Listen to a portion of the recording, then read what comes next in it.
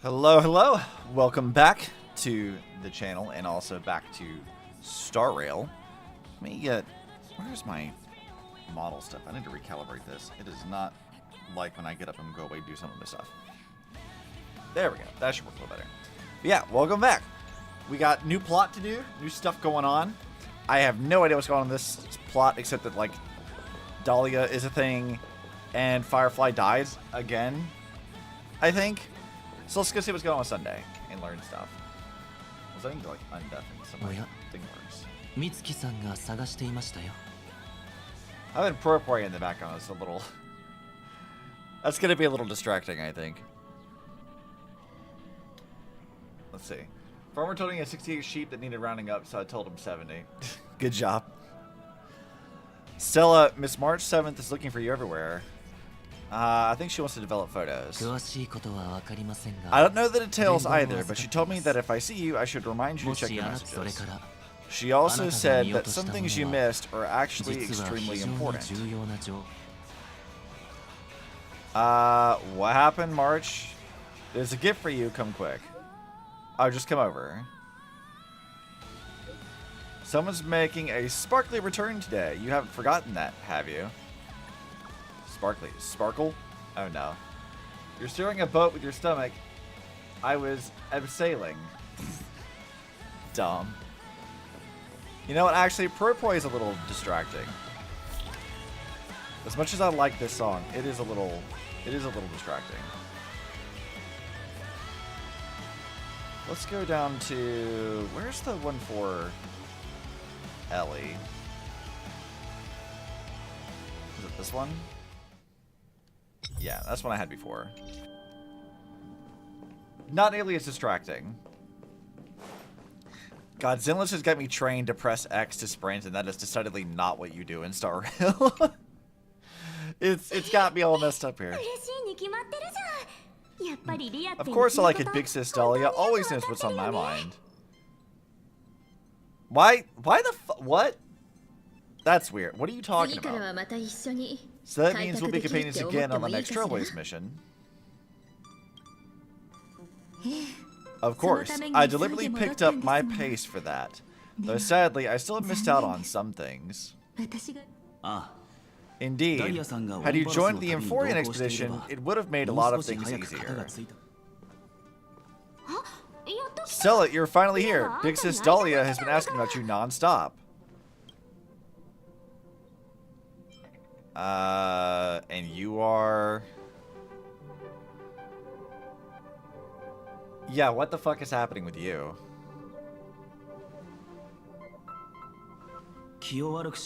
Stella's just been on a roll with these kinds of jokes lately.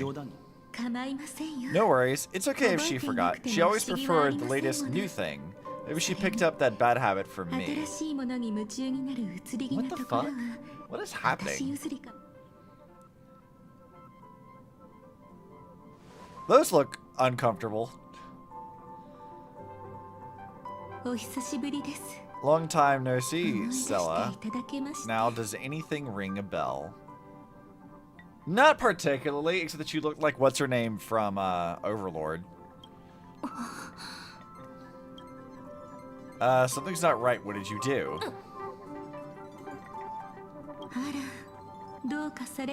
Oh, we can't address it. It's like what Ron made to do us. Those are not the slut gloves you're looking for. Like, don't worry about it. Annihilation Gang, Everflame Mansion. But what? Don't tell me you forgot something. I haven't seen you before. Who exactly are you? What's gotten into you? Did Emphorius give you amnesia? How could you forget about Big Sis Dhalia? She's the one who helped you suppress the rampaging Celeron back at the space station. No, that was Yang. I didn't leave the express at that stop. Exactly, what's wrong with you? You guys are gonna gaslight me into this. Anything else she did? Totally! It was Big Sis Dhalia who dealt the final blow to Lord Ravager the first time we went to the Shanzhou. You haven't forgotten something that big, have you? That's why she had to go back to the garden to recover and couldn't join us in Penacony. She's part of the Garden of Recollection? I thought she was part of the Annihilation Gang. What? Correct. Lady Dhalia has been trailblazing with us for a while now. She's the most ambitious and talented of the nameless. What? No need for reminders from us. Stella has spent more time with Dhalia than anyone else. Why don't you let her diagnose you? She's the Express's resident expert when it comes to matters regarding memories. This is a pressing concern. We'll save the welcome party for later. Lady Dhalia, if you would. What the fuck is going on right now?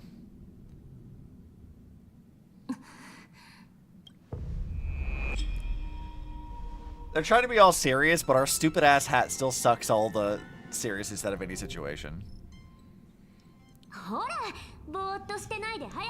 Oh, come on, don't just stand there. Hurry up and get over here. It's only this hasn't happened before. Leave it to Big Sis Dhalia. It'll be fine. She got Big Sis because of her large tracts of land. I mean, maybe. Ads go what? Yeah, ads! No ads! I concur. If there's issue with memories, then we better not waste any time. Why are all of you... What? You can't give me the same shit the whole time? That's not okay. I don't like that. No.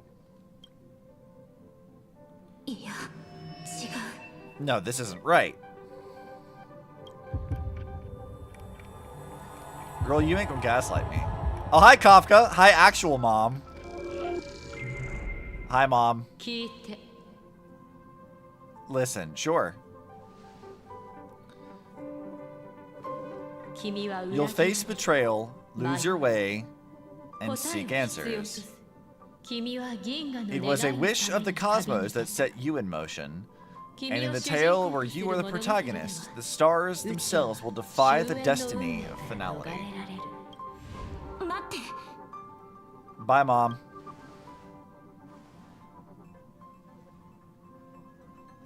Where the fuck is Black Swan at?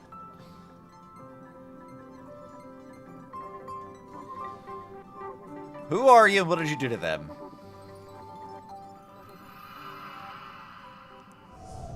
There's the creepy smile. Well, this is quite unusual. Your memories are quite tricky. Is someone protecting those memories?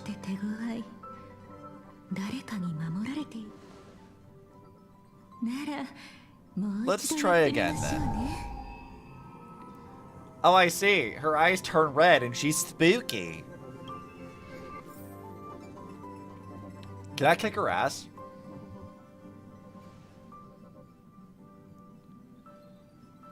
I want to fight you.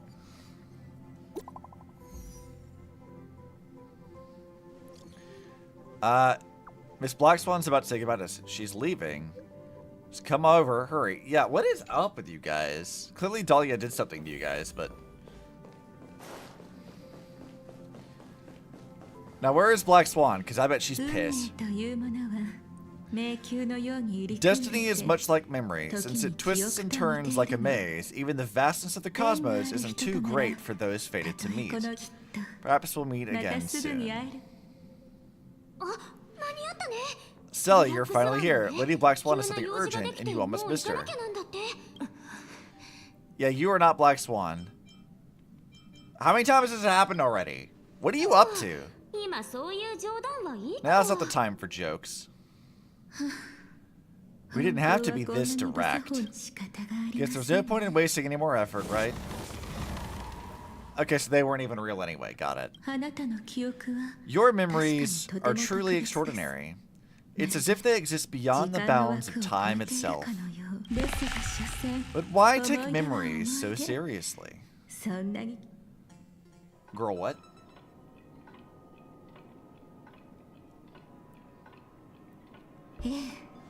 Welcome. Would you like me to dim the lights more? You know what this reminds me of? Is, ages ago, back in the Elysian Realm arc, we had, like... It was like a web event thing with Aponia. And it was very similar to this, because Aponia could, like, mess with your brain a bit as well. This kind of reminds me of that.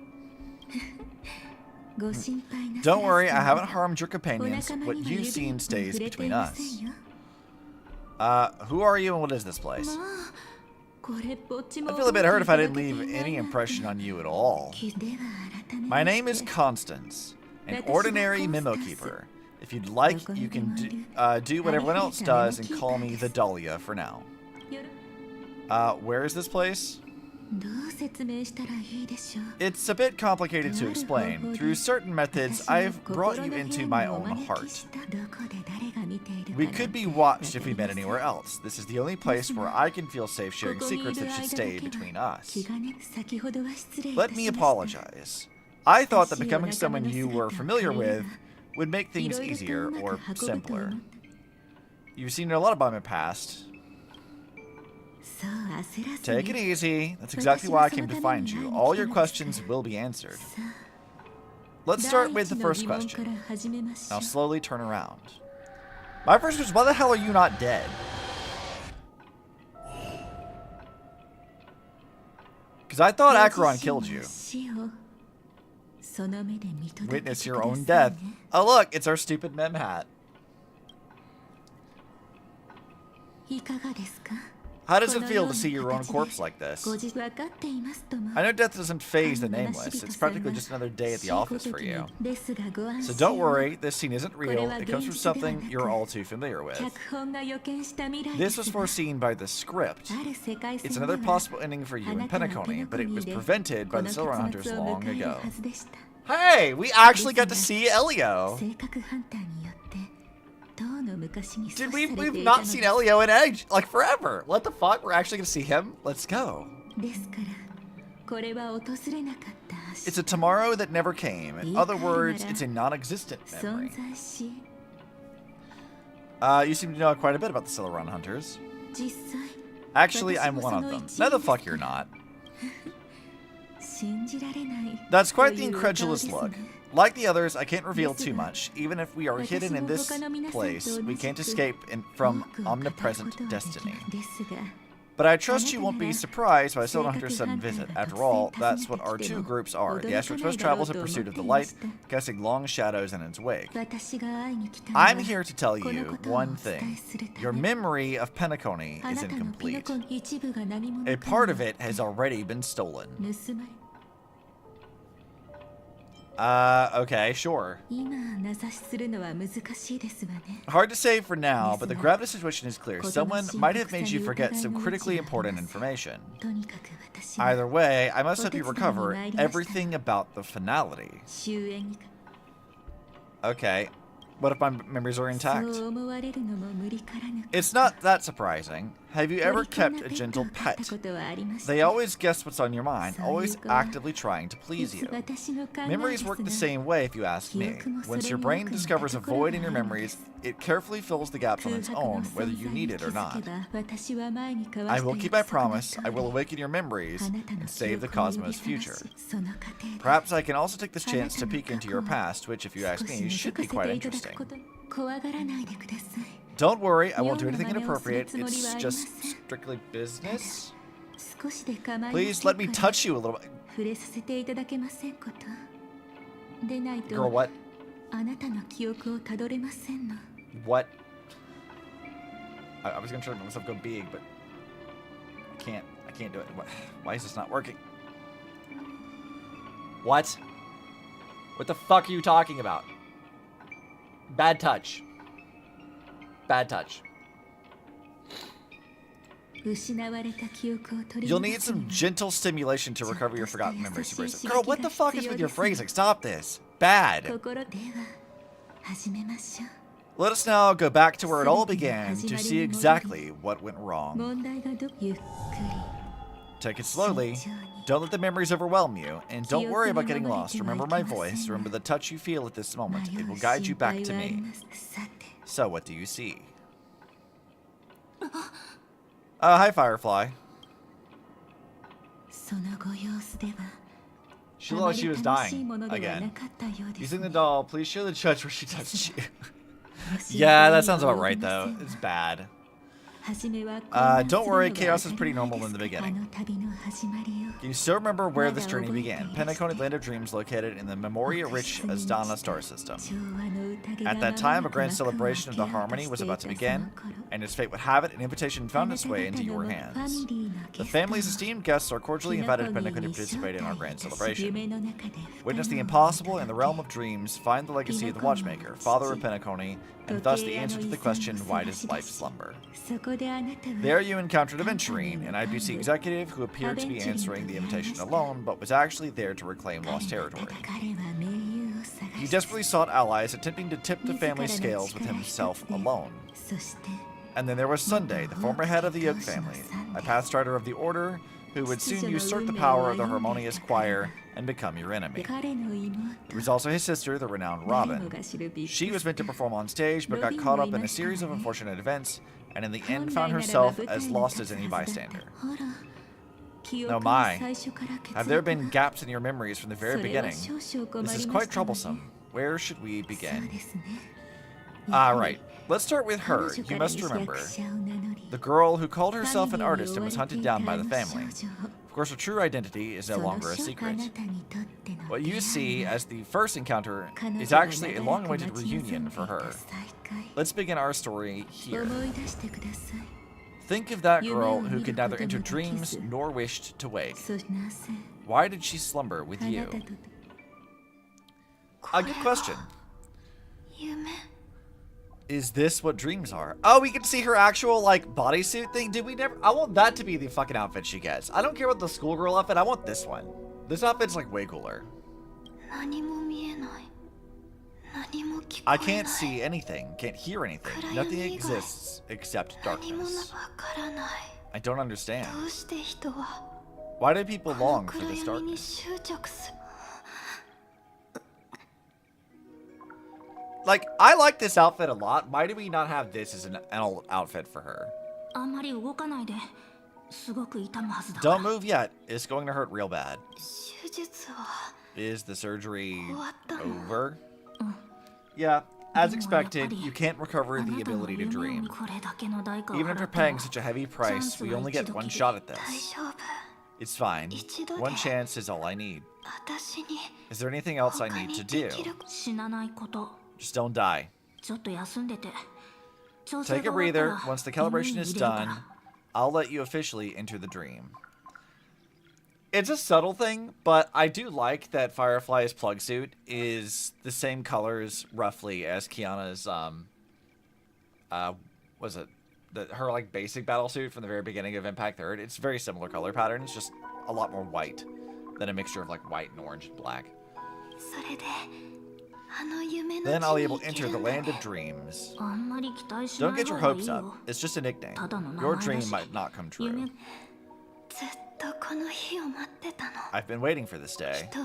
People always describe it this way. Once you wake up, it vanishes without a trace. That's why sweet dreams are so precious. Sounds like you're just trying to make yourself feel better. Maybe, but when the day we cross paths again arrives, I think I'll pretend we never met. Need to know you anew, as it's starting all over. I made a promise with her. Our reunion is right before us. I have no reason not to give it my all. Even if she's already forgotten it. But I won't forget. No matter how the story ends, I want it to begin with a smile. In the future that Elio foresaw, we never had an ending, but I still have the chance to wrestle back from fate the right to have a beginning. If you say so. Thinking hard over there? Just spacing out for a while. This is my first time dreaming, so it still feels a little odd. Everything here seems just like the real world. It's mind-blowing to think that I'm actually still lying in a life support pod. Are you sure? Never mind. Hurry up. The express has arrived. How's the situation? Can we avoid the family surveillance? Our ID's already taken care of, but there's a snag. Let's walk and talk. Head to the room I prepped. So there's a thing I've noticed about Firefly's basic outfit. I have to, like, see if I can find a picture of it. It reminds me of an outfit they gave Sealy ages ago.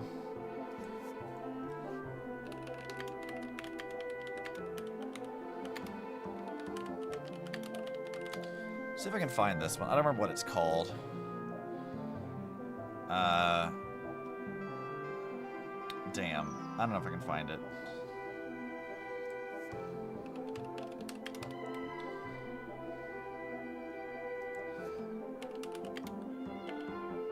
What was this outfit called? Ah, there it is. Okay. It's not really like the same color scheme, but it does kind of remind me of this outfit a bit. This is fan art of it, but like, I don't know. It reminds me of this a little bit. And I think it's because of like the little shawl thing she wears. It sort of reminds me of like that in a way.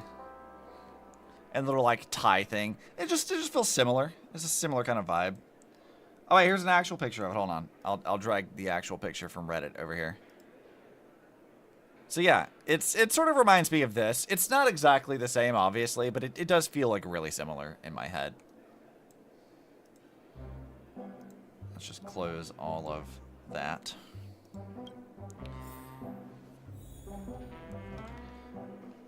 Alright, where are we going? Yeah, I don't care about adding story characters to the team. I have Ellie, and that's all that matters. Oh, hello! Hey, May, do I look familiar to you? Does this seem familiar at all? Come on, surely this is familiar to you. This time I should be on the right path. Damn it. Come on, May. I wanted you to meet Ellie and you didn't, and I'm upset about it.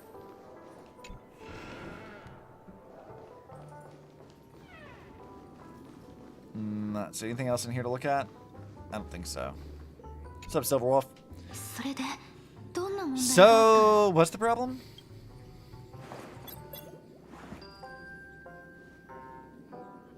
I hired a helper to slip into Pentagon ahead of time to snoop around here. She just sent me some intel. There's some bad news. The family is borderline all-knowing and all-powerful in the sweet dream. Is there an emanator of the harmony here? Is that necessarily because of a person? It could be a phenomenon. I can't say for certain. Anyway, just like the script says, no matter how you sneak in, you'll be found out. There's not even a single gap, even for a couple of seconds. It's not that we can't create one. The problem is that you're too powerful. You're no small fry. Here in Penacony, you're a colossal threat. They'll be on to you even if you just try to enter the dream. That means even if I manage to sneak in, I won't be able to escape the family's pursuit. Exactly. And a brawl won't change a thing. This is their turf. You'd be throwing your life away. She just looks so pitiful. It might be risky, but I have a plan. Family still hasn't figured out who Silver Hunter Sam really is, right? At least not this branch of the family. Then let's use that to our advantage. I'll activate Firefly Type 4 and attack the Reverie Hotel. I studied the defenses on the way here. Their big security won't be able to keep me in check. Create a commotion to force Sam into the spotlight. Then, I'll rush back here at top speed, and while the chaos is still fresh, dive into the dream as Firefly. You know, Baddie doesn't seem very happy about that. Too risky. It's not worth it to expose our trump card Sam just for an uncertain gamble. But we're already here. Might as well give it a shot. Let me extrapolate the route and calculate the security response time.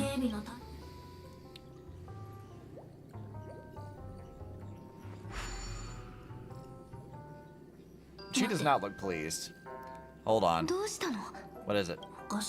Weird. My readings show security is practically non-existent. That doesn't match what you told me. Describe to me what you see, just to be safe.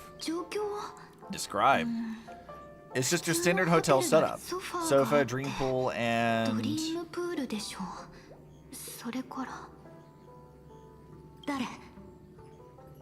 Oh. Hi, Acheron. Who's there? Relax, there's no one here. I knew it. What you're saying isn't quite the same as the surveillance I see. That's weird. How does that work? Let me fix it.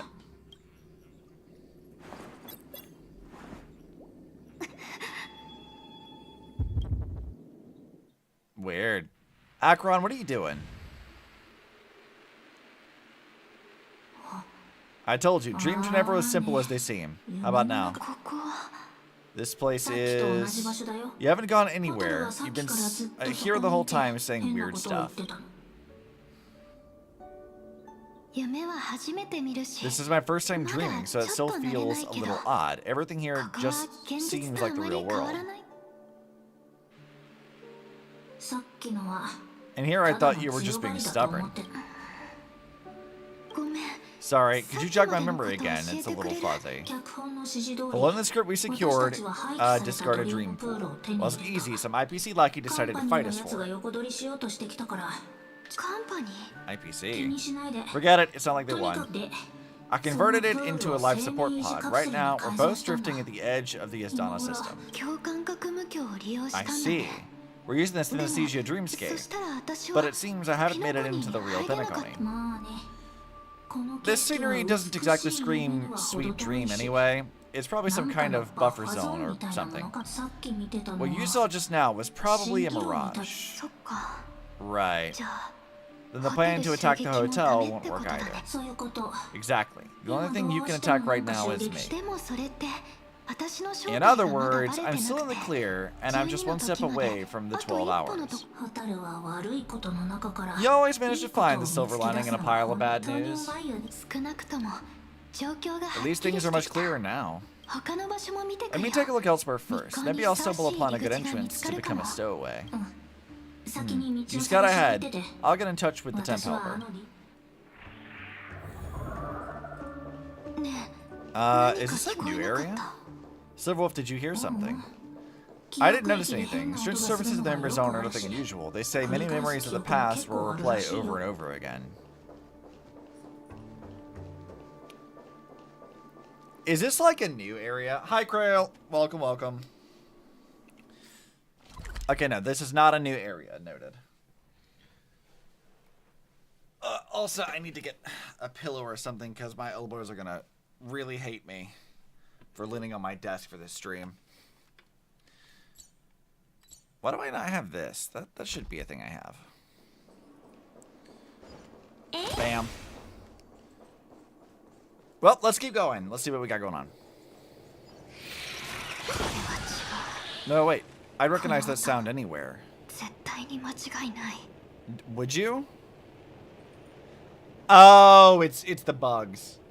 So we found how his past memory images Firefly after her death with Box 1. Oh yeah, you're right. You're right.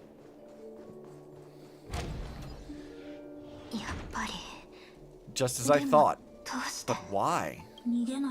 Shouldn't you take cover first? No need. I know them too well. It's not necessarily the real propagation. The solar system went through the swarm disaster long ago, remember? It was anything but small. Are you saying this is just an echo of the past? Ideally, yes, but it might also be more like a meme. A fear buried in the Asdanian's heart like a nightmare. So, this dreamscape really isn't under the family control. Maybe you're right. Let's keep searching down this path.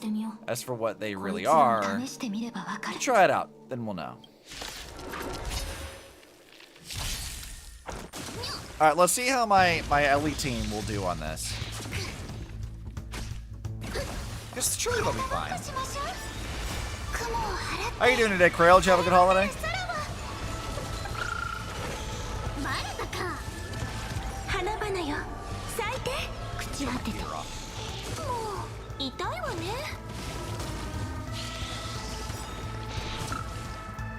I wonder if I should go back to having my Acheron team for this.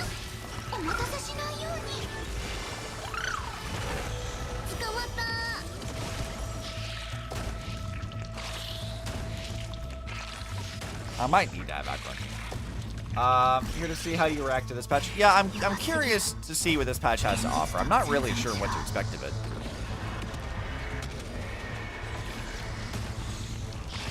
Alright, I forgot I had cast race.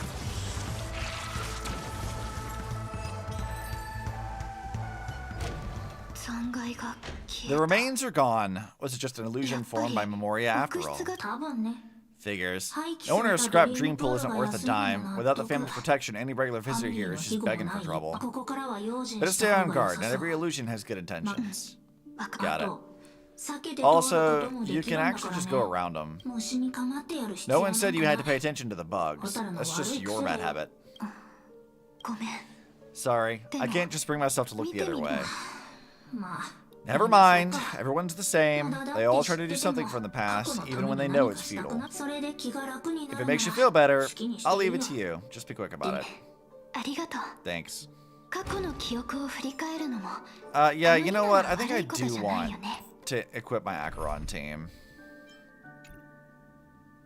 How do I get to that team lineup? Can I not?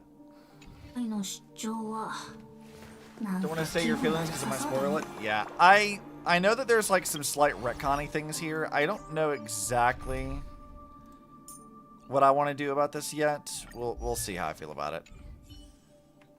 But can I not like swap the actual team out? Why is it like being dumb? Oh, that's annoying. I don't like that at all. Are we for real right now? I can't actually like God damn it. Okay, who was in my Acheron team? I know Cypher was. It was Acheron, Cypher, I think Aventurine was in this too, and who else? It wasn't Sunday, was it? No, because he wasn't leveled up yet. Fuck, who's in this team? Bronya? Might have been Bronya. It might have been her. Yeah, that sounds right. Where is she? Bronya, where the fuck are you? Bronya and Aventurine.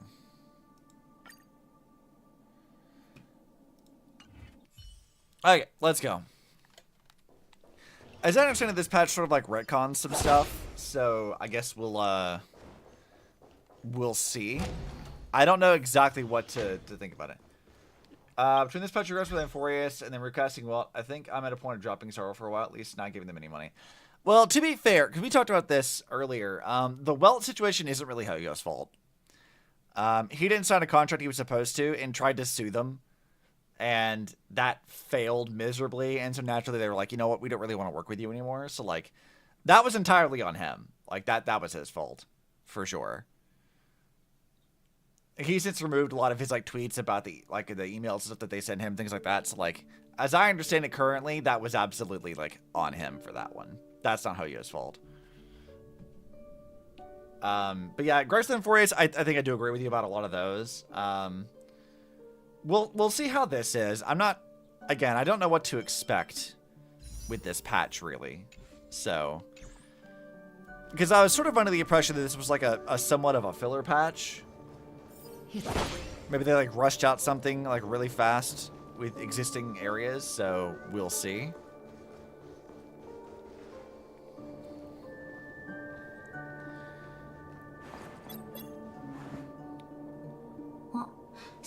Got a response from a helper. Head to the main lobby. She'll send someone to meet you. But watch your back. That one's a masked fool. Who knows what they might. Hello? Oh god. As an end user, I don't care about the interesting situation, nor should I be expected to. All I care about is losing a voice.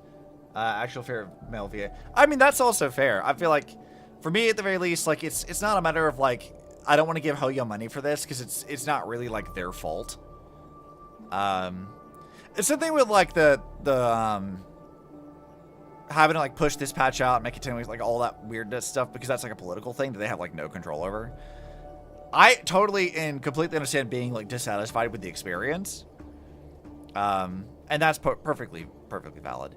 I just don't think it's like necessarily fair to like blame them entirely for it. We'll have to see. I don't know exactly how I feel about the things happening with them at the moment, to be honest. I have very mixed feelings about the whole thing. I don't feel like I need to defend the multi-million-dollar company, you know. I think my whole thing is just blame the people who is right to be blamed, is kind of what it is. Not by far the only gripe with the game. I mean, no, I totally agree. Star Rail has like, how do I explain this in the best way, I think?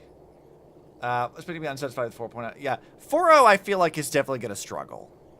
I think there's no way in which 4.0 doesn't struggle really hard because of the political situations. I don't know if I would say to take this gamble or not, but there is a chance that if you like waited a while and they went back and like fixed some stuff, you know, like maybe that 4.0 would be better later down the line than right at launch. Maybe after things have like cooled off politically and stuff, like maybe it'd be fine.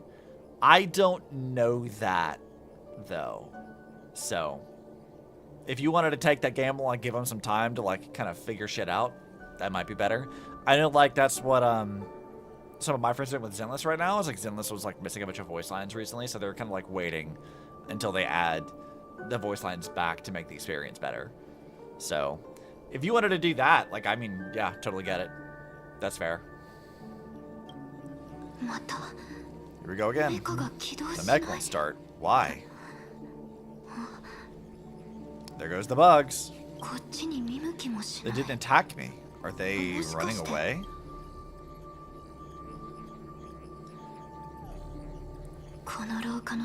What lies at the end of this corridor?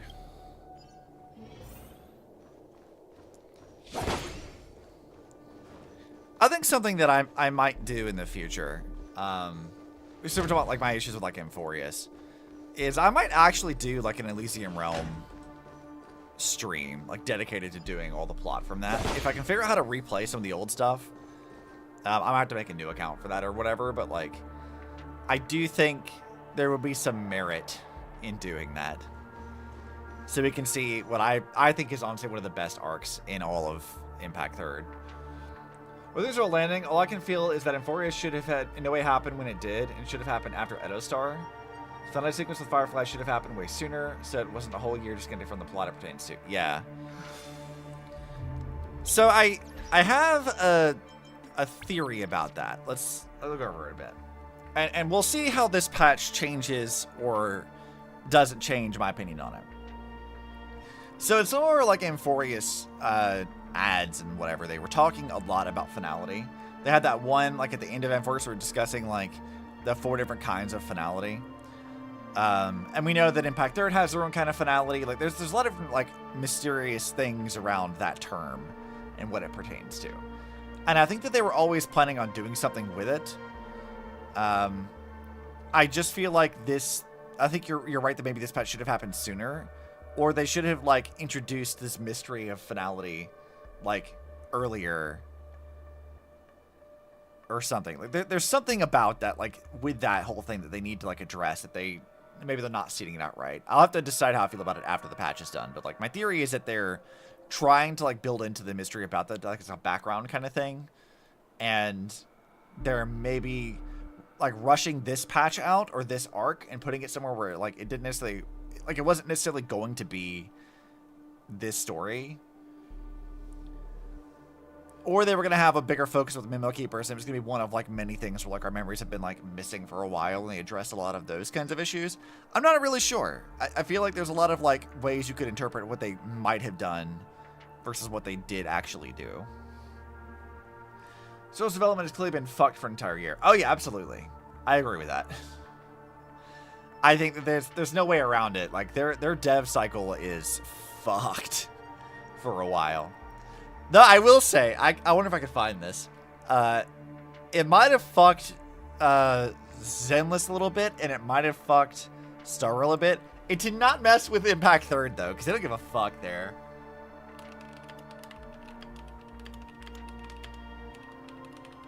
Because let me show you what we got coming up the pipeline. Let me show you guys this. Look at our fucking look at our new May battle suit. Look at our new May. Look at it. They don't give a fuck. It's very, very funny. We have another look at this too. Let's see. Let's open up this one as well. Get a better look at the actual model. I best not scroll down. That could be dangerous. But yeah, they don't give a fuck. Like, they got the Japanese aesthetic for her still. Because you can't really remove that from Mei at all. And I do find that very, very funny. This is also, I would say, probably the most, like, Genshin Mei has looked, though. It's like, look at this. Like, this is...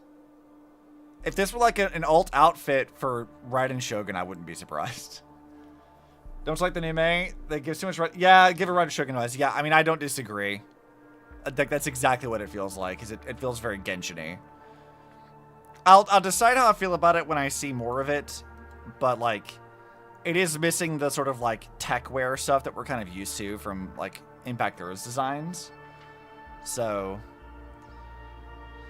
We'll see. I think I do like Herrscher Thunder is still probably like Mei's best outfit. It's such a good outfit. Or good battle suit.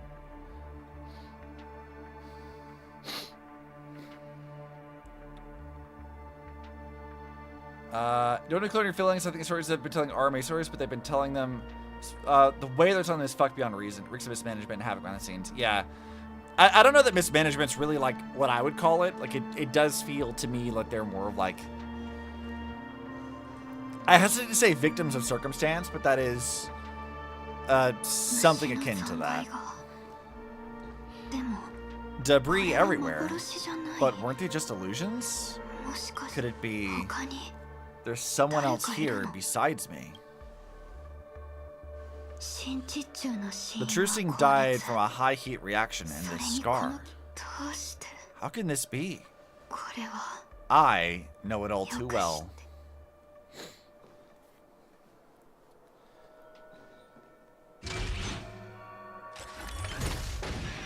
Hey, look at that.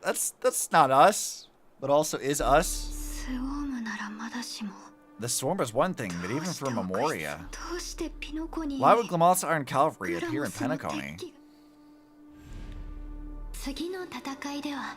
I hope we can see stars on the next battlefield. Will we see each other again? Then we should be able to find each other.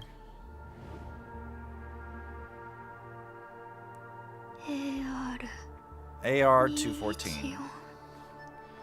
No one who knows Dhalia can look at what's become of Star Rail and think, yeah, this is the best they could do. I mean, again, I have very mixed feelings about the whole situation because there's so much of it that's like out of their control. Like, they don't control what happens with like political stuff. Like, they have zero weight on that at all. They are at the mercy of that entirely. So, like, in that regard, yes. I do think that, like, there are some management decisions that have been made that aren't related to that. Like, for example, having every patch be sort of like a self-contained story thing that broke up, like, the problems like in Forgus, for example. Like, those issues with their storytelling was a management decision that was purely based off of, like, trying to push for character wailing and stuff. And that, yeah, that's, like, a management problem. But, like, what's happening with Welt having to be, like, let go, and all the other, like, weirdness happening here, like, with Edo-Star, like, that really is, like, just kind of out of their hands. Because this stuff takes them, like, 6 months to a year in advance to make. So, like, the fact that they had to, like, rush out, like, any patch at all in the course of, like, 3 months is an insane deadline to try to meet. So, I'm not really, like, too critical of the fact that, like, yeah, it's probably going to be not good quality because they were literally pulling overtime to get the shit out in the first place. Like, there's not a whole lot they can do about that. If they have to scrap their entire, like, theming and aesthetics for the entire next planet that was going to be their stage for the next year, and they tried to rush out something in 3 months, like, yeah, I don't look at that situation and think, wow, their management must have sucked ass. I look at that as like, wow, that is not a good position to be in. But, like, I also look at, like, the way they handled Inforius before any of that stuff happened, and I'm like, you know, I do have some criticism of how their management handles things with this game.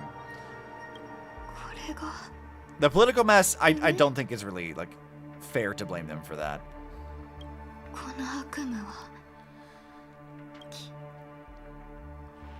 We're back to Stella.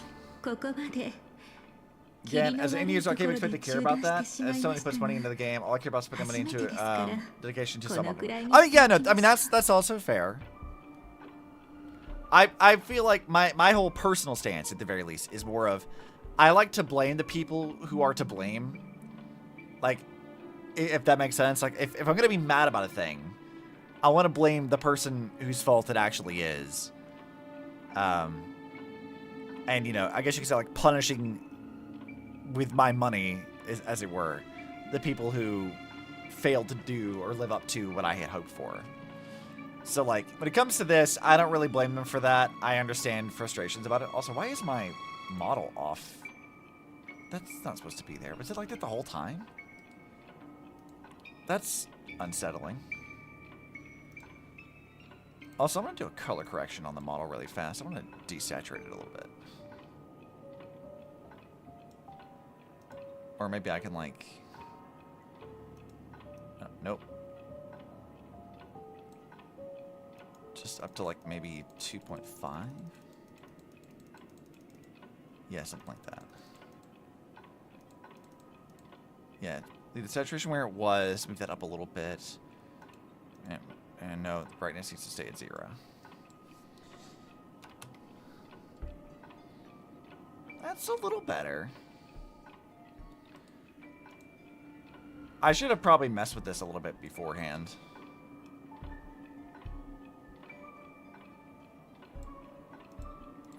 Let's see. What does gamma do if I want to? No, that can be at 0.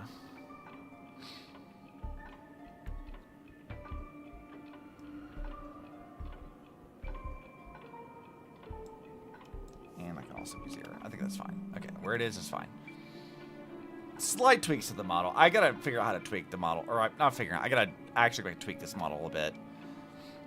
There's some texture changes I want to make. Now, knowing about 4.0 and knowing that it is no way going to be experienced they teased or what they wanted it to be, I can't expect... they can't expect to find satisfaction in it all. This situation will completely neuter the entirety experience in the next minute or so, I expect.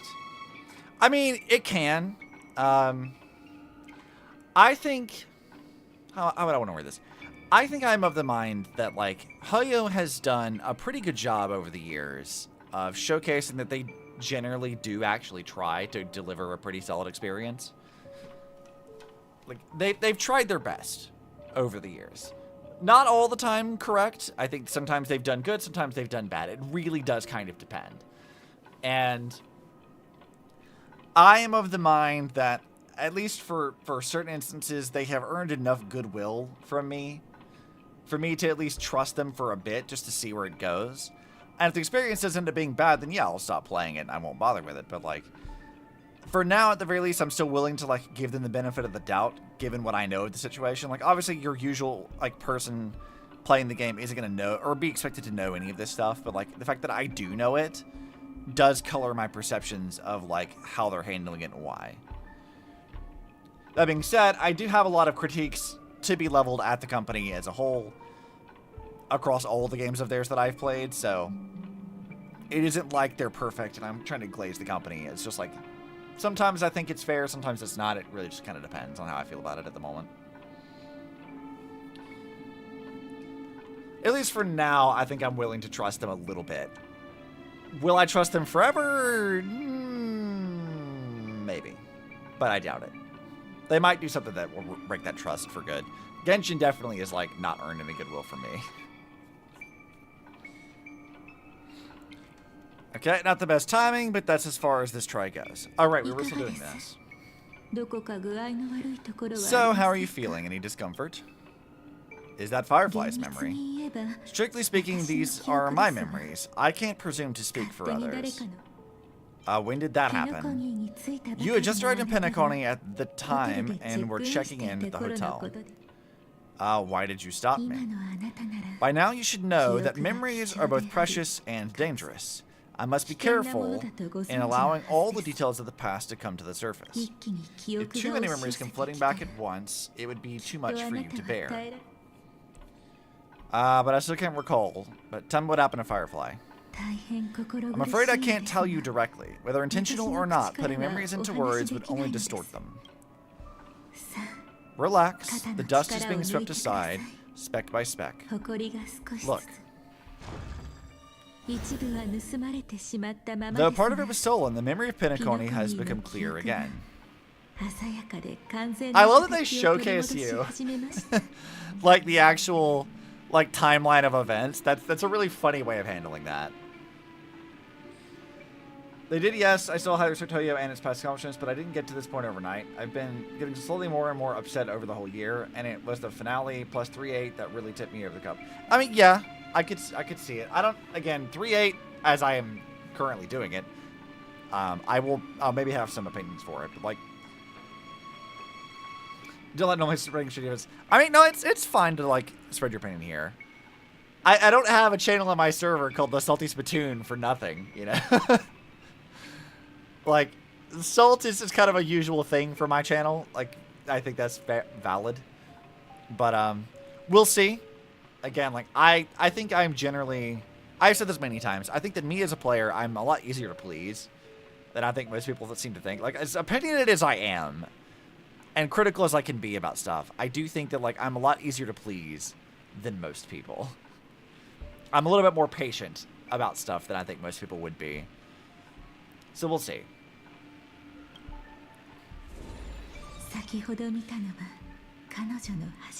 What you just witnessed was her beginning. This dream diverges into two parallel paths. Yours, named the Trailblaze, and hers, named the Finality. These two paths will eventually intersect, and to reach that moment, we must find more contradictions in the memories. You still remember her, don't you? Robin, known by all. You encountered her early on in the hotel in reality.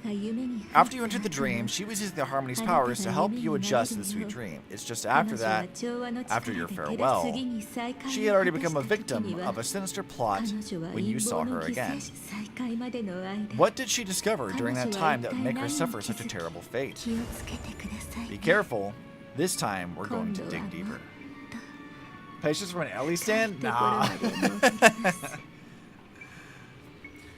I mean, as critical as I am about how they handled Cyrene, I still like Cyrene as a character. I mean, I said this in our, like, ranking of all the 3X Amphorius patches, but, like, as critical as I am of how they handled Amphorius and how they sort of, like, fumbled the Flame Chaser arc as a whole, it still is, like, the best story they've told up to this point. Even if it was fumbled in a lot of parts. Which is a weird thing to say, because Pending and I are both in the mind of, like, we're not sure that Amphorius should have even existed, or what it actually accomplished at any point in time. It's difficult to say how that actually, like, impacted character development and growth of anyone at all. And that Ellie definitely should not have been Amphorius in any way whatsoever. It should have been March or something, but, like, you know. Despite all that critique, it still is, like, a pretty solid story. Even if it is, like, very much a problem in how it handled a lot of its stuff, which is a weird contradiction for me to sit in, honestly. I don't know how to, like, really reconcile it in my head, other than just, like, yeah, it is, like, a really solid story in its own way, but it is a deeply flawed one in others. And it may or may not need to have even existed at all, because I'm not sure what its service is in the plot. In the past, utterly at odds with the memories you hold. Disappointing. Great story, just told horribly. Yeah, I think you're kind of right. I think they could have really trimmed it down quite a bit.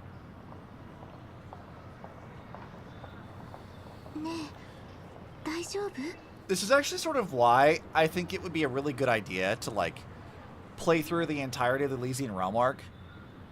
Like, the Impact 3rd one. Just so we can see what that story could have been. And how well that can be done whenever it's actually, like, efficient storytelling. Minus the fact that Elysian Realm has one very glaring problem in the early parts of it being that, like, you had to actually do runs to see the story progress. And that really fucked with the pacing. Quite a bit. Surprisingly, I don't feel anything. Well, you are in a dreamscape after all. Seems like our guest here hasn't gotten used to the transition. Fret not, feeling a sense of weightlessness is normal for new visitors. Robin, please guide our friend into getting more comfortable with the new environment. The run's almost killing me digging deeper into it. It's a time sink. Yeah, it is a big time sink. I think what actually helped with the Elysian Realm, at least for me, was like we didn't have all of it available at once. So like we were getting it like with every patch, we'd have a little bit of story to do as we were doing it every week. So it was still like a bad paced thing, but like it didn't feel nearly as like tedious as I think it does now. I think they definitely could have gone out of the way to optimize that experience now. At the time, it was definitely a questionable choice, but like I think now especially, there's no reason to like not make this like a more optimized experience. Robin? Ah, leave it to me. Don't worry, just relax. You'll be feeling like yourself in no time. Even so, tuning is still beyond me. Don't worry, keep going. I'll help you. But, brother, this...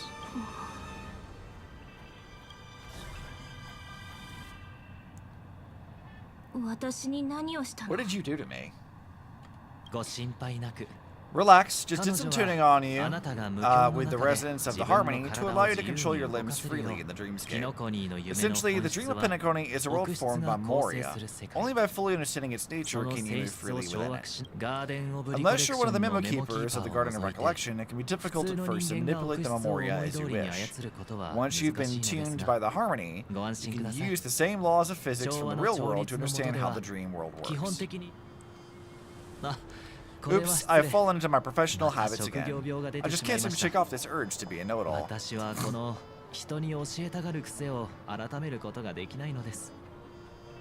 try to like latch my seat to stop sliding around, but I can't get it to do that. Oh, hey, look, another bot. Hold on, let me get that shit to the Shadow Realm.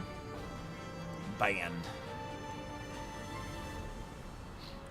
What's the worst way you could possibly choose to tell a story? By stopping you from doing the story after every single time you say anything. Yeah, pretty much. I would agree with that.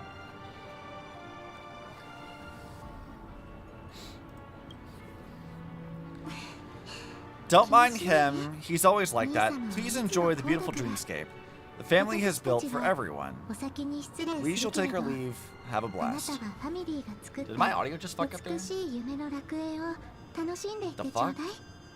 I don't know if that came through to you guys. It sounded like her audio glitched out for a second. The hell was that?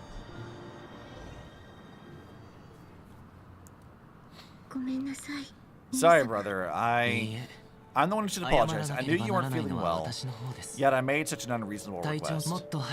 I should have known. Losing your voice was just the tip of the iceberg. The real problem lies with the harmony, doesn't it? Just as I thought. You figured it out, too. Your letter. I've kept it with me all this time. Oh, God. All right. Robin, what the actual fuck? You're as wordy as your brother is. Jesus. Dear brother, how are you doing these days? I had intended to visit you at Dewlight Pavilion as soon as possible upon return, but with the approaching Charmony Festival and your busy schedule, I refrained from troubling you. However, an urgent matter compels me to share something with you immediately. Since my return to Penacony, I have experienced a peculiar change in my voice. At first, I thought it was caused by exhaustion or illness, but after consulting with the doctors, they assured me of my perfect health and dismissed my concerns. However, my voice worsened over time, and I have even experienced periods of complete voice loss. In order to find answers, I conducted many private investigations, using my idle time out of rehearsals, of course. Eventually, I realized that the harmony in Penacony is not pure. A discord lurking within has tainted my voice of harmony, which I believe to be the root cause of my vocal issues. I immediately realized that such levels of interference can only occur if either a powerful external force is pulling the strings, or if a senior member of the family is involved. Unfortunately, further investigation has led me to the latter conclusion. This is an extremely alarming discovery. A traitor has emerged within the family of Penacony, and it is highly likely that this person is one of the 4 family heads. I trust you implicitly, dear brother, because of our promise. With the Charmony Festival on the horizon, I fear this person intends to impede its progress, or even use the festival for some other ulterior motive. At any rate, I suggest you monitor the other family heads, while also prioritizing your own safety. You are the only true family member I have left. There is another matter that requires our attention. During my investigation, I learned about the memory zone meme Death, and my further inquiries led me to believe that the culprit who directed it to cause this series of incidents is likely the aforementioned traitor in the family. I have collected more clues and am prepared to verify my hypothesis. Rest assured, you can just focus on the preparations for the Charmony Festival. Once I have thoroughly investigated death, I'll come and meet you immediately. It will not take long. Given your heavy workload, please take care of yourself. Don't stay in the dreamscape all the time. Spend some time in reality when you're free. I've brought some more specialties from other galaxies. Gintoma pudding tarts from Morillions, wild strawberries from Ikonyako, I guess. Known for the exceptional size and sweetness, which I'm certain you'll enjoy. And almond meringue cream cracknels from Medica. Or Medicia, I guess. Medica? I don't know how to pronounce that. Damn. Don't forget to enjoy them. May she be with us, your sister Robin. God, that's a lot of shit.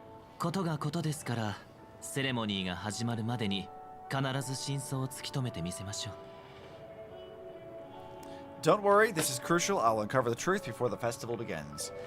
He lied as easily as he breathed.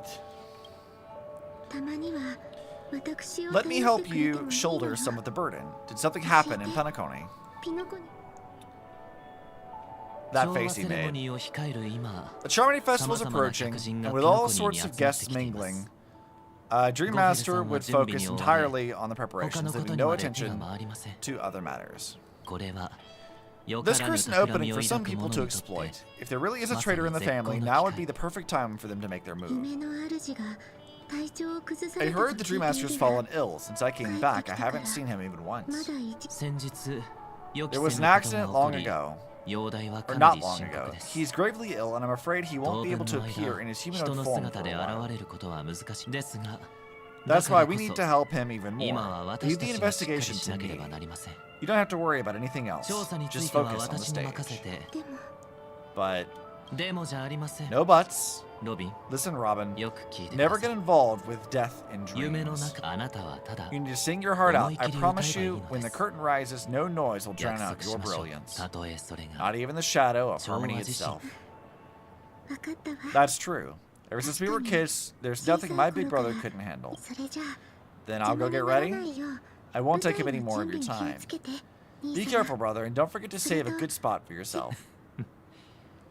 Of course. Who says I can't play favorites once in a while?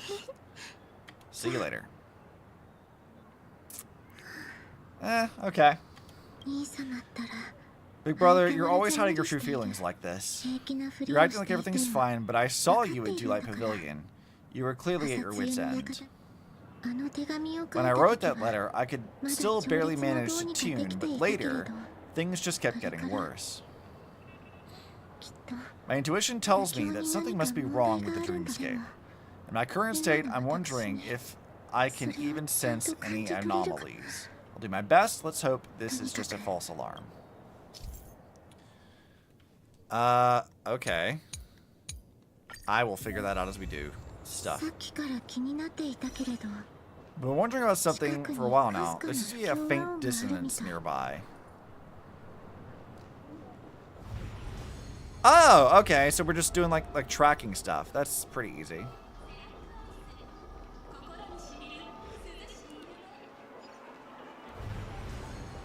It would be kind of nice if it just, you know, stayed up and showcased us what was going on, so I don't have to keep pressing the button. Is that her?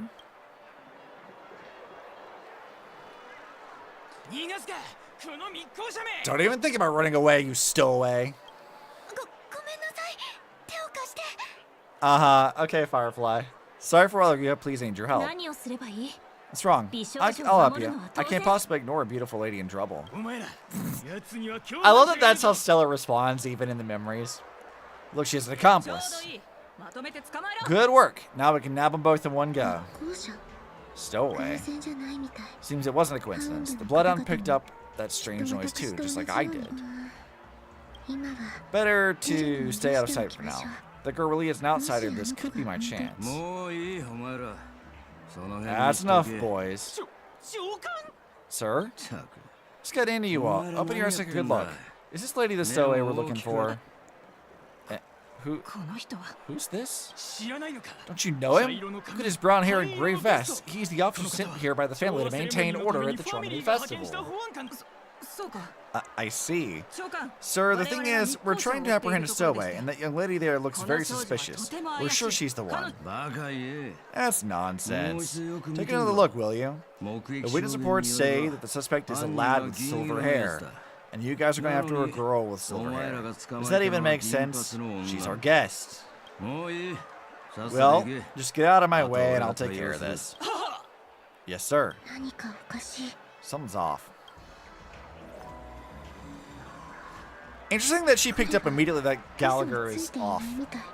He's not lying? But why?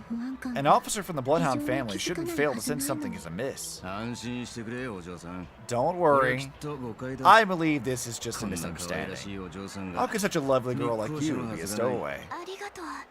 Thanks. Without your kind help, I would know what to do. Just part of the job. I need to get going. If you need help, you can reach out to me through the young bloodhounds in the area. I wish you an enjoyable experience in this land of dreams. Too many people know me. It wouldn't be wise to follow them so openly. Looks like I have to use a few methods of my own. Need to get closer to find a hidden spot. Okay. Look at how stupid Stella looks. I hope I still have the strength to do this. Oh, they're gonna let me play as an NPC. Although the Bloodhouse mistook me for a stowaway, I'm actually a local. My name is Firefly, and I'm from the Iris family. I work as a stage performer, although right now I'm just an extra. Success, thank goodness I wasn't discovered. The girl claims to be an artist from the Iris family, but I can't hear any resonance in her voice. We can talk about that another time. Right now, I want to give you a tour of the town. Here we go. If I'm wrong about this, I'll make it up to you properly afterwards.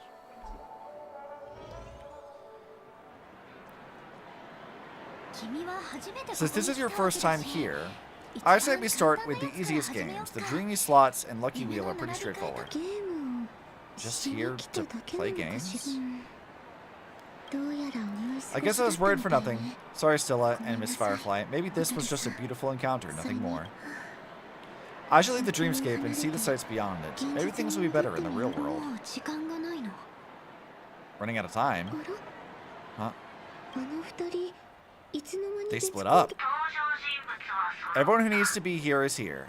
To be a buzzkill, but just a reminder, don't forget about your first death. Who's she talking to? And what's this about death? Shh. Let's not talk about this right now. I think someone's following me. Damn! Robin was found out immediately. So, okay, I have already a thought about this.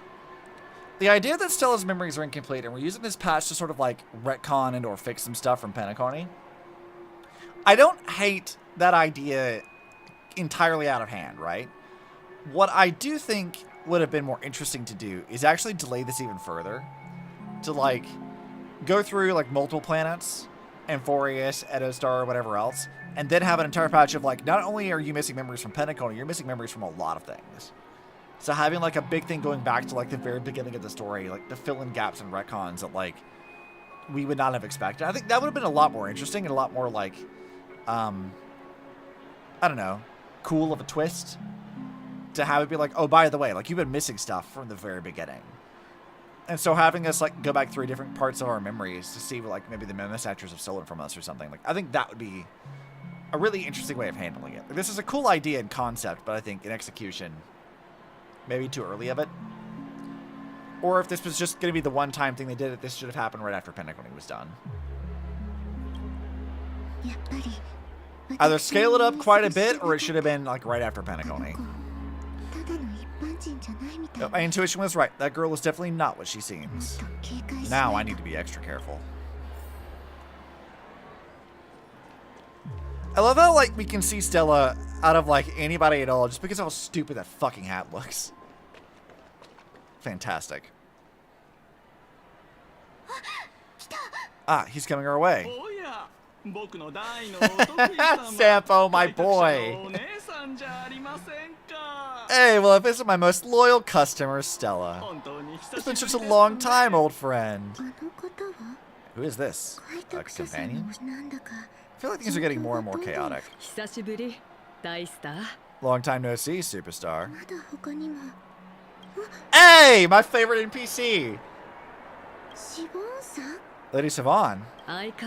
Still radiant as ever. I could spot you from a mile away. Came over to say hi. What brings you here? Drawing too much attention is never a good thing. Reminds me of that old saying, from afar, anyone under the spotlight seems endlessly charming. But only when you get close you realize how restless their heart truly is. Sorry you hate to see that. I just came out to clear my head. The Charming Festival is coming up soon, and I'm a bit nervous. I heard about your voice issue. Drop by at the Dream Jolt Holstery when you're free, and I'll take a look what's going on. Thanks. I never thought, even after all this time, I'd still be troubling you, Lady Sivan. You must be pretty nervous if you're being this formal with me. Looks like my analysis is spot on. Follow me, you two. Let me give you a taste of the adult world. I'm afraid I'll have to take my leave. I'll come visit you properly. It's just that right now... You need some alone time. I get it. It's a date then. Catch you later, superstar. I mean, I could ship it. Right, it is the Charmony Festival after all. As people say, you'll be performing for the Harmony. Remember? Before one of your tours, I asked you a question. It's been quite a while since then. I wonder if you found your answer. Robin, what do you sing for? I think I've got my answer now. But instead of words, I'd rather answer with a song. That would be more convincing, no? That's actually more convincing than a straight answer. Looking forward to your performance.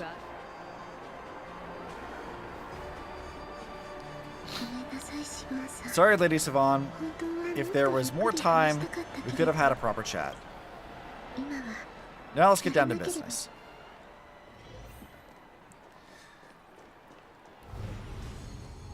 You know what? Actually, there's another thing I'm noticing that I find kind of amusing. So, like, when we got to Penacony originally, I always found it a bit odd that, like, Sparkle would pretend to be Sampo for a bit. But having had, like, the Impact Third thing where she already knew who Sampo was years before this even happened, it makes a lot more sense that she would, like, do that. But, like, it is still, like, confusing as to how they know each other. But, like, neither Impact Third nor this are really interested in telling us how the two have met, other than the fact that they're both masked fools. But, you know.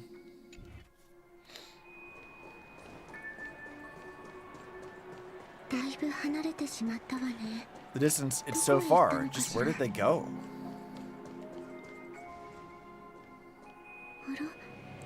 Static is gone. They passed through the commercial district and passed the Papeshi Club, and then the voice just vanished. Did she return to reality? That can't be right. There's no entrance or exit there.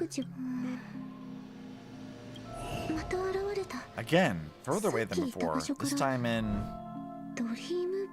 Dream's Edge. Oh, I get it now. It's the underground tunnel. Right, makes sense. I should have known. That place is a hotspot for smuggling cases. I should have pressed those two bloodhounds for answers back then. Anyway, I'll go check it out. Nose is all itchy. Can't navigate any further from here. Is it because the dreamscape construction isn't complete yet? The family never stops weaving their sweet dreams, and Penacony has always maintained good relationships with the outside world. Why would someone choose this moment of all times to plot something sinister? Because it's your brother!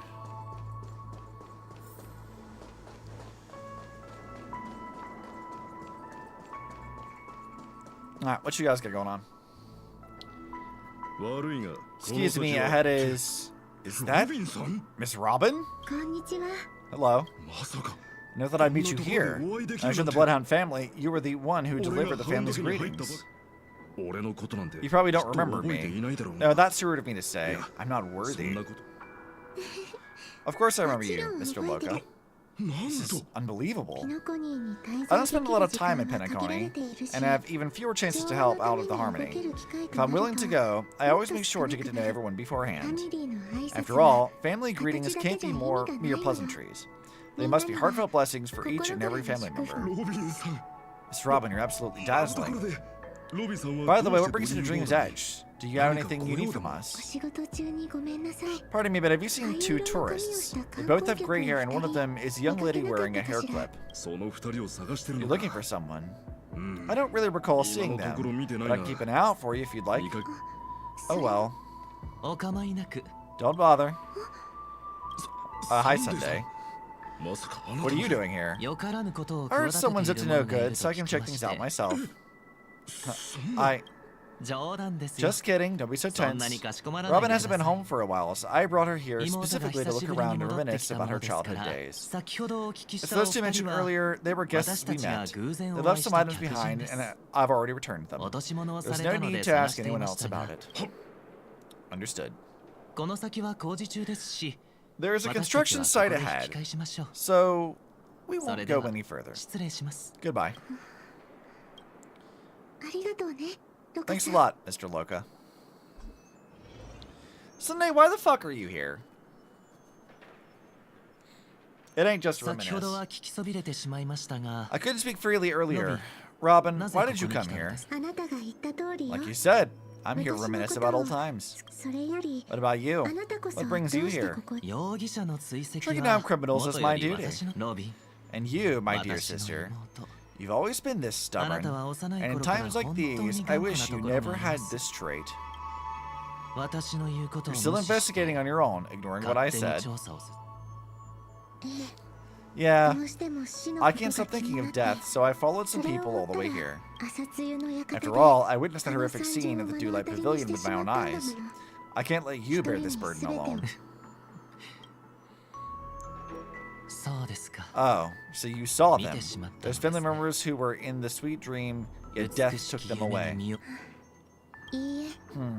I only saw documents strewn on the tabletop. If my brother had even an ounce of energy left, he would never have tolerated such a disorganized sight. Just like now, if it weren't for getting the truth out of you, I absolutely won't tolerate your arrogant and disrespectful facade. I'm very amused that she's calling his ass out for being an asshole.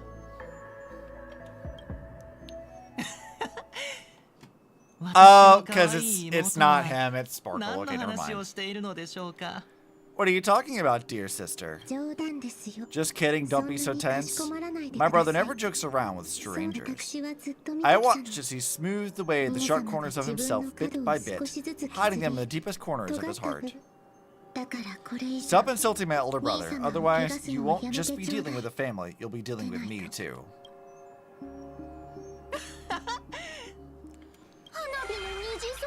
And here I thought you'd enjoy my little creative spin I'd put on him.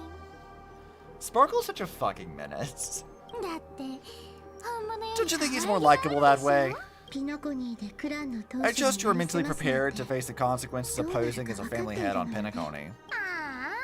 Jeez, I didn't expect to get played by a little bird. But, do you really think you've got what it takes? There's no shortage of people trying to catch me, chicken-winged girly. What makes you so special? This place is governed by the 5 lineages, and along the way you've seen how many of their members are stationed here. Besides, here at the edge of the dreamscape, I can also... Well, you can't do shit, apparently. Do you mean can? You think you can get your lost power back?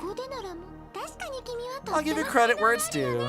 You must be quite talented to have been chosen as the Chord Master for the Charmony Festival. You're also quite clever. You got almost everything right, except for one thing.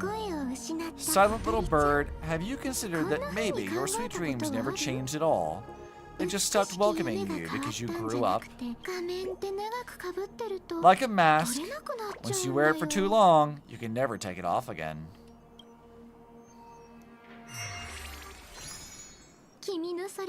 As for that mask of yours, is it really called the Harmony? The twin of the Order?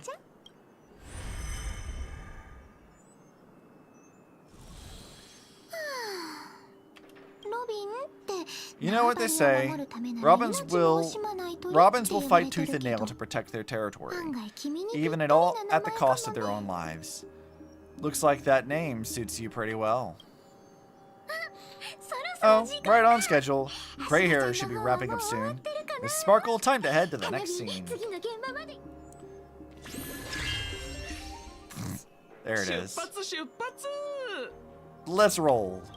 Oh my. I thought I could fool your eyes at the edge of the dreamscape, but I guess there's no hiding from you on your home turf. What? You want to settle the score with me for messing with your people? Why don't we sit down and have a chat? You seem like a patient one to me. So tell me, what exactly do you want to take from me? Who the fuck are you talking to? This really does remind me of the Aponia, like, web thing that we had ages ago, back when these realms still new. I don't remember if I recorded that or not, though.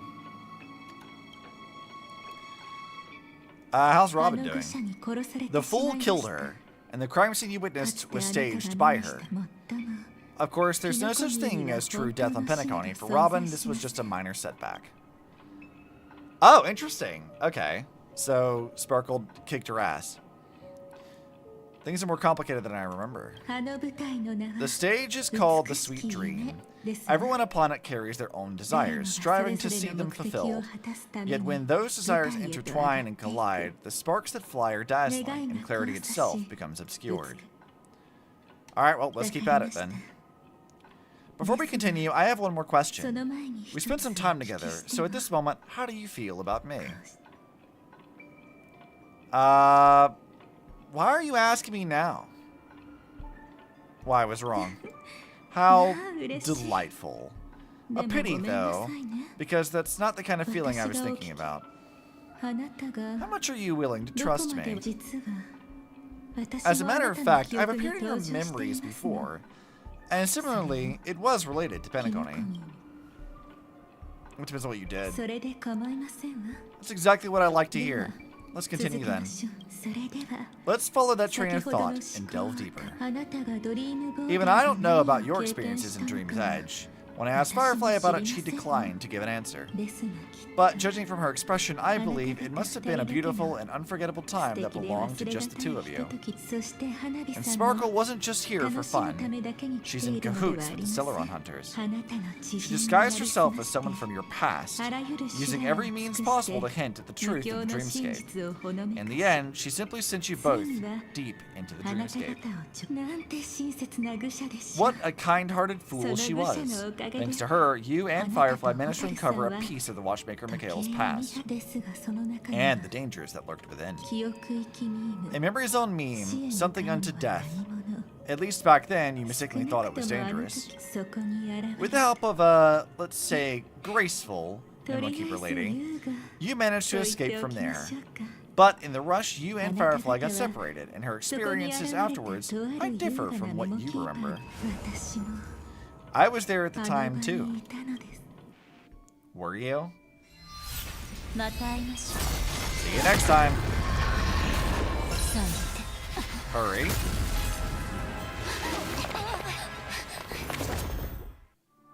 Yeah, right. Yeah, that's the old cutscene. Okay.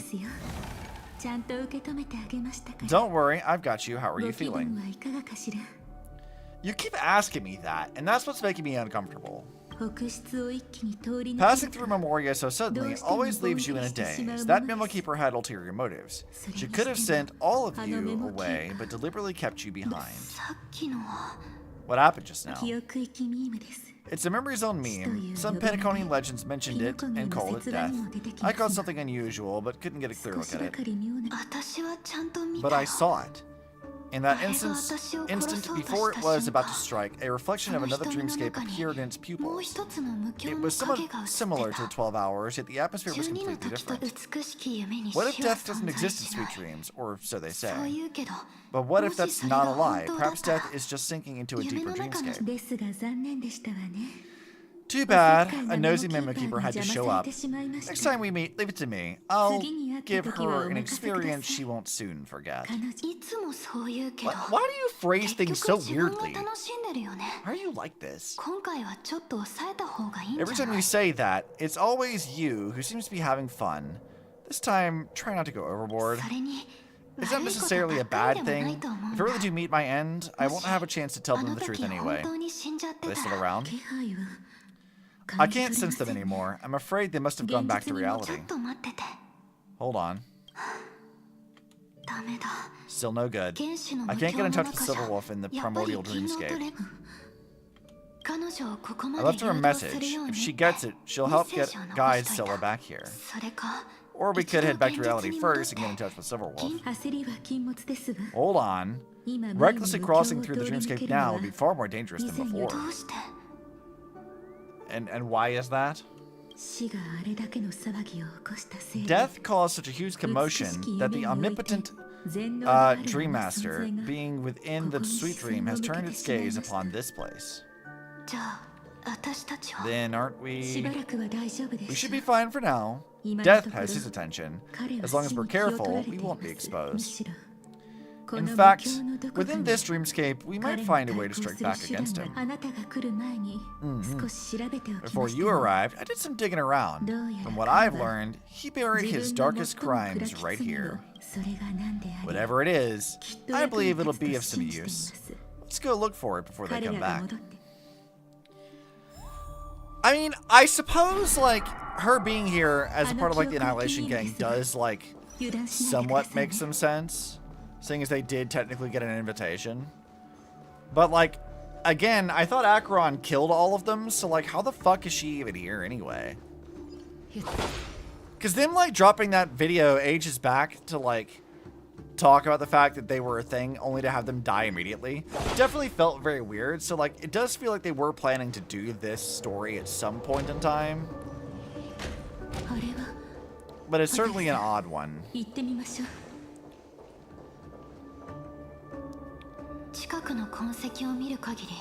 From the traces nearby, it was Death's doing, but did they really die?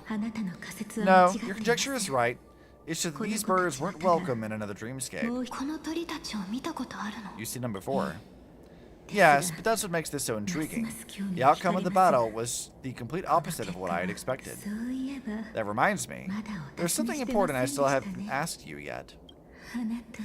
Would you like to die together with me? Who asked somebody this? Like, why? Why are you like this? Today? Not really. I just love catching you off guard like that. It's adorable. Then, take a few steps back. I have a few conjectures. There might be some risk if anything happens. Don't worry about me.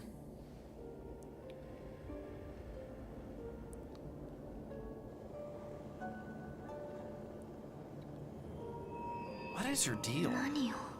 Yeah, what are you doing? Just as I thought. So, what happened? These ravens are the incarnation of the Dream Master Gopherwood, that omnipotent being in the sweet dream. In front of him, even death has no strength to resist. Power I just released should have been enough for him to notice and deliver a fatal blow. Yet here we are, completely unharmed. You know, you're quite similar to Blade sometimes.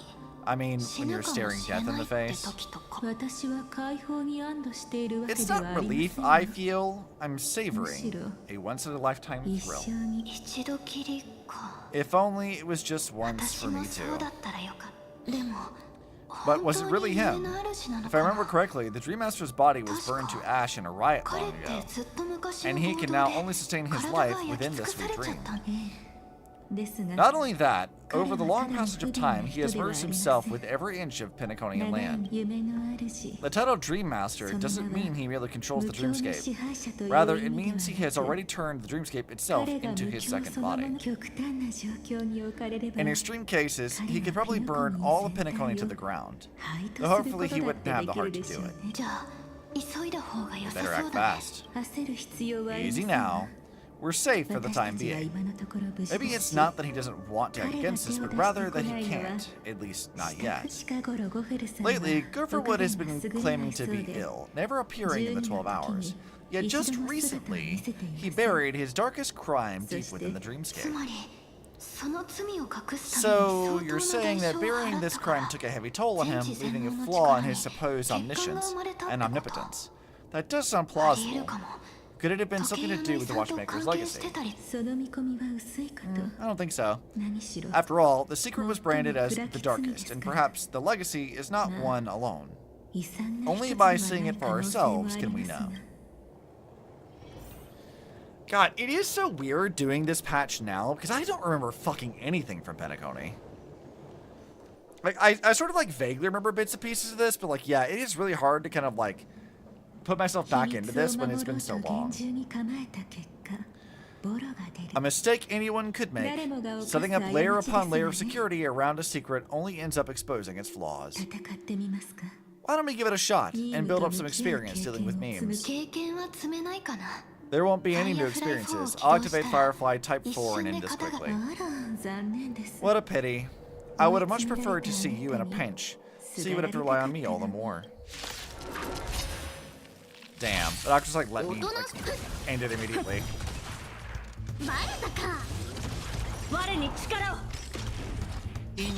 I think this patch would have benefited at least a little bit from like a slight recap of Penacony, because it has been like over a year since we've been there. I feel like that would have been helpful. Like maybe there was one and I skipped it by accident, but like I do think like of all the patches that needed a recap, this definitely is one that needs it. I've been logging in to do my dailies and stuff, and not doing the stories, so like there might have been a recap, and I just like skipped that over because they've had some in the past, so that might be more of like a on me kind of problem, but.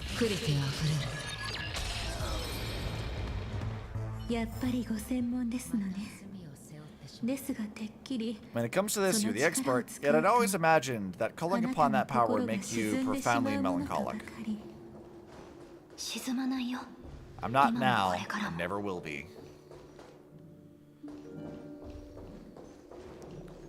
Well, let's go take a look at this. Is this it? An entrance? It only looks like an entrance. That crack doesn't lead anywhere. It's a lock of memories, and the key is a light cone carrying specific memories. Clearly, Gopherwood had help from Memo Keeper, and since that light cone isn't in our hands, I fear we'll be returning empty-handed. Is there really no other way? We could try our luck. Perhaps the Memo Keeper helping Gopherwood shares the same habits as me. I'll take a look, but don't get your hopes up. Pretty careless indeed. Just like an old friend of mine. Looks like we're in luck. We found one of their contingencies. Do you have memories like that? A moment in time you'd never want to forget? One that you find yourself reliving over and over again? Of course, and more than just one. What a shame. Don't take it to heart. I'm just imitating those annoying Memo Keepers. In their view, the more a memory is recalled, the more likely it is to become distorted beyond recognition. Each time you recall a memory, you risk distorting its true face. That's how they justify the necessity of light cones. How tragic. They never understood the truth. The more eternal a thing, the more it stirs the desire to destroy it. But they weren't wrong about the present situation. Even if Gopherwood were to come in person, he'd need to bring a specific light cone. His own memories can no longer be trusted. That's exactly why we have a contingency plan right in front of us. But I haven't seen anything since now? Oh, sorry.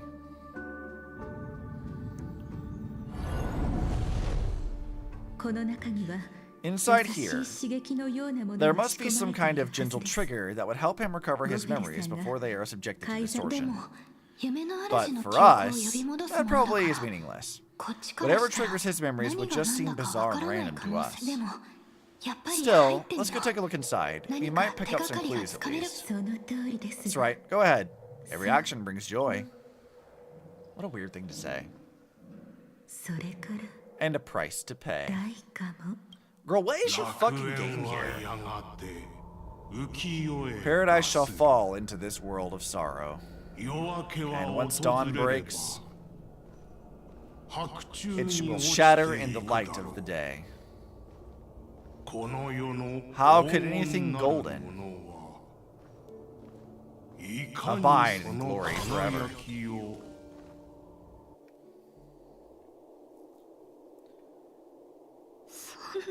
How can this be?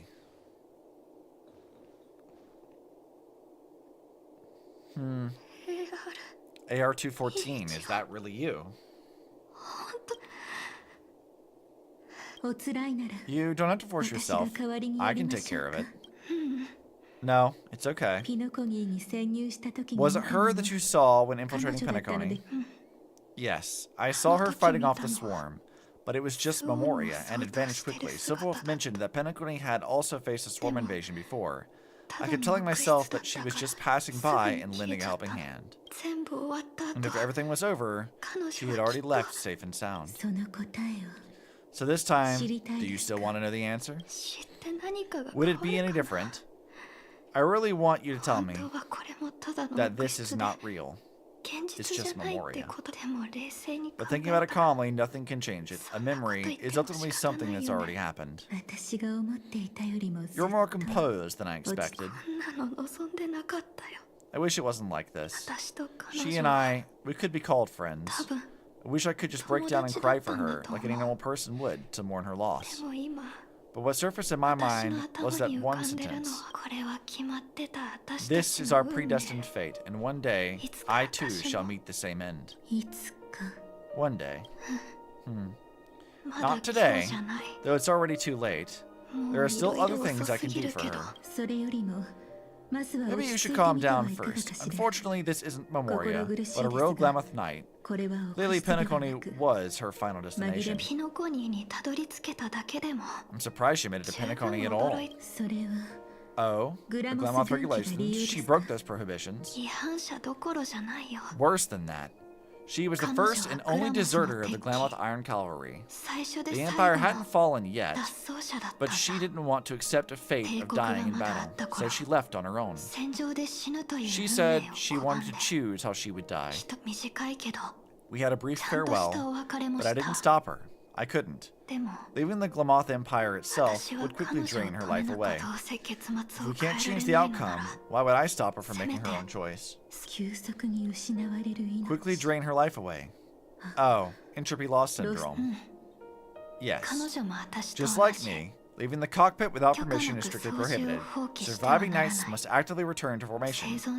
These aren't just military regulations. They are the terms of our survival.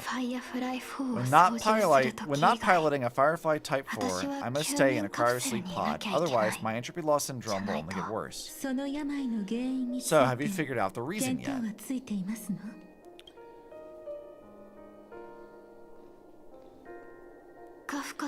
When Stella and Kafka found me, I had just finished my duties as a Glamoth Knight. Oh, so she's talking about, like, the time when Stella was part of the actual, like, the Stellar Hunters. That's interesting. My final battle as a Glamoth Knight. The Empire fell, and all restrictions vanished. For the first time, green flames ignited upon my body. For the first time, I touched the true power that the Glamoth Knights wield. That's when I realized entropy loss syndrome is a death called living. Propagation. Okay. The propagation. That's the true source of the Iron Cavalry's power. Yes. I've seen it happen. When the Swarm King dies, the Swarm completely loses its vitality and falls into silence. Just like Glamoth's Iron Cavalry, they weren't given a sense of self. The moment they stray from the hive, they're already dead. The same goes for entropy loss syndrome.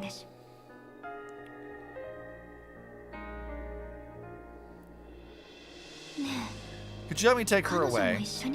I don't want to leave her here alone.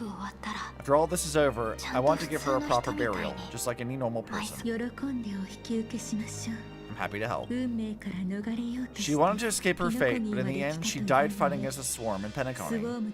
The detestable thing about destiny is that it brooks no defiance.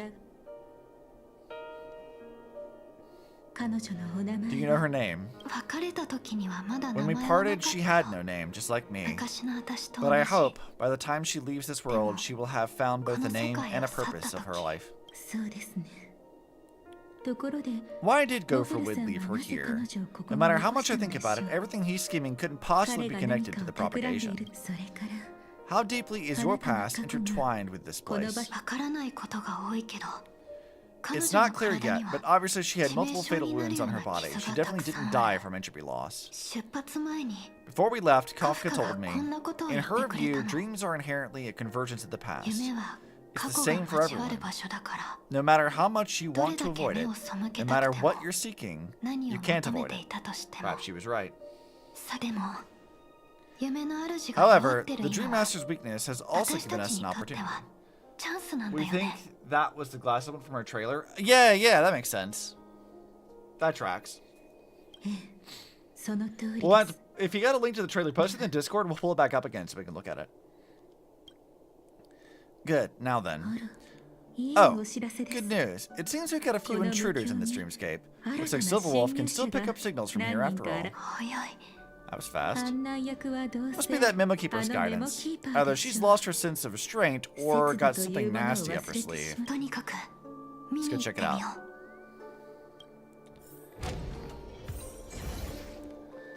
I do sort of like that we're talking about like exactly when Firefly joined the Stellar Hunters.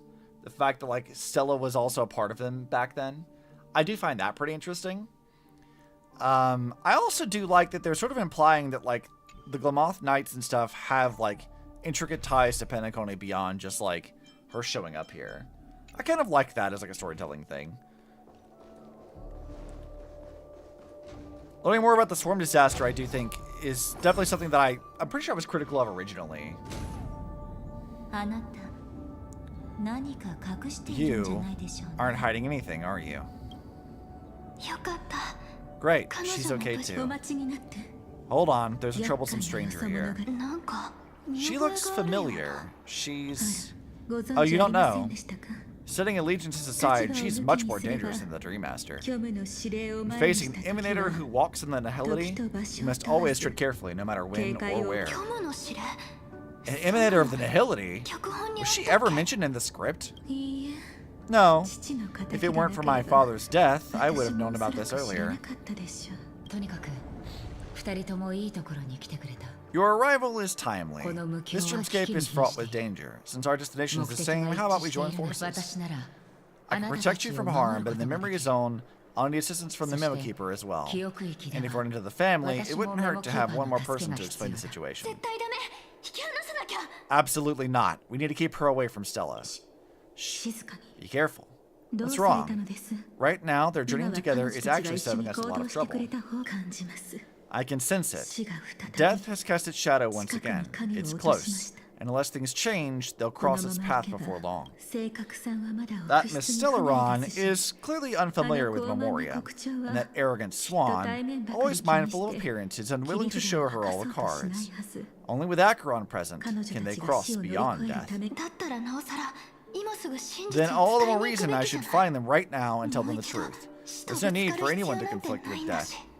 For another to conflict with death. But Black Swan is still here, with unknown intentions. If she chooses to twist the truth, you won't be able to convince the others. Here, a Memo Keeper's word carries more weight. No need to rush things. There's still time to reveal the truth later. Absolutely not. Have you forgotten? As a Stellaron Hunter, I have a 0-point mission. One that must be completed at any cost. There's even the slightest chance that Acheron might draw her blade. I cannot let Stella be there. Oh, I thought you wouldn't care. Haven't you had enough of sacrificing yourself for duty? My dream was destined to shatter from the start, but for them, it's still not time to wake up. Can I ask you for one more thing? There might be a way to have the best of both worlds, but I need to find death before them. It's not hard, still lingering in this domain, but a win-win solution. I don't know for sure, but it's worth a shot. But it's not always hostile. Even if it is, once I activate Firefly Type 4, I can quickly subdue it. But if we're dealing with the worst case scenario, Dhalia once said that I would face death 3 times in Penacony. And for this first death, I want to decide how it comes. I just hope that reunion a moment ago didn't rattle you. Go on ahead. I burned a hole through the Memoria that'll take you straight to the meme. Better hurry though, it might not stick around in one place for long. Got it, thank you. We're gonna watch her get stabbed again. There's no sign of anything, could it have already left? Oh, Black Swan, the bottom that you are. She truly is. There's no getting around that, she definitely is a bottom. Alright, let's see. Let's find this new thing, pulling up Firefly's trailer again. I will pull it over here. God, I haven't looked at this in a long time. Command, this is AR-26710. Please respond. I don't think they'll respond. What should we do? We're the only survivors around. No matter what, we have to get in touch with the others. Huh? If that's the case, it'll be faster this way, right? Hey, you.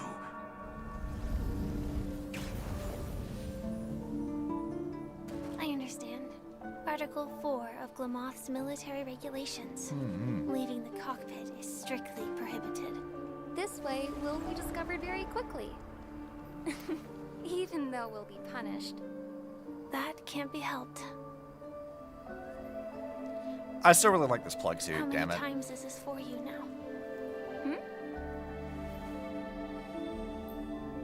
Leaving the cockpit like this. Oh, their numbers are on her collar. If we wanted to verify, we could literally just look at her collar and see what it is, if they showcase that side of it.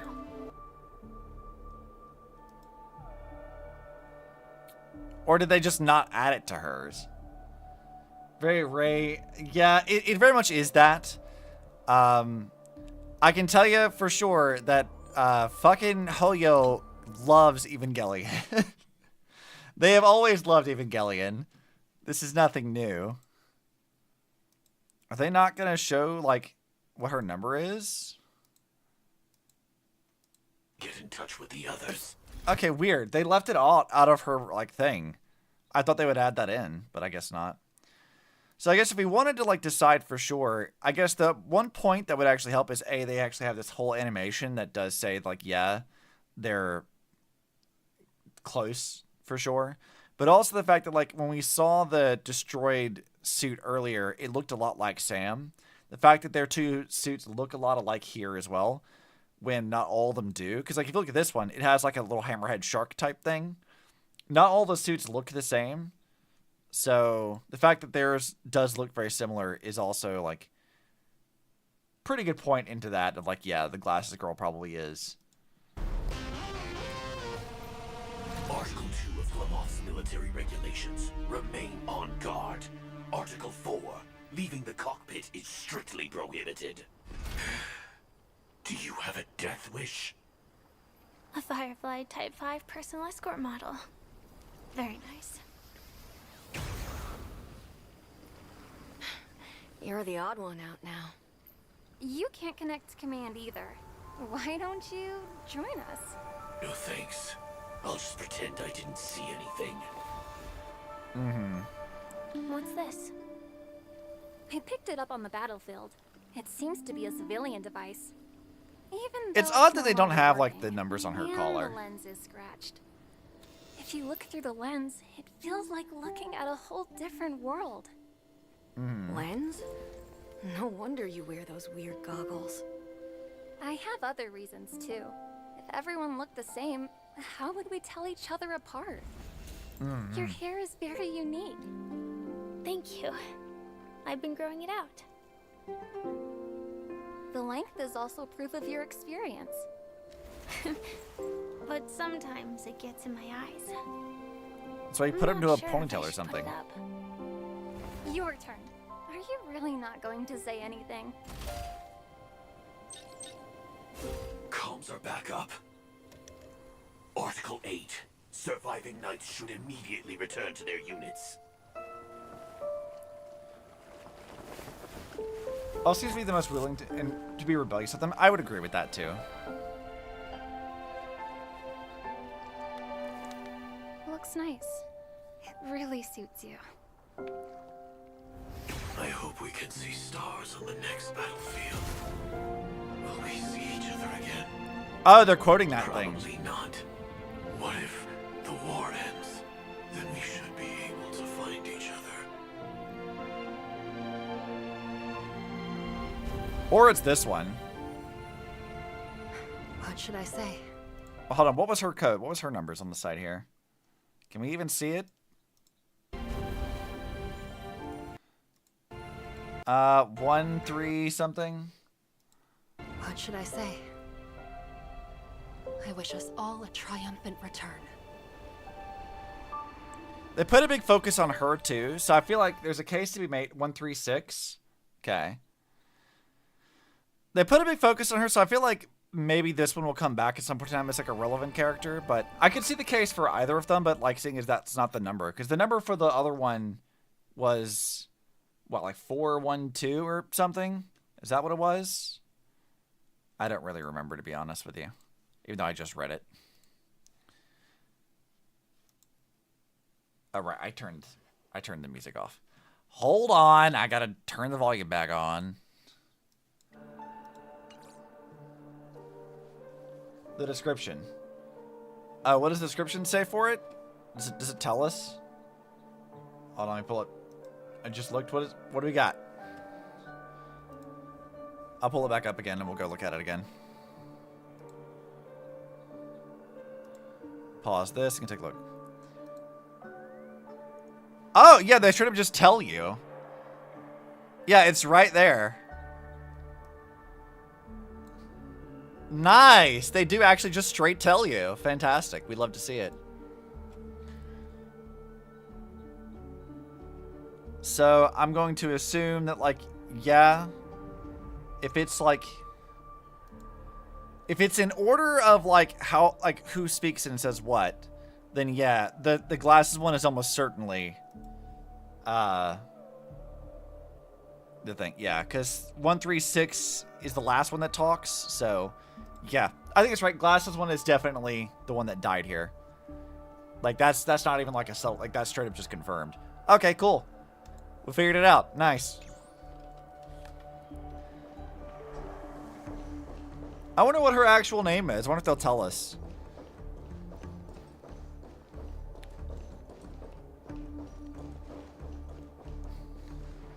Hi, Charlie.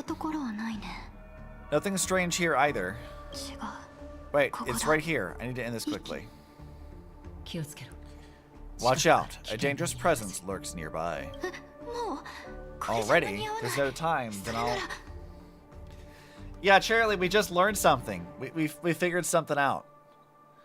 So this patch is like bringing us back to like Penacony for a bit to fill in some gaps where the story was like not ours. And we found that there was one of Firefly's old compatriots, another like knight who died here. And we have confirmed that we've actually seen this knight before in Firefly's trailer ages back. So the one who we found her dead body is this glasses one here. So this girl like abandoned their duty and then went to Penacony and died. So we figured it out. Yeah, it's sad. I mean, as far as we understand it, like Firefly is the last of the Glamoth Knights. Like all the rest of them are dead.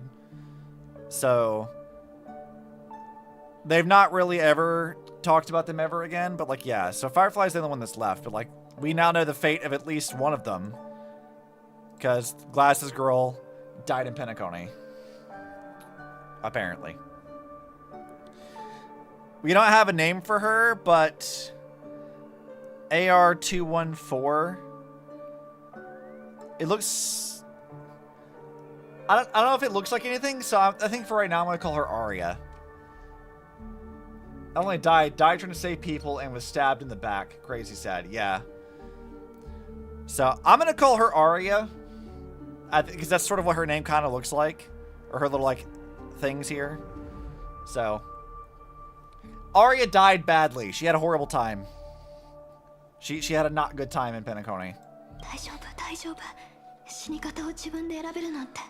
It's fine, it's fine. At least I got to choose how to die. That alone is great. Besides, this is just a dream, so it won't hurt that much. This is just my first death. I also have plenty of time to fulfill the promise we made together.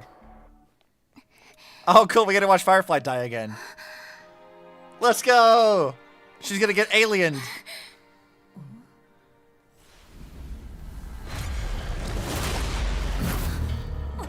Well, bye, Firefly. Again. And stab.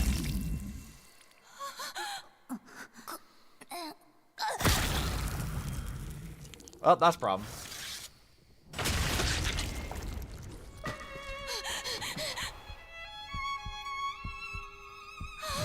And she became goo.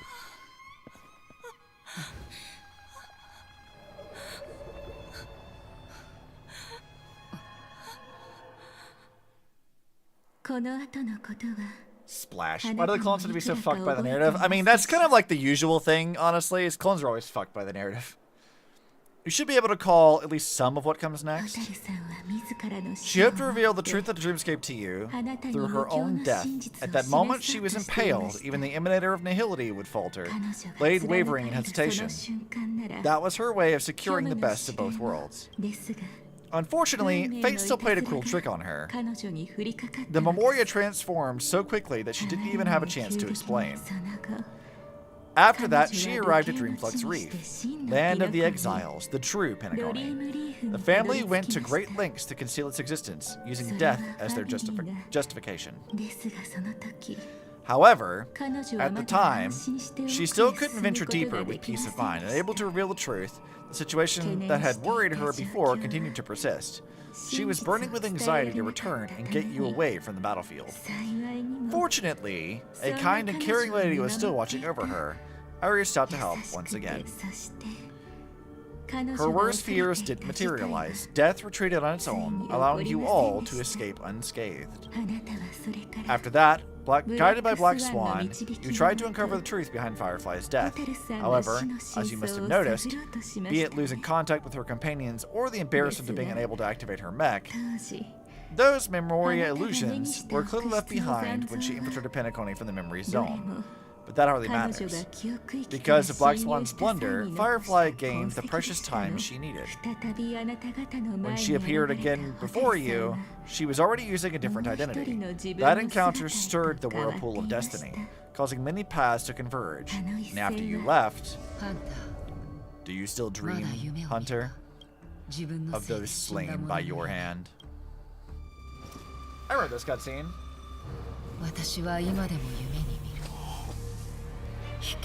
Hold it. Your time hasn't come yet.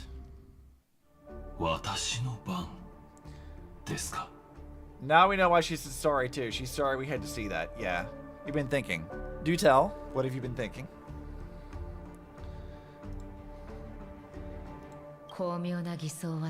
I've seen many clever disguises that can conceal appearances, but they can never cover up who a person really is. And you are no different. Sela, you didn't mean to kill her. You only did that to drive me away from the Memo Keeper. But why? Did Destiny's slave make you do it? You know Elio. I thought this is just the kind of thing that'd get written into your script. My script has always been brief. Other than that, anything beyond that is unnecessary. Now, it's my turn to ask. Who exactly are you? Why ask when you already know the answer? I tend to forget things, which is why, rather than memories, I'm accustomed to using my emotions to capture what I normally wouldn't otherwise. So, I know who is inside that coal armor. Therefore, I can sense it. You know who I am. You know this blade. And the meaning that lies behind it. How about it? Ready to take off that armor and sit down for a talk. It is not time yet. You shouldn't know so much, lost self-annihilator. Like I said, my memory isn't great, so you needn't worry. What's next then? Stella's been taken by Black Swan. Will you go and look for her? No need for that. No harm in telling you. On Penacony, Elio only gave me one instruction. Allow the Astral Express to pursue the Grand Legacy. The Express is not your enemy. If your goal is the Watchmaker's Legacy, then go look into the family. Not only are they covering up the existence of death, but they're bearing the past and the truth about the dreamscape. Already on it. Before we part ways, let me give you a piece of advice. No matter which path you and I walk, nihility is the inevitable finale. Even if we say farewell in the mortal realm, we shall have one final reunion when Terminus ascends to godhead once more. And the same holds true on Penacony. I've already been to Dreamflux Reef. It's not a secret that's hard to uncover. Well, I'm afraid you have yet to realize just how awake you truly are. It is precisely because life dares to slumber that they can awaken. Since to godhead once more. Even if she's an emanator, she shouldn't... Alright, we'll let Blade talk for a second. Would you love Firefly? Do you think she falls under the being a Mary suit? Not really. I've said before that, like, when it came to like Firefly and Casterus and Cyrene, everyone always used to say that they're like a Mary suit, that they're like a waifu type character, that they're written to be kind of like uninteresting. I don't really think that falls into the category of Firefly. I think that the problem with Firefly's writing is they don't really delve into like a lot more about her character flaws. She does seem to like be a little bit on the idealistic side. I think maybe slightly punishing her for being a bit naive might help, but I don't think that's really like the focus of a story. Like, Amirisu is a character who's like perfect in every possible way, who makes no mistakes, who's super overpowered for no reason, but like, I think the core part of like Firefly's story is that she's kind of like, even with all that power, she's still a slave to the script. She still can't do anything. Like, Destiny still controls her fate regardless. A true Mary Sue would be able to like usurp even that. And this is sort of how they've bypassed that sort of complaint in the past. Anyway, look at like Alicia, right? Ellie's entire character is also this kind of thing, of like being a perfect like version of humanity in a lot of ways. And the way that they usurped this idea of her being a Mary Sue is that even with that perfection, she still couldn't help the friends that she wanted to. Her sacrifice still was only a gamble. She still wasn't powerful enough to stop all the bad things from happening. The wish that she had, she still isn't able to achieve. And I think the same holds true for Firefly. Is like, they probably could do a little bit more to show us a bit of her character flaws, but I think that the way that Star Rail does writing, broadly speaking, it like isn't really going to do that except for like maybe the core cast. So, and even then, not always.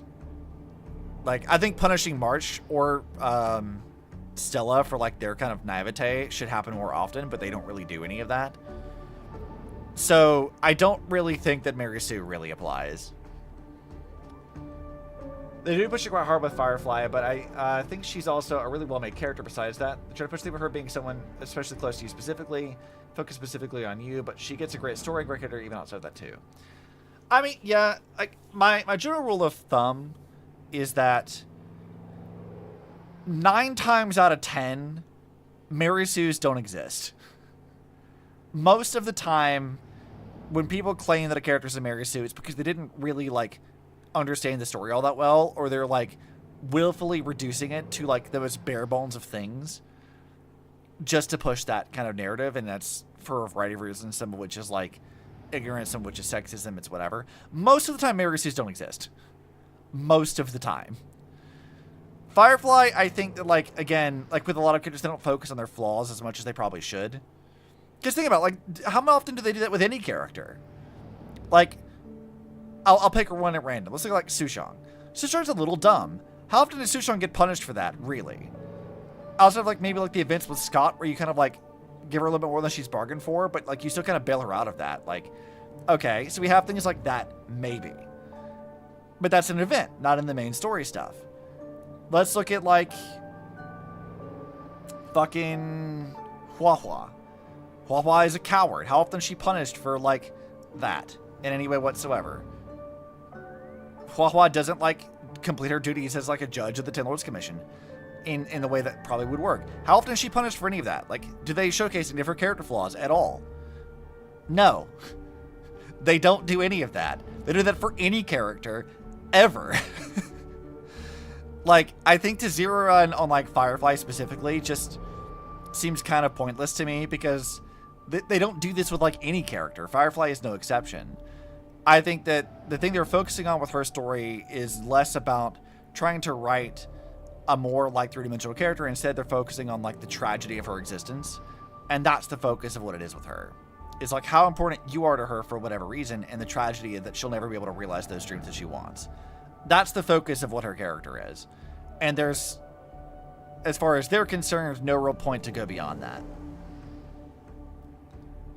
And honestly, I feel like I would kind of agree to a point. More in the thing of, like, our main cast of, like, Danhong, Stella, and March should be the ones that get the most character development of anyone, because we spend the most time with them. So, like, we should see a lot more of how their flaws both positively and negatively impact the plot. Unfortunately, we don't even really see that a lot of the time. Things just kind of, like, work out occasionally. So it's more of just how Hoyo does this writing, I think. I don't think you could really call her Mary Sue. That's a long answer to say, like, no, I don't think that's really an accurate statement, but they did a lot better with this with Impact Third. Kiana got beat around for a while, being a dumb job. Yeah, I think, like, what Impact Third does very, very well, broadly speaking, is that Impact Third has a much, much, much smaller cast compared to Genshin or Star Rail or Zenless. It is much more focused on a core group of people. And so seeing their character development over the course of years is a lot more satisfying, because we're seeing them grow. We get to see them all be kind of dumb. Like, Mei is super fucking codependent for most of the entire story until she goes and fucks off to World Serpent.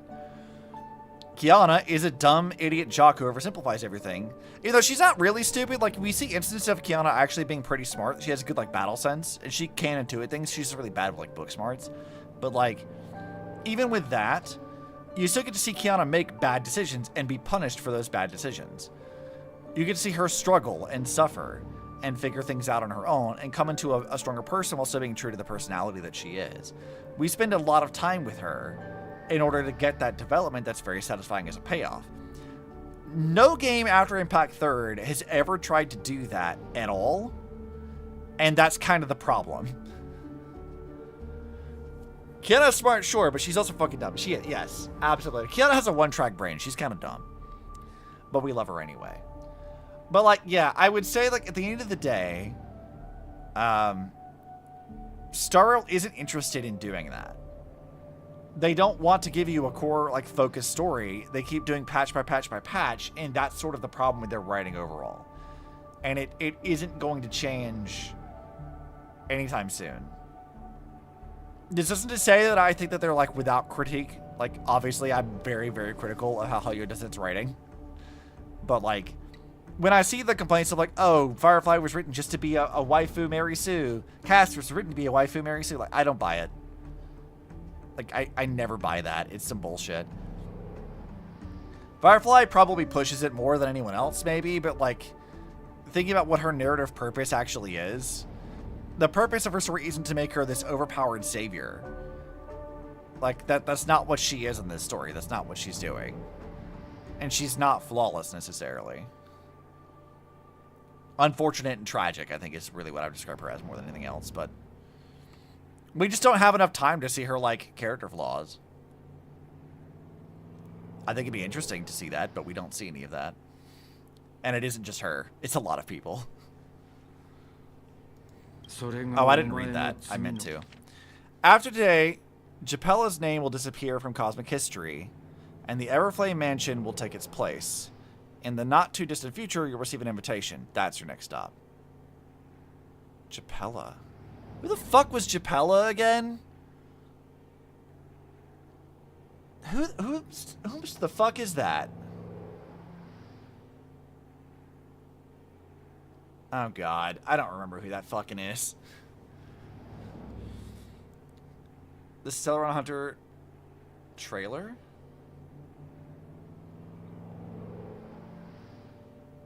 What? I don't know what that means. The animal people who had Kafka, the Japella. Oh, okay. I guess. God, I'm really not like familiar with my Star Rail terms as much as God, that's confusing. Hold on, time to fucking Google it. Hold on.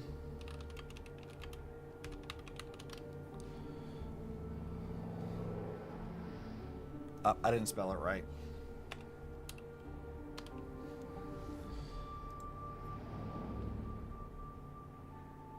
Okay, let's see what it says here on the fucking wiki.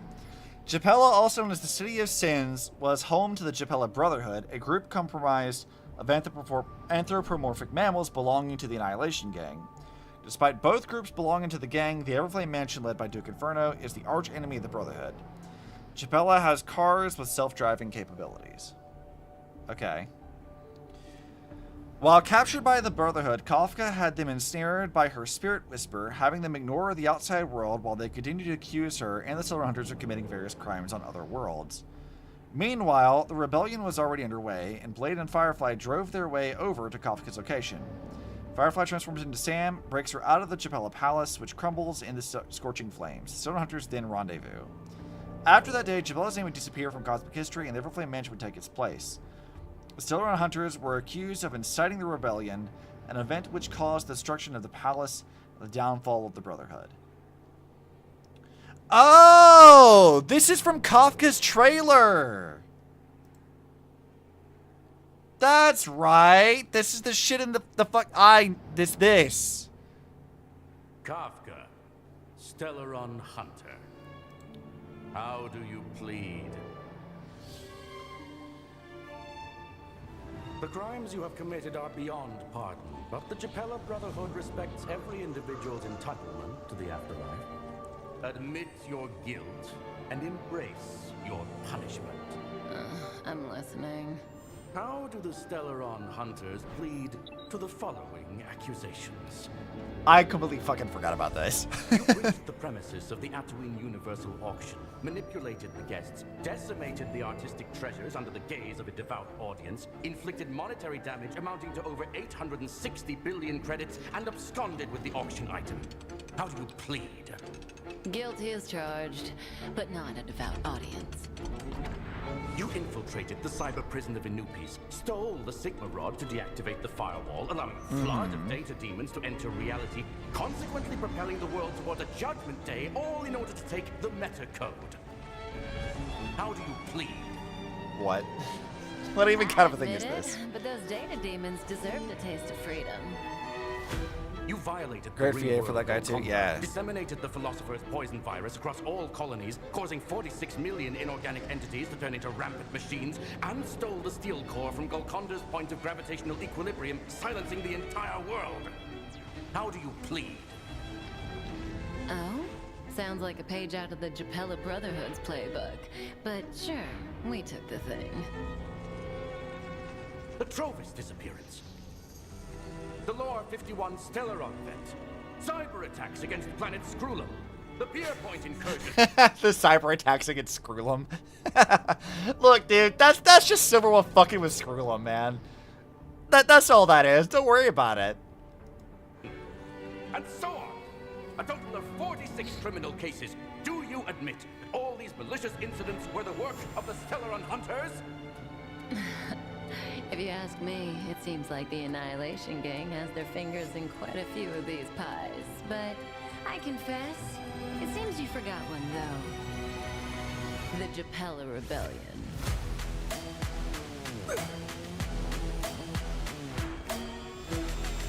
Oh, right. This is where we first see Sam, isn't it?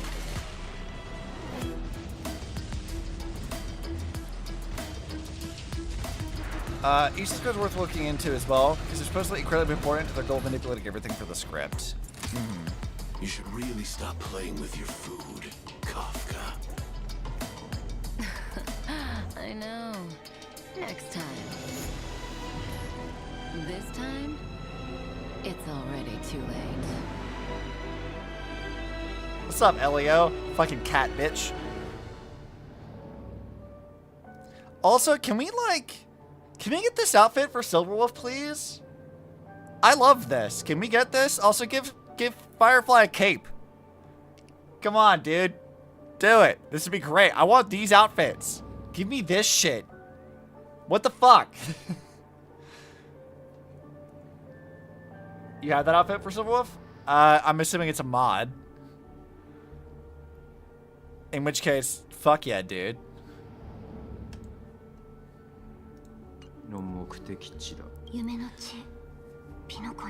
Land of Dreams, Penacony.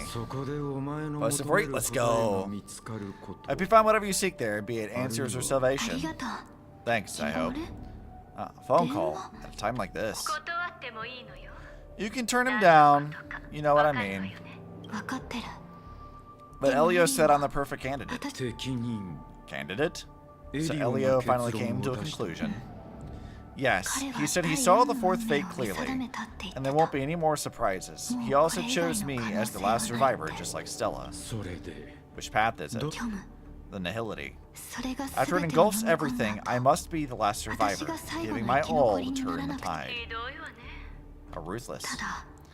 However, it's a bit different from the other three.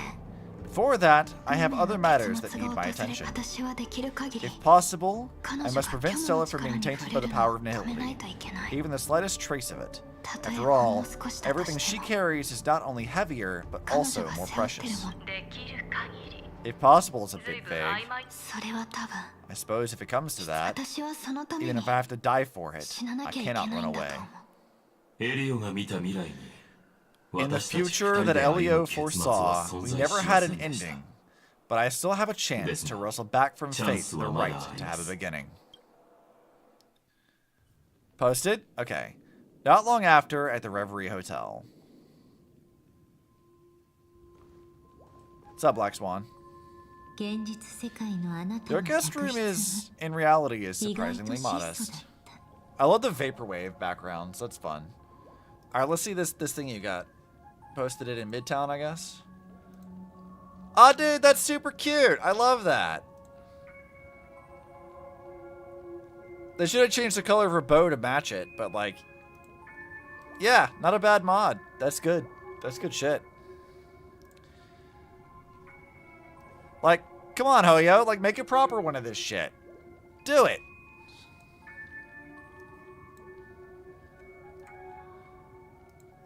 Damn it. Hoyo, like, it does boggle the mind a bit that Hoyo has so many fucking outfits they put their characters in, and they have yet to utilize that in any way whatsoever.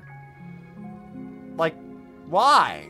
You have so many outfits, dude. It's so many characters. Put a team on that shit. An aesthetic you share, Miss Acheron. It's a cinch. This music box, the invitation received by the Annihilation Gang. There are latent memories that linger on it yet. You see, memories of you are not yours alone. They travel in other people, other things. I know much, and I can predict even more. With some help, the dead can be made to speak. The Annihilation Gang, that band of desperados, who all disappeared after meeting you, what exactly happened to them? Well, let me reveal all.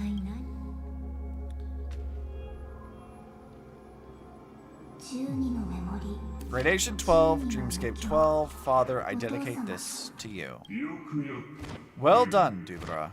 Wherever they go shall be met by annihilation. There it is. It's hazy, but it's Ifrit's voice. The other one is probably his progeny. This is the residual memory from when the invitation was first delivered. They were abruptly interrupted. What happened next is... well, they sought refuge in the land of sleep, merely wishing for undisturbed rest away from the storms. Children of the flame, this marks your rite of passage. She won't be necessary, I alone am enough. Shh. When have those on the path of destruction feared death? The Everflame Mansion has set out on a journey. Those poor people, they have no idea what lies in wait ahead of them. Memory recovery is going well, but slowly. She'll be here soon, and time is short. There's nobody else here, so there's no need to be delicate. In fact, I think I'd better go all out. Oh? What happened? The memory after that is blank. How is that possible? This piece of books fell into Acheron's hands. She brought it to Penacony. That's a fact, and that's how it should have gone. But along the way... it's like it's been erased? Who's done this? Who are you? Who are you? It's somebody you know. It's your ex-girlfriend. No, it's not a memory.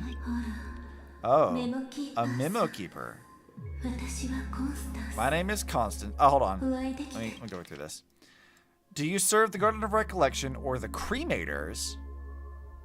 Is there like another division of memo keepers now?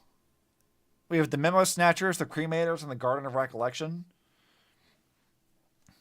Interesting, interesting. It's like they really want our money, but they really only want our money from banner sales and nothing else. Yeah, it kind of feels like that, doesn't it? My name is Constance. A pleasure to meet you. We were supposed to meet in Penacony and spend an unforgettable time together. I've been for a long time. I feel like I'm only just now hearing about it. I feel dumb. I should definitely know this stuff. But that seems unrealistic. Dhalia is not welcome on the Banquet Star, and I don't need a coming-of-age ceremony, and you... I know what you're looking for. Want her secret? I can give it to you, and then you can enjoy the banquet for me. I wish you unforgettable memories. Cut the mystical act. I'm absolutely certain you're not thousands of miles away. In that primordial memory zone, my acuity was blocked at every turn. I thought it was because of the family, but it turns out there was a colleague present. What brings you here? My, how aggressive. Are you backed into a corner, or have you figured something out? What could bring Constance of the Everflame Mansion here? That's your fatal flaw, mysterious cremator. The Annihilation Gang has always operated in plain sight, with no secrets among its members. The Duke Inferno has never had an offspring named Constance. Oh, are you sure? What if I'm just too capricious and can't help but betray anyone? Impossible. The Annihilation has been after her the whole time. Oh? Cremators are a faction who focus on burning away and destroying undesirable or worthless memories. I mean, that tracks. Aren't you the same? The Garden of Recollection launched 14 pursuits trying to erase me. And in that final one, I died right in front of you, didn't I? It really is you. To enter another's reunion, such a graceless act. By all means. After this, we'll have ourselves a nice long talk about your ingratitude, my dear cellmate. Cellmate? I'm not sure what to make of that yet. That's a peculiar look on your face. Before this, I was always anxious about this moment, always afraid you might find me frightening. You were involved too. Of course. Everything about Penacony is more important than you think. To prevent other terrible outcomes, Silverhand hunters were forced to use great power.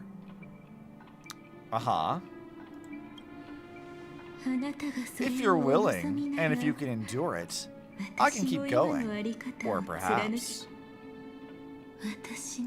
you would prefer to indulge in my double standards. They're the natural rivals of Memba Keepers who believe all memories are precious treasures. Yeah, that makes sense. You know Black Swan. Yeah, we were quite close. Don't get the wrong idea from how I phrased it back then. I've always thought that when two people are locked in a knife fight, with their blades pressed to each other's throats, they become more intimate than any pair of dancers. Ah, that feels targeted. That's very targeted, isn't it? Never mind, let's continue. Now, let's turn our gaze to where the threads of destiny intertwine. Soon after, you finally learn Black Swan's intention. She made a deal with the IPC to bring you before Aventurine. In order to reclaim Penacony, the IPC had been seeking temporary allies. As a show of initial sincerity, he revealed his discovery to you. The crime scene of Robin's death that was staged by the Fool. From that moment on, Aventurine embarked upon his great gamble. Willing to shatter the cornerstone as precious as life itself, he deceived Sunday with his schemes, earning himself a chance to risk it all. With such a high-stakes gamble, he succeeded in provoking the Emanator's strike. The family's carefully guarded secret was exposed, and you, caught in the eye of the storm, were pulled into the chaos. But that's all about the living. In the same moment, what became of those within the world of the dead? Miss Robin arrived at Dreamflux Reef ahead of you, but what awaited her wasn't the uncertainty of a gamble, but rather a destined life and a destined death.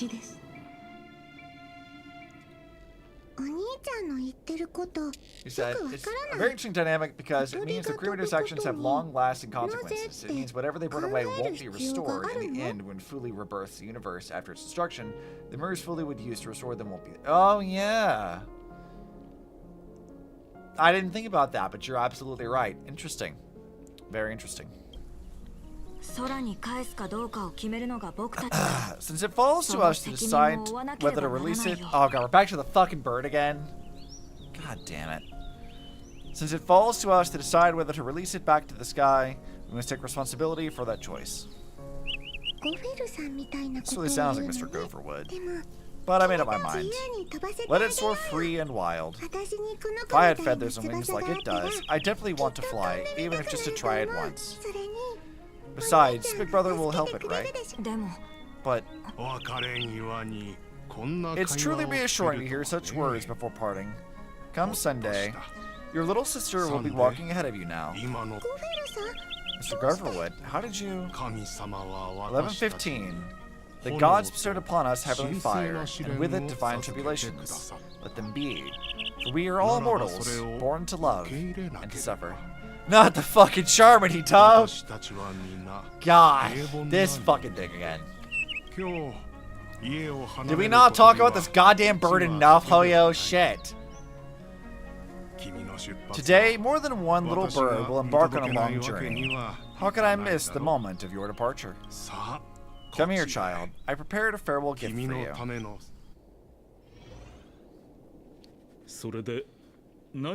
What did she give you? Miss Robin. Sorry, where was I? In Dream's Edge, a masked fool attacked you and left you behind a party gift.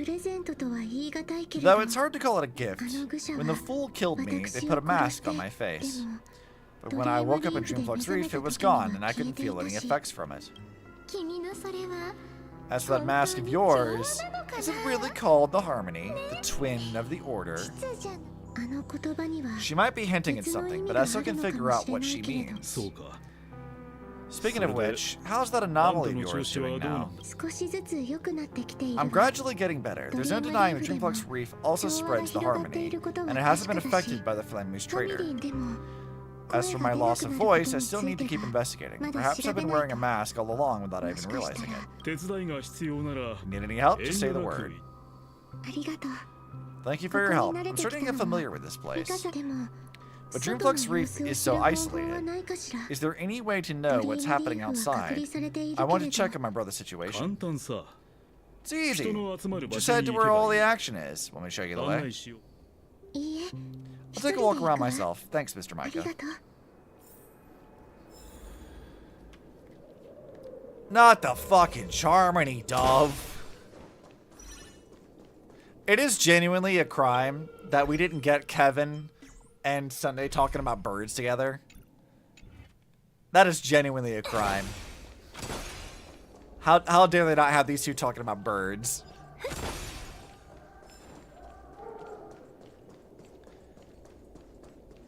Alright, well, let's wander along. Miss Robin, can you hear me? That voice. Over here. Are you Miss Firefly? So you did notice me after all. Sorry, but I can't show myself right now. Can we talk somewhere more private? To be honest, I have no reason to trust you. I get it, but I can assure you this isn't a trap. If you really need a reason, there are anomalies in the 12 hours. We are suspicious of the Dream Master's true identity. Lead the way, but let me be clear, agreeing to meet doesn't imply anything about my stance. Understood. My companion will show you the way. Blue flames. Is there a cremator among Miss Firefly's companions?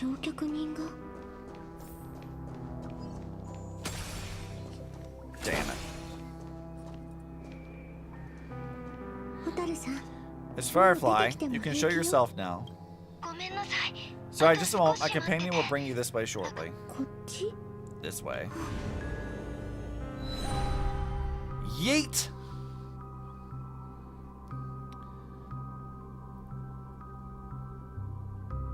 This is very bright. Where is this? As expected, the Harmony's favorite, passing through such dense memoria without even being affected in the slightest. Hello. You may call me the Dhalia for now. This is our cozy new home in the sweet dream, where words may flow more freely. A new home burned out of the sweet dream.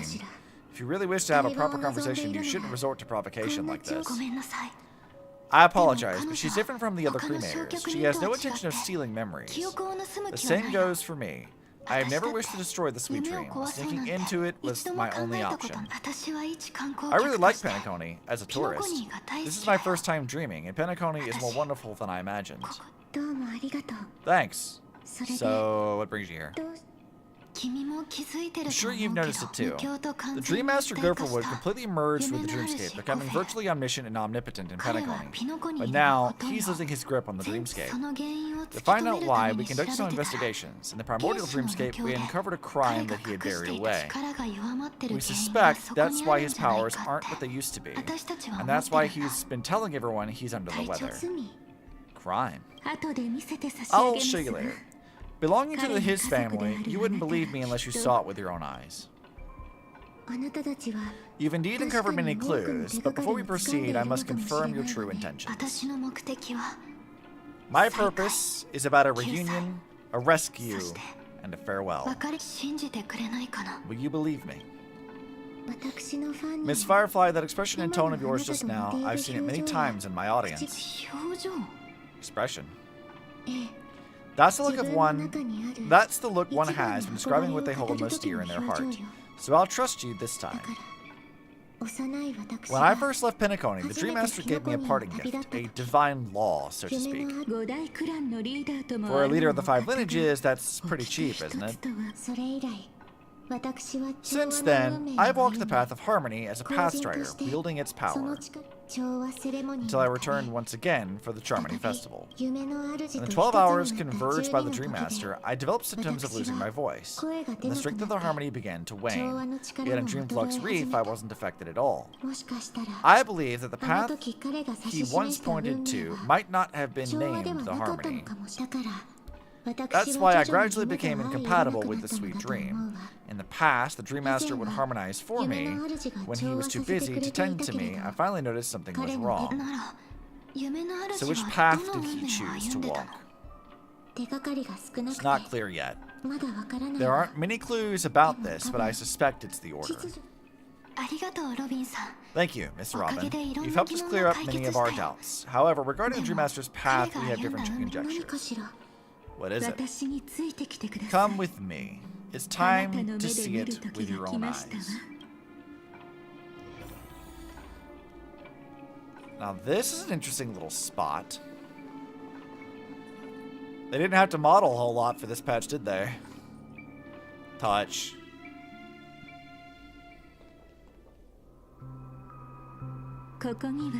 Here lies secrets that the family tried to conceal, and a long, romantic tale. Sadly, most of it has nothing to do with us.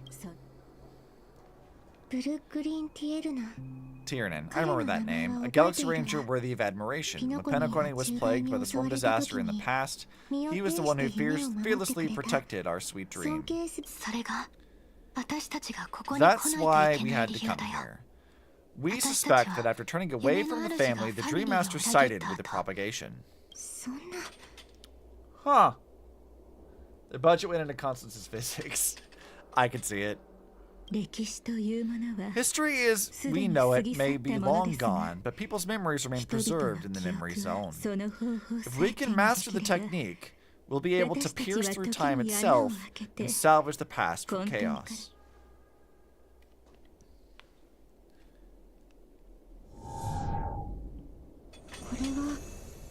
Oh, okay. We're seeing new NPCs. Oh, we're gonna learn what Aria's actual name is instead of the one that I just gave her. Every disaster brought by the swarm was accompanied by countless sacrifices.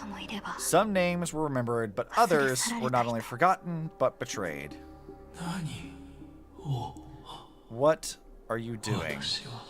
I'm not your enemy. Indeed.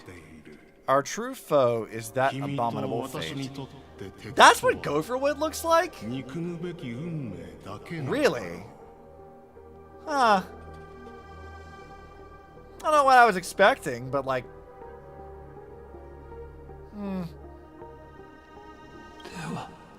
Then why? Why? Easy, child. Your struggle only adds to the pain. The strike I just delivered, dishonorable though it may be, did not miss. Here and now, your death is certain. Oh, so Gopherwood killed her. But I was clearly helping fight against the swarm here. Indeed. As the swarm ran rampant, a Glamoth knight passing through joined the battle without asking for anything in return. Truly admirable. But have you ever wondered why, right after that, the infestation only grew worse? Could it be? The Glamoth Knight, born to purge the swarm, turned out to be a pathstrider walking the path of propagation. The sweet dream has never been tainted by the propagation. You brought it here, and only your death can remove it. How can this be? I can leave and never come back here. I can't die. I don't want to die. That's precisely why I said that strike wasn't honorable.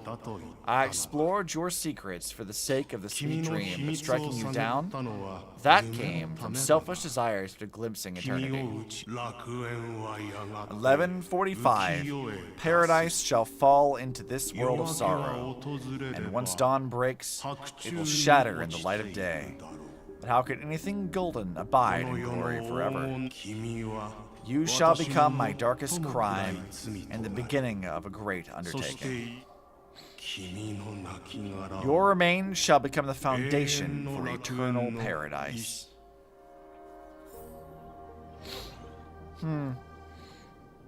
Poor Aria. She didn't stand a chance.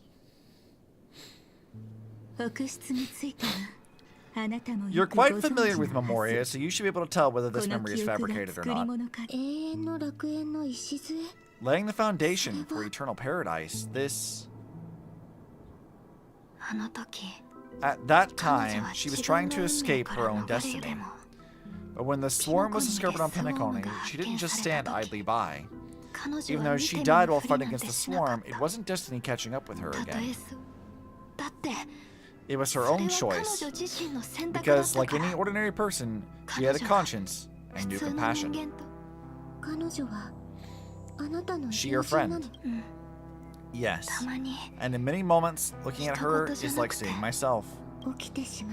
I know it won't undo what has been done, but I'm sorry. No matter what purpose the Dream Master has, it doesn't give him the right to sacrifice anyone.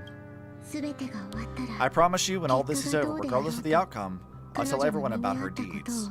She deserves to be remembered by the sweet dream. Thank you. There's one thing I don't understand. Even if the Dream Master is after the power of propagation, there are plenty of swarms left in the cosmos. Why resort to killing? That's exactly why we came to find you. With the Charmony Festival about to begin, it can't be a mere coincidence that the Dream Master is pushing forward with his various machinations now, and you were chosen to perform for the Harmony. Whether you're aware of it or not, you must be absolutely crucial to his plans. I see.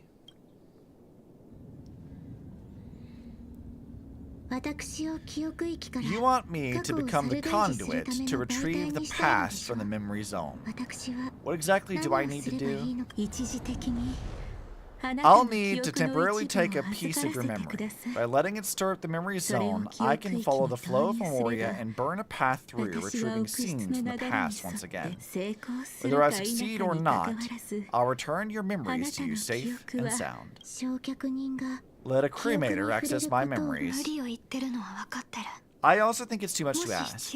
If you deem it necessary, you can use tuning to leave a safeguard in our minds, preventing any ulterior motives.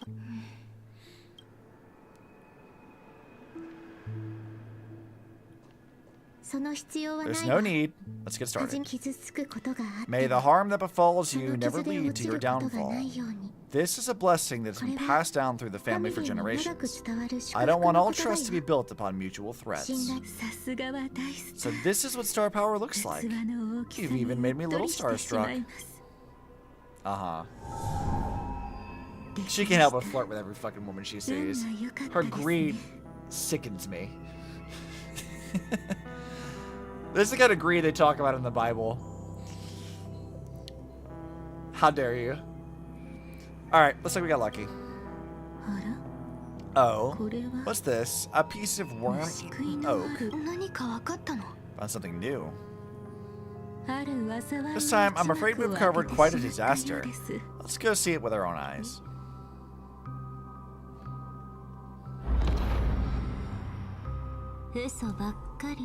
Nothing but lies, my dear. Hiding behind the title of a memo keeper. Tell me, how long have you been lying to them? You really seem determined to savor those unforgettable moments, don't you? Be smart and take a hint. I don't have time to entertain you right now. Oh, because you're busy pretending to be a Stellaron hunter. Who are you talking about? Quite clever move there, Miss Firefly. If you're willing to take my advice, I want to make a trip back to reality. Ask that Silver Wolf lady carefully who your true companions really are. How did you... Alright. You still can't help sticking your nose into everything, huh? Damn. Well, bye, Firefly. She died again. Exactly are you people? She's just a cremator who manipulated memories and pretended to be a Stellaron hunter's companion. She fooled all of you. What about Miss Firefly? Is she alright? She might get lost in the memory zone's turbulence, but don't worry, she's quite something. She'll only be stuck there temporarily. I'm here to bring you back to the Oak family. Mr. Sunday is worried about your safety. He tasked me with finding you in the dreamscape. As for this Dhalia, she cannot be trusted. To extract specific history for the memory zone through just one memory? While there might be memo keepers capable of such feats, they certainly wouldn't be mere pathstriders. Seems you've been watching for quite a while, yet you only show up fashionably late when we're about to make progress. Who's the untrustworthy one here, I wonder? Save your excuses. I bring a message from Mr. Sunday that will prove my identity. Just a message? You find that a bit ridiculous. Let's give it a try. It's only 2 words. Charmony Dove. I don't know the details, but Sunday said you would understand.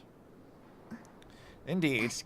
Unless it's an extreme situation, this is enough to earn my trust. Oh, Dhalia's pissed. She is pissed. That look of contentment there, damn. The IPC, the Express, and now you're even taking assignments from the family? My, aren't you popular? Activated like a sleeper agent. Truly. But you just had to choose the path of your own demise. Back then, I not only kept Lady Acheron's secret, but also left you with your life intact. What, you're that eager to rekindle our past? Well, you are the Dhalia after all. I have to keep an eye on what kind of trouble you're going to stir up next. I've been questioning this for a long time. How could Destiny's slave possibly accept someone like you, whose very nature is betrayal? And what's this deal with the Stellaron Hunter? Let's get somewhere safe first, then we can talk. She's too dangerous for us to let our guard down. Many thanks.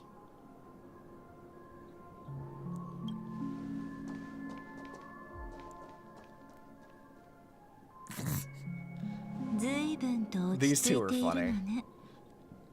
You've gotten more composed, or have you just gotten slower? She already left this area. There's no way you can catch up to her now. Catch? Why would I chase after her? Arrogant swan. If I didn't take her memories just now, then what exactly did I do to her?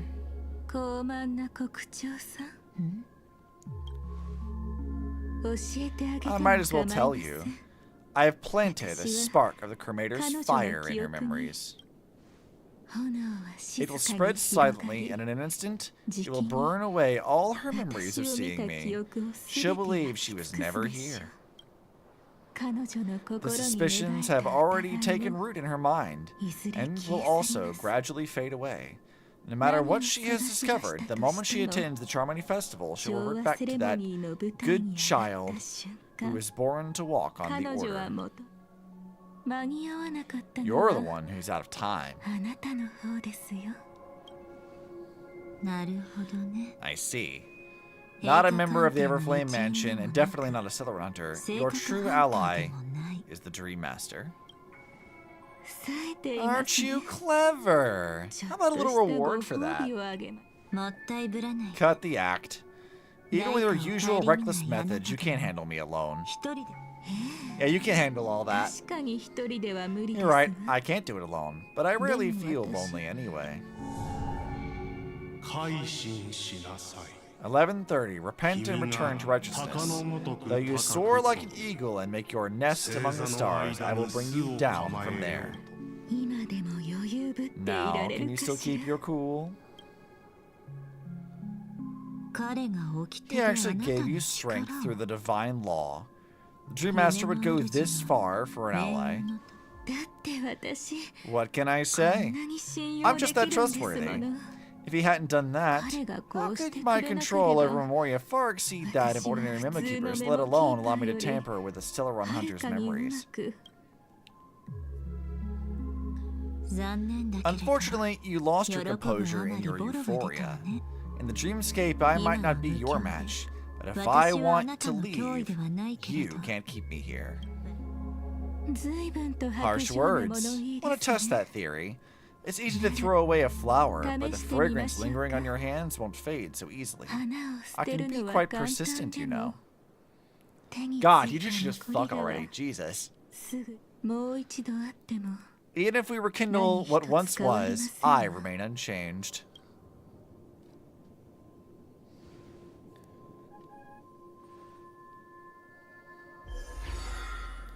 I must go. My people need me. Run faster. I love watching people resist. Love watching them flee. Let's savor this moment a bit longer. After all, for us, this will be an incredibly crucial moment. No matter where you run, I will always find you. God, she's got it bad, dude. Come on.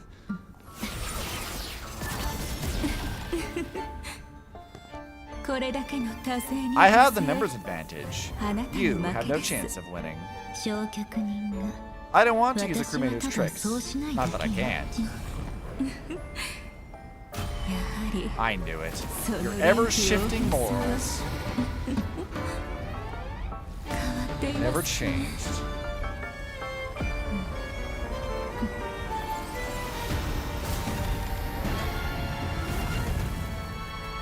Oh? Where the fuck is this?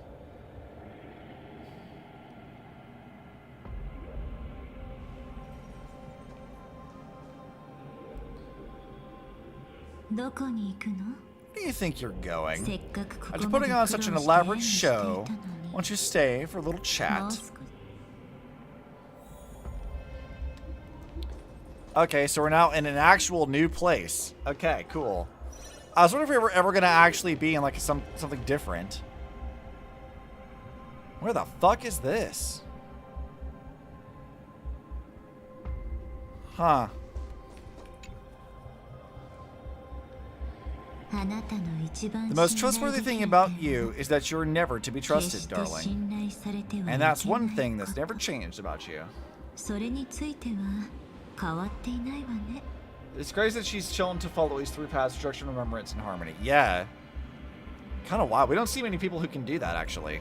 Didn't you figure it out, that the divine law used to share power with me was also the shackles he placed upon me? The moment you admitted to being the Dream Master's ally, I began to suspect your true intentions. Until now, you betrayed every single faction you've joined without exception.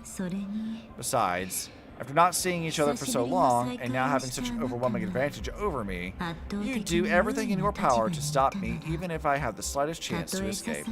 The openings you deliberately left during our clash weren't exactly subtle. Other than toying with me, you were leaving gaps everywhere for me to cremate Memoria. Oh, really? I'd love to drop the act and give you a proper taste of torment.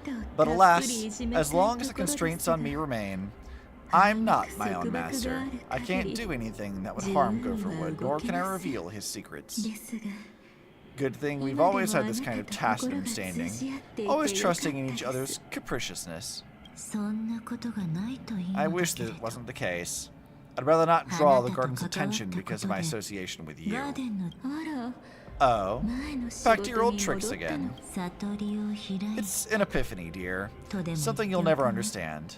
Let's talk about what's really important here. What are you hoping to get from the Dream Master that made you willing to submit to his control?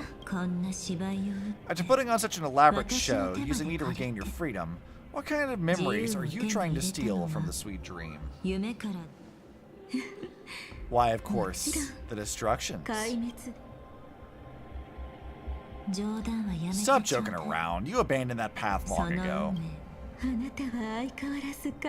You're still as charming as ever.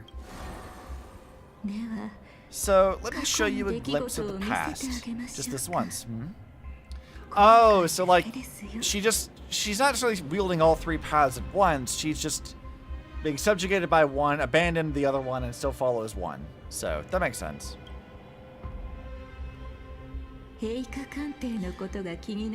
Weren't you really interested in the Everflame Mansion? So, you were the one who erased the memories from that music box after all. That's right. I kept only this scene as a memento. I wanted to remember how it felt at that moment. And look closer. It's not just the memories. The Everflame Mansion itself has ceased to exist. Those claw marks. You've long since strayed from that path, yet you can still wield the power of destruction. Oh. I guess I was wrong then. Isn't it... Oh God, excuse me. Is it the same right now? I betrayed the Garden of Recollection, yet I can still show you the memories. If you have the time, I can help you savor the memory of our first encounter. Go ahead and savor it on your own. I want to put it behind me. The sooner the better. But you can't tell me something I don't already know. You betrayed the Everflame Mansion. Is that really supposed to be surprising? Destruction is a glorious moment. As Duke Inferno's daughter, I will see his last wishes carried out to perfection, even if my role as such is only temporary. And besides, who said I betrayed them back then? I came here to fulfill Duke Inferno's last wishes. This was his command to me. Make the Knights of Penacony crumble and wither, leave naught but a tomb of remembrance. In other words, everything on Penacony related to the remembrance was my target for destruction. But this was already a world of memoria. How could I possibly accomplish this without any help? Working with the Dream Master may be like dancing with the devil, but I have no better choice. Oh yes, everything tied to the remembrance includes you, of course. Grateful? You should be. My whim is the only reason you are still alive. I won't be grateful for that. You could have done it anyway. Filial piety has never been one of your strong suits, so drop the act. That's exactly what I'm saying. Only you think you understand me. Think about it carefully. As a Silver Hunter, didn't I work my hardest to help Firefly get closer to the truth? As an ally of the Dream Master, I also helped monitor the dreamscape, and when a hunter infiltrated Penacony, I seized the chance to pose as her companion and trapped her in the memory zone. As for Robin, whom he chose as his songstress, I burned away her doubts too, leaving nothing to chance. Like the destruction's betrayal is but a fleeting moment. Before it came, whether with Duke Inferno, Gopherwood, or Firefly, I wasn't pretending. I truly, wholeheartedly, became their companion. What about Robin? Those sparks that burn through memories. Do you think that was a bit too much? Oh my, I thought I could fool your eyes on the edge of the dreamscape, but I guess there's no hiding from you on your home turf. What? You want to settle the score with me for messing with your people? Why don't we sit down and have a chat? You seem like a patient one to me. So tell me, what exactly do you want to take from me? Don't worry, I only went with the flow, suppressing her power a little to make it easier for you. I trust you're someone who knows how to return a favor, right? There's this thing called the script, now that I find quite intriguing. Silver Hunter's collaborator. Oh, okay, so I've read that wrong, but yeah, I get what she's saying. Okay. Soon, Robin will understand the true purpose of those sparks and thank me for it. I can hardly wait. Even though I'm not a Silver Hunter, this time, I might have a chance to betray destiny too. So, stop thinking you figured me out. I don't want to miss out on any possibility life has to offer. Betrayal isn't my nature, greed is. I fucking knew it! Motherfucker is so greedy! Never has a true line been spoken in all of Star Rail. Girl is so fucking greedy. Darling, are you fatally wounded or terminally ill? Unless you're on your deathbed, I don't believe you're actually being this honest. I can make an exception for you, but most people, I certainly don't want them to remember. Sometimes I resent memories, because some people don't deserve to witness my radiant bloom again in their memories. And besides, you're no better when it comes to greed. On my deathbed, I suppose that's not entirely wrong. I was hoping a little honesty would talk you into dying with me. No thank you. The second time she's done this. I will admit, I do find Dhalia's interactions with people pretty funny. Like, why are you like this? Too late. You've already caught up in this secret. Come on, just a few steps more. Even if I tried to turn you away, you wouldn't want to. Girl, what the fuck even is with you?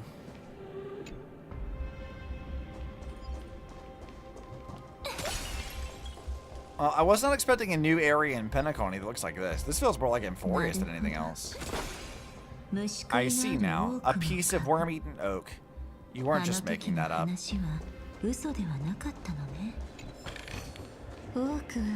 Oakwood is prone to insect infestations. Nothing surprising about that.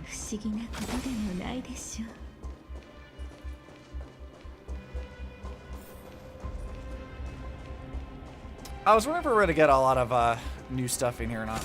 She turned out a lot more interesting than I expected. I expected Aura big booby sadists, but we get a lot more to her. Yeah, she's pretty interesting.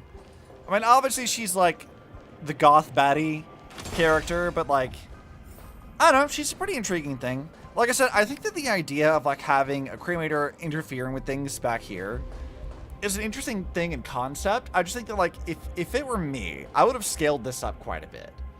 I think I would have waited, and I would have done this later to have it have more far-reaching implications, right? Like having her affect like things going back for like multiple planets worth of like memories missing, and then having her show up with like a big like thing to draw like, because what I think what I would do is I would have used this kind of story to set up like more of like a focus on the remembrance, which I think that Penacony definitely would have like. Well, Penacony and Emphorius both set up a lot of that kind of stuff, so I feel like they could have used, like, inevitably a big focus on the remembrance as a story, and this would have been a really, really good way to do that. It does feel like this is a story that's done maybe a bit too early, or they did it too late, because I don't like this being so Penacony focused feels like it should have happened right after Penacony, but like, I think if they had scaled it up quite a bit, it could have been even more interesting.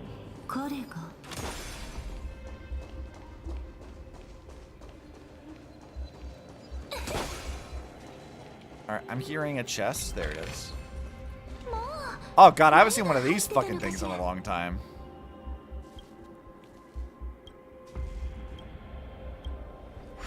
God, Jesus Christ, I forgot all these fucking things. Can I even remember how to beat this stuff? Okay, let's see. How the fuck did we solve these again?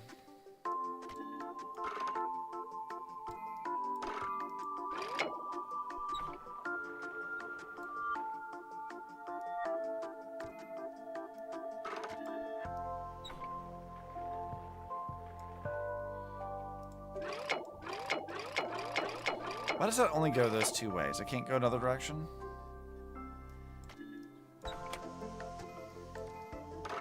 Okay, that only goes to there. I feel like that's probably correct.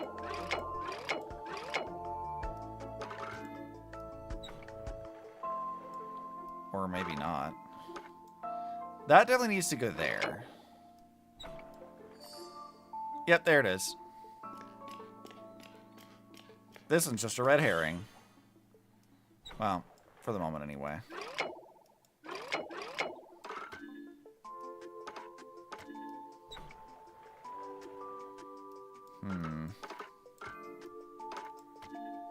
Wait, does this not go? Okay, that can't go that way yet. That can go over there, and that goes that way. Okay, yep, there it is.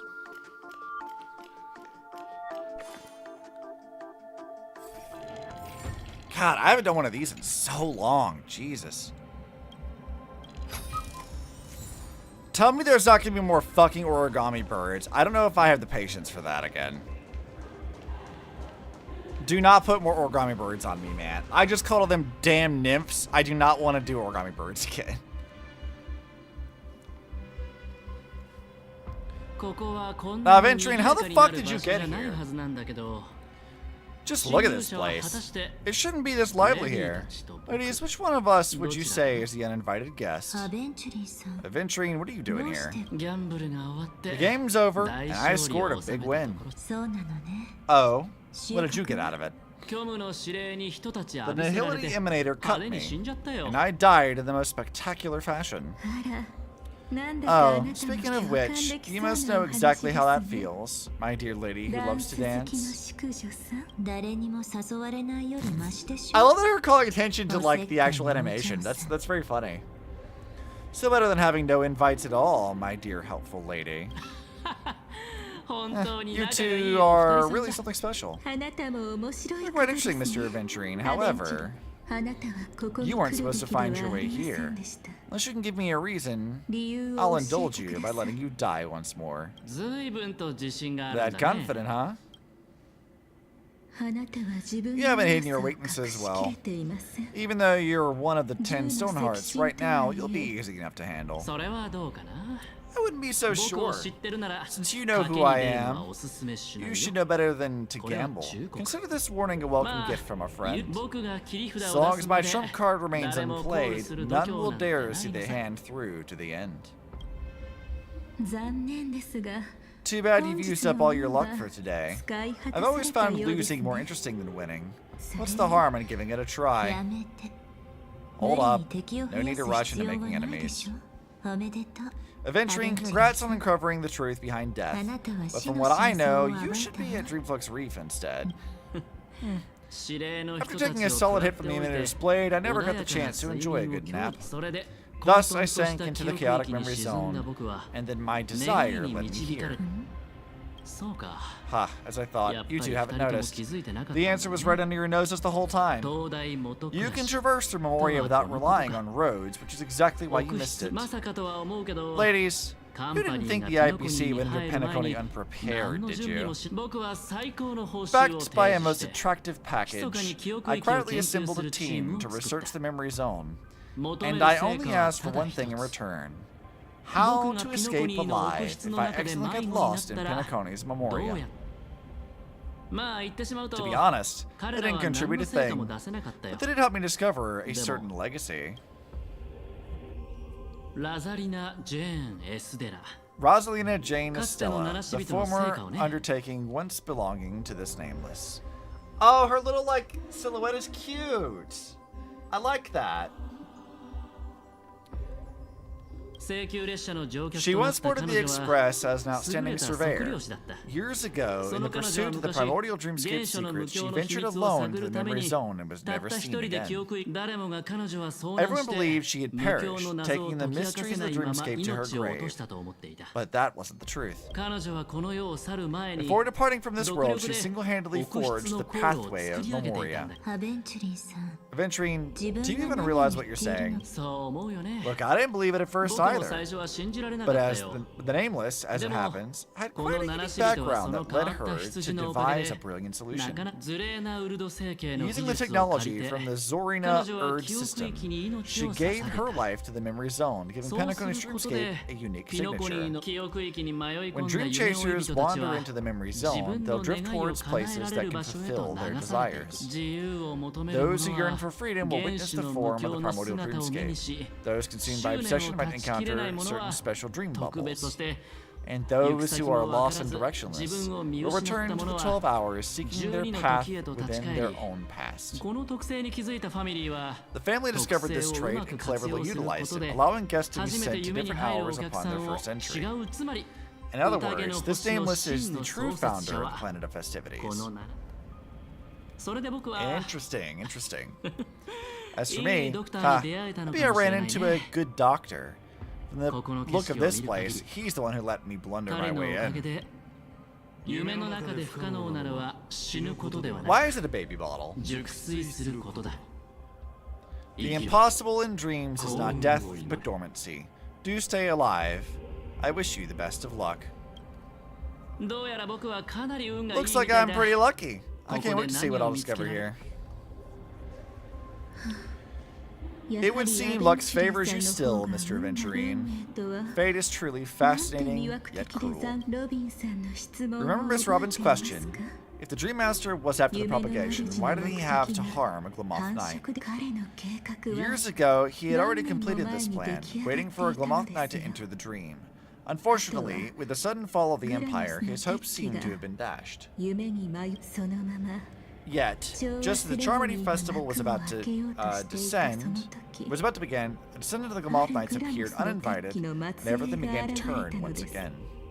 The Dream Master was never afraid of Firefly investigating the propagation. That was exactly the facade he wanted her to see. Wait, is that why you trapped her in the memory zone? Correct. This place is where the Dream Master wanted her to be, and he wanted her to think she'd figured something out, only to make the wrong decision at the most critical moment. So what exactly is the Dream Master plotting? It doesn't matter anymore. We missed our chance to stop him. Even if we catch him in person. From the very beginning, he never existed anywhere at all. When he attempted to merge with the dreamscape, he transformed himself into 4 primordial divine laws. 11:15. The gods bestowed upon us heavenly fire, and with it divine tribulations. Let them be. For we are all mortals, born to love and to suffer. There was a stream play this yesterday about Choked when he said, "I've never seen such a successful partnership between lesbians and gay men." I mean, where is the lie? Where is the lie, though? The first law, as his parting gift, he bestowed it upon Robin, guiding her onto the harmony. 11:30. Repent and return to righteousness. Though you soar like an eagle and make your nest among the stars, I will bring you down from there. The second law is the power he bestowed upon me as his collaborator. At the same time, it serves as a constraint to ensure I won't act recklessly. And the third law, 11:45. Paradise shall fall unto this world of sorrow, and once dawn breaks, it will shatter in the light of day. How could anything golden abide in glory forever? I haven't seen it myself either. According to him, it was an all-out attack, like a torrent of fire pouring down from above. And the last one? Nobody knows. After claiming to be ill and withdrawing from public view, even though the constraint remained in place, he never contacted anyone ever again. Not even me, his collaborator. It's just my theory, but I'm pretty sure I'm right. By then, he had finally completed the last law and used it to eliminate the one weakness that exists in any plan, the mastermind himself. The moment the plan was set in motion, Gopherwood died a martyr's death for the just cause he believed in. And the storm disaster shall reappear again in the sweet dream. The moment has finally come. Resentful from being deceived, confused by conflicting memories, your expression right now is so similar to what I had imagined. Whose side are you really even on? Every side. I'll try to fulfill Duke Inferno's last wishes, advance Gopherwood's plans, and yes, indeed, I've helped the Stellar Hunters uncover the truth. Don't be too mad. I wasn't Stellar Hunter back then. It wasn't everything that happened at Penacony the perfect opportunity to join. What did you do to Firefly? Though it wasn't my original intention, I wanted to help her, to keep her from getting caught up in Gopherwood's schemes and facing such a detestable fate. Alas, I couldn't make it happen.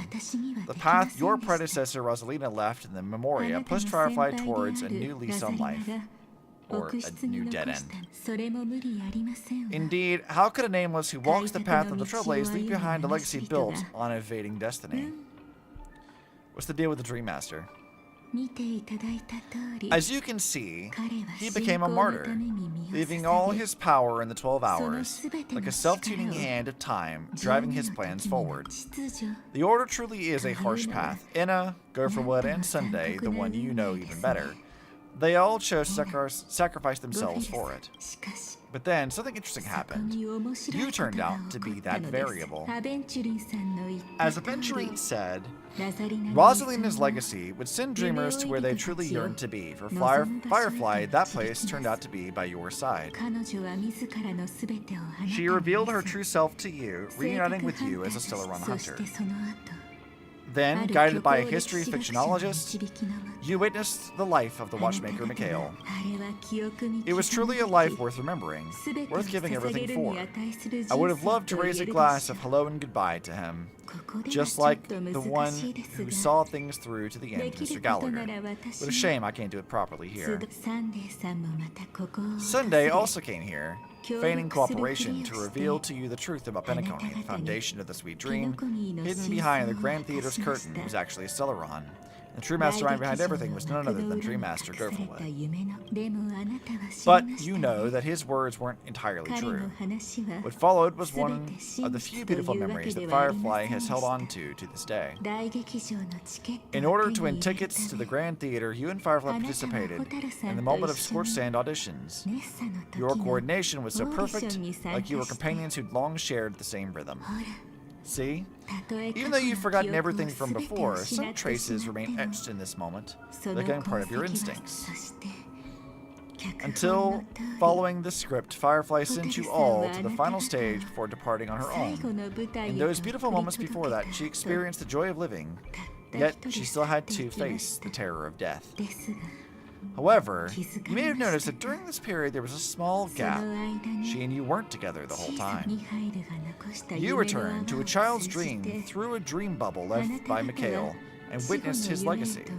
However, Firefly was not a trailblazer, so she couldn't enter it. While waiting alone, she met her true collaborator, and thus learned there was more than one legacy in Penacony, and more than one watchmaker. Interesting, interesting. Did they enter that dream bubble?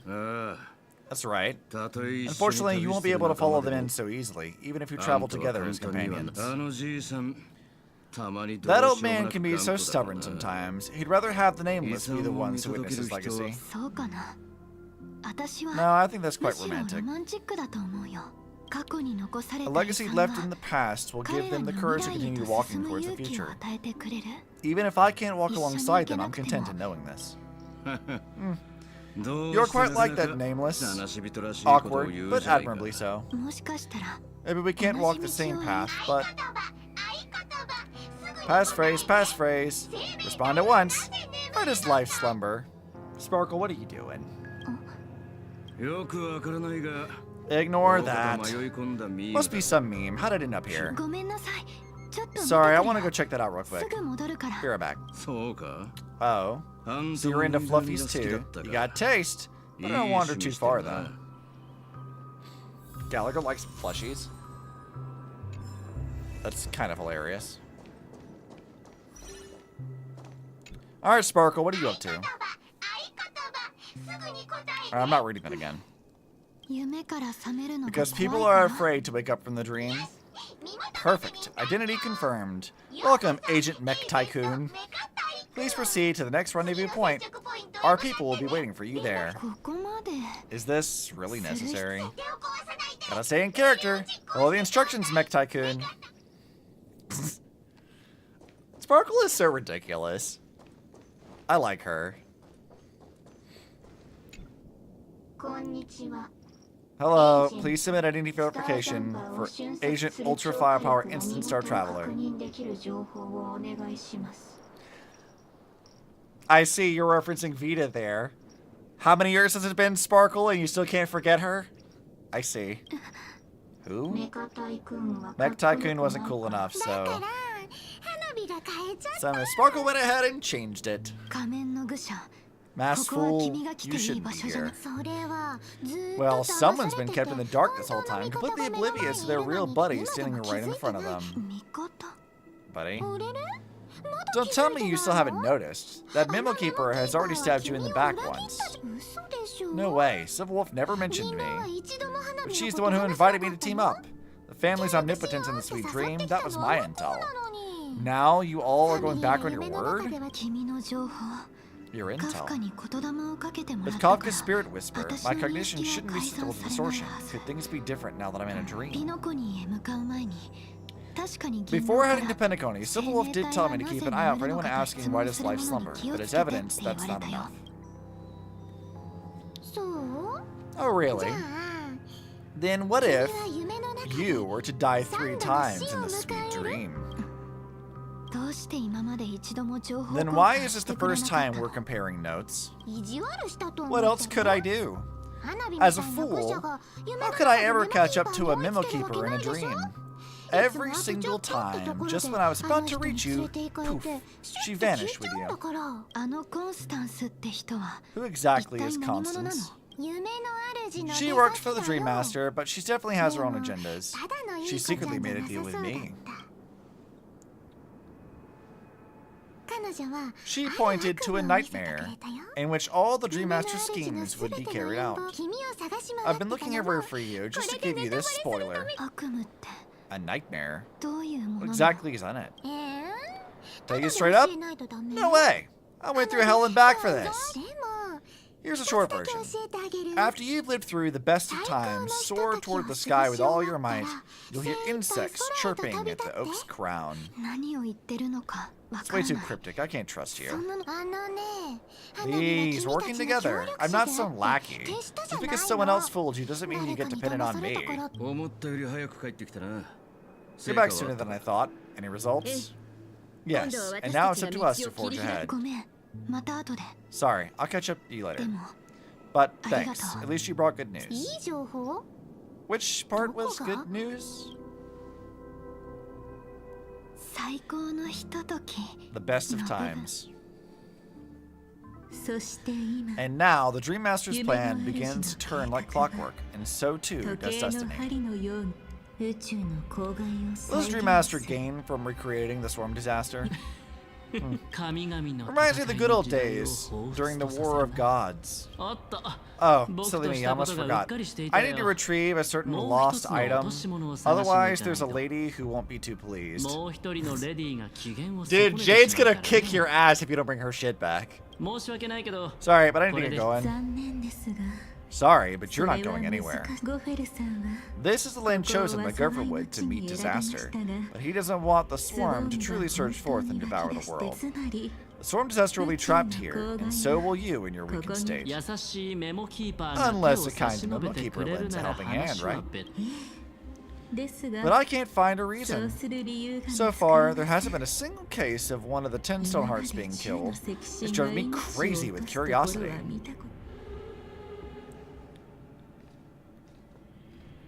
Argenti? Why the fuck are you here? Why the absolute fuck are you here, dude? I mean, I love him, I really do, but why the hell are you here? Glory above all, my friends, in the face of the omen of evil, we must stand united more than ever. Allow me to prove our resolve with my spear and pierce through this darkness. Oh, flamboyant boy. Yeah, it's my boy. I love him. Argenti's so fucking stupid. He's the best. Whose backup is this? Argenti, look. You got more gay people here to hang out with, dude. It's great, but where's your boyfriend at? We know that Boot Hill's your boyfriend. Where is he? Pardon my late introduction. I am Argenti of the Knights of Beauty, traversing the cosmos to eradicate all that is unsightly in this world. In the name of beauty, the one and only has brought me to this place. Perhaps it is destiny guidance that led me here. In this dreamscape tainted by the propagation, I shall uphold the name of beauty and clear the path for all of you. Ah, passing knight, you found just the right person. I am an IPC envoy trapped here. Lend me your aid, for a Drill of the Beauty is the most peerless beauty of them all. Someone's a quick learner. I can't be reminded of what's his face in Shield Hero. Only Argenti can actually have the power to back up his bullshit. Yeah, I fucking like. When I first saw Argenti, there was like the joke of him being like Gender Ben Himiko, and like I didn't really give a shit about him at all. But like after meeting him for the first time, I was like, this dude is so fucking funny. I love everything about him. You can't help but love him. Nothing else to say. This is far too much of a coincidence. What else is there to say? Would this Sir Knight even listen to us to try to reason with him? That's the fascinating thing about destiny. Some people are just born lucky. Let them be. We should get moving now. Where are we going? To find your dance partner, darling. By an unexpected turn of events, the Dream Master's plan is about to come to fruition. And to deal with him, we'll need an emanator to step in. I love how, like, Argenti just shows the fuck up whenever.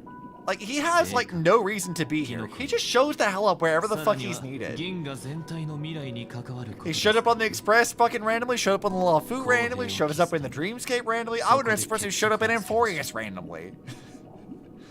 I love him. He's such a dingus. Since the future of the Stellaron, Penacony, and even the entire cosmos is at stake, let's draw a conclusion there, in all fairness. Does that mean he wants to fight us during the Charmony Festival? I'm afraid so. Anyway, we can't leave the Stellaron unchecked.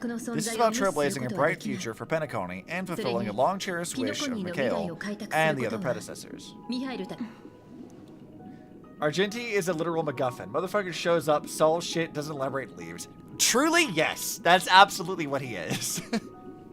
I love him for it, but like, what the fuck is with him? He seems like such a simple character, too. Like, he's like, yep, I like pretty things. I'm gonna come help fight against ugly things, because fuck them.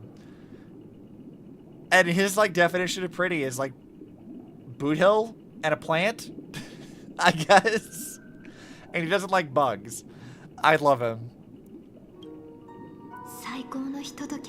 After you've lived through the best of times, soar towards the sky with all your might. You'll hear insects chirping at the oak's crown. It's all over now. So, that's how it is. Well then, it's time for me to depart. They've harnessed the will of an entire planet to create an Eon. This confrontation is far more complicated than a simple power struggle. To secure Penacony's future, fighting on the stage alone is not enough. What do you mean? Are you not coming with us? I believe Firefly is trying to say that she's heading off to another battle. Before I left, Destiny's Slave told me that this journey would bring unforgettable rewards. Even though the script he gave me only had a few lines, I couldn't ignore them. Because one of the lines said, I'll experience death 3 times in the land of dreams. 3 times?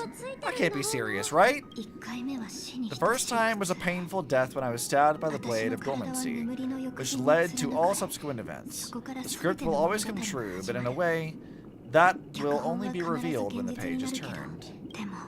But the death granted to me by the planet of festivities was merciful enough. For my first death, I chose how it would come and what it would change. For the next 2, I want to try my best to achieve the same outcome. Have you made up your mind, Firefly? Yes, otherwise I wouldn't be here. Thank you again for your assistance from the Astral Express. May we meet again in reality. Farewell, everyone. May your trailblazing expedition never end. It's all ogre now. Yeah.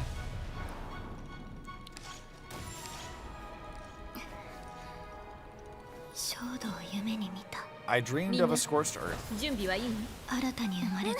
A new shoot sprouted upon the earth. It bloomed in the morning sun and whispered to me.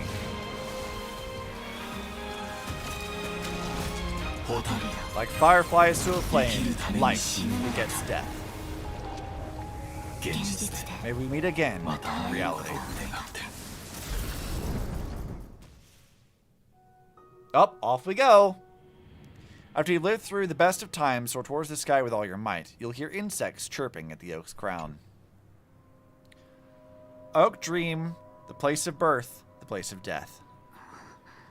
Is this the place where the Dream Master executes all his schemes? Or perhaps it's the place where he'll find redemption. Oh, this motherfucker. Alright. No, just one of his divine laws. Don't think I'll let my guard down. I know your true nature. Whatever your goal is, I will stop you. You need to be so tense, Miss Firefly. I am but a thought formed from memory. Feel free to strike me if you wish to verify this. But his actions aren't baseless. There's a reason for my presence here. Continue. Thank you for your openness. I'm equally unaware of the Dream Master's malicious plans, but he's been waiting for your arrival. That Glamoth knight he killed with his own hands, through me, he hopes to restore justice for her, and you, her friend, are meant to witness it. Justice? Indeed. I'm quite familiar with this place. I can guide you. This has its own significance for you, too. Witnessing his confession is tantamount to unveiling his crimes. I don't need your guidance to get this done. But you need someone to decipher the truth. Force alone won't solve anything. It's not like you'll stop here if I refuse. Lead the way, but I'll be keeping my eye on you. What is this place? Oak Manor. Once part of the Dewlight Pavilion, before becoming master, he used to hold family councils here, but it's been abandoned for years now, sinking into primordial memory zone.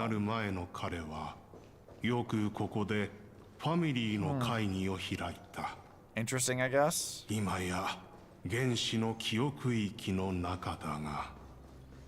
Alright, let me grab this. Yeah, I'm not fighting these things. This really should have been part of the original ending. They were already doing the whole, here's what really happened. Yeah. It would have slotted in. Like, again, I feel like you could have handled this one of two ways. Either you save this for, like, a huge remembrance story where it goes over, like, multiple planets and stuff going back a while to, like, kind of turn a lot of what we know up on its head. Or you put it right after Pentaconi is going on. One of those two things is how that should have been handled. And I feel like they probably planned to do the former, but ended up having to, like, not. They had to rush it out. It is weird doing all this shit now, though. Did Oak Manor always have decor like this? After taking over the Sweet Dream, he never turned away any sincere dream seekers, even if they were shady characters. Walking along the path of harmony, he firmly believed that even villains could be transformed by Shipei's benevolence. Show mercy, act with justice, and walk with humility. It seems his wishes didn't come true. Indeed. Those villains never learned their lesson. They even conspired with one another, foolishly attempting to establish their own family lineage. Such arrogance. They went as far as sending a messenger across the vast cosmos to seek permission from the main family. In the end, they only brought shame upon themselves. And then there was a revolt. Fortunately, his heart was already aligned with the Oak family, allowing him to survive by sheer luck, though he could never leave the Sweet Dream again. Soon after, the manor was decorated this way. Was he trying to warn himself? Who is imprisoned in dreams? Okay. If your beliefs lead you down a path of plight, why stubbornly cling to them? That's exactly what I'm getting at. And? We're behaving? Yes? Okay. At least now I can understand those feelings. I think I've come to understand why I exist here. At that moment, Griffwood stood at a crossroads, pondering whether the harmony was still the right path. My fragmented memories have not yet revealed where this would ultimately lead.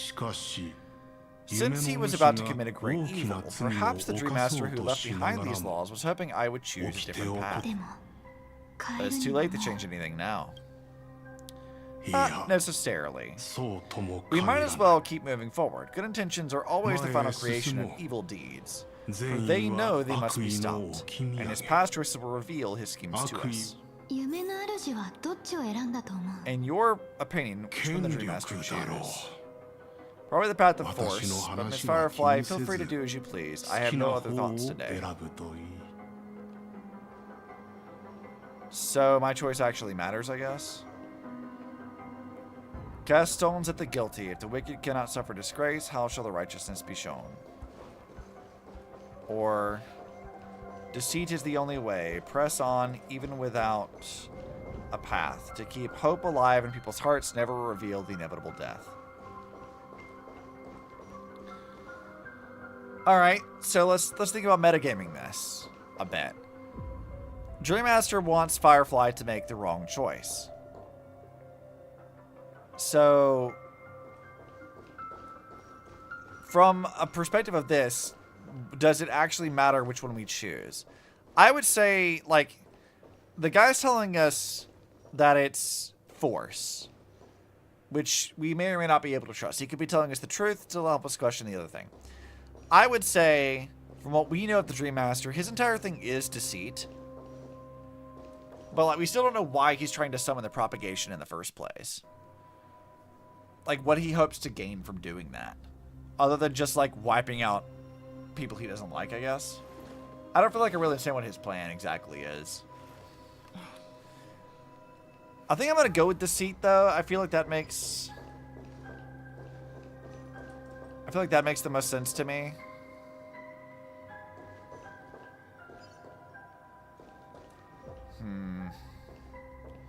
Yeah, I think it's deceit.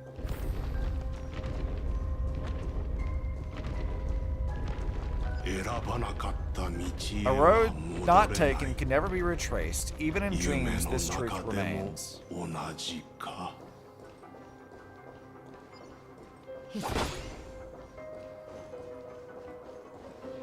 I don't think our choice actually matters at the end of the day. In the end, all paths lead to the same destination. Human will, it seems, truly has very little impact. Is this... the manifestation of the Nook in the fall of the Eternal Centurion. Such news has shaken the universe, and I have long since known about it. So why would a messenger of the main family take the trouble to visit this frontier? Just so you know, I'm here to deliver punishment, and you are the guilty one. I barely escaped death, and I still can't reveal my true form. Tell me, why have I been branded a criminal upon returning to this place? You have already confessed to your crimes. The family doesn't tolerate incompetence, even from a branch leader on the frontier. Not only did this one fail to quell the situation, he was even murdered. If it weren't for Nanook's manifestation, the Eternal Centurion would have descended upon Penacony to eliminate these villains. But you survived by sheer luck, and I set out for this very reason. You must settle this matter yourself and reclaim your lost respect, not for yourself, but for the family. To survive without the power to do anything. Therefore, your crime shall be punished with a blessing. I shall bestow upon you another crime. Its evil reaches even the heavens, and once known, the name Gopherwood will lose all meaning. You will be alive in body, but dead in spirit. I know my sins. Please bestow upon your punishment. Here and now, that's not possible.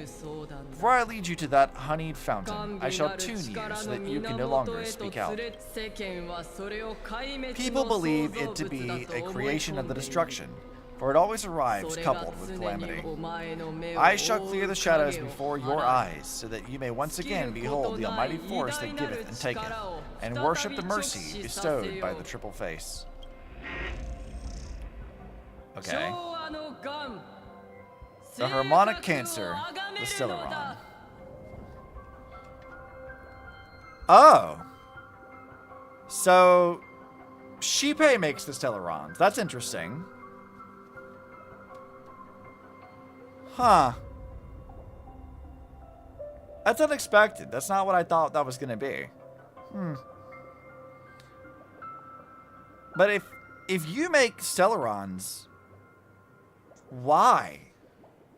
Why does this make you, like, immediately, like, a really big player in, like, the Star Rail universe? Like, weird. I mean, I guess, like, we knew that, like, Stellarons weren't going to be from Nanook. Like, we knew that was a thing. Them being from, like, Finality or whatever would have made sense. But, like, Shippei? Really? That's weird. You have a thought. Okay. Tell me what your thoughts are on this. Because, I mean, they straight up just tell you that that's what this is. So, I'm not sure how you could interpret it any other way. But I'm willing to hear it out.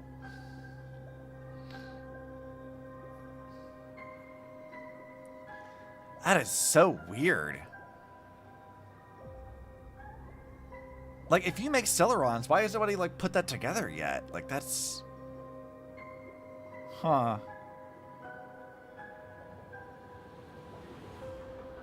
Alright.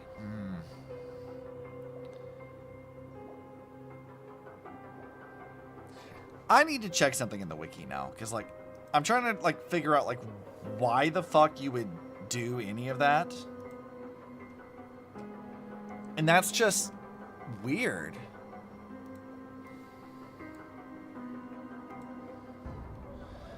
They say Shipe makes Stellarons, not that Shipe makes all the Stellarons. What if some Stellarons are possible byproduct of natural occurrence of all eons? I mean, potentially. It could be that, like... I suppose what you could say is, like, the Stellaron in Penacony specifically is one that came from Shipe, right? I suppose you could interpret it that way. And that all other Stellarons are a byproduct of, I guess, the will exerted by Eons and their Pathstriders. In which case, yeah, it would be a byproduct of, like, how Eons operate. I feel like I do like that as an answer, actually. What if there's a Nook Stellaron, Shipe Stellarons, Klapoth Stellarons, and so on and so forth? Yeah, I could see that. Okay, that does make some sense. Because here what they do say is they call it the harmonic cancer, the Stellaron, but, like, that doesn't mean there can't be, like, a preservation cancer or a finality cancer, things like that. In which case, Eons themselves are creating these things by nature of existence. But then the question, I guess, would come of, like, okay, well, what does that actually, like, mean then? Like, why create Stellarons in the first place? Are they, like, they're clearly not doing it willingly, but, like, it worked to preserve the planet. It was doing it wasn't doing harmony things. Yeah, I think that's right. That actually makes sense. Yeah, I could see that. I guess, like... I'm trying to think, like, how I could, like, maybe think about this.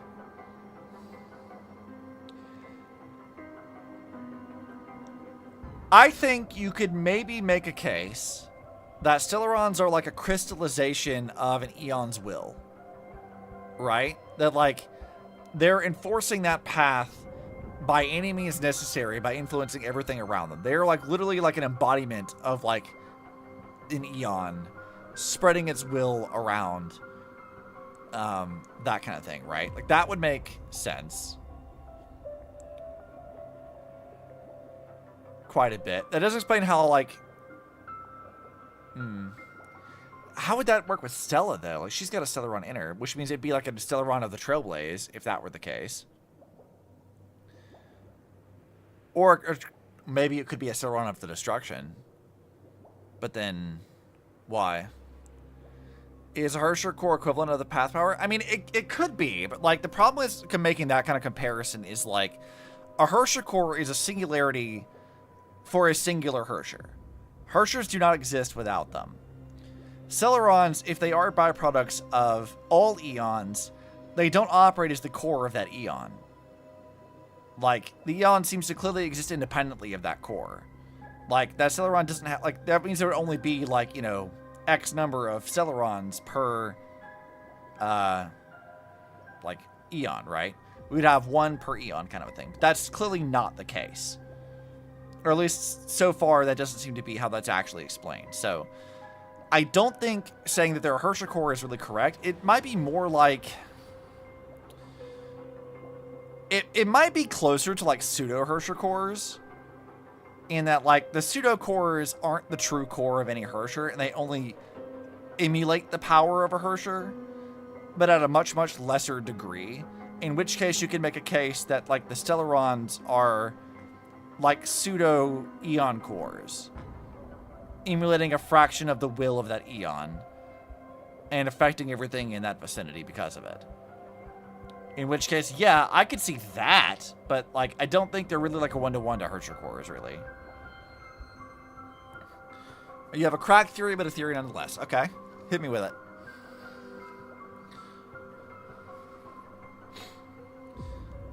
I'm very curious what you've got going on.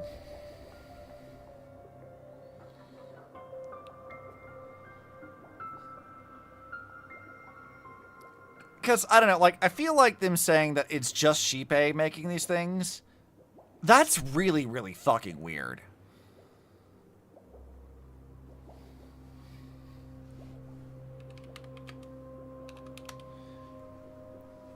I need to go check what Shipe is about in the wiki here.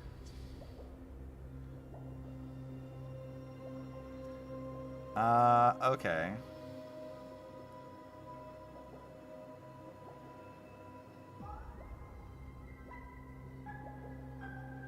Oh god, there's so much shit happening in the wiki for this. Okay, so here's what the wiki says about Xipe.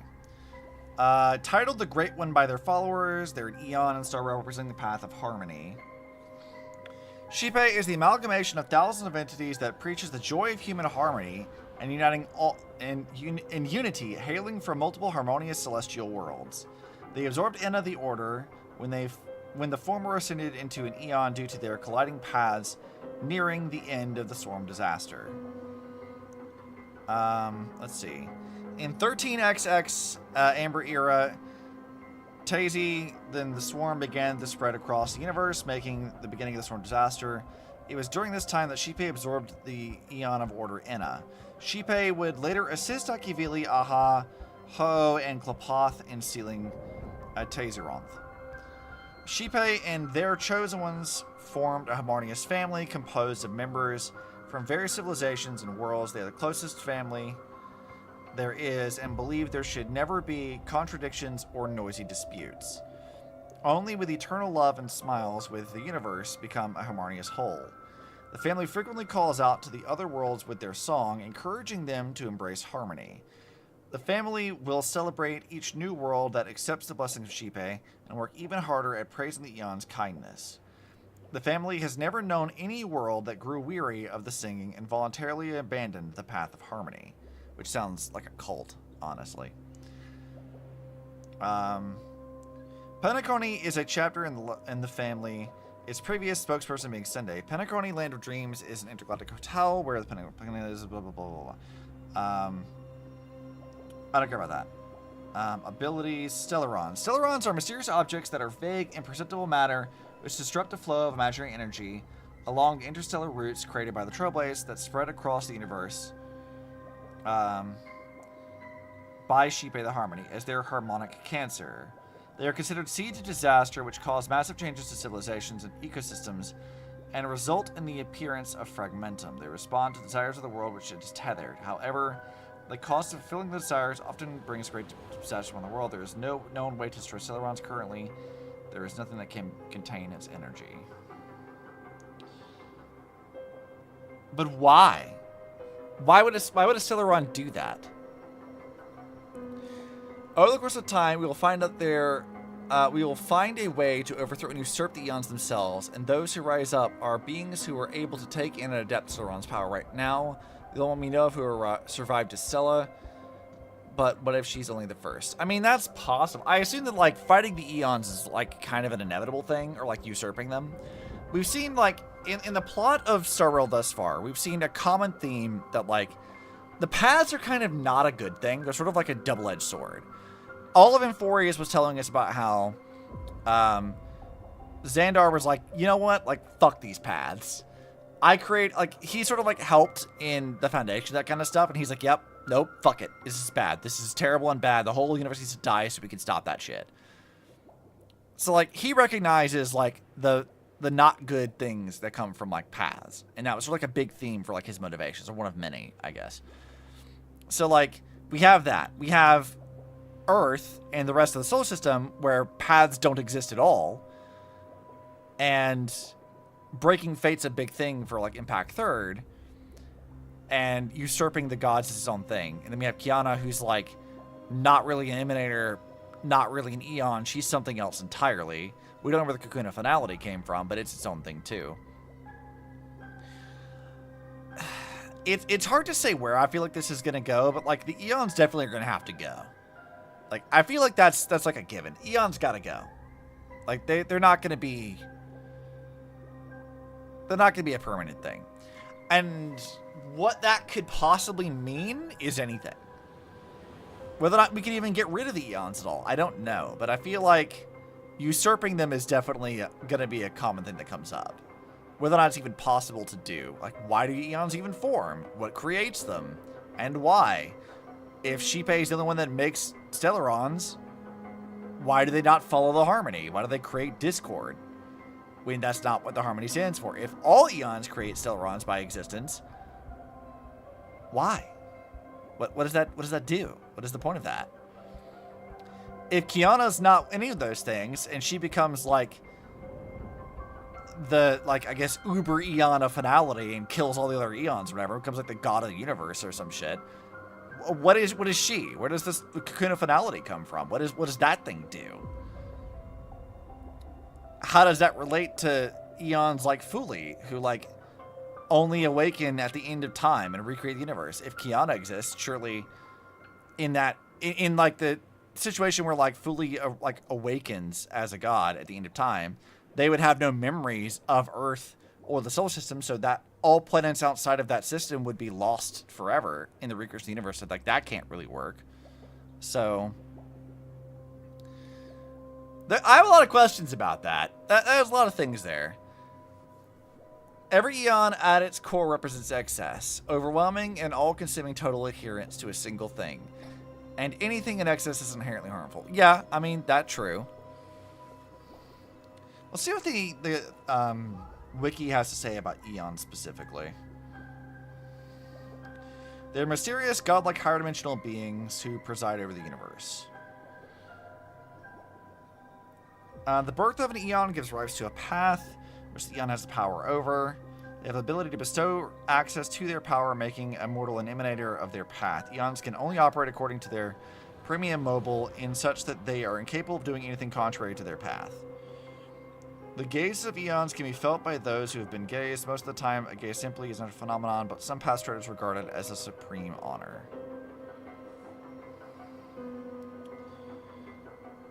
There are 18 eons that we know of, at least.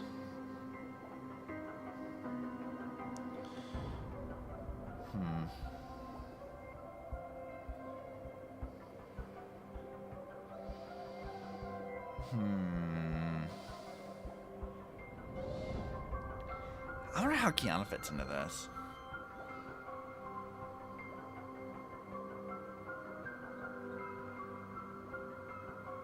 I feel like eons are going to have to go. Inevitably, eons are going to have to go. I don't know exactly how that's going to work, but yeah, I'm not sure. You could be right that the Celerons are like a byproduct of all of them, and not just Shipe.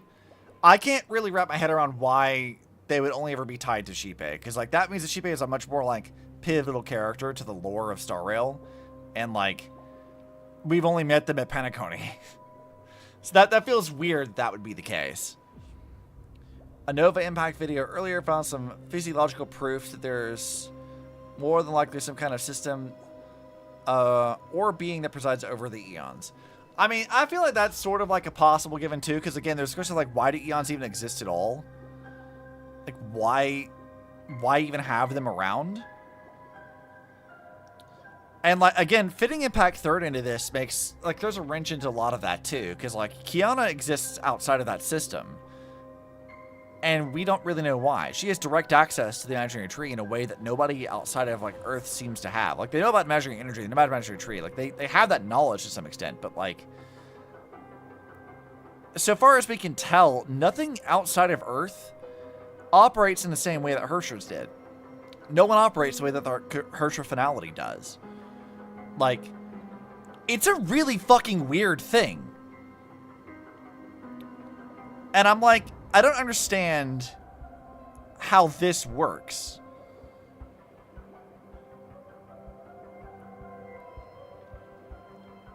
Some percent. Or here's a cracked theory for you. Here's the real shit. Fucking crazy outlier. It is something explaining. Yeah, it's trying its best. Here's what I think maybe is the case. Let's try to like unpack this from like what we know of the cosmology of all this stuff. We have imaginary energy flows through the imaginary tree, which is like a sort of higher dimensional version of like the flow of time and all possible outcomes. You have the Sea of Quanta, which is the embodiment of all of chaos. And the way that it's been talked about with both of these things does vaguely imply a sort of awareness in each of these two entities. so far as we can tell, there isn't actually any actual, like, will of the imaginary tree or will of the Sea of Quanta. Those things don't actually exist so far as we know. But what if it did? And that's like that's what I'm thinking here. Is like we have things like Hershers that are like tapping into the imaginary tree directly. They're not. I think Impact Third described Honkai in the Cocoon of Finality as like a parasite on it. But I'm wondering if, like, maybe what Kiana is becoming and, like, maybe what creates eons are sort of, like, embodiments of those kinds of forces. Because remember, this all has to tie back into Honkai in some way, right? Like, it's in the fucking title. It has to loop back into what Honkai actually is. So, like, where the Cocoon of Finality comes from, why Earth is so fucking isolated, what Honkai actually is. We know there's not supposed to be a will of Honkai in the actual sense, but Guns Girl Z has a will of Honkai that's not Prometheus as far as I know. So, like,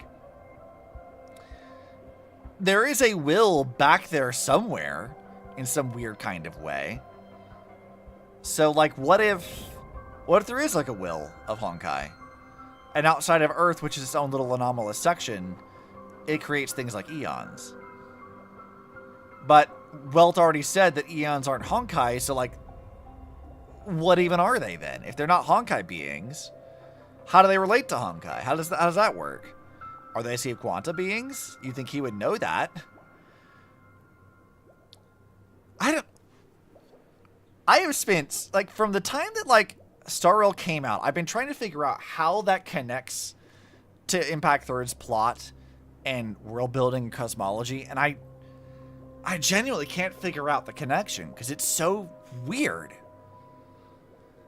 Arctic Looney, hello, welcome. Good to have you. My name is Obsidian. I don't know how to explain my lore right now. My brain is focused on Star Rail lore, but welcome to the stream nonetheless. Good to have you.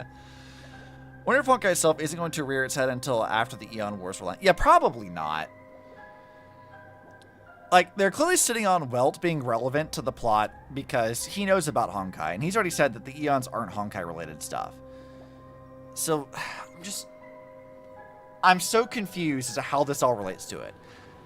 Xandar knows about the imaginary tree. He already talked about that. So they know that that exists. Impact Third describes the Cocoon of Finality as like a sort of parasite, but then they talk about how like Hershers exist as like singularities pulling imaginary energy from the imaginary tree itself. Is that still parasitic like a leech? So, like, how does that work?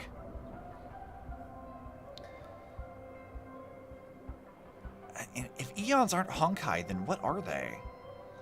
Because I mean, they were people before, and then they ascended to eonhood, or people or beings, creatures of some kind that were consumed by a certain path and became something else, and that directs the flow of like what imaginary energy around. Right? We are inevitably going to run into an explicit moment that definitely links both worlds. All the devious hints are really teasing. Yeah, I would agree. Oh, yeah, Arctic Looney, I do have lore.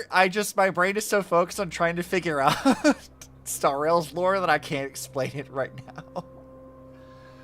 now. Let me pull up my Twitch thing that I wrote recently, and I can explain it better. Oh God, where is my proper thing? I need to write like a proper introduction for people to explain what my channel is all about. Nope, it's too late. It's already happening. Mute tab. Okay, so so you'll see I have my model, right? Red hair, white stuff. Model, her name is Coco. All right, Coco is an android girl. Little floaty eyeball robot that's not modeled, that's Obsibot. Coco is an android girl of unknown origins, and her robotic companion Obsibot literally lives rent-free in her head because they share a brain. Kinda. He was like uploaded into her head. So he like has a little physical robot thing and that like floats. So as far as lore is concerned, Obsibot is where my voice technically comes from, and Coco is her own person. I'm working on a story thing with them. I have other characters with their story. Her actual official design does not look like this. This is a kit bash model because I cannot afford to pay for a proper, like, custom one. And I had a Vroid one that I made myself, but that's very difficult. But Coco's actual design looks like this. And I did make this. So this is what Coco properly looks like when I do the art. She is a racer girl, but this is what she looks like. Feel that? So, I mean, that's fine. You don't have to have lore. I mean, lore's fun, but you don't have to have that. I've been doing VTubing for years. I just need to actually write a proper story and find a medium that makes sense to convey it to people. But, yeah. Welcome to the channel. Glad to have you. But yeah. Eon's direct imaginary energy, right? Isn't that how that works? HSR eons. Your model, you need lore, otherwise people get confusion. I mean, I understand that. Having a male voice come out of a female model leads to a lot of confusion for a lot of people. It's been an ongoing thing for like, what, 6 years I've been doing this? Off and on, with lack of consistency, which has been my biggest issue for years. So... let's see. How do eons actually work? There are life forms that can only faintly discern the eons tread upon paths and persist blah, blah, blah. They can present how they can as concepts, their legends. I'm trying to read through what they actually say about here. Does it say anything about imaginary energy with them? At all? Hello? Hi, Pending. Welcome to the stream. Thank you. I won't be here long because you're ahead of me in the story, but I would like to lodge a complaint. Okay, lodge a complaint. Okay. So just to confirm that you're ahead of me in the story, you're playing 3.8 right now, right? Correct. Yeah. And you already saw the scene with Robin and Sparkle? Which scene? The one where Sparkle kills her, or the That's one, the one, that's after the one. or after the fact? Because there's a few. Okay, well, I haven't gone into the one after the fact, just the one where she kills Robin. Okay. That's the last thing. That's the last thing I did because I'm also playing the story right now. So I would like to lodge a complaint. Yes. Why? Like, okay, I understand. You know, I get that there's only so much budget, but she kills Robin, and that manifests herself by like Robin just kind of disappearing or fizzing away. And then you come back to Dhalia, who has to explain what happened because it's not 100% clear because they didn't show anything. Yeah, I think I would agree because I got like fucking flashbanged by that scene. I'm like, why is this? Why everything's white? What the fuck? And then she just like disappears. I'm like, oh, she died? How does that account to death? What does that mean? Yeah, like if I didn't remember from the first patch that Robin had died, I would have never. There would have been no way that I could have put 2 and 2 together and been like, oh, that's when Robin dies. Because there's nothing in there to suggest that Robin dies. I said this earlier in stream too, that like, I feel like this patch especially, because it's been so fucking long since we've done anything with like Penacony, we needed a recap more than anything. Like they needed to like recap us on some shit. Because like, I mean, what? To be fair, I do feel them trying to recap things. Both like they did a little bit of that in the live stream, which granted the live stream is optional, so like not everyone saw that. But also there is that thing that you can click on that'll like allow you to that points you to like a timeline of Penacony and where you currently are in the memories in relation to the original thing. Mm-hmm. So I do think that they've made an attempt to do that, but man, like it definitely feels a bit half-baked, right? Even just like a CG of, I don't know, Sparkle doing something to imply that she just killed Like Robin, stabbing her or something. Yeah, because that's actually kind of cool that Sparkle is so powerful that she could just kind of kill Robin. I think it would be really funny if we got like a scene where Sparkle kills Robin, but it's like how Firefly dies, getting stabbed through the fucking chest. I feel like that'd be really funny. By the way, I didn't know, like, back then, back when when Robin first got stabbed in the chest, yes. I didn't realize how appropriate it was that it was a member of the Swarm that did that to her. Even if it's just like not a real member of the Swarm. The death thing isn't really Swarm. It was like that's a whole other thing.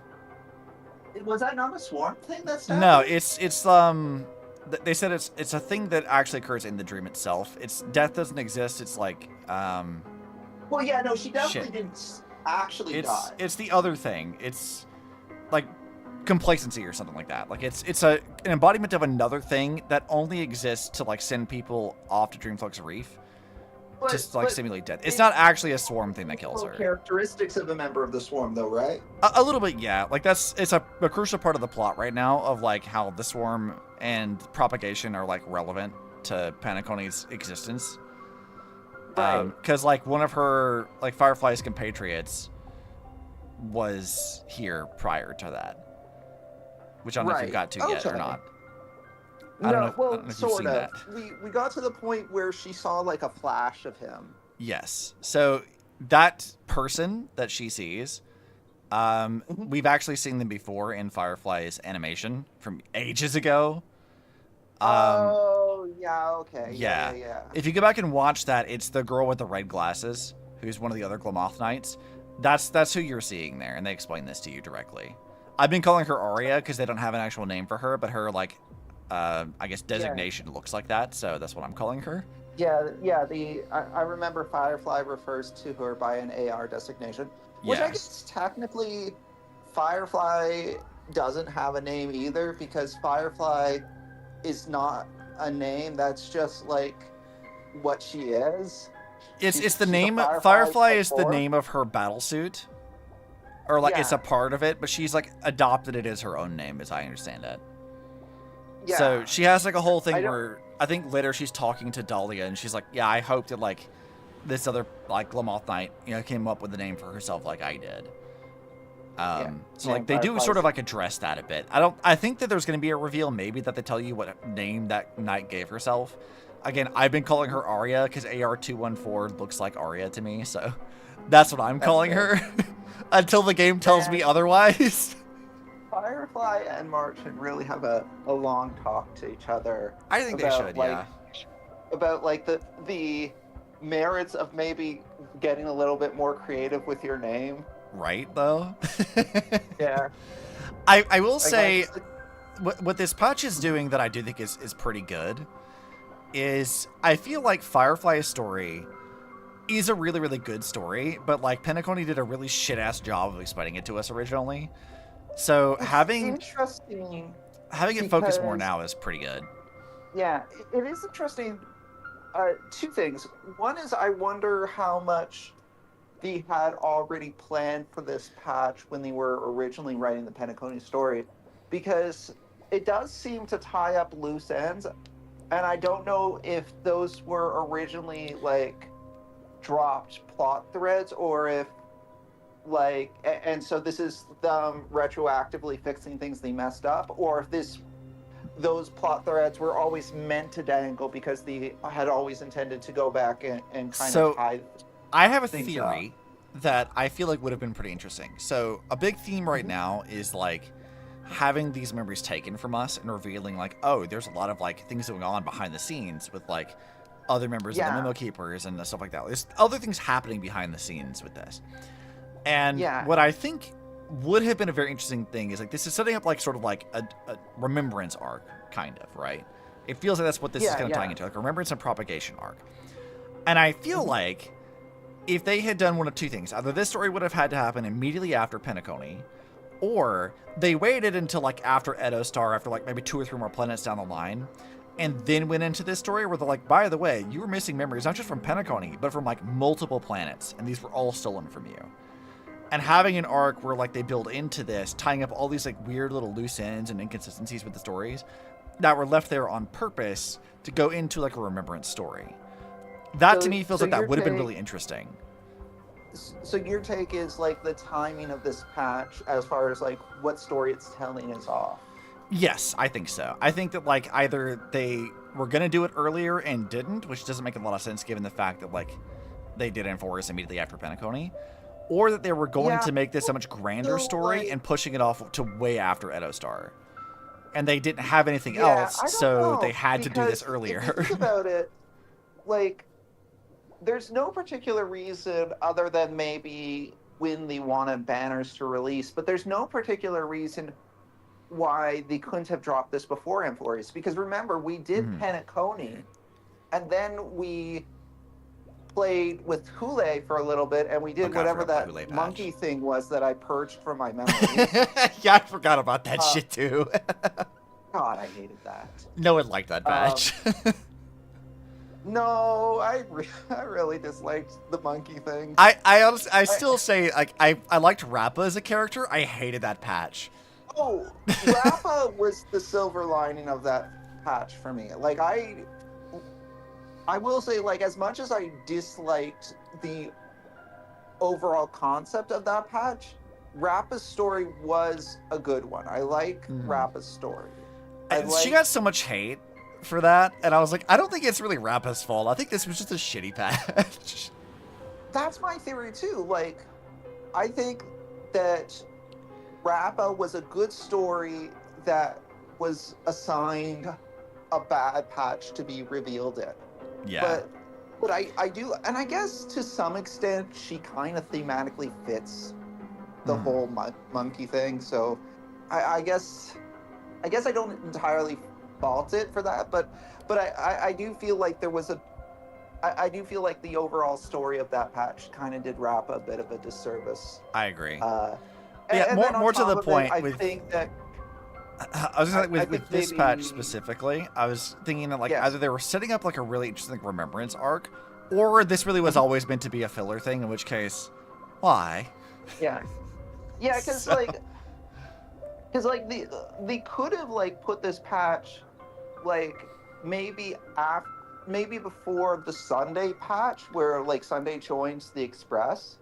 They could have potentially put this patch around then. So we have this patch, we have the Sunday patch, and then we go to Enforce. Yeah, like, I think that the timing of this patch is so weird because like I would say like this should have been like this as the way that it stands currently. I'm not through all of it, but like because we got derailed immediately by like lore, but yeah, I feel like as it currently stands, this definitely should have happened closer to when Penacony was wrapping up.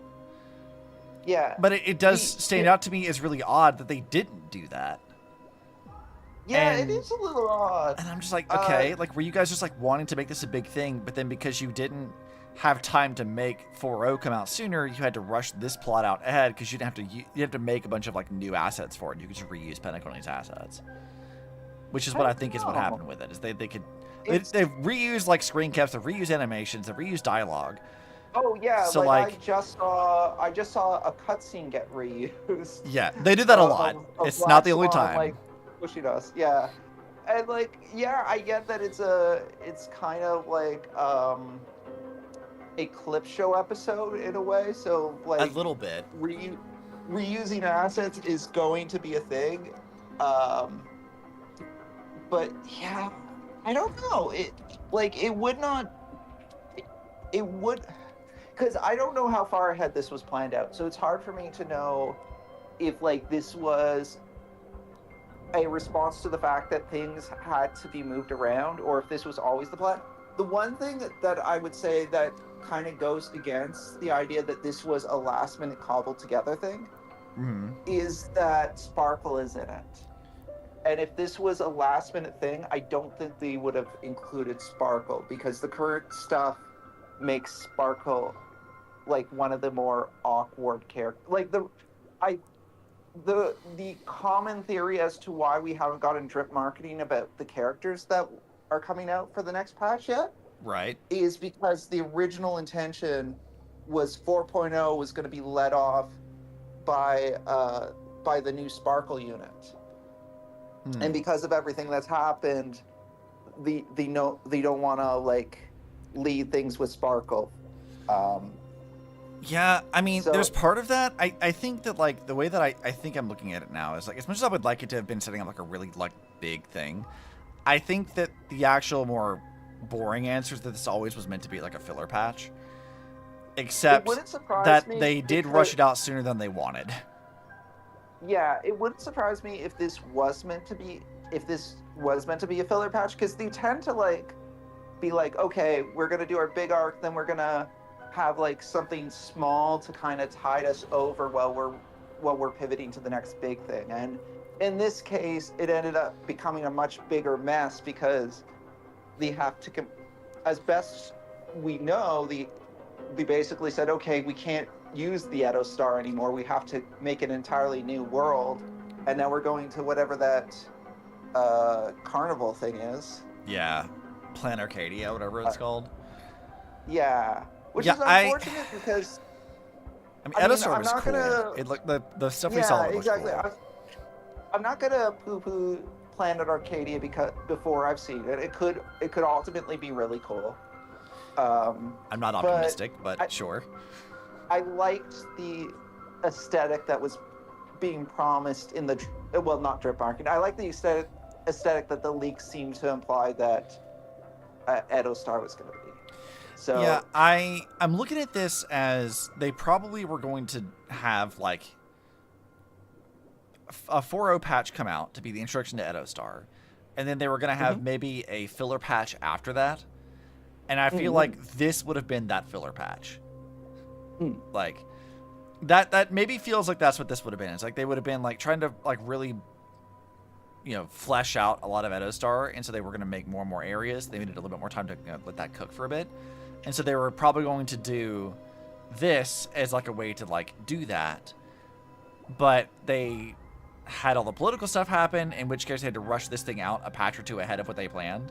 So they didn't have time to create a whole lot of custom animations. There's like a Dhalia animation here or there and a few things like that. But like a lot of the rest of it was cobbled together because they didn't have time to make this a full-scale patch. They already had stuff here that they could use that was might like, have well, this been is a what stopgap for us while we work on other shit. that might have been what it ultimately is. Maybe it could have even been like this patch was always like the one that was planned, but because they realized, oh god, we have to completely redo all our assets for 4.0, they're just like, abandon whatever plans, like asset-wise you had for 3.0, or 3.8 rather. We'll just release 3.8 as a minimum thing with as whatever was already finished, and just divert all your attention to 4.0 because 4.0 is the bigger priority. So 3.0 kind of got, or sorry, 3.8 kind of got thrown under the bus because maybe like animations and stuff were partially made, but they were just like, there's no time to finish 3.8. We just have to immediately pivot to 4.0. I could see that being a thing too. That would make sense. Yeah, that would kind of fit it. And the other thing I was going to say is like, I do like that this is focusing a lot on Firefly, because one thing that kind of struck me a little bit about Penacony is 2.0 in Penacony really was strong on Firefly. Right. And I was super interested into Firefly's story. Then 2.1 is the patch with that focuses on Acheron. And that's fine. And also Robin, that was 2.1 was also where we got the Robin banner. So like that was fine, and I really liked Acheron's story. So I got why they focused on that, and it being his banner patch, you know, of course they're gonna focus on it then.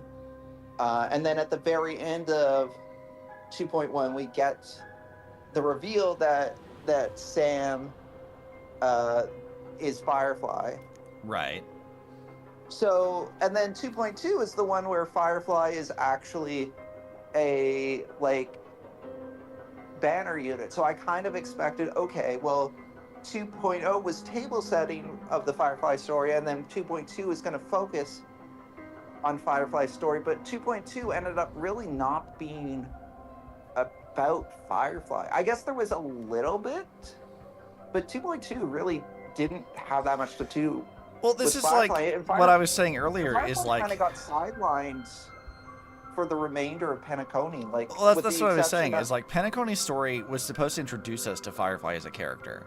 And they didn't really do a good job of actually explaining her story to us at all. A character who has such a like relevance to like the propagation and the Stellaron Hunters, who's tied to like Stella and Kaelus's past, like you would think that there would have been more of a focus on what her actual plot is. Especially but because, they don't like, people, do that. Yeah, people like talk so much about how like Firefly gets like preferential treatment and stuff as far as like MiHoYo focusing on characters go, but story-wise, like at least in Penacony, like yes, 2.0 was heavy into Firefly, but for the rest of the story, she was kind of secondary character. Well, this is like when I earlier in stream, like Krill asked me if I thought that Firefly fits like a Mary Sue character, and I'm like, I don't really think so. I just think that they just never really focus on developing her character at all.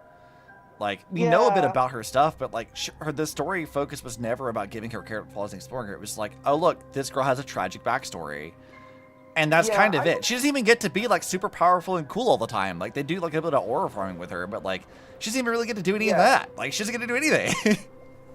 I wouldn't say that she is any more of a Mary Sue than other characters are. Like, well, that's the same argument that I made. I was like, I don't think that like they do a Mary Sue thing because they don't develop anybody, including the main cast. So yeah, like I think the most egregious one, as far as like allegation, like someone you could allege as a Mary Sue, would be Evernight, because boy did they make Evernight OP. And then she doesn't get to do fucking anything after that. But then she doesn't we don't get to fight her because, you know, how dare we want to best Evernight. The only thing that can best Evernight is Saridra by accident. Yeah, I forgot about that. Oh man, that bugs me so much. I know. I forgot now, remembering our conversations about it. Yeah, but yeah, no, I mean, this could be biased because Firefly is one of my favorite characters in Honkai Star Rail. So yeah, like I'm sure biased is informing my feelings a little bit, but no, I don't really see Firefly as a Mary Sue. Well, I mean, Firefly is not one of my favorite characters. Even I'm like, nah, I don't think she really is. Like, I said this earlier, and I think it bears repeating that, like, 9 times out of 10, the Mary Sue allegations are usually wrong for any character. Not just, like, in Star Rail, but, like, overall. I don't typically agree with those, like, allegations of characters, because it usually is, like, not correct. And it usually ends up having, like, double standards. Because as far as Star Rail is concerned, like, Firefly isn't really any different from anyone else. They give her, like, a patch that's sort of focused on her story, kind of, and then she gets sidelined immediately afterwards. They don't really do much with that. Even the main cast doesn't get a lot of, like, involved. Like, the example I used earlier was, like, if you wanted, like, a proper, actual, like, character arc, we would need to, like, showcase our characters' good and bad qualities, how these things, like, benefit and help us. Like, how Dahong's, like, cold rationality might be a problem for him, how March's naivete is a problem, or how Stella and Kaelus tend to be fucking goblins. Now, that impulsiveness could be a bad thing. Like, we haven't explored really, like, any of that in our main cast, much less, like, with the side characters. We haven't had characters kind of grow and adapt, which I would argue the exception to that would be Finon. Yeah, he's like the only one that got an actual arc. Yeah, Finon is the first and thus far only character that got like 4 to 5 consecutive patches to develop his character. I'm trying to think, like, have they developed anybody at all outside of Finon? Have they given them like a proper actual, like, their personality had to change, they had to learn something? Did they do that with anyone else? I'm trying to think. I mean, like Yukon getting over grief, maybe. Like mourning her dead lover. I guess that? I guess you could maybe make a bit of an argument with Ting-Yun / Fugue. But did she, though? Because we never really met Ting-Yun. She died quote unquote, before we met her. True. Like, Fugue is different from Ting-Yun, but yeah, you are right. We never met Like, Ting-Yun. Like, have we actually seen a proper character arc at all? No, actually, Billabong had character arcs. Bronya and Celia had proper arcs. well, you know what? That's true. Yeah, They did Bronya get proper and arcs. Celia- yeah, no, that's true. They did. They absolutely did. Yeah. Did anyone else? And they had like a developed relationship too, where like they started off like opposing and eventually grew like a mutual respect for each other. Japar and Serval had arcs. Yeah, like they did learn a little. They didn't have a whole lot of like necessarily meaningful growth. We had like the grief arc with Serval, I guess, and Japar had a little bit too. Like there's a bit. I think Billabong definitely had more, even like half-baked arcs than anyone else. But you are right. Like Billabong definitely did feel like develop their characters. But the Lawfu doesn't do that? I'm trying to think, like, anybody, like, does Don Hung, like, does he go through an arc, actually? Does him or Blade doesn't really change much after their arcs. No, I guess you can make an argument that Don Hung is a bit more accepting of his past by the end of it. Yeah, like I guess if anybody has an arc, Don Hung fits. Yeah, I would give you Don Hung if like the argument is that personality-wise he didn't change. Like he's still the same guy, but he did like embrace his past a little bit. I would say maybe I don't know if you'd call this an arc, and I'm struggling to remember how you pronounce his name. Yenching. Oh yeah, Waterboy. Yeah, he hasn't necessarily. You can kind of see like around the edges of him maturing as like he learns to deal with failure and like getting back up from that. Yeah, I mean, but also like for every time it's like trying to see him mature, we have patches of him like with Yun Li and like them bickering like children. So it's like, I mean, he's definitely still a child. Like, does he ever actually grow? Like they say he learns, but like every patch he's in, he just gets beat up, and then people leave. Yeah, during that arc, he does have a little bit of redemption, and there are moments in that arc where he does allude to the fact that he's beaten up about how easily like he was kind of discarded by Blade and Dan Heng when they had their battle. And Jing Liu beat his ass. Everybody beat his ass. Every patch he shows up gets beat up in. Kind of, yeah. I think he gets like maybe like a half arc. He gets a little bit. I remember when Yangting and Yun Li had that competition, and you were like kind of the one controlling who would win or lose. I'm like, I gotta have Yangting win this one because he desperately needs it. Man. He needs a win. He needs a. The boy needs a win. The only fight everyone was against Hule. Oh yeah, you're right. He did, didn't he? I forgot about that. Yeah. No, he beat Hule, and I mean Hule. We were told Hule is strong. I don't know that the space werewolf was really as strong as we were told. I'm not sure. You know what though? To be fair to Hule, he does always return in with more HP than last time. So. Yeah, you know what? You're right. It's like every fucking patch, there's like some new Hule thing going on. We're not out of Hule hell yet. God. Immediately got pawned by Fei Xiao, yeah. Yeah. Oh, man. Sunday's going through an arc right now. He's not fully out of it yet. He's getting kind of like sidelined because of Enforius, but like Sunday is he's going through it. He might get an arc. Not the start of a Sunday arc. Yeah. We've been promised more Sunday arc to come. But I swear to God, if that motherfucker talks about the goddamn Charming Dove again, I swear to God. They already like showed us that again. I'm like, I don't want to see this fucking bird again. You know what would be the absolute worst? Is if he had his arc off screen while we were doing Enforius stuff. If like he's a reformed man now. Like I don't want that. Like give me some gradual growth of him. Like the little we saw of him during Enforius, man, just as a tangent on the tangent, how cool would it have been had Sunday come to Enforius and Finon have like a dark moment or something, and Sunday took him aside and it's like, look, I know what you're going through, and I know the temptations you're facing because I had them too. And like, you know, you're not gonna like what that does to you if you give in to like the part of you.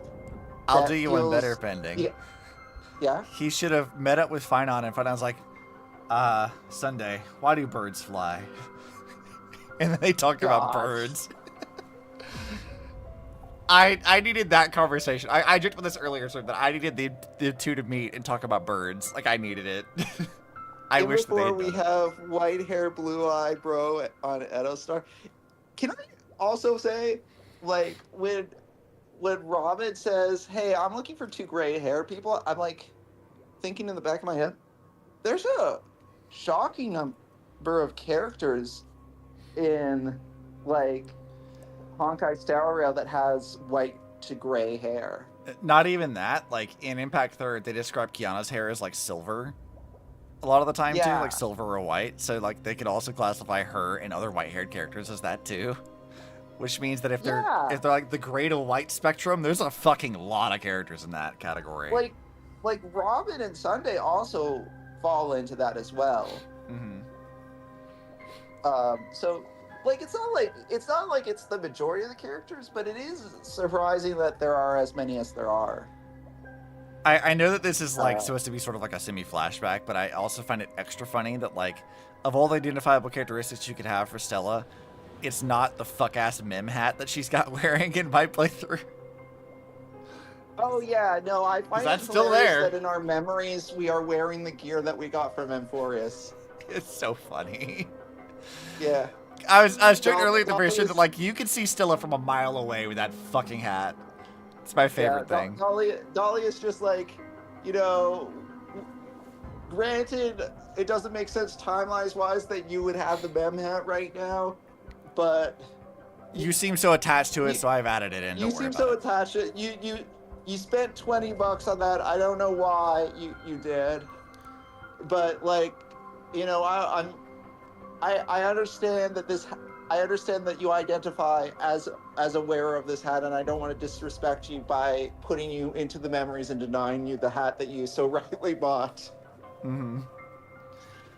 I think that would have been funny. Yeah.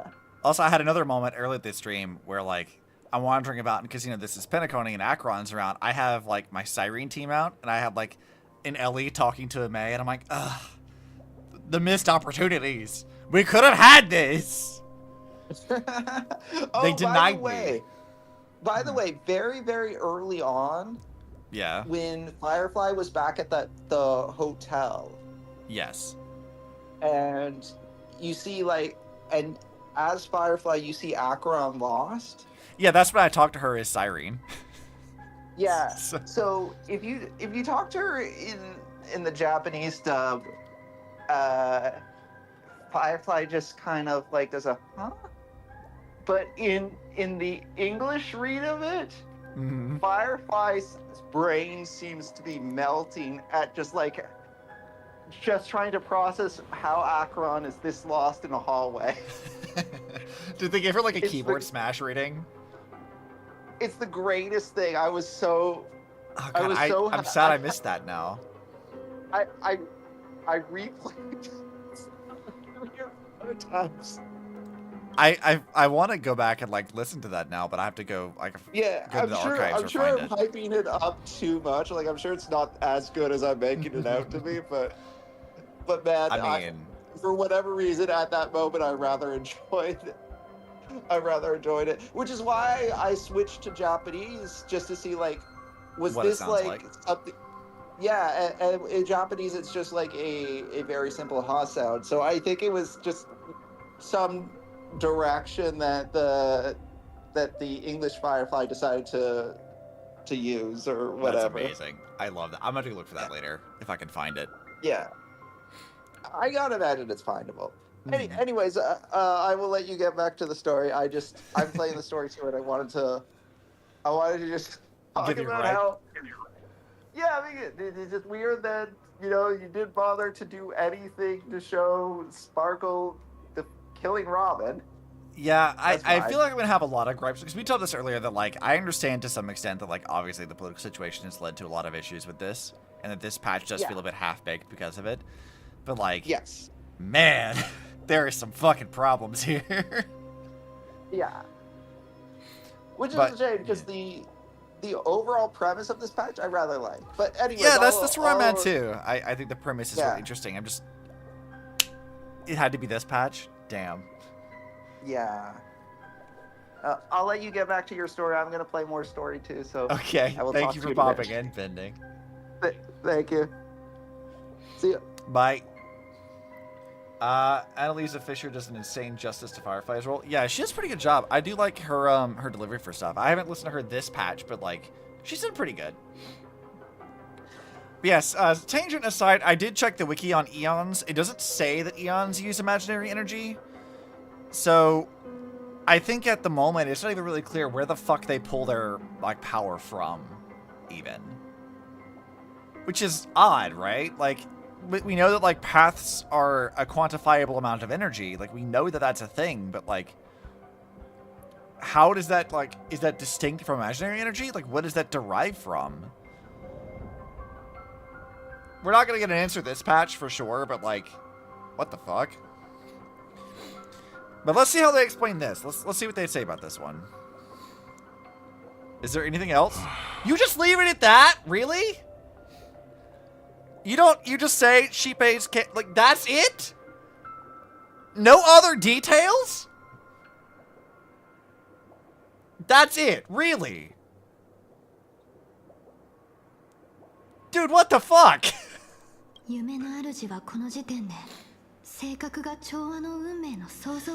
Did the Dream Master already know back then that the Stellaron was actually a creation of the Path of Harmony? Was he forced to manipulate the Stellaron under the family's orders? So they do say the Stellaron.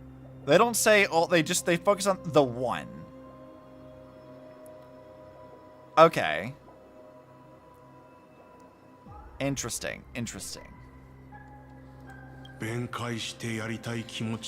I'd like to defend him, but calling it force would be a self-deception.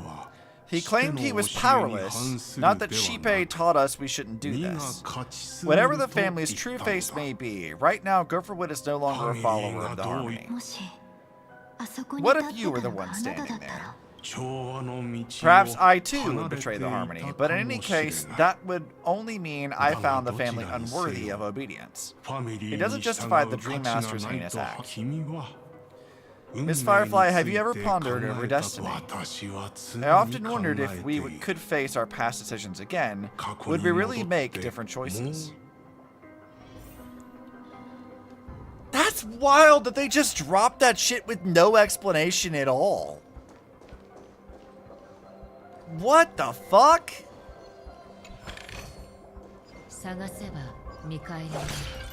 Yeah, you know what, Krail? I think you're onto something. Because, like, saying that all Stellarons are a creation of Sheepei makes no fucking sense. Like, as far as we know it, like, there's no reason why that should happen and why it should be so prevalent everywhere. I think you might actually be right about that. I'd be willing to give that. Herta seems to know that path energy is definable and detectable. I assume that also means she can identify differences and flux between different paths. If they all use different energy, I don't think Herta of all people would say the path energy. Yeah, like, you're probably right about that too. That, like, their path energy as a whole is probably something they're tapping into some kind of energy from somewhere. The question comes of, like, what the fuck are you actually, like, referencing? And I don't know that I know where it comes from. Like, if there's path energy of some kind, where is that coming? I don't know that I understand where that comes from. Because you would think that Herta would make a distinction between that and imaginary energy if they're two different things. Or if they're the same thing, that she would say something to that effect, of like fluctuations in imaginary energy. Why would you call it path energy? But then, well, you know, actually, no, I retract that question, because we already know that, like, Honkai is called different things on different planets. So, like, it's possible that path energy is related to imaginary energy in the same kind of way, that it's just called something different. But Welt should be able to tell that. So maybe what it is, maybe the possibility is this. Maybe what it is that, like, path energy is another manifestation of imaginary... Like, Honkai is a manifestation of imaginary energy. Like, a form that it can exist. How, like, where that fits in the tier of everything is one thing. And, like, path energy is, like, another form of that. Maybe a lesser form. Maybe something on it. Maybe it's, like, another way that works. Or path energy is something derived from somewhere else. Like, if Herschers and Honkai are derived from imaginary flow of energy in the imaginary tree, then perhaps eons are derived from the Sea of Quanta, and path energy is like that chaotic energy from there. Because if you were to consider it from another perspective, the imaginary tree wants to grow and expand its branches, create more timelines, that kind of thing, right? Whereas the Sea of Quanta seeks to, like, drown out the tree and return things back to the origin, back to chaos. You could view that as, like, a kind of greed, a kind of ambition in a sense. So the idea that, like, Pathstriders or like eons are consumed by a singular goal, and that goal ultimately leads to destruction and chaos, could, in a sense, in a very roundabout, cracked ass theory kind of way, you could interpret that as returning things back to the chaotic origin of the universe. That they exist as potentially unwilling agents of seeding that chaotic thing through paths. But then again, that would make sense as to why they would create paths, but perhaps path energy is a derivative of imaginary energy, a different resonance or type, just a name of what would otherwise be imaginary energy. And well, yeah, that's what I was saying earlier, is that perhaps it's like a different variation of that. But, like, my only problem with that is that I am convinced that when Honkai shows up, when we see actual proper Honkai beasts and Honkai energy, when we actually see that showing up, that it's going to be a big fucking deal. That it's not going to be as simple as, like, a singular eon's creation or something. This is going to be a universe-wide problem. This is something that matters to everything and the fundamental nature of how this universe works. So, like, I'm operating under the assumption that at some point in time, we're going to understand more about why Honkai exists at all. And that's going to, like, recontextualize everything we know about eons and pathstriding. That there's something else there that connects it to that in some way. And I'm convinced it has to be something like that. Because you cannot reduce Honkai to just one of the many factors affecting the universe. It has to be something fundamental. Like, it has to be integral to the way this stuff works. You wouldn't put it in the title if it was just one of many, like, little things. Little in the sense of a cosmic scale, but you know what I mean. Like, it has to be something like that. But, like, how that actually works and how that fits together, I can't. I've been trying to figure this out for years. I'm not sure that I have a good answer yet. I just can't quite place it. Yeah, the tree emitting energy, as it flows out, it splits to, like, energy A, energy B, or perhaps more, and Earth just happens to have more raw, uncharged form. That could be it, too. So, like, maybe what it is, like, you remember in Impact 3, we have, like, the Eye of the Deep that, like, opens up, like, sort of like a gateway directly to the Sea of Quanta. Perhaps the solar system, or maybe, no, not even the solar system, perhaps the Cocoon of Finality specifically operates the same kind of way. That it is, whatever it is and whatever it came from, however that works, because I think Memoria operates similar to how Honkai operates, right? Like, Memoria works in a very, very similar way. So, like, to me it seems like maybe the Cocoon of Finality is sort of like the faucet that punches a hole in dimensional space and opens up all of that shit. And because it's so closely tied to the flow of time, that's where the Herschel Finality can, like, affect time and fate in a sense. So I think that would make sense.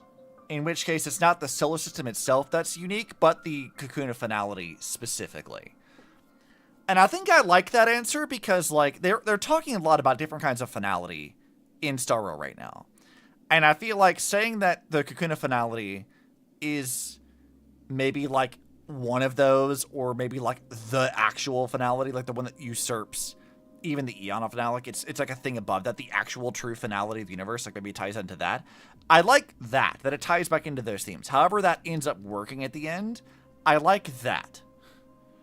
Soul System is the faucet and the authority is what operates it. Yeah, kind of. Like, that seems all right. The cocoon is basically that. Whoever has the power of that is a thing. Because, like, you have to understand that, like, whatever is happening in the Soul System, with the Mars quantum computer, with the cocoon of finality, this has attracted the attention of the Pathstriders. The Memo Snatchers tried to, like, take Kiana's memories from her. They tried to do that for some reason of which we don't know why they wanted it, other than the fact that they wanted to take her memories from her. They wanted to control that power in some way. You had Elation show up and decide, hey, this Mars system is pretty interesting. And we don't even know how the Mars computer really works.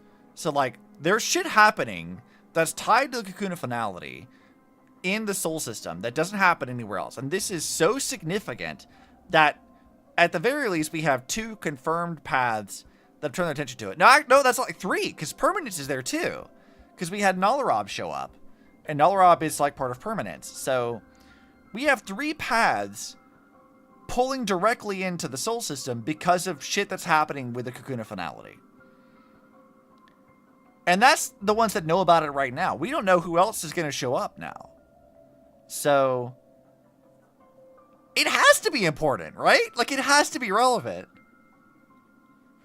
What blows your mind? Yeah, do tell me. Let's go. I'd like to hear what you got.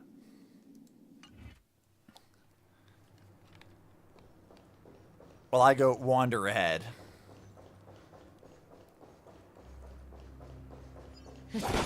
God, I miss... I need to have, like... Maybe I don't need to have Acheron here. Maybe I don't need to do that. Maybe it's fine. Maybe I can swap back in my Cyrene team. We're not having to fight too many things anyway, right? So... yeah, I want my Cyrene team.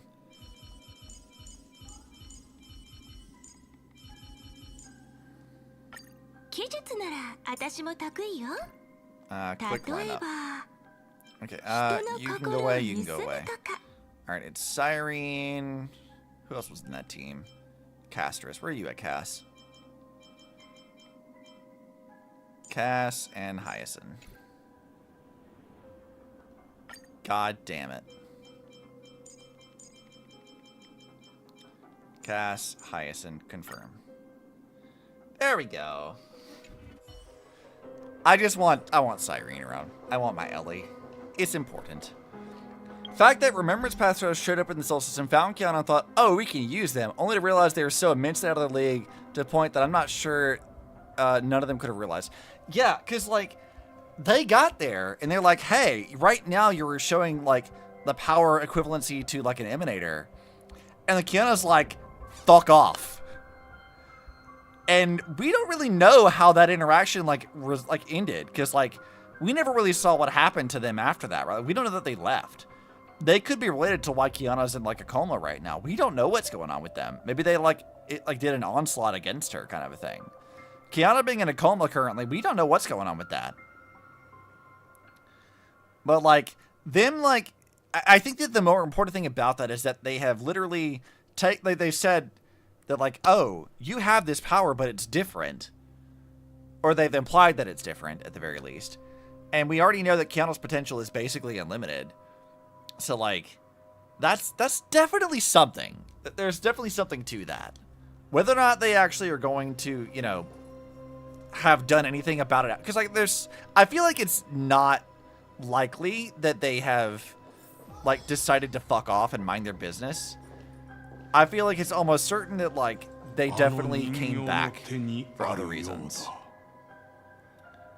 Oh, yeah, thanks for that. Wait, there was only just the one? As far as we know, Kiana could be like, getting assaulted by Memo Snatchers right now. We don't really know what's going on with them. Vita knows. Vita won't tell us nothing, though, because she's a pain in the ass. Rest in peace now, old friend. Mikhail, was it you who killed him? Is that what you think of the Dream Master? Someone so unforgivably evil? He was once the Dream Master's closest friend, but they ultimately parted ways due to their differences over the sweet dream. Mikhail once gave the Dream Master a wristwatch, and even though it's broken now, he still treasures it to this day. I came for a confession, old friend. I wonder, what did death feel like to you? I died once, yet returned to the mortal realm. If you were as fortunate as I was, would we still walk different paths? In my eyes, you can still hold on to hope precisely because you never faced inevitable death. Would you blame me? Would you, Mikhail?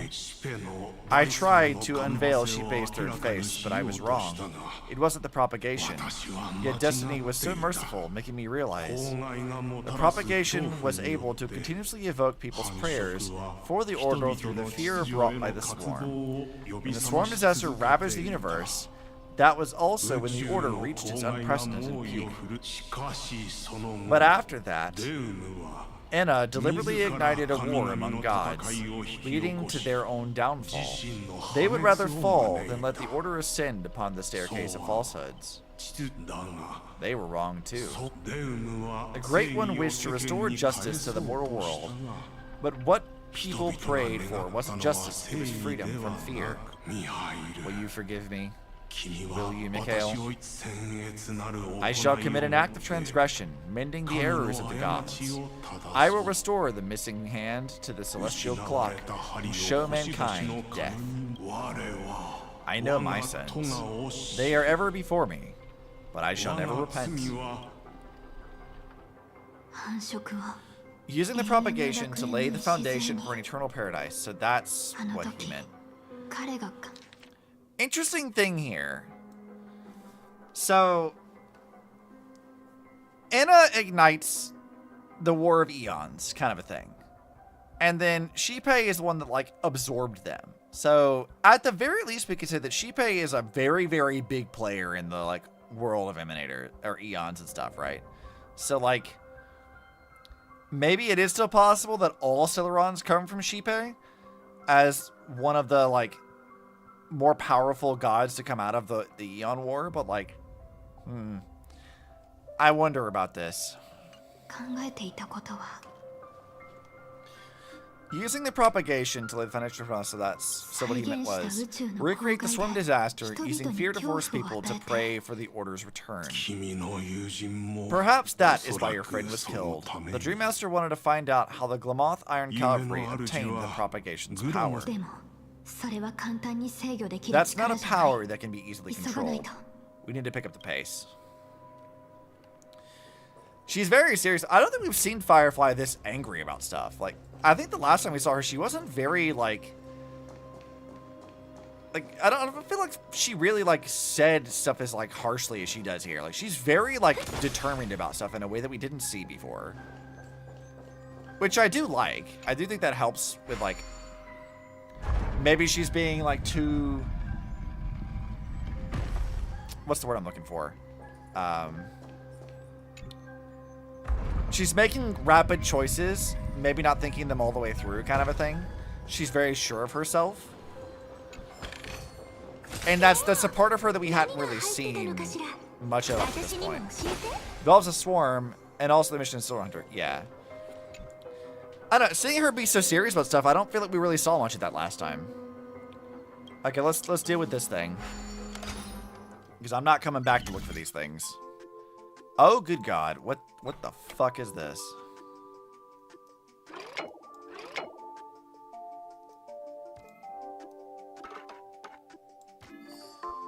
Yeah, do that.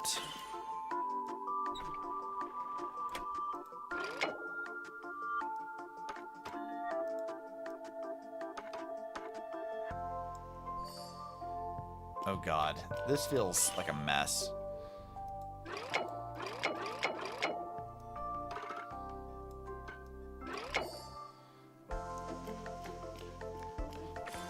I forgot how, like, confusing these can be.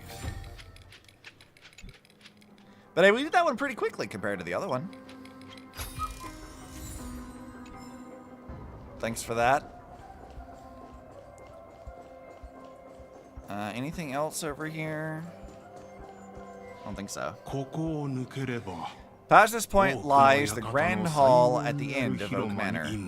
And before us lies his final decision, where to go after turning away from the Harmony. Since he wants you to choose again, which side will you take? Go ahead, whichever path you think is right, I'll take the other one. Don't worry, I can't change anything. Even if I have a sudden awakening, it would only give the Dream Master peace of mind. He deserves absolute punishment and must be brought to heel. So you made a different choice after all. I will stop him. Hope everything goes well. This is goodbye then.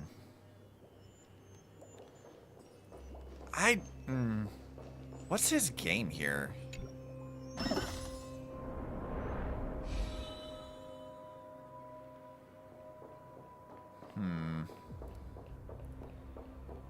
Choose a path to proceed on. I wonder if our path actually matters at all.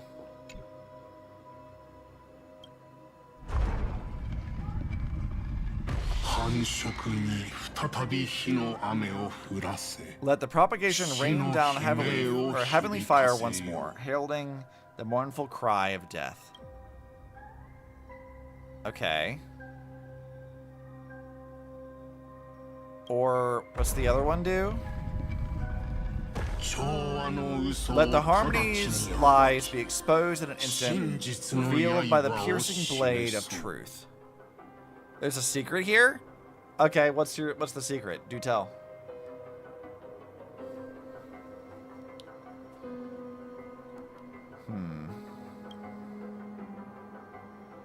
Go south. Which one is south?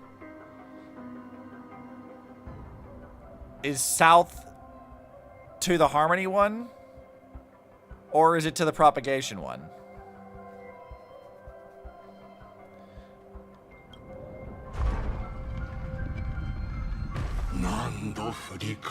Even if you look back 1,000 times, the path you've taken can't be retraced, leaving only signs of futility. Alright, what's back this way?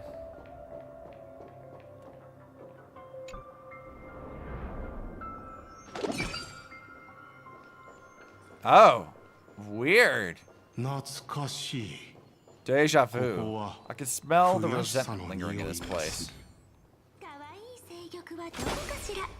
Alright, what do we got here? Is this... You're not the only one who can draw others into play, old friend. At midnight, paradise shall be born, eternal and transcendent because of me. Our paths still diverge, and when we meet again, you'll curse my name. But Mikhail, I want to fix your clock too. No one knows when or by whom it was written. It was never sent, and no chance remains to send it. Just a sigh of sorrow, Lady Firefly, of futility. Huh. Okay. I'm not sure what to make of that. Rotate it again. Okay, no, I already did that. They definitely hid that pretty fucking well, didn't they?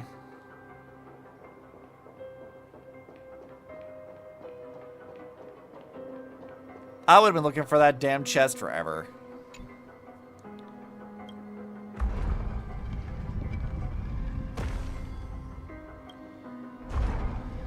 Okay, so propagation or harmony. I feel like the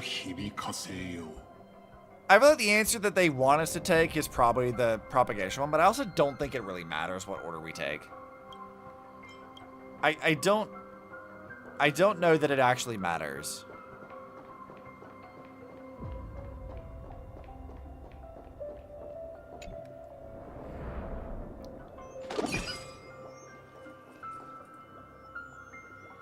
You took propagation, but I don't know a difference. Yeah, I don't know that it actually matters. Just all the same things I did? That's funny.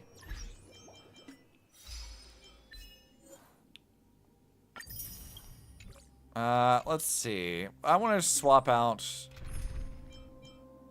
Hyacinth, you get swapped with Acheron real fast so I can just kill these things off. さあ、ここからは別の道だ。私は死へ。You go towards life, I go towards death. コペルの計画が実現し始めてるの。ありえない。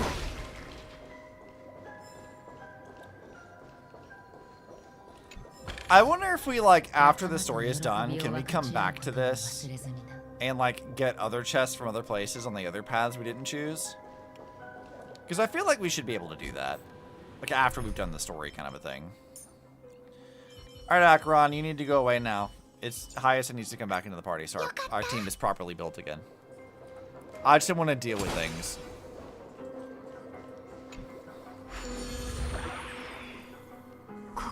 You didn't check yet? Yeah. I'll go look for that later.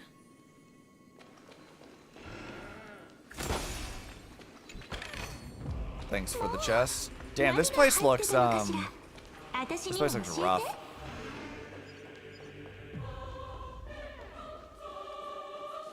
Alright, another clock. Let's go deal with this thing. Oh, the dramatic music. We're like, hey, look, puzzles.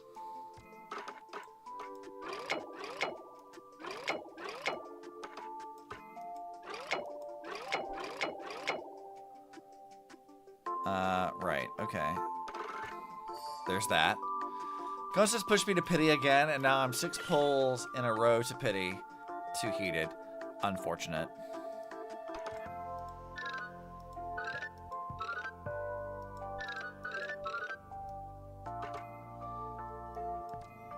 Okay.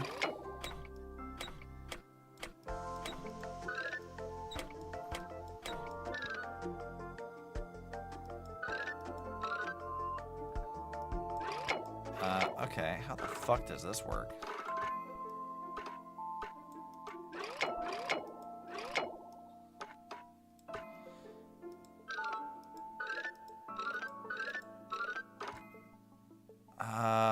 What the fuck is this?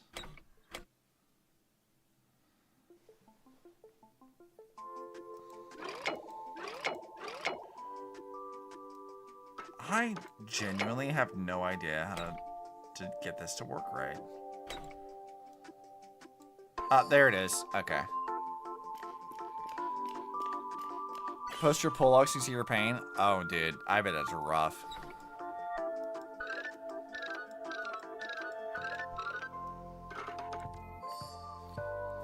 Okay, there we go. That part wasn't so bad. Now I got this nonsense to do.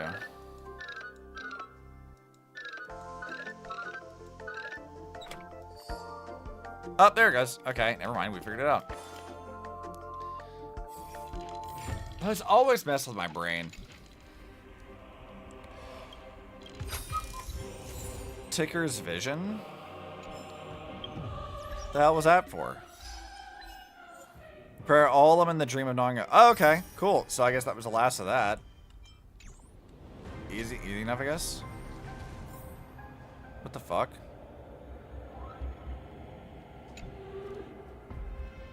Wait, what? That's a door? Excuse me? What?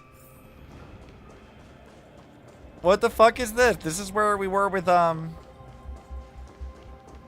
Black Swan and Constance, right?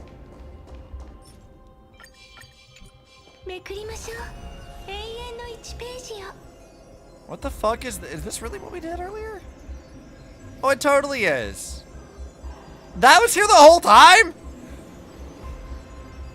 That's so... I just discovered that by accident. What the fuck? Okay.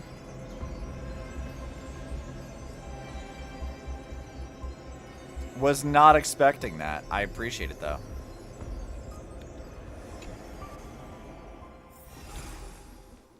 Alright, what do we got over here? Those last 7 pulls? Yeah, let me take a look at this. Give me just a second to finish collecting all this stuff.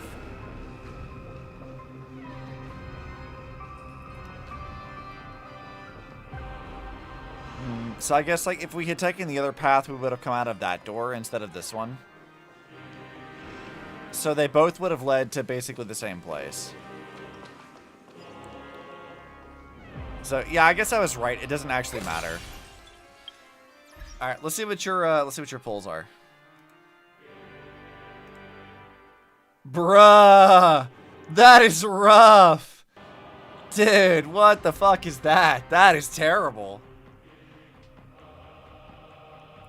That's awful. That's like my luck, dude. What the hell? That's awful. You have my sympathies.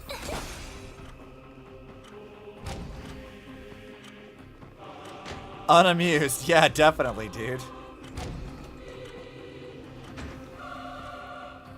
Why does this feel like Zenless all of a sudden? Is Yadhari gonna come down out of that weird egg? Come on, I don't need to fight Yadhari. Or Yishuin's dead sister, clone, or Isolde.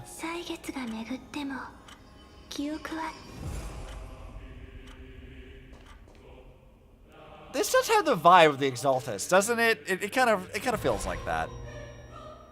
Oh, use the harmony power on us. No doubt about it. This is the place.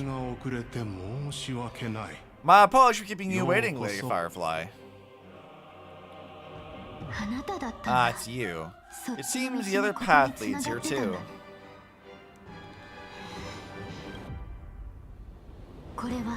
What is this? It's the terror that humanity dares not recall. The swarm disaster's chrysalis of extinction. The Dream Master's devastating strike, like a torrent of fire, lies hidden behind the stained glass, waiting to shatter it and unleash the storm disaster once again.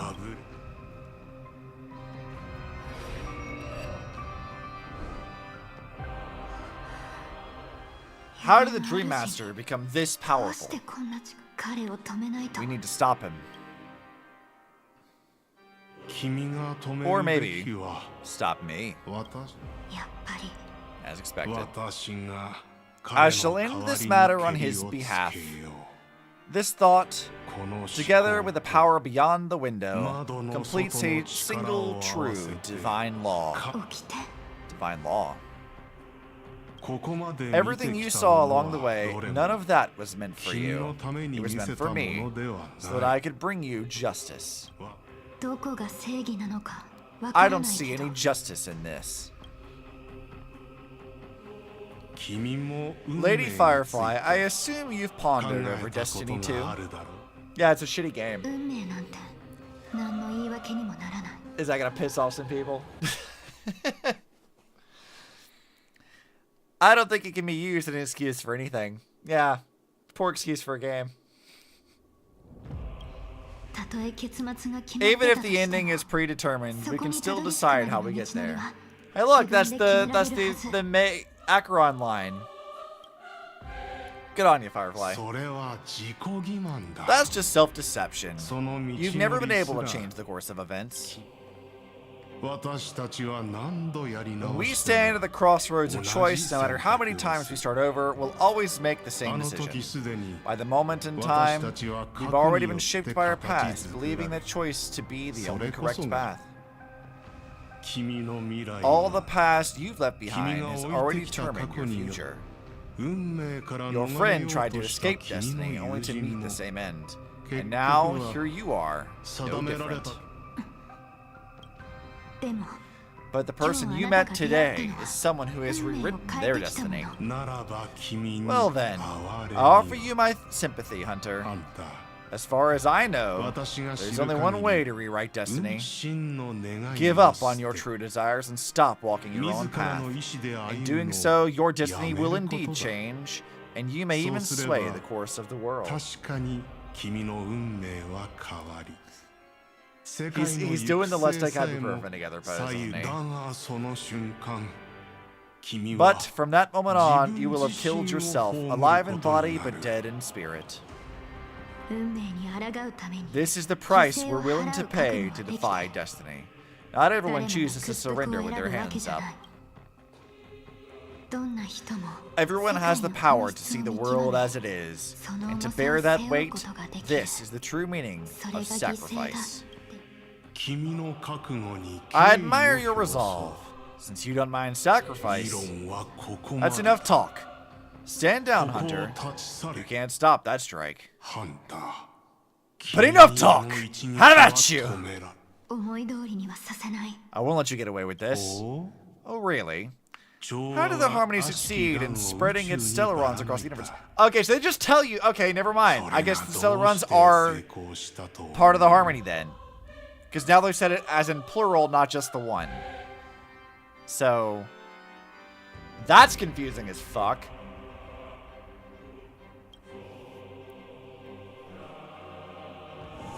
I don't know how that works. I don't know. Maybe in the future they'll explain that better. Though she wasn't my true companion, that cremator left me with a spark of her flame. I never trusted you. During our journey together, I planted it on you, and now I'll let it reignite. It can burn away a thread of thought with ease. Impressive! But do you really think you can get ahead of me? Think it's a lie? It could be. What does this Chocofuck know? I mean, he might know. I mean, he was like a big follower of Shippei, so I mean, if anybody would know, it'd be him and maybe Sunday, I guess. If I can't, I still won't run away. If that strike is inevitable, I'll be the only one who dies in this nightmare. Your courage shines like pure gold. Even so, paradise shall fall into this world of sorrow, and once dawn breaks, it will shatter in the light of day. How could anything golden abide in glory forever? Come forth and present yourself, last heir of the Empire. I permit you to unveil the true face of order. I permit you, with mortal hands, to bring forth the Great One. Even he didn't know until someone told him. I guess so. And fill the hearts of the lost with terror. Someone must cast down rage in their stead. All that lives will one day die. And even so, I will still do as I have always done, and pray that I can stay alive. You can do it, right? Creator, refine me! But death will come because you, out of all people, are the foremost in seeking life. Alright, discount bringer, what the fuck you got for me? Not long ago, 3 system hours until Charmony Festival, Penacony Grand Theater. Damn it! You're gonna set me up for a final battle and not let me battle? Damn it! Your last confession took me by surprise. Mr. Gopher would. No, the final divine law. I suspect there was never any crystals of extinction for the storm disaster to begin with, was there? What exists in Oak Manor is nothing but a disguise. The only thing hidden within is a Stellaron. True, never unraveled the secrets of the propagation. Now split into 4 parts, a single strike of mine cannot harm that hunter. But if a past rider of the same origin as the swarm were to be deceived by tuning, mistaking what lies before them as certain death, if they were to make a wish to live before the Stellaron, the outcome would twist into a catastrophe that brings death, the swarm disaster. Remember when I started playing the beta, I saw something incredibly worrying? You'll see soon enough. Okay. Her life shall beget death, and that death shall beget life unto this world. Why are you so certain that nothing will go wrong? I have already glimpsed the secrets of the Stellaron, and I have no need for certainty here.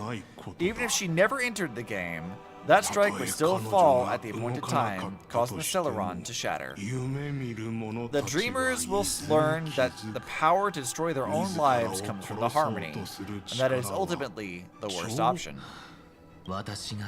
You should know that I won't agree with this. Too late, child.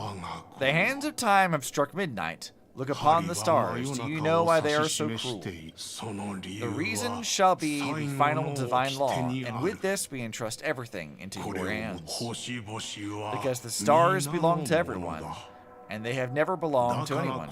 If you love everyone, then you love no one. Well, that's where our conversation ends. Go ahead. The 107,336 souls of the Oak family have dreamed of this moment too many times. The opening is near. Go, my child. Seize the power of the harmony and reveal your karma. I shall walk the path of the order to its end as you wish, but I can no longer accept your divine laws. If I become the flawless sun in the sky, even if I belonged to no one, there would still be no cruelty. The stars are cruel only because they have never shared their heart with the masses, burning fiercely only for themselves. Well, there can't be two suns in the sky.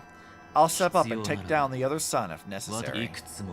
Moreover, how could I allow other stars to shine during the day? Paradise shall soon be created, not at midnight, but at noon. I shall initiate the first and only divine law of the great Septimus. I shall ascend to the heavens, becoming the scorching sun. Bathed in my light, my people shall flourish, while all evil shall be eradicated. Interesting. No mercy for the corrupted kind of thing. Very well, child. Do what you must. Perhaps I was never without choice, merely too entangled with the fear of losing, never knowing what was possible if I chose to act. I should become a watchmaker too. The harmony I seek has but one note, repeating endlessly, never falling out of tune. Life too has its time. We did it. He faded first, causing that power to lose control.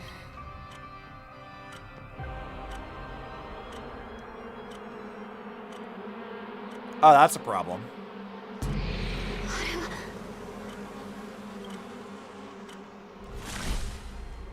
Fate closed its premonitions and arrived in due time.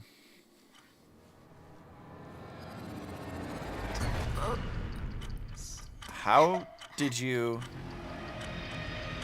Oh. Huh. Death comes for us all, eventually. I see. Okay. I'm starting to hate how powerless I am. How I wish that I had some way to comfort you right at this moment. Don't worry, that was all in the past. What happened to Firefly? She had almost reached her demise, yet she survived. Her second death hadn't come yet. It would be upon her soon. What did the Dream Master do? He lured a Glamoth Iron Cavalry to face Acheron after years of plotting.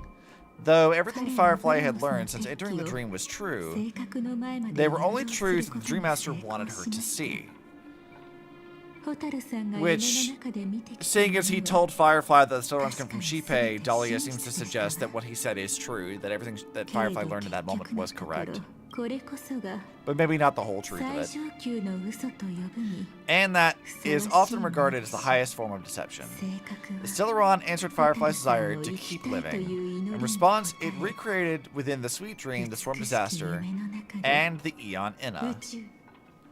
The Swarm Disaster? It was confined within the dream. Even Acheron could not truly revive the Swarm Disaster. The Dream Master's actions would only evoke fear in those already dreaming. Yet this swarm was frighteningly real when you consider the next steps of his plan. Inna's dream had enveloped the entire star system, which meant the Swarm Disaster would gradually become indistinguishable from reality. The propagation would awaken the most primal fears in all dreamers. Through their cries, the path of order would be sustained until the entire cosmos drowned in a singular dream. You engaged in a decisive battle with Sunday at the Pentagon Grand Theater afterward. He had, without question, become an Emanator at that time after usurping the Harmonious Choir. Okay, well, Sunday was an Emanator. Didn't know that. Glad we confirmed it. But you showed no fear and gave it your all in a fight against him, and you emerged victorious with the help of your allies. Yet, that battle, the setbacks, the victory, was just an illusion woven by Sunday. Inna's dream had already enveloped the entire Astana system. It was impossible for you to beat Sunday at that time. Inna's dream was so terrifying that even Memo Keepers could not act freely in it. Fortunately, we sought out Acheron first, and she lent us a helping hand. That allowed us to take action and try waking people one by one. Not dissimilar from what we did in Impact the Earth. Indeed, don't forget that even within the sweet dream, there were still many people yearning, striving, and pushing forward with all their might. At that moment, you too would face a similar death match. Being woken up by Black Swan was a watershed moment. Due to the existence of Inna's dream, your memories from that point onward can no longer be viewed from the same perspective as before. Huh.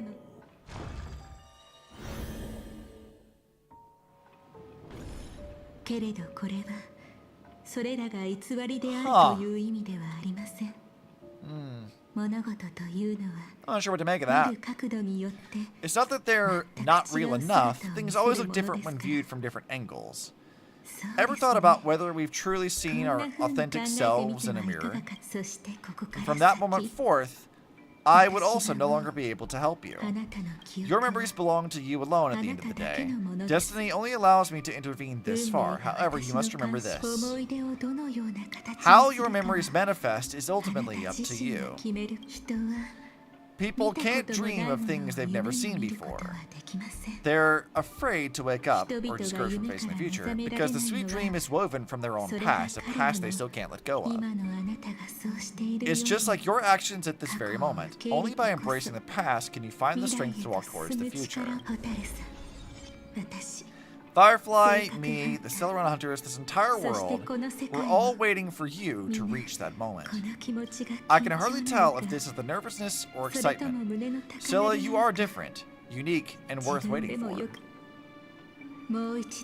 Go, and write a prelude to memories once more. Interesting. From within the ashes of time, you must reignite destiny.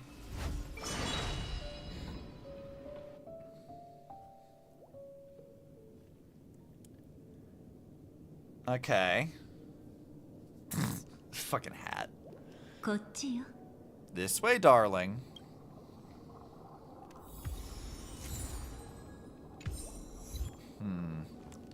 Yeah, I don't know what to make of that. Honestly. What's up, Acheron? Not another one. Thank you so much, Black Swan. Finally, I can breathe a sigh of relief. Disney is strong with this scene. I understand you must be confused, and we'll do our best to shed light on the situation. However, before that, it's essential to know that this place is the rift between dreams and reality, a place preserved only for those who have awakened from Inna's dream. Do you remember Sunday's ambitious plan? He intended to harness the power of the Celeron, the collective will of over 100,000 Oak family members, and the desires of everyone in Pentacon to usurp the harmony and restore the order. Unfortunately, it didn't stop there. From the early days of our journey into Isdana, we were already affected by the Celeron. That strange dreamscape where we met, maybe it was a sign that your thoughts were beginning to drift away. Now I'm back at the beginning of the story. I don't think the goal of the Order was to put everyone into a deep sleep. Quite the contrary. They used the Celeron to catalyze the leakage of Azan's memoria into the material world, allowing the dreamscape to blend with reality. People think they are awake, but their spirits have long since stepped into the Temple of Order. This is what makes Inna's dream so powerful. In this paradise governed by the Order, everyone indulges in their delightful dreams and lives happily ever after. I believe what you experienced in the sweet dream, except for that flaw, was real. Only in this way could you reach the destination, lifting the crisis of Pentacon and embarking on your next trailblazing expedition. If it wasn't for Acheron's plan, we might have been trapped in this dream forever. Well, I'm not as fortunate as she is. Even if I'm a memo keeper, I was still influenced by the power of the Order and fell into hallucinations. However, thanks to your memories, now we still have a chance to turn the tide. We still have a chance, though, to make it happen. Please, Black Swan, guide us through with a strong will. The truth of the dreamscape runs deeper. We must notify anyone willing to wake up so we can end the long night together. Alright, please come with me.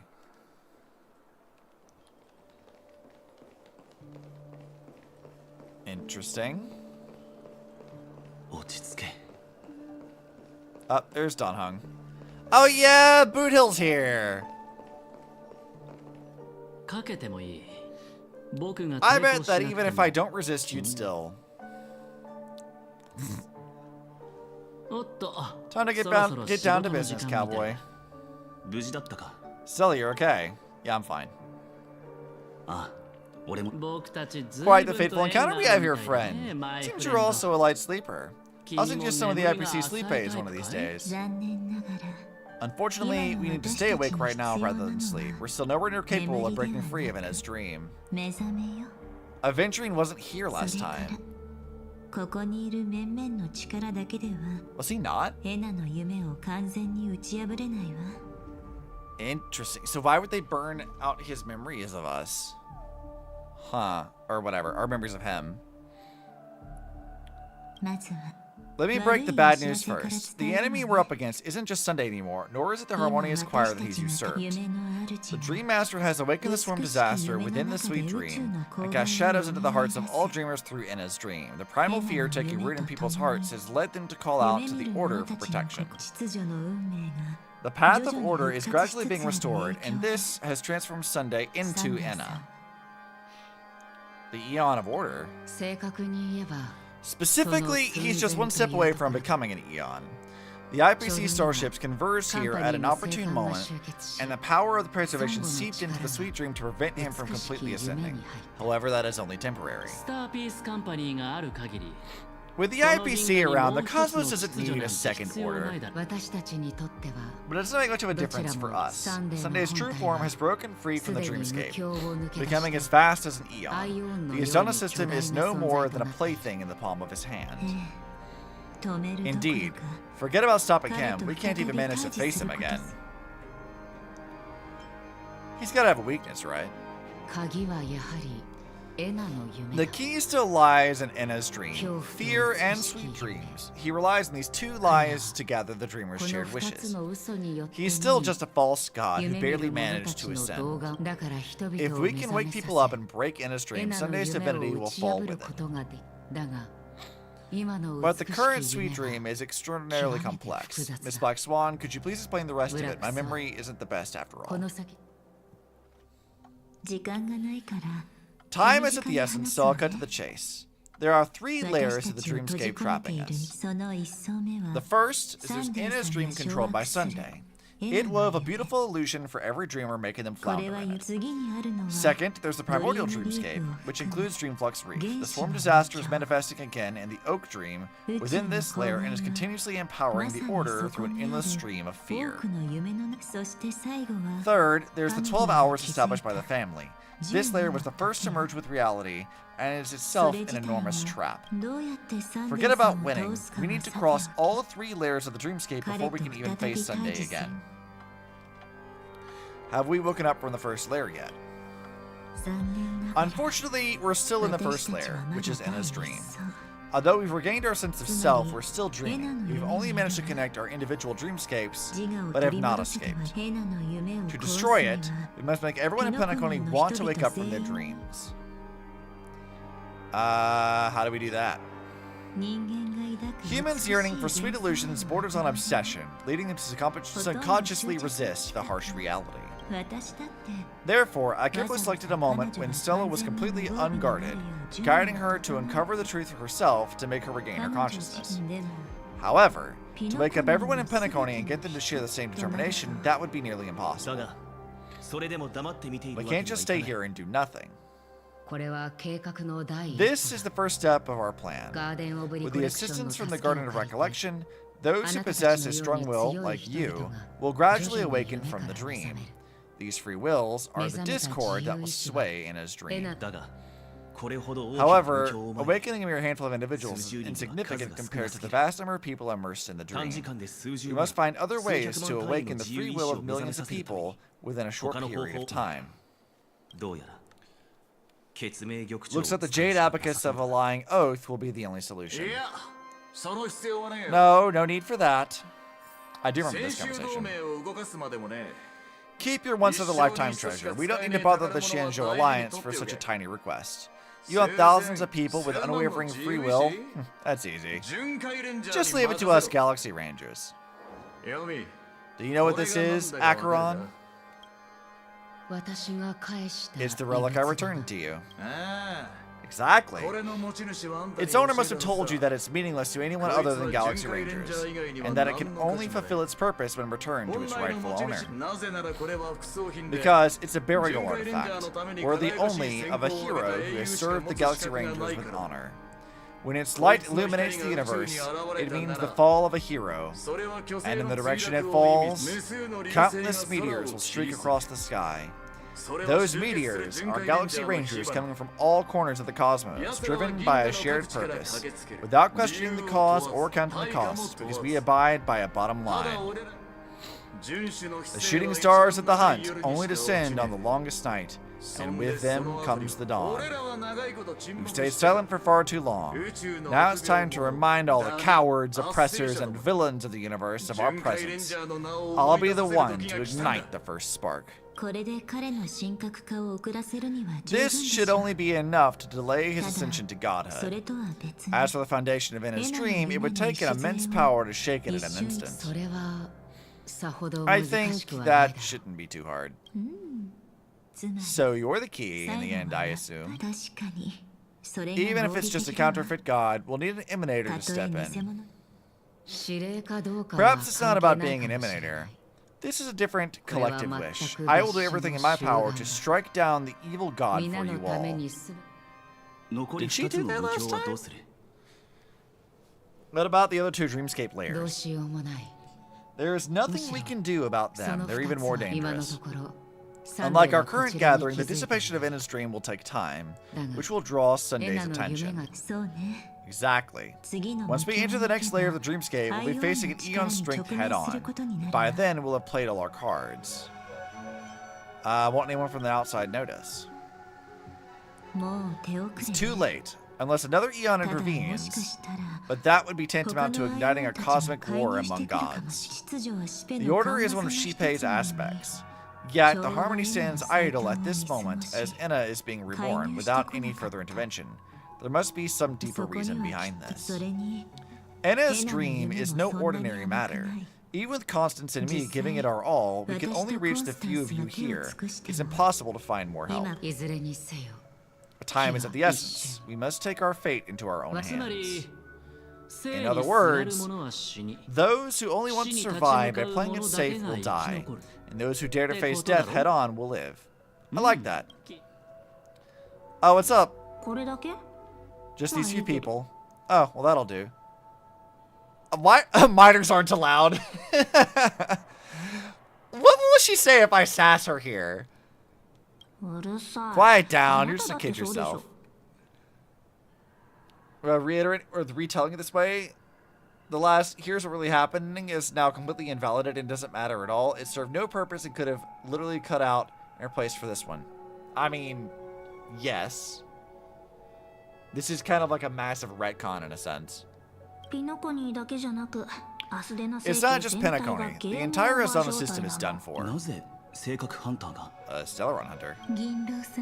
She was at the edge of the Asana system, but she still got dragged into this mess. Just finding her nearly wiped me out.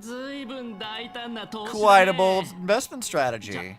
Tell me, with such a huge risk, what kind of payoff are we talking about? The other two layers of the Dreamscape will be handled by the Stellaron Hunters. One of our associates is searching in the 12 hours for the other person chosen by the Harmony. Oh, Miss Robin. She broke free from Enna's dream through her own strength and left behind a song for those in slumber. It's true that some people are born strong and others are born weak. If the Trailblaze is the target of heroes, then the Harmony will guarantee that the strong will help the weak. Only the people of Penacony themselves can be the saviors of their homeland. Their path of happiness should be forged by themselves. While I may not be a nameless, I'm willing to instill courage in all those who need it. This includes my brother as well. Enna's dream is too cruel for him and everyone else. I see. So, we were able to wake up thanks to Miss Robin's help, but the flaws rooted in human nature can't be eradicated overnight. Do you believe that the efforts alone are enough to convince everyone to choose the right path? I agree with you, Black Swan. That's why the most critical aspect of this plan is not to convince everyone to choose the right path, but to inspire them to save themselves. They'll stir up something big to help break you free from the 12 hours. As for the primordial dreamscape, Sam is standing by, just waiting for you to break free from Minna's dream. Is she okay? Now, I'll tell you, but don't panic. She will die. She will die a second time facing everything she wants to run away from. But her fate will be determined by you. She will help you break through the second layer of the dreamscape. Then she'll fall into Inna's dream, which hasn't fully dissipated yet. If you defeat Sunday and wake her from that dream, then her second death too will become nothing but an illusion. But if you fail, the dreamscape will ultimately merge completely with reality, and her death will become a fact. I won't let her die. But that still doesn't solve the fundamental problem. What about Sunday? He could wipe out all our efforts with no more than a glance the moment we cross the 3 dreamscape layers. Miss Memo Keeper, it's time for a game of recall. I once said something to you lot back in the Oak Dream. So long as my trump card remains unplayed, none will dare see the hand through to the end. Now it's time to reveal that ace. Let me point out 2 mistakes. One of them is yours. Having personally been to the heartland of the Dream Master's plans, wouldn't I have already found a way to inform the IPC? The fleet's deployment was never meant for a direct confrontation.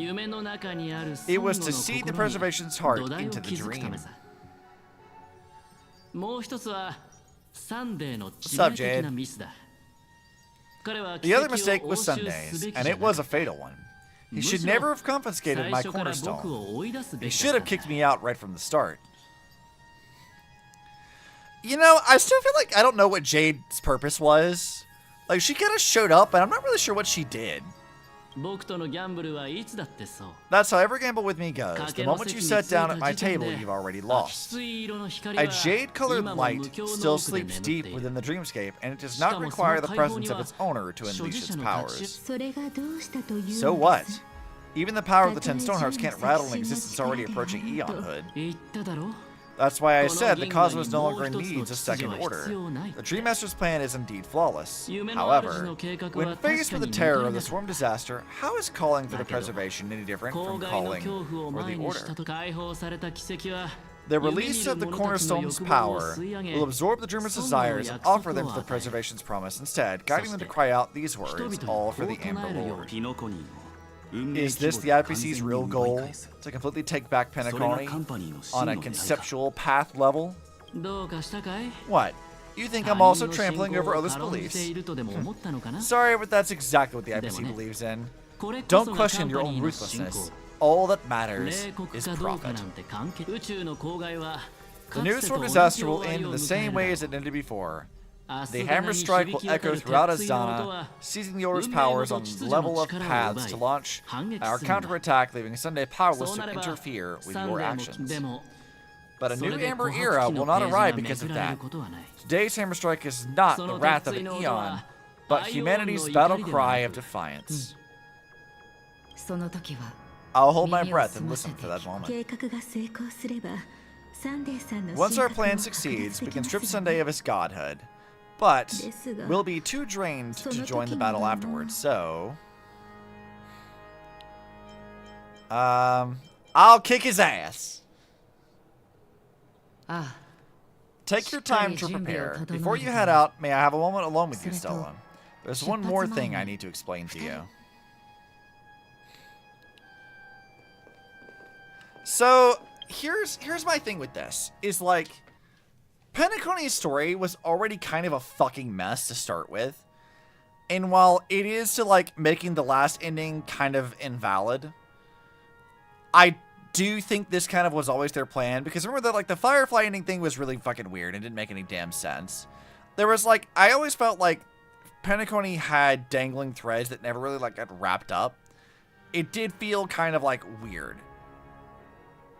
And I suspect that either one of 2 things happened. Either they felt like they wanted to, like, redo the ending of it, or probably more likely is that they were already planning to do this kind of thing anyway, as they were setting up other things as it became relevant to do.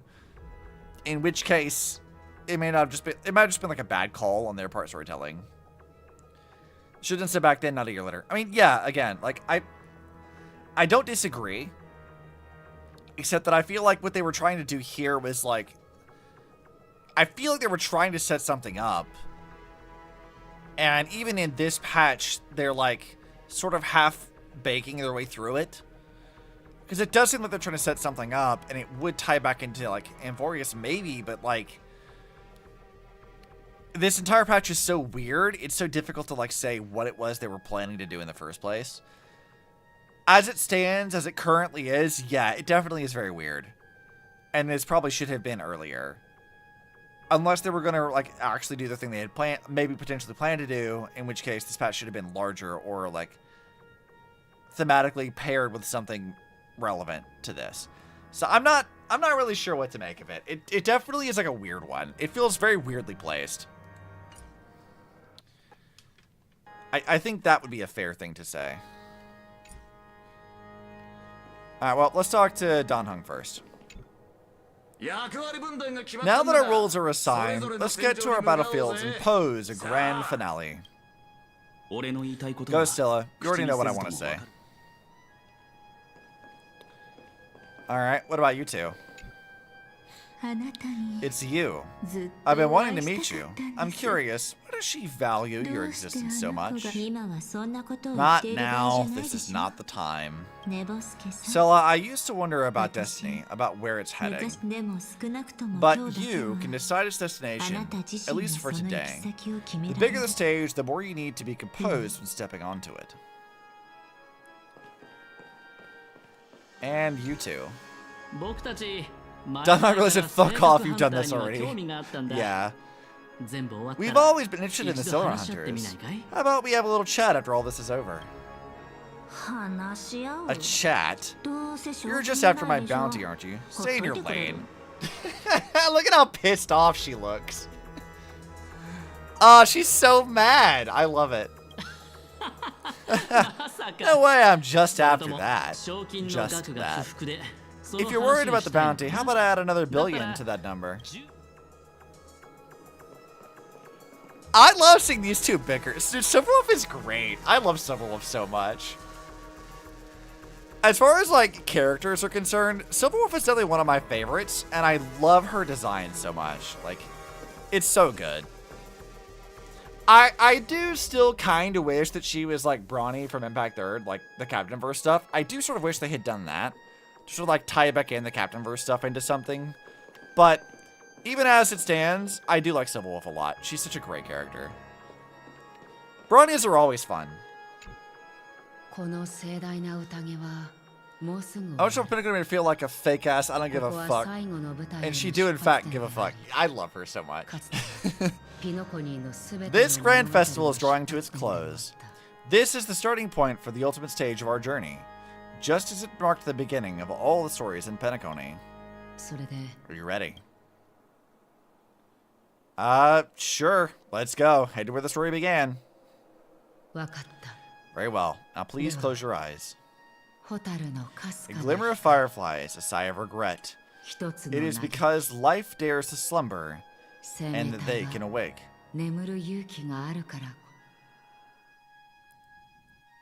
Oh, we can see Robin's perspective. I remember this kind of. There's a lot of build-up for a big final climactic battle, huh? Am I awake? Sorry, Robin. It's just you. I did not wish for you to know this. It's a pity things turned out this way. Within the foundation of law, humanity establishes civilization. And through harmony, we obtain order.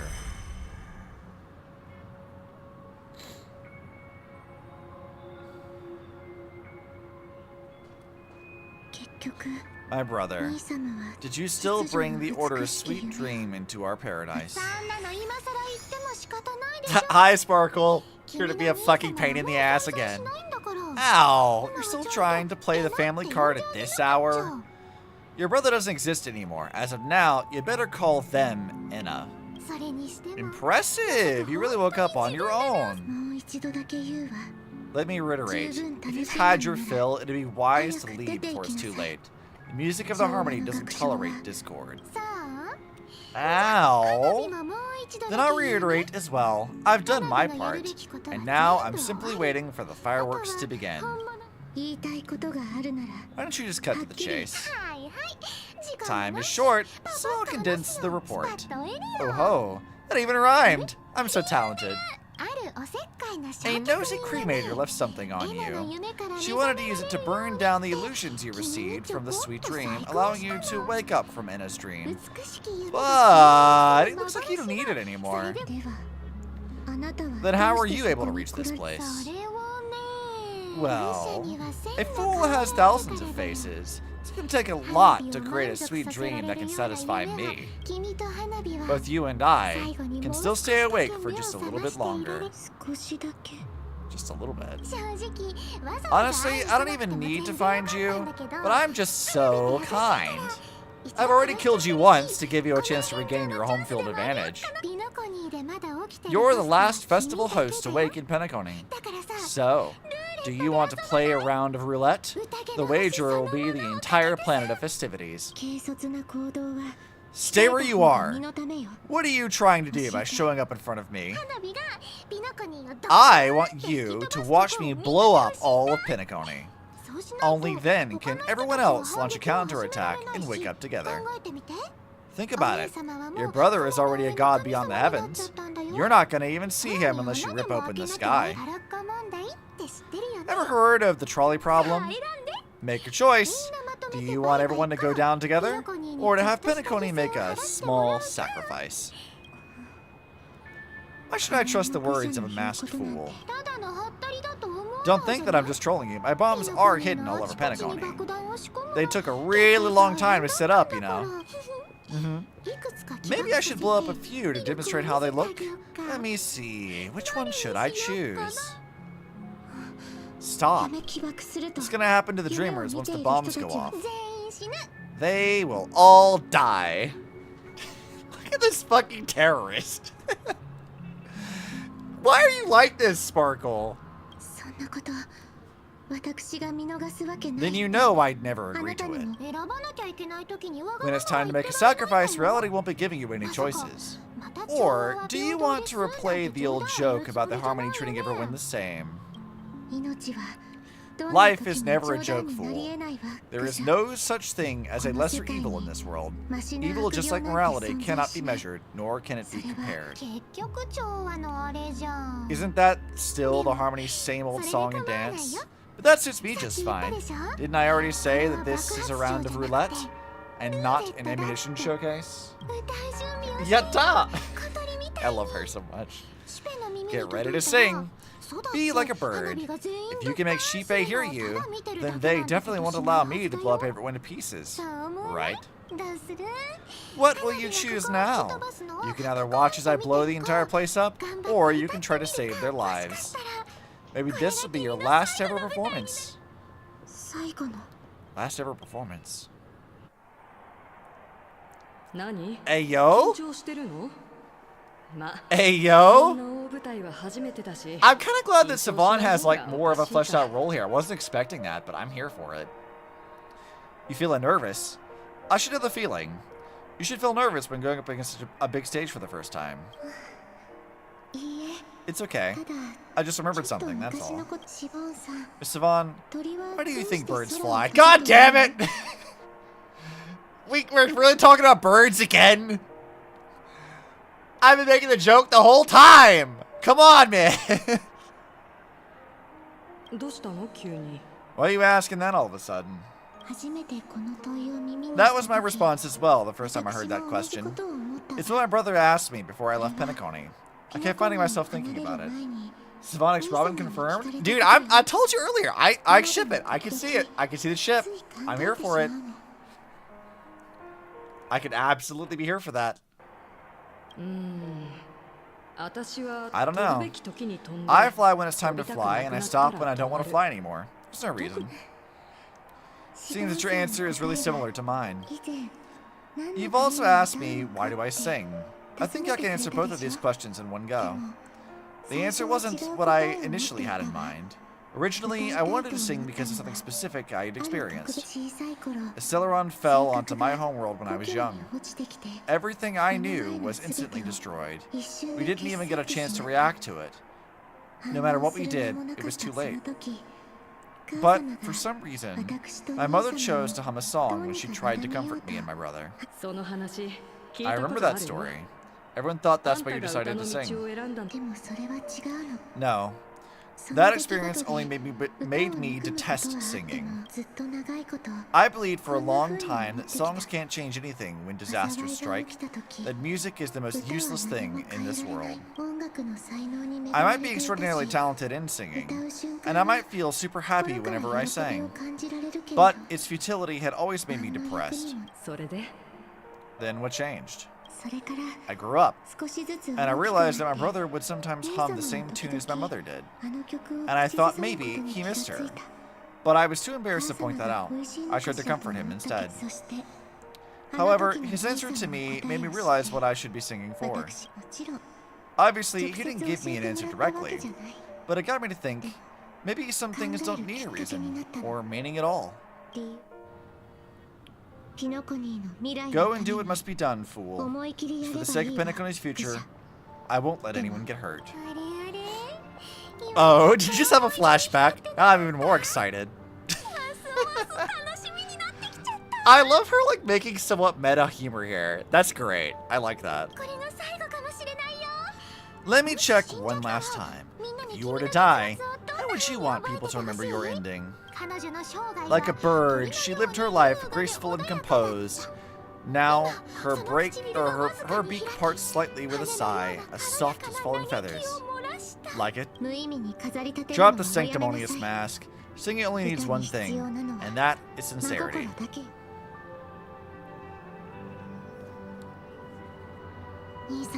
My brother, birds born with wings need no reason to soar into the sky.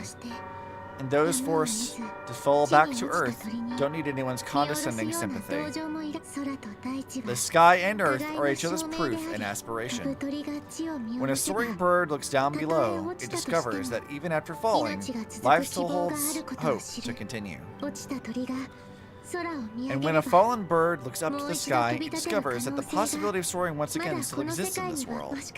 Perhaps they'll never truly understand each other, but what people need isn't understanding. It's showing a little more compassion for the way others choose to live, and when necessary, extending a helping hand. Even if you become the only star to prevent everyone from soaring into the sky, they will still be inspired by your radiance. Flap their wings with all their might, regardless of whether they've been hurt in the fall. Fucking facts. Yeah, Robin's got the shit, man. She's got it unlocked, dude. I was gonna look at what she says here again. Like, you don't need a reason to, like, basically, you don't need a reason to live. You just do. And just because people aren't able to wake up doesn't mean they need your sympathy. Fucking based ass shit. It's like, even if you try to control everyone's lives, people are still gonna do their thing anyway. Like, here, girl, I got you. Like, good shit. People don't need understanding, they need compassion for how they choose to live and a helping hand when necessary. That right there is some good shit. Like, I love this. I love this a lot, actually. Good ass line, Robin. I'm here for that. Thus, the Order's sweet dream will eventually fall. Oh, triple-faced God, if I manage to step onto the path of harmony, then please extend your hand and shelter those who believe in you. And if I am a bird destined to fall, doomed to never sing again, then, while the sound of me hitting the ground may be the last note for the harmony, it will never be this world's swan song. Brutal fucking imagery, but like, I appreciate your resolve. In the name of the sweet dream, the Charmony Festival now begins. Brother, do you miss home? Even if I do, it's too late. But you're singing the song Mom used to sing. Because even if it's too late, we still have the choice to sing whatever we can. At the same time, the beginning of the story and also the final stage. And now we're here. Welcome to the horizon of existence. This place is one of the thousands of manifestations belonging to the sleeping and shapeless, and it's also an exit out of the nihility for the awake ones.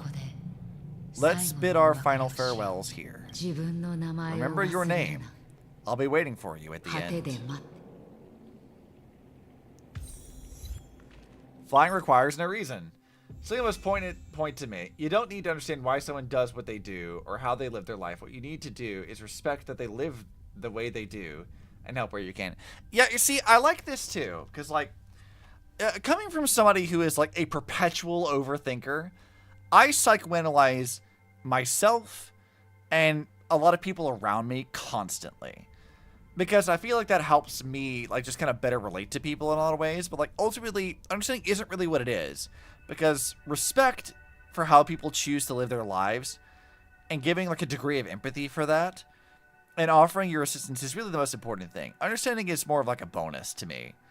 Like, I do my best to understand people because I feel like that helps me empathize with them more. But ultimately, I still want to just, like, respect people's choices, the way they live their lives, and offer my assistance whenever it's possible, even if I can't do anything about it. Like, you could ask any of my, like, close friends. I've probably had this conversation with them multiple times of, like, hey, like, I don't know if there's anything I can do, but if there is, you know how to find me. You know how to contact me. I'm willing to help if I can. It just kind of, like, trying to be there and listening to their struggles and their troubles, trying to help when I can or how I can, and respecting their lives and their choices.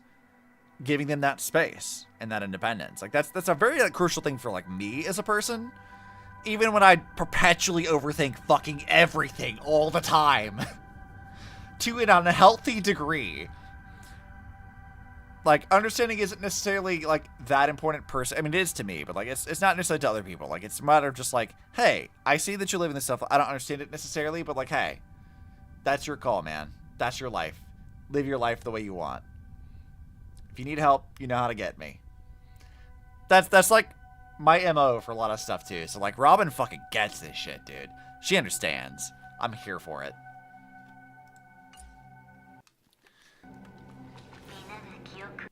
I appreciate that Robin also talks sense. She doesn't speak in weird fucking, like, roundabout ass ways like other people do sometimes. Cough, cough, Sunday. I want everything this world has to offer, or perhaps I want to find the one existence that can truly please me. I hope that I'll see her again after I die, then she'll know that I too am only human, and all humans will find happiness in the end. Fucking ratio showing up. I can't read all these, so you guys have to pause it and read it later. What's up, guys?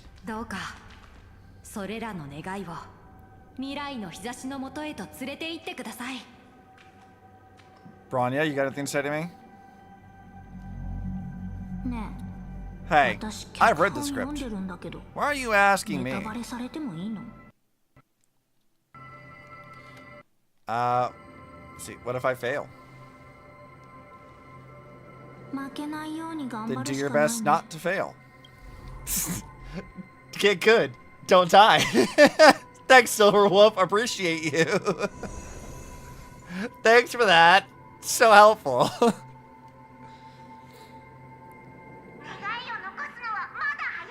It's not time to leave your final words yet. We all believe in you. You need to believe in us too. The Trailblazing expedition won't end here. We'll wake up together.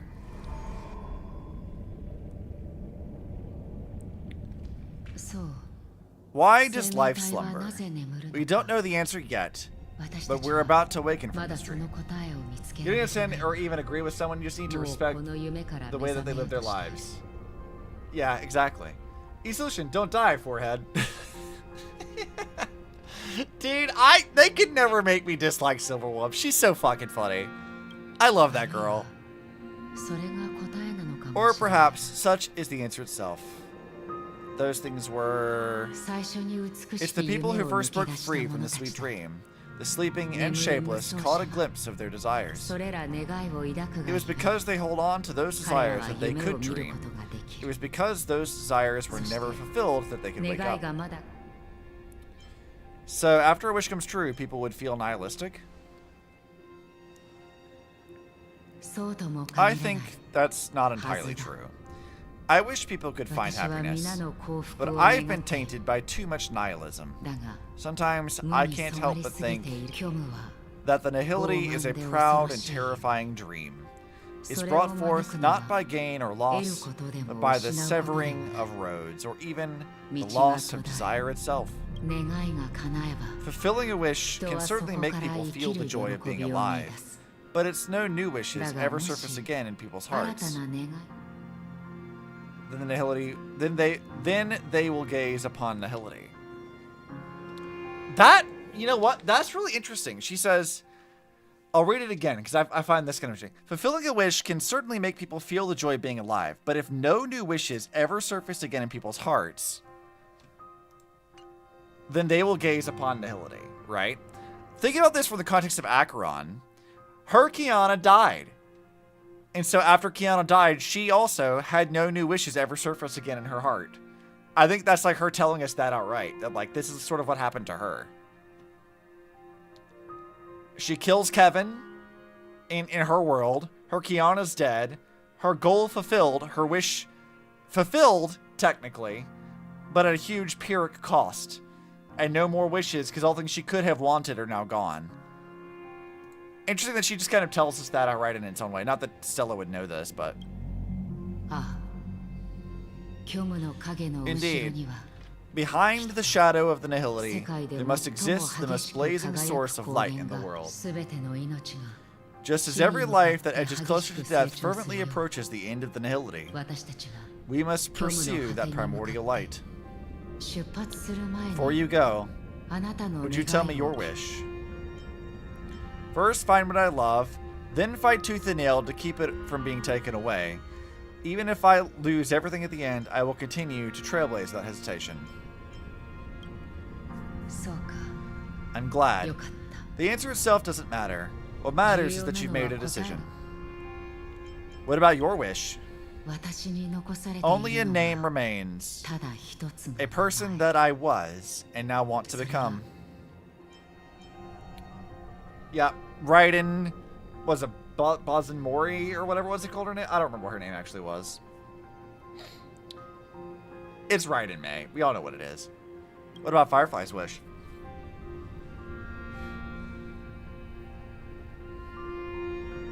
You're looking at it. Bazin Mori. Okay, so I did remember it correctly. Thank you. She is a hunter who treads upon the finality, destined to sacrifice her own wishes to defy destiny. But no matter which path you and she walk, death will always be the destined finale and the last reunion. Are you ready? She too was here not long ago. You can witness her resolve through this. Witness how that tiny spark of bug light broke free from the pull of the nihility. Calling her bug light's kind of funny.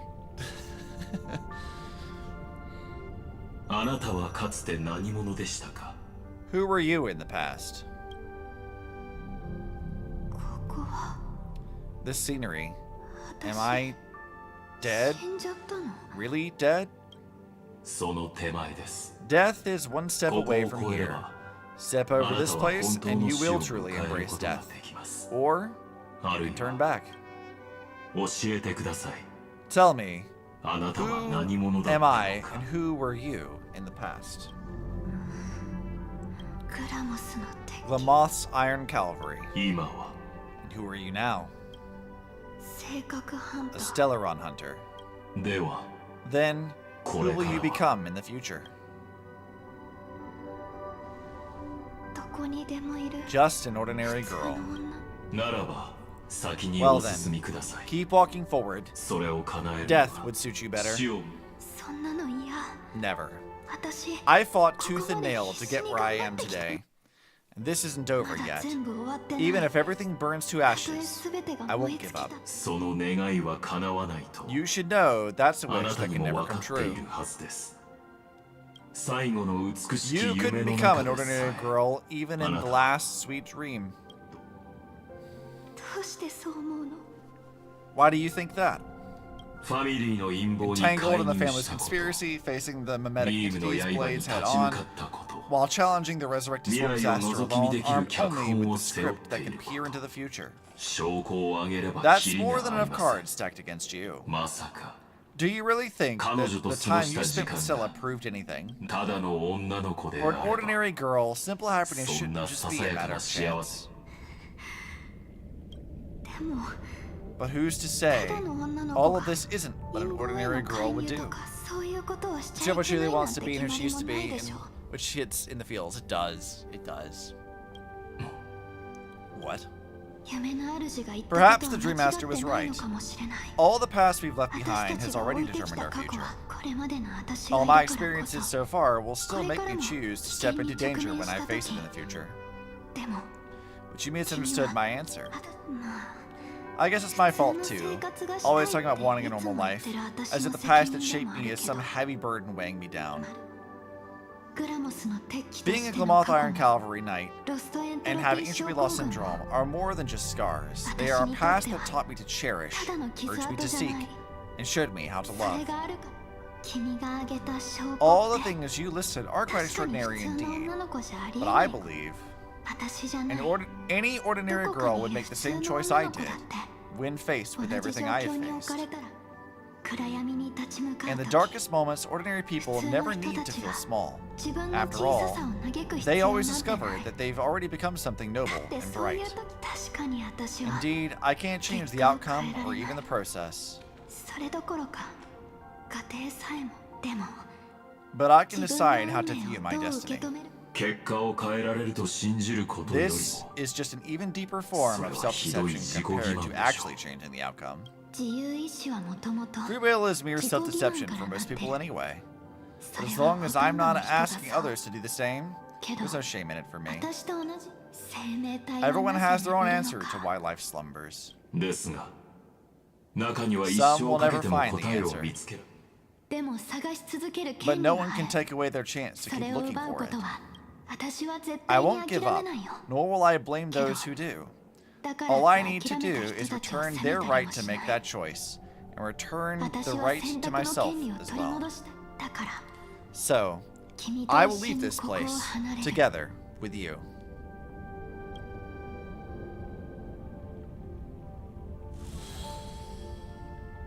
And she's gone. Even if embracing my former strength means speeding towards my death. I said that weird, I guess. The name I gave myself is Firefly. I used to think I was similar to a firefly, just a fleeting glimmer of light. But later I realized no one would give themselves an unlucky name. It was also because I thought fireflies were beautiful. Later someone told me that my eyes don't actually work very well. Otherwise, I would have figured out that those insects aren't beautiful at all. Beauty, love, all of our feelings stem from these flaws we were born with. And that's what makes each of us unique. Yet, I can't help but love these little things. Even though I'm sensitive to cold and can't stand the night wind, I still go stargazing. Even though baking cakes is really troublesome, I still keep trying, because I love giving them to people who matter to me, seeing those people smile.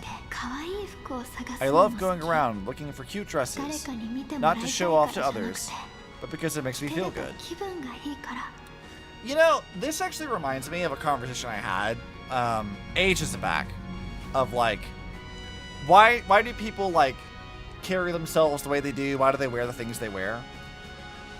And my answer for me was very similar to Firefly's, of like, sometimes I just want to dress nice. Like, I want to wear nice clothes, not for like, the performative nature of it for other people, but because like, I just like wearing nice shit. I like looking nice. I think it looks cool. It makes me feel good. I'm like, I don't dress nice for other people's gaze. It's just because I want to. I'll type in. Welcome back. Thank you. Sorry to interrupt again. Oh, you have more comments? Okay, couple yes. First off, I really do like English Firefly's performance in this. She is probably like her performance is probably one of the best parts of this patch thus far. I've been playing in Japanese, so I haven't heard the English, but I don't know how much it changes your impression, but I feel like this is adding like quite a bit of depth to her character. Considering that I'm literally in a part where we're learning more about Firefly's motivations, I would agree with you. Okay, I'm not there yet. Yeah, I'm much further ahead than you, but we're like really like diving into like Firefly's like motivations as a character and what she's doing and why. And yeah. I do like how they fleshed her character out quite a bit. I do think it helps quite a lot. Yeah, I definitely think this is kind of one of the first times they've gone to a character that they had already established and then gave that character more context. Which I think was much needed. So. Yeah, I definitely appreciate it. Couple other minor notes.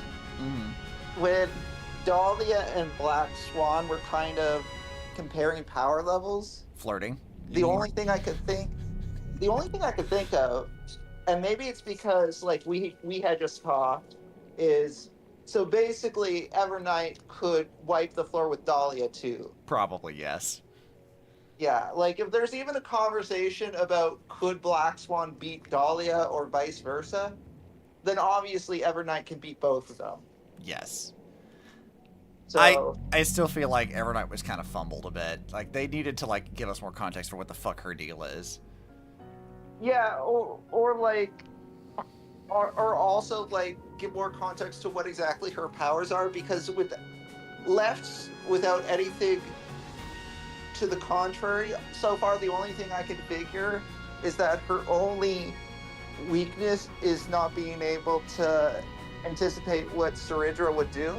And even then, it's not that, like I say, like Saridra beat her. It's not as if Saridra did something that would defeat Evernight specifically. It's that Saridra's thing would make it so that Evernight's plan wouldn't work, and like she couldn't actually destroy Amphorius the way she wanted to. Yeah, it seemed like to me that Evernight's biggest flaw is she's just unlucky. Yeah, I think it's kind of the thing. She's the anti-adventurine. Yeah, a little bit, actually. Yeah. I do think, like, as far as power level, it shouldn't be too much of a surprise that she could, like, beat Dhalia, because, I mean, Evernight is an Emanator. Yeah, so, like, there is that. I can only assume that Acheron couldn't beat Dhalia, especially with Dhalia basically telling Firefly, no, let's not go, like, up to Acheron. That seems like an extraordinarily bad idea. I mean, Acheron could, like, solo basically everyone right now, so. Yeah. If she felt like it, the only person who had posed even a tiniest bit of threat to her, it seems like is, maybe not even to her personally, but, like, just to most people would be, like, Welt. Because she says as much of, like, I know that you're carrying, like, a pocket nuke. But, like, yeah, other than that, like, no one else really threatens her. The fact that it's implied that Acheron doesn't know if she could beat Welt, and Welt, like, straight up threatens Acheron, and Acheron backs down, you know. Mm-hmm. Welt, do something, man. Come on, Welt. Do more. Come on, dude. Right? I want it to be known that in the same patch, like not this patch, but in like the Penacony arc where Welt like threatens Acheron and gets away with it. That's also the arc where Welt like is like, I'm gonna follow Sunday, and then he gets captured.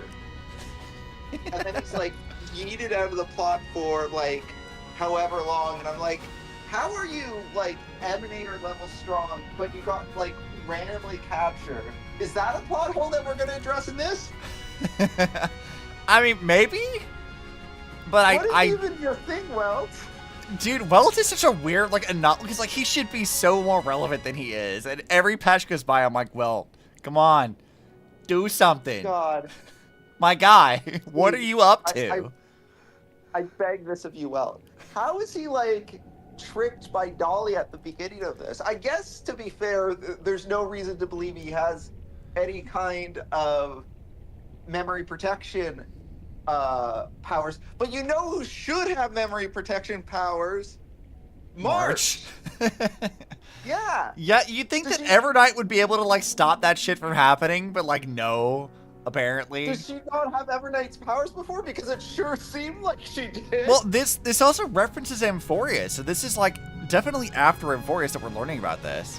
Which means that, like, did Evernight just decide, you know what, fuck it, this is fine. I'm not worried about this. You know what, maybe Evernight did it for the lulz. She's like, I could stop Dhalia in this moment, but I actually find it kind of funny that March thinks that Dhalia is, like, a long-lost friend, so I'm just gonna sit here in the back of March's mind and just let this happen. Honestly, I could totally see it. Like, Fanon Evernight is, like, keeping, like, March's embarrassing memories just because she finds it cute and hilarious. If they made that actually canon of, like, no, yeah, she's just to fuck with her so she would have, like, fun memories to, like, poke fun at March later, I'd be absolutely here for that. Totally. Like, if that's the explanation they gave, I would accept that as the answer. Absolutely, I would. Yeah. Completely. I could buy that. I don't would know be if okay we with ever bothered to think about that, but that would be acceptable to me. I do wonder how much thought they put into that, genuinely. Yeah, I have no idea. I have no idea if, like, March's new powers or the Evernight powers are gonna come up again, or if it's only, like, March has these abilities when it's plot relevant, and all the rest of the time she's just, like, the goofy comedic foil who trips over herself. I think the other answer I would give is, like, March would also be, like, she's just kind of dumb. So I feel like if March was like, oh, yeah, I forgot I had that. And, like, didn't think about it beyond that. I'm like, March, girl, please. Like, if they told us that that was the reason, too, that March was just dumb enough to forget that she had those powers, I'm like, March, why? Do you think Evernight is actually low-key dumb as well? Like, she's powerful, but she's dumb? Dumb in a different kind of way. She's good at planning stuff, but I think she's, like... Well, it's sort of like the smart dumb, where, like, she thinks she's 5 steps ahead, but she forgot, like, the basic math of it kind of thing. Yeah. That's how I feel like, that's how that is with her. Like, March gets no math at all. Evernight gets, like, the Calc 4, but forgets basic addition kind of thing. Right. Like, that's how I feel like that is that Evernight's just kind of common sense dumb. Right. The the other thing I wanted to mention is I'm at the part of the story now where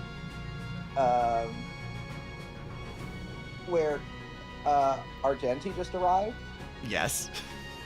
My favorite, my boy. I love him. I have never liked him more than I like him in this moment. I know, right? He shows up and we were like, who the fuck is this guy?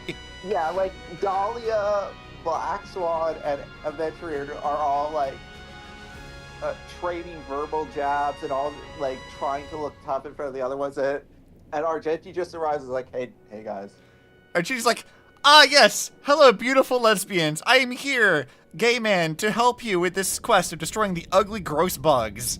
And it's like, okay, sure. You know what? In this moment, I want to believe that Argenti is secretly, like, the most powerful. I would love that. Like, I love how, because we talked about this when I got to that part earlier, that, like, Argenti just shows the fuck up in random places as, like, a MacGuffin. Also, my arm is busted. Hold on, stop that. He just shows up randomly. And I'm like, dude, why are you here? Where did you come from? In the original, he was the one that oversaw the that, like, thing where you and Firefly go do the performances and stuff to get the ticket. Yeah. He was the host of that for no apparent reason. Like, think about, like, all the times he's shown up. He randomly appears on the Express and rizzes up a plant. And then he shows up on the LaFu randomly to, like, talk to a sword. Yes. And then he shows up here again on Penacony, where he's, like, just apparently hanging out with Boothill for some reason. Like, ah, yes, Boothill, you majestic, beautiful man. I'm here with you now. And I'm like, what? Why are you here? missed an opportunity. Argenti saved Aventurine. You're right. He did save Aventurine. That is right. Oh, yeah. Yeah, that... Argenti is the GOAT, dude. That's my boy. We really missed an opportunity for, like, Lygus to, like, walk down a corridor and see Aventurine just in Amphorius, and Lygus is just like... Or Argenti, you mean? But how? Yeah, like, Argenti, yeah. I do think... You know what? Here's my favorite thing. Is, like, in Amphorius, you have to collect all, like, the fucking nymphs and shit. And the reward you get for that is, like, solving a bunch of stupid-ass chirping puzzles. And then you go to, like, the last area before, like, Finon's, like, big sacrifice arena thing. And you go to, like, part of the Exomyth. And in that, you find a video from Lygus talking about exiting the cave, only to find that you're in a bigger cave thing. How funny would it be to get to that point, only for you to get a flashback of him meeting Argenti? Like, all that work, and Argenti's like, oh, what a beautiful place you have here. This place is wonderful for a driller. Yeah, Lygus is like, how did you get through the firewall? And Argenti's like, what firewall? He's like, nothing's impossible for the beauty. It's like, okay. Shirley says he's kind of like Tuxedo Mask. Shows up and helps, but actually helps. You're right. Yes. He is like that. What path is the beauty? It's its own thing. The Eon of Beauty is already dead, but he still like follows that anyway. Unless Argenti is the Eon of Beauty. I mean, I would accept it. I have never loved the appearance of a character more than Argenti. Like, every time that dude shows up, I'm like, I'm so glad you're here. You are so funny. Yeah. He makes me smile every time I see him. Supposedly dead, Adrilla is MIA and accepted as dead, but unconfirmed. Okay, yeah. Okay. Yes. One more thing. I do find it really interesting, like, the way Firefly talks about the Trailblazer. Clearly, the Trailblazer has, like, something very important about them, which was already kind of known, but, like... Yeah. Well, like, she was big into the idea, like, he can't be, or the Trailblazer can't be tarnished by nihility. Yeah. Well, that's partly because, like, I think the easiest answer to that is that they've already established that Trailblazer is at the center of preserving the universe, which is the Celeron Hunter's ultimate goal of, like, stopping Nanook from killing everything. So, yeah. Firefly's concern at that moment is more so about, like, destiny cannot be changed here. She has to survive. Like, this needs to happen. Otherwise, my mission as Celeron Hunter and the future of the universe is at stake if she doesn't. Right. The other thing I think that is more interesting, and I don't know if you've got to this, but, like, Firefly has a line where she basically tells you that when she was picked up after, like, the Glamoth Empire dies, by Kafka, that Stella and Kalis were also there. Like, yeah. They were part of that when she was picked up. Yes. So she has a really deep connection to us, way more than we had initially thought, which I think is interesting. Yeah, apparently, we were like one of the first to see her post that, and yeah, we got a bit more context for that disease that she is dealing with, and how basically when she's not piloting the suit, she's supposed to be in stasis. Yeah, because she's actively dying at any moment in time. Yeah, which I guess we all are, but probably, like, her more so. Yeah, well, what she compares to is, like the, how the propagation works, that's where their power comes from anyway, is, like, when a bug leaves the nest, it dies. That's how they operate, is, like, when they stray far from, like, their nest or, you know, the other knights or the cavalry or whatever, then they die from it.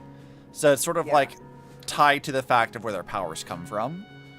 And that's what that is. That there's not really any way to, like, undo it, because I guess in a sense it's sort of like... I guess it's kind of like how Marastruck operates, like how the Marastruck are, like, creatures of the abundance, in a sense. You could think of Firefly as, like, a creature of the propagation. but like not a bug. Yes. So Yeah. Yeah, it's kind of ironic that they're creatures of the propagation that were made specifically to fight the propagation. yeah. He said Silverwolf is the newest Stellaron hunter, and supposedly she hasn't been with him very long before the Trailblazers started their mission, which is why she's not as close with us, even if she seems interested. That makes Yeah. sense. I Yeah, like that as far as like our relationship with the Stellaron hunters is concerned, like Himiko and both are like, fuck those guys, but we're like, nah, they're cool, they're chill. We go play games with Silverwolf whenever she shows up because she's just there to have fun. Like, Yeah. we're dating Firefly. Kafka's like, hi, Mom. And then Blade exists. Yeah, Blade. I mean, you can't really build a friendship with Blade, but you know, Yeah, it's just what he is. we're as close with Blade as Blade is with anyone, with the exception of Kafka. Yeah.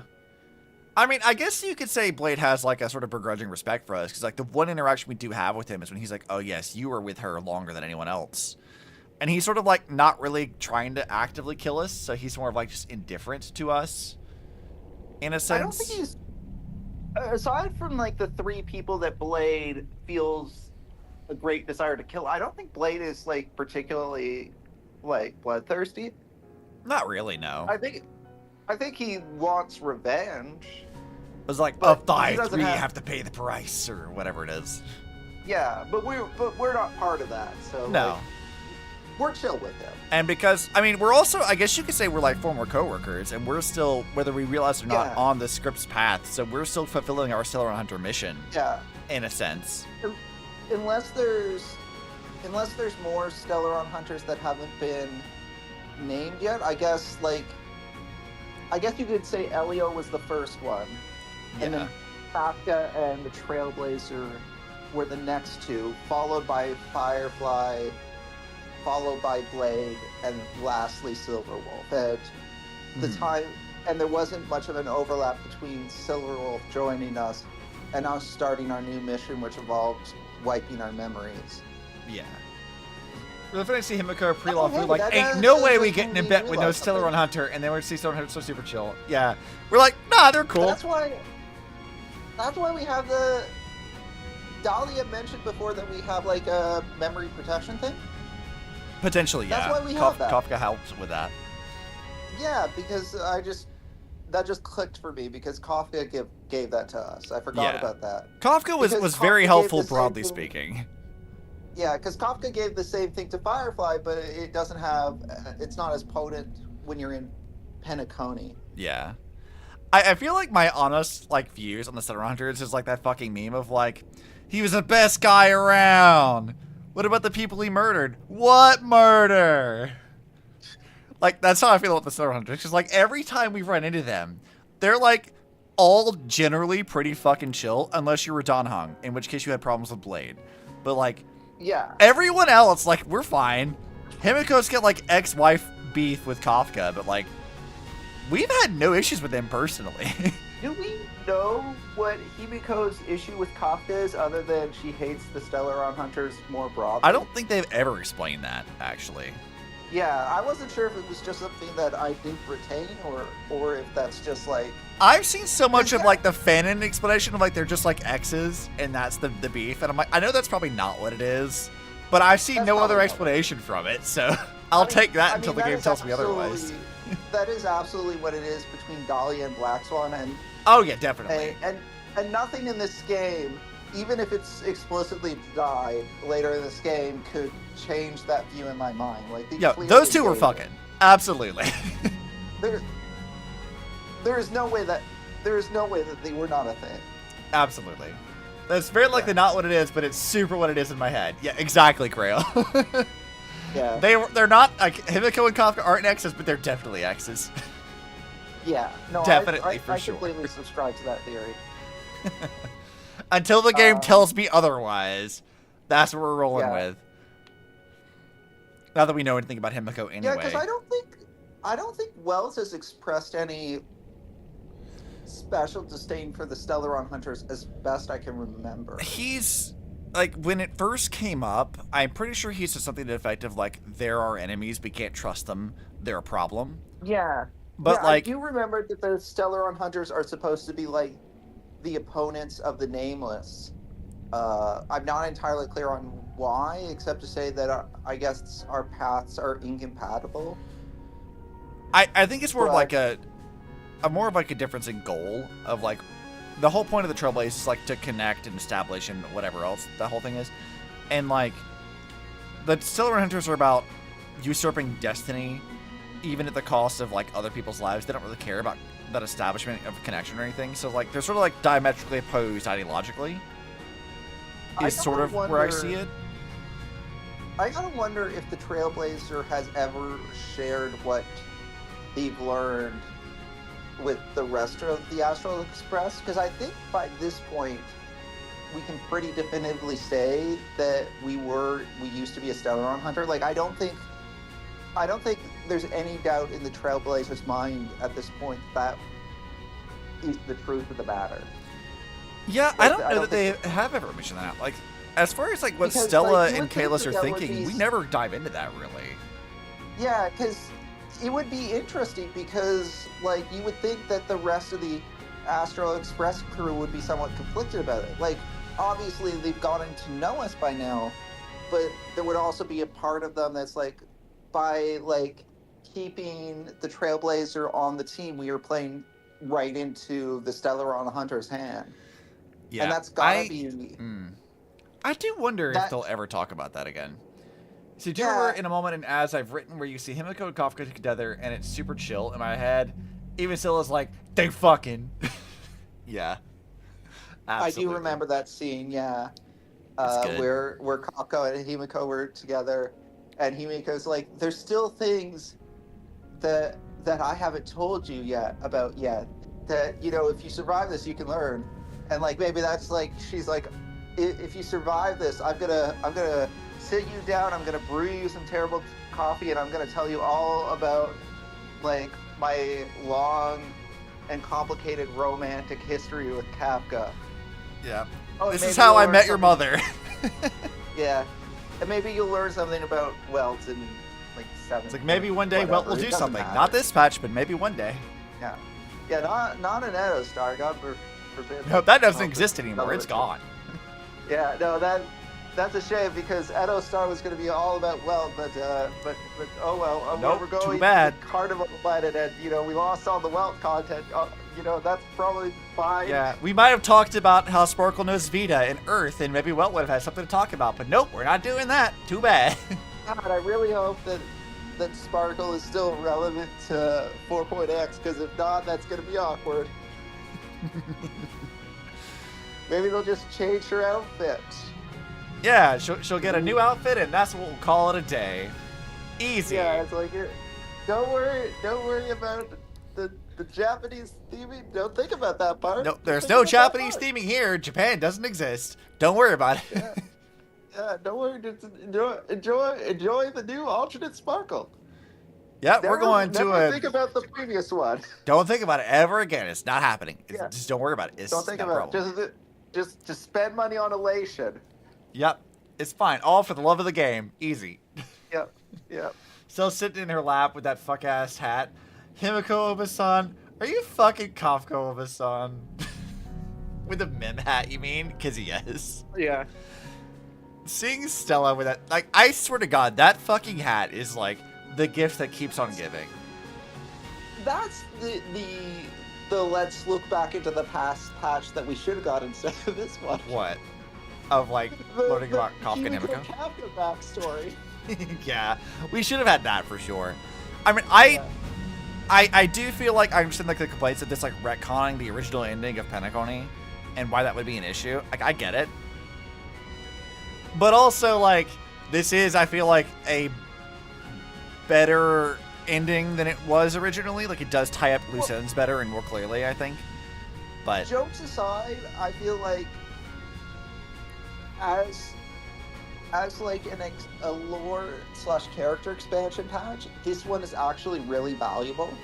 Like, yeah, it's I feel surprisingly like I've very gotten a important, lot- like, lore-wise. Yeah, I feel like I've gotten a lot of good details. I would not... I don't think that it's... From what I've played so far, I don't think it's fair to say that this is filler, because this all feels very pertinent to the greater narrative. Yeah, see, this is sort of why I said earlier that, like, I feel like maybe they were going to use this patch to, like, set up, like, a larger story. And they've just rushed it out sooner than they had wanted.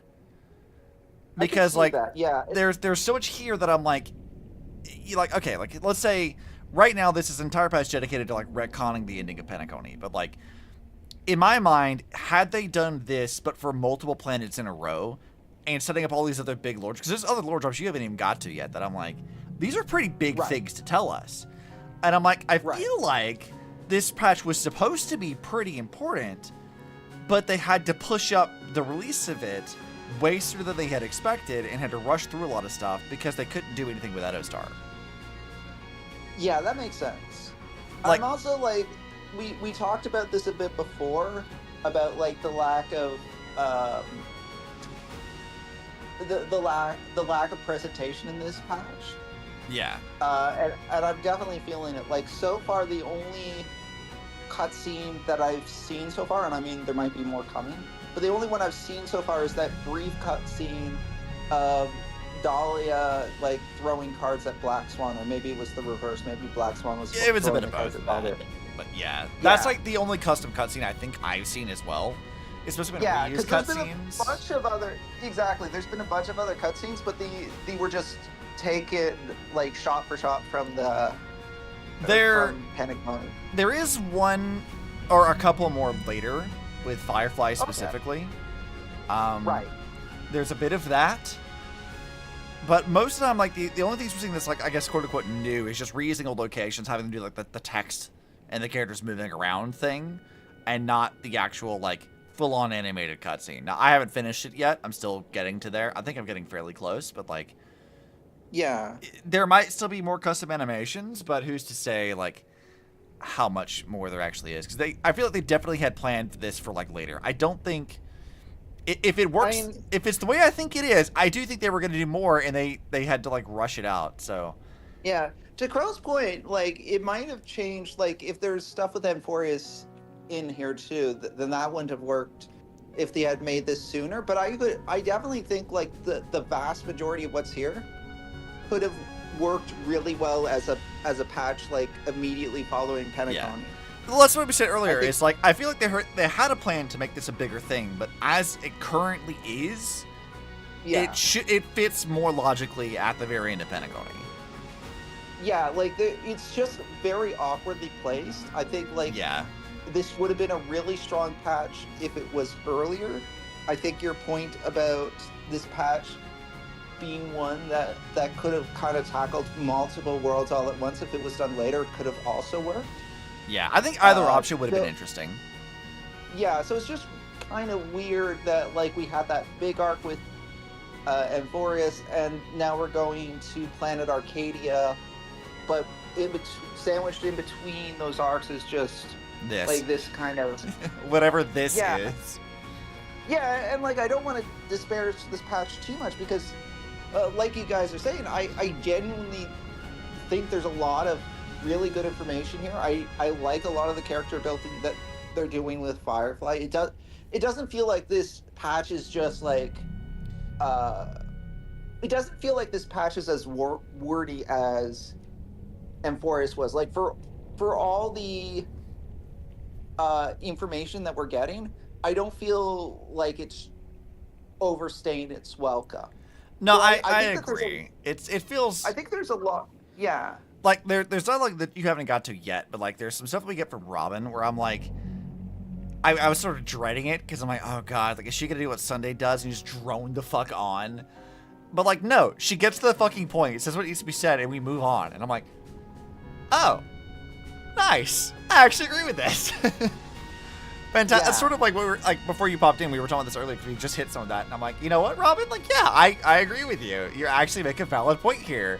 And you got to the point very quickly. Thank you for that. Yeah. To Krell's thing about that the only, like, really reference Amphorius once, if that's the case, like, if the Amphorius stuff is, like, kind of just tacked on, they could have easily moved this patch before Amphorius then, and not much would have had to change.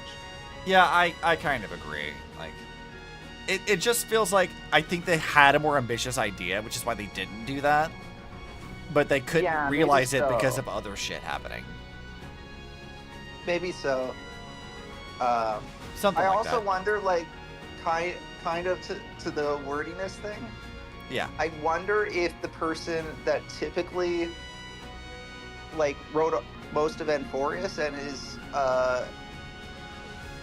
likely to write Planet Arcadia was very hands-off with the writing for this patch because he's got his hands full with, like, being forced to rewrite everything now. I mean, that's very possible. I don't know that I disagree with that. So it's pure speculation, but I do wonder if maybe, like, this this patch had, like, a different writing team than Enforius' stuff did. I have to look into that. I don't know if I know that for sure. Yeah, I have no idea. I don't think that's information that they readily publish. Like, there's sometimes leaks that suggest who's writing, and, like, on occasion a live stream will mention who, like, will interview, like, a person that's in charge of writing. But outside of that, they usually don't give writing credits for patches, so far as I know. Not generally, no. Yeah, they're not big into giving credits in general. No, like with Especially Impact voice 3rd, acting they credits. sort of do, like, after, like, big animations that sort of wrap up an arc or whatever, they'll give, like, an end credits to the animation with a credit, like, a lot of people are working like, in that specific thing, in that arc and stuff. But, like, Yeah. they don't really do that here. Like, after Impact 3rd and they moved on to other stuff, they haven't really done that, like, really ever. So. Yeah. It's kind of interesting. Because, like, there was a video I watched yesterday or the day before. This guy was talking about, like, figuring out how to draw things in the MiHoYo style, because a lot of different artists work on, like, the splash art and stuff, and but they all have to follow a similar design philosophy. So he was trying to break down what exactly that design philosophy is, so that he could attempt to recreate the style. Right. And looking into it, like, he couldn't find information on who drew the splash arts or, like, work in progress photos or anything for that stuff. No, they don't typically credit any of that. Yeah. It wouldn't shock me if, like, work in progress stuff does exist in some, like, if they publish every now and then, like, an art book or something. I mean, that's already that what they do with always Impact exist in 3rd. China. Like, we don't see the, like, you know, I guess beta testing of the, like, outfits and stuff until the art books come out. So, like, Impact 3rd has, like, I guess 4 or 5 different art books if you count some of the really, really old ones. And even in the art books, they don't credit the artists for specific things. Like, hey, here's the character, here's the concept art, here's what we did. And a lot of that stuff is proprietary, so they're not really posting that until, like, the art books can be, like, sold and put together. I don't know that they've made one for Star Rail yet, which is odd, because Genshin has, like, 3, but... If they made one for Star Rail, it would be very expensive. But I would definitely be very interested in it. Oh, I would too. I would like it. I do understand the idea of, like, wanting to analyze their design philosophy, because it's the thing that I do. It's why I have, like, HoYo art books for Impact 3rd. It's like when I'll pull there here. So looking at, like, this art I did of Coco here, that's up on screen. So for those who do not understand why this art exists, this art was, I'd taken Jane Doe's official art and I had traced out her body form over it, and I had used that for this pose and anatomy to better understand how they do that. But the actual, like, way that Coco's outfit is constructed is heavily influenced by, like, some outfits from Mei and how Mei's outfits are designed in Impact 3rd. It's a lot to do with, like, how Silverwolf's outfit looks like, how Zenless does belts, and where they put certain, like, things. Like, I look at buckles and stuff across the characters like Kevin and things like that. Like, there's a lot of, like, HoYo influence in how I approached designing Coco's character. Because I figured out a lot of how they do some of their techwear designs and stuff, and I pulled a lot of ideas and philosophies from that to make her outfit feel like it could fit in a HoYo game if she were to be put in one. That makes sense. And Krell, I do agree. I wouldn't call like the Honkai Star Rail writers bad or anything. There are points that I disagree with in their writing philosophies. Like I feel like they can be more wordy than I would like. That being said, I would like agree with that. a big part of what draws me into this game and what keeps me going back is the story. Like, I criticize because I enjoy what I'm playing. Like, let's say what we said earlier is like Amphorius is like probably the best arc they've ever done, and yet it also has no reason to exist. yeah, like from like a character development philosophy, anyway. But like to the larger narrative, like at least thus far, it's hard to kind of peg how Amphorius kind of advances the larger narrative. But that's not to say I disliked Amphorius. Yeah, exactly. Like, it's a thing to criticize, but yeah, like I criticize because I care. I like Honkai Star Rail. I play it every day. I'm into the story. I have become a little bit too obsessed with currency wars. That's a problem. I think every time I've talked to you in like the last week, it's been I'm playing more currency wars. Man, I wish I could stop playing some games so I could play more currency wars. It's great. Like the reason why I'm playing the story now as opposed to when it came out is because I was like, yeah, it's good that there's more story. I want to get to that, but also currency wars. Yeah, I'm trying to do this now so I can avoid spoilery things, and then, you know, maybe do this like fucking Chimera event that I've been putting off. Yeah, I'm the same, Crow. I know that it can be better than it is. I don't dislike what we have. I like what we have a lot, but there are points that I'm like, I really wish it was better, and I've seen you do better. Well, see, this is sort of like when people see like my perspective on a lot of stuff, they say, oh, well, like Obsy's just so upset and angry about stuff. And I'm like, no. Like, I criticize things because I'm like trying to critically engage with this stuff because I really do like it and enjoy it quite a bit. Yeah. My criticisms of like how Hoyo has operated as a company after Impact 3rd, like how they handled Genshin and Star Rail and Zenless, is because I do really like this company and what they're trying to do. But it's like, guys, what the fuck is this? And why did you do this? I love you guys, I really do, but like, what the fuck is happening? Yeah, I mean, ultimately, if I didn't feel like if like what I felt about this game was more negative than positive, then I simply wouldn't play the game. Yeah, that's why I stopped playing Genshin.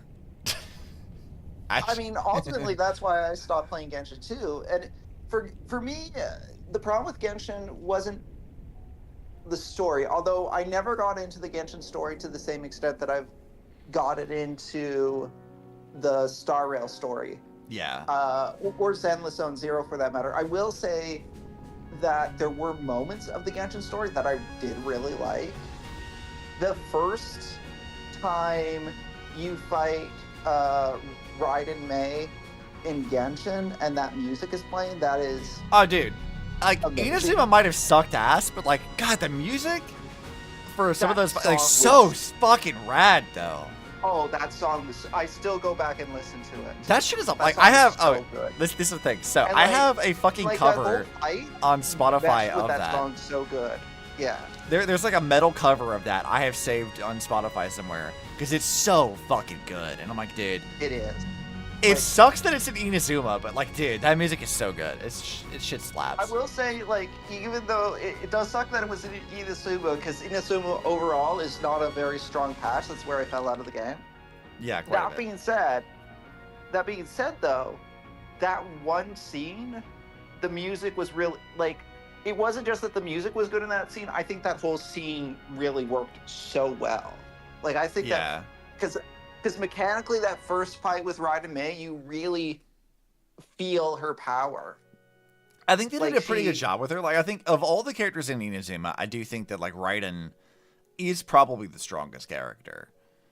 I would agree with that, and I imagine that's probably in part because the had a strong idea of what they wanted to do with her, given that she was a May variant. Yeah, I mean, I called it, like, the moment they name dropped her back in, like, Leeway, I was like, oh, so she's depressed. That's what it is. Yeah. And then we got to Nassim, and I'm like, yep, she's depressed. I'm like, wow, It's crazy. Because she, like, did Genshin ever have any other variants, really? Or is it I mean, Sakura. Oh, okay. So Genshin and variants is a really weird discussion because... Yeah, like, I know Genshin, it's not... The way I see it is that Genshin has actual variants, and then they, like, Yes. reuse plot threads and certain character archetypes, but they're not variants. So, like, Arlecchino, for example, reuses a lot of, like, the plot threads and some even of the design philosophies of Raven, but she is not a Natasha variant. Like, she's not Nat, but she reuses that stuff. Whereas characters like Sakura and Raiden, I think Nahida is also a variant, but, like, the list of actual variants is pretty small. There's not many of them. I think something you mentioned before that makes a lot of sense to me is that originally they had intended for Genshin to tie into the larger narrative, and as time went on, they kind of moved away from that idea. Oh, absolutely.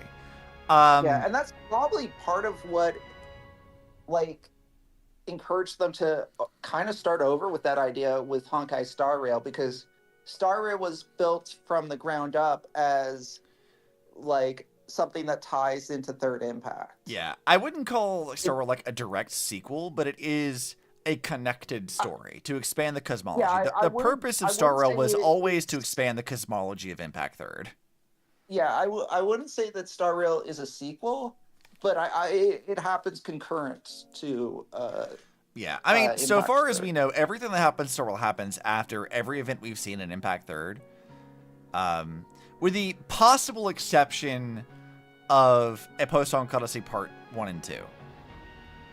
Or no, actually, I take that back, because Welt is still around even in Part 2 of that. So, like, yeah, everything we see in Impact Third thus far happens prior to the events of Star Welt Rail. still exists in Part 2? In a Post-Honkai Odyssey, yes. And in Part 2 also. Because remember that Part 2 as long as starts Welt- in 2020... I can't remember if it's 24 or 26. I forget. I think 26 is when a Post-Honkai Odyssey starts. So, like, yes, Welt is still around in Part 2. Okay, yeah, if Welt is still actively in the Third Impact story, then it can't... I mean, he doesn't do much. They've only, like... When was the last time we fucking saw him? We saw him at the very beginning of Part 2, I think, and then we saw a brief mention of him when there was, like, a character death, and so they're bringing Sealy from Earth to the moon, and I think Welt was with her at the time. Is something like that, anyway? What did Welt do to MiHoYo to get this treatment? I mean, to be fair, he didn't really do a whole lot in Impact Third either. Like, the most he had, like, as far as, like, an actual narrative function was in, like, the manga and in a Post-Honkai Odyssey. So, like, he doesn't really get to do much even in the story then. I'll grant you that. I wish, like, in Currency War, I don't know how much of Currency War you played. A good bit. Welt is to why, enough said. So in Currency War, like, in regular gameplay, Welt has a mechanic where his ultimate delays the action value of enemies, which is somewhat nice for survivability, but in practice, it doesn't really do that much from an endgame perspective, because all the endgame modes are about killing the enemies as quickly as possible. Right. So what does it really matter if the enemy is slower? Because what you actually want is to be attacking faster. You don't want the enemies to be slower. So it doesn't matter all that much, at least. It's unfair to say that it's irrelevant entirely, but it's not like a very powerful alt. Right. In Currency War, they changed it because they changed a lot of character mechanics exclusively for Currency War. So Currency War is about killing as quick as possible too, because if you don't kill within the certain time frame, you lose the round. That's the same basic mechanic that all endgame content has. Yeah. What they changed about Welt for Currency War to make him one of the most powerful characters in the game as far as Currency War goes is he doesn't just delay the enemy, he adds action value to the turn. Mm-hmm. So every time he ults, he's adding time to the time limits. Right. So it's not the same as making you faster, but it has the effect of giving you more actions, which is extraordinarily powerful. You know, I wonder, maybe, if like they're using Currency Wars as a way to test like future changes and patches to their characters to rework some of them.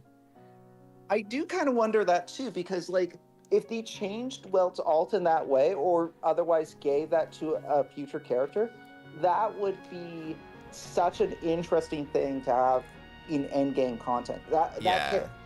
If he made that change to Welt right now, Welt would be meta relevant. It's not even like that there's not precedent for them doing this, because like already in Zenless they're doing that right now, where they're reworking old characters to make them like better and working for it. Impact Third even did this. Like Impact Third had like a few different ways they handled it, where like originally it was like augment cores that gave them like new movesets, but now what they're doing is they're adding like a whole new thing to upgrade into that gives them access to like the Astral Ring system, which is like the Part 2 stuff. So they're making it where like even old characters are getting like reworked slightly to like fit in with the new combat systems to get them like new moves and things. Did you hear how the characters are getting buffs in CCZ for the next month? I think I read some of it, but I forgot. I think they're changing like, I know some of the movesets are changing. Like, I know Grace's moveset is changing slightly, or like how it works is changing, but I'm not entirely clear in the details, to be honest. So there's, I think it's 6 to 8 characters that they're doing this for. Yeah. Pretty much all the standard banner characters, I believe. They're also giving it to, I believe, Soldier Anby, and they're also giving it to Ellen. Yeah, it's like Ellen, Grace, Bernice, Soldier Zero, Anby, and like a handful of others I can't remember. Yeah, I'm pretty sure there's standard banner characters. Well, Grace is a standard banner character, but I'm pretty sure there's other Amby's definitely not. I would have gotten her by now if that was the case. Oh, yeah, no, Soldier Anby wasn't, Ellen wasn't, Bernice wasn't. Those are just characters that were underpowered that needed the boost. But in addition to that, they gave it to some standard banner characters, which is very generous because standard banner characters are like the easiest to get. Grace definitely needed it because like I really liked Grace a lot as a character and I wanted to use her, but like God, she's not very helpful. The moment I got Yushuin, I was like, damn, I can't go to anybody else. So how they're doing this is they're giving a new currency that you can obtain. It's not a premium currency. I believe you get it by doing like daily / weeklies and stuff. Yeah. So what you do is you get this new currency and you spend it on whichever characters you want, or well, I say whichever characters you want, whichever characters are in the list of that they gave buffs. And there's 6 tiers of it.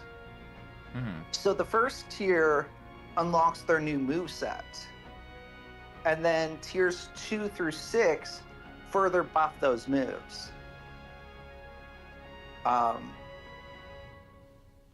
So doing that, you can kind of grow your characters to be substantially stronger than they currently are. And I think, based on what I heard, if you put all 6, once you put all 6 into a character, because again, this is from dailies and weeklies and probably some other methods. I don't know the other methods. Mm-hmm. Once you do it, the character then becomes basically on par with the best meta characters that exist right now. So, I mean, as long as it's like a grindable thing and not a thing I have to wail for, I'm all here for it, honestly. My understanding is it's not a whale thing. It's not a premium currency. It's just something that you got to complete like the dailies to get. As long as that's the case, yeah, I'm fine with that. Yeah, so like it's really interesting because like you think about Ellen is the equivalent of Zele. because from like Star Rail Dhalia, because she was the first. She was the first premium character that they released. Oh yeah. She was on the very. I guess she was that on the is very right. first banner. So she would be the one that was hardest hit by power creep by virtue of being out the longest. And they're bringing her back up to, like, this is the second time she's getting buffed, because they already buffed her once before. And yeah, I remember that they did buff. They like changed her slightly, like it's like a new Ellen, and then they're gonna change her again here pretty soon. So the ZZ isn't a Honkai game. Why couldn't Honkai game with this level of actual fucking support for his characters? I mean, Impact Third kind of does. They do buff, and like, because like people know about power creep, but like Impact Third has not had a power creep issue since Part 2 started. Like, not really. Like, a lot of people are like complaining about it, but like even like characters like Senadina, who was like our first Part 2 character, Senadina is still like meta relevant even now, like over a year later. Like, yeah, Part 2 does not have this problem in Impact Third right now. Like they've balanced things out properly. They're adding like regular patches to keep things like where power creep isn't really a problem. And they don't really do that in a lot of other games that they're working on. I'm like, what's happened with you guys? Yeah, come on. I think Sandless Zone Zero is doing it pretty well. Like, they don't have the same level of power creep as Honkai Star Rail to begin with, and these constant buffs for the older characters, I think is really helpful, especially because they're buffing standard banner characters. Like, I talk about like what if they change. Yeah, I talk about what if they changed Welt's alt, but in the back of my head, I don't believe they ever would, because he's a standard banner character, and I can't bring myself to believe that Honkai Star Rail will actually buff a standard banner character. Imagine. As much as I want that. Imagine if Himiko got a buff. Or Welt. Right? Imagine. I mean, it's never going to happen, but imagine. Welt needs a buff more than Himiko does. Of all the standard banner characters, Himiko is the closest to meta relevance, because you can kind of you can still make her work. There's a mode where like it's about dealing with waves of enemies. She still more or less works there. You can kind of pair her with the Herda or Jade. So there are scenarios where you could make her work. Well, there's not really much. You could maybe throw him in a sustainless Acheron team. How is it CZ got the company's budget? I mean, I don't know that. I mean, I feel like ZZZ and Impact Third are like the company favorites. Like, if you were to ask me, those two are the company favorites for sure. I will say that it really feels like ZZZ got a bigger budget than HSR. Oh, yeah, absolutely. Like, Star Rail, like, I don't know what the budget actually is for Star Rail in Zenless, but, like, as far as what the devs feel like they're giving more attention to, if I were to choose out of the two, though, Zenless gets more attention. Oh, yeah, absolutely. Without question. The devs of Zenless, whatever team they've got on that, they fucking love Zenless. They are all in for that shit, so... Yeah, no, props to them. Yeah, you could see that they clearly are putting their all into Zenless. Like, and this next patch that's coming out it looks like it's going to have so much good stuff. So I'm really liking the direction that Zenless is taking. Yeah, we're like what, 3-4 days away from that patch rolling out. So like, yeah, it's gonna be a big boy. Oh yeah, this looks. I'm ready for Xiaoguang. Let's go. I got my stuff ready. I'm ready to pull her. Oh yeah, I'm pulling for her. Too. That happened like immediately, like first fucking day. That's out. I'm like, yeah, we're pulling for her. Let's go. Yeah, I missed out on Dial-In, but at least like I got pity saved up for Yishuang, so whatever. Yeah, I got Dial-In, which was pretty helpful because I needed that for my Yishuan team. But like, yeah, Xiaoguang is gonna be fucking badass as hell. I'm ready for it. My understanding with her is she is all like a lot of her power is locked behind her ultimate, so it's all about having her ult as much as possible. And obviously, Dial-In is an amazing enabler of ults. So basically, yeah, it can't happen as often as I would like. At least not the way that I've figured out how to play Dial-In, because like you have to like ult in between her basic attack and her skill to like build up her meter, and then whenever the meter hits a certain threshold, you hold it and that triggers like the QTE thing to go into another character. Yeah. That takes time to build that meter up. So It does. It's not like you can like cycle between like Miyabi, Yishuin, and DeRailed and like keep doing ults over and over again. But like, it is still pretty damn powerful. Like, it's pretty useful. It's interesting because it kind of encourages you to make DeRailed the on-field character, even though she's not like going to be your biggest damage dealer. Yeah, I mean, that's because you're banking on ult damage. So yeah, exactly. You So do kind of want her on the field DeRailed. a lot, is what it is. Yeah, and then you switch into the character with the uber powered ult.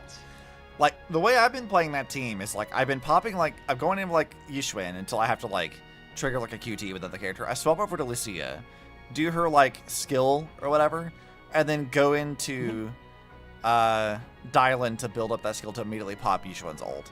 And then by the time I've done that, I already built up enough of her, like, decibels or whatever to do her ult again. So it's like, cool, 2 ults in a row. Let's go. Easy. And just kind of rinse and repeat. Himiko is really good in break. The only thing that kind of holds Himiko back as far as break goes is that her follow-up attack is tied to how many times you broke. So if she had super break built into her kit somewhere, she would be so good. Because the break meta right now is largely about dealing additional damage after the enemies are broken. Whereas Himiko's damage is mostly about how often can you break, which is why it works rather well in with large packs of mobs, because there's a lot of opportunities to break a bunch of things in that scenario. So right. So there is an endgame mode that's all about large packs of mobs. So that's the endgame mode where she kind of gels well in, but she doesn't gel as well in like a Firefly team, even though Firefly is all about break, because she's not really adding enough damage to the team, and she's not really necessarily a support for that because she's not amplifying super break, because they didn't have super break back when Himiko was created. Which got to be something different from ARPG combat. I mean, I don't want Zenless to be turn-based. I think that if Zenless was turn-based, they'd have the exact same problems as DeRailed does, to be perfectly honest. Maybe so. But, like, I think that we see a lot of, like, action RPGs now purely because I think, honestly, Impact Third was the reason. I think we could blame it. Punishing Grey Raven only exists because people left Hoyo and made it as, like, a game to compete with it. And Punishing Grey Raven did pretty well. And a lot of other games have just been trying to replicate that. Like, I think you can actually blame Impact Third for that. Genuinely. Or Hoyo as a company broadly, but I mean, Impact Third was kind of the start of that. Because when Impact Third came out, that wasn't a thing. Like, that didn't exist. And as far as Hoyo's concerned, Zenless only looks the way that it does because they're trying another stab at that kind of combat again. Slightly tweaked and different, but like they're trying to sort of like modernize it in a way that Impact Third can't really because it's 10 years old just about. But games like Punishing Grey Raven and like Wuthering Waves, they all sort of exist because of that in a way. Like, hi, John. What's up, John? ZZZ definitely does feel like, in terms of gameplay, the most natural successor to HI3 that exists in I the would agree Warriors with library. that. 100%. Yeah. Obviously, it's not a story successor, but it is, but gameplay-wise. Yeah, it's like a spiritual successor. I think that'd be like a really good. Yeah. Because like it's not just that either. Like thematically, there's like story beats and stuff that like if you were to swap them out with Honkai, it would be like basically a Honkai story, right? Like change out hollows and ethereals for like Honkai beasts and pocket dimensions, and it's the same fucking thing. Yeah. Like it operates the same way. It would fit with very little changes in the Honkai verse, no problem. Yeah, so I agree with that. There's definitely a lot about that story that does feel Honkai coded, even if it has nothing to do with Honkai's broader narrative. I mean, that's also maybe because, like, Honkai was very, very heavily Evangelion from the start. So... Fair. There's a lot of that blood here, too. For sure. God, and I can't say enough how much I appreciate that Belle and Wise are actual characters. Yeah. I saw I saw some clips recently of like how they're gonna see Xiaoguang's like personality change soon, and the difference in expressions between Belle and Wise is so funny because Wise looks genuinely like disgusted, whereas Belle's like a little bit turned on, and I'm like, of course she fucking is. Lesbian queen Belle, I'm here for it. I always love it when they give like Belle and Wise very different reactions to cutscenes, like that clip that always plays of Belle like super nervous and her hand is shaking as she holds the coffee cup. Dude, I love that cutscene so much. It's my favorite. Yeah, Wise also looked nervous in that cutscene, but he was far more composed than Belle was, which is why they always use Belle for that. I do also want to show this to chat because it's one of my favorites. I love this from the recent patch of like the difference between Belle and Wise's personalities. Oh man, I took that screenshot too. look at fucking Belle's face. Yeah. Why are you like this, Belle? I am someone who enjoys taking screenshots as I play a game. It's funny because I always want to like post them on Twitter with a commentary, and I'm like, I shouldn't do that because like it's spoilers to people, and I'm like, I'll wait till later, like a couple weeks from now, and then I'll post them then once it's safer to do so. But then I forget. Also, I just want to zoom in over here. Bella's super gremlin. I really do appreciate that. Look at her dumbass face. But no, why the fuck is why is Don Hung here? Look at that. Why is he here? I know it's Baddie Way's disciple, but like, yeah, this is Don Hung at home. Why are you here? Man, I didn't even notice that it was Don Hung until he pointed that out. It's not really him, but I was looking at this earlier and I'm like, wait a minute, he looks like Don Hung. Why does he look like that? Say? Like, I think, like that random guy, they did a lot of good character work with that guy. Yeah, for like a random NPC that we're probably never gonna see again. And I'm like, he has like a personal vested interest in the story. He gets like good vocal work, and I'm like, what? Yeah, I was really, really impressed with like how well they crafted this dude's story. And like and he has a character arc. He learns a thing and he changes. Yeah, more than we can say for half of the Star Rail cast. Yeah. This random NPC has more character development than most of the Star Rail actual playable characters. You go, NPC whose name I admittedly didn't bother to learn, but still I can't remember. Immense respect for. I don't remember your name, but I respect you nonetheless. I remember your master. Yeah. I remember your plot. I don't remember your name. We're probably never seeing you again, but you had a character arc, and I respect that about you. Yeah, good shit. We love to see it. Yeah. You know what? And I'm fine with never seeing him again because I feel like his character arc was completed. Like, he learned the thing at the end. He grew as a person. He found a resolution. I'm fine with that being the end of it for him. Yeah, he got better. He learned not to be an ass and to get all the facts first. Yeah, it's important. Good job. He learned it. Yeah, I'm so proud of you, random NPC. You learned stuff. Yeah, good job, dude whose name I still will not learn. I feel like I could look it up and I would just forget it immediately afterwards anyway. Yeah, no, I'm pretty sure it starts with an N or something. That's as far as I'm going. Yeah, you might be right. I couldn't tell you. Honestly, Chat can go back and look at my stream of it because I'm not going to fucking do it. Y'all can go find it. I'm not going to. Yeah. This is fine. Yeah, I mostly like Baddie Way's story too. Yeah. He also had a character arc to some extent. I do wish they had leaned into making it a bit darker, but like, for what we did get, I don't think it was bad. Yeah, I think it was fine. You know, you kind of like, I think it was a character arc all about like how in like, is it possible to find redemption after horrific events? Like, well, not even just that. It was like because you had a few core themes with Banyue of like him and Dylan's thing is like she's trying to verify, did he actually acquire humanity?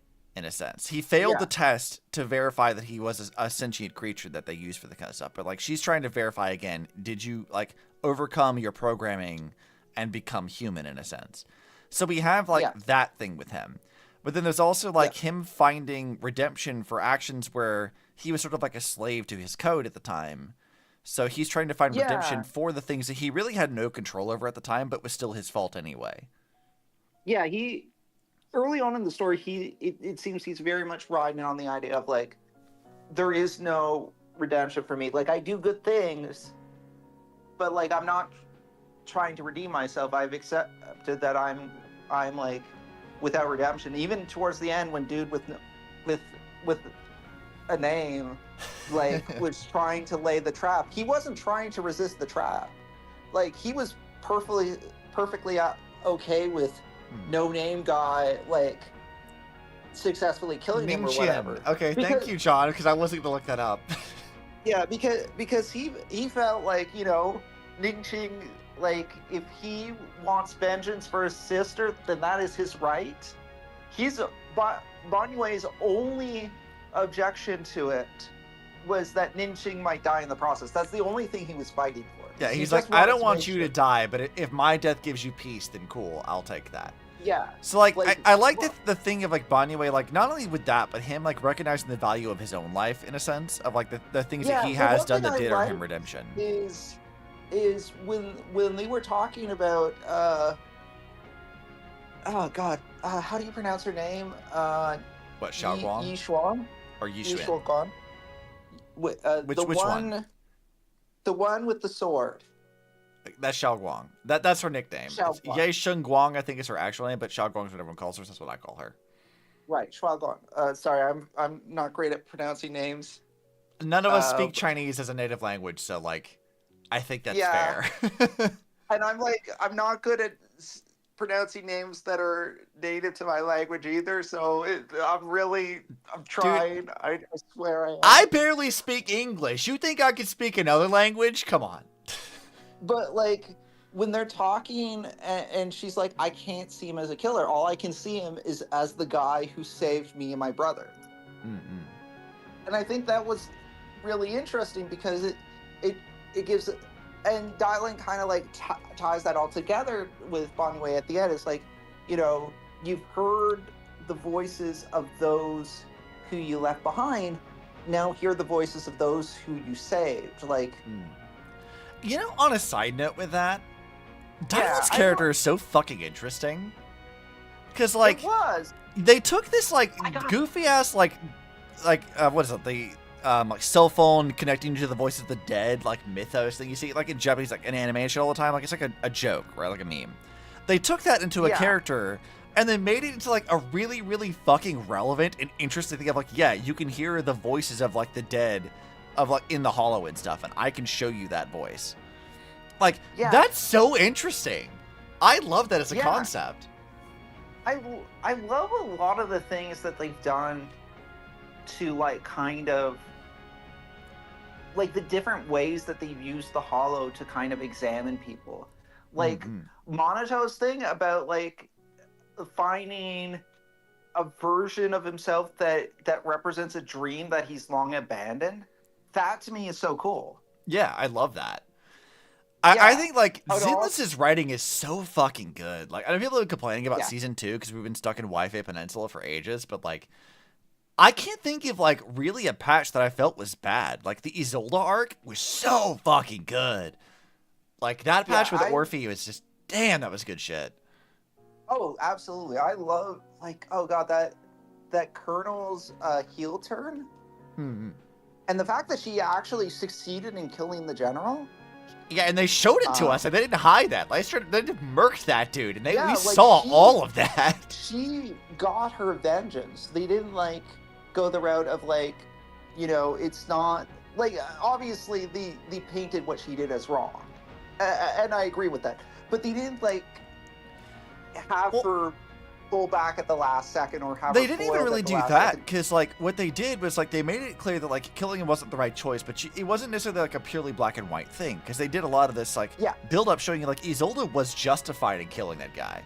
We were like, yeah, we know why you shouldn't have done it, but like we all understand and empathize why you killed that guy. We know. Yeah, absolutely. Like you could understand what led her to that, especially because like part of her argument was kind of like they weren't in the position to ever like bring him to justice. Yeah. Like the way the system works, you know, he was never going to get punished for it, which is why she felt she had to take it into her own hands. What I like about this too is like it wasn't just justice for like herself, but it was for her compatriots, including Orphe. Oh, because like absolutely, yeah. What I thought was so fascinating about this was like she looked at Orphe's like being reduced to a gun is like this horrible thing that happens. Like you should not have been this. Like this should never have happened to you. And it's her way of like also avenging Orphe. And I'm like, or like Magus, I guess, not Orphe specific, because Orphe's a different person, but like, I still Orphe's the clone. The clone, and Magus is the person. So like, avenging Magus's like state of things, and I'm like, you know what? Like, I kind of love that. And then like for like baiting her into like basically her own suicide, like having like Magus be the instrument of her own suicide is like, wow, dude, that is so fucking rad. Because she's like, I know what I did was unforgivable. I know what I did like warrants death, and you're gonna be the one that like does this for me. Like she wasn't doing this for purely selfish reasons. I absolutely believe that there was a selfish component about it, but she was also thinking about other people when she did it. She was looking to avenge those that were lost. I said this when I streamed it, and I'll say it again. They could never make me hate Isolde. I don't care that she was with the Exaltus. I don't care that she was bad. I like Isolde, damn it. Her story was good. I think they did a good job of giving her character nuance. Zenless, I think, when we were talking about, like, to move it back into, like, our proper story, we're talking about, like, with Star Rail's, like, stuff, is, like, Zenless does a really, really good job of, like, efficient storytelling. But outside of that, too, we've had some issues with the storytelling recently, and they listened to the complaints of it. They're like, hey, yeah, we hear you. We're working on, like, improving that, and also it will pay off, we promise. Yes, I think that's, like, it really does seem like Zenless, like, the Zenless team is not afraid to course correct and, like, change things. Like for example, they took away the TV system, which I know there were people that liked. I personally really didn't like the TV system, but like they did that because of fan feedback. Zenless does feel like they listen a lot. Can you imagine if like Star Rail decided to properly listen to people? Like I think the most they've done in recent memory was like when they fixed like the earlier parts of Amphorius to not be so bogged down with like puzzles and people. Yes, like they did that. So I do appreciate that. They've certainly streamlined their patches now from a gameplay perspective. So that a lot of puzzles are now optional, and like the random encounters are not as aggressive as they used to be. But yeah, I don't feel like Star Rail often listens. They will come out with some quality of life UI stuff, and I do appreciate that. But as far as so like many addressing things like power creep, they really don't seem particularly interested in addressing that. There's so many little things about how Star Rail is built that I just like, why? Why is it like this? Like I can't sit there and like justify how they got to some of these choices. Like there's so many little things that they could do to improve a lot of the experience in Star Rail, and they just don't. They just don't.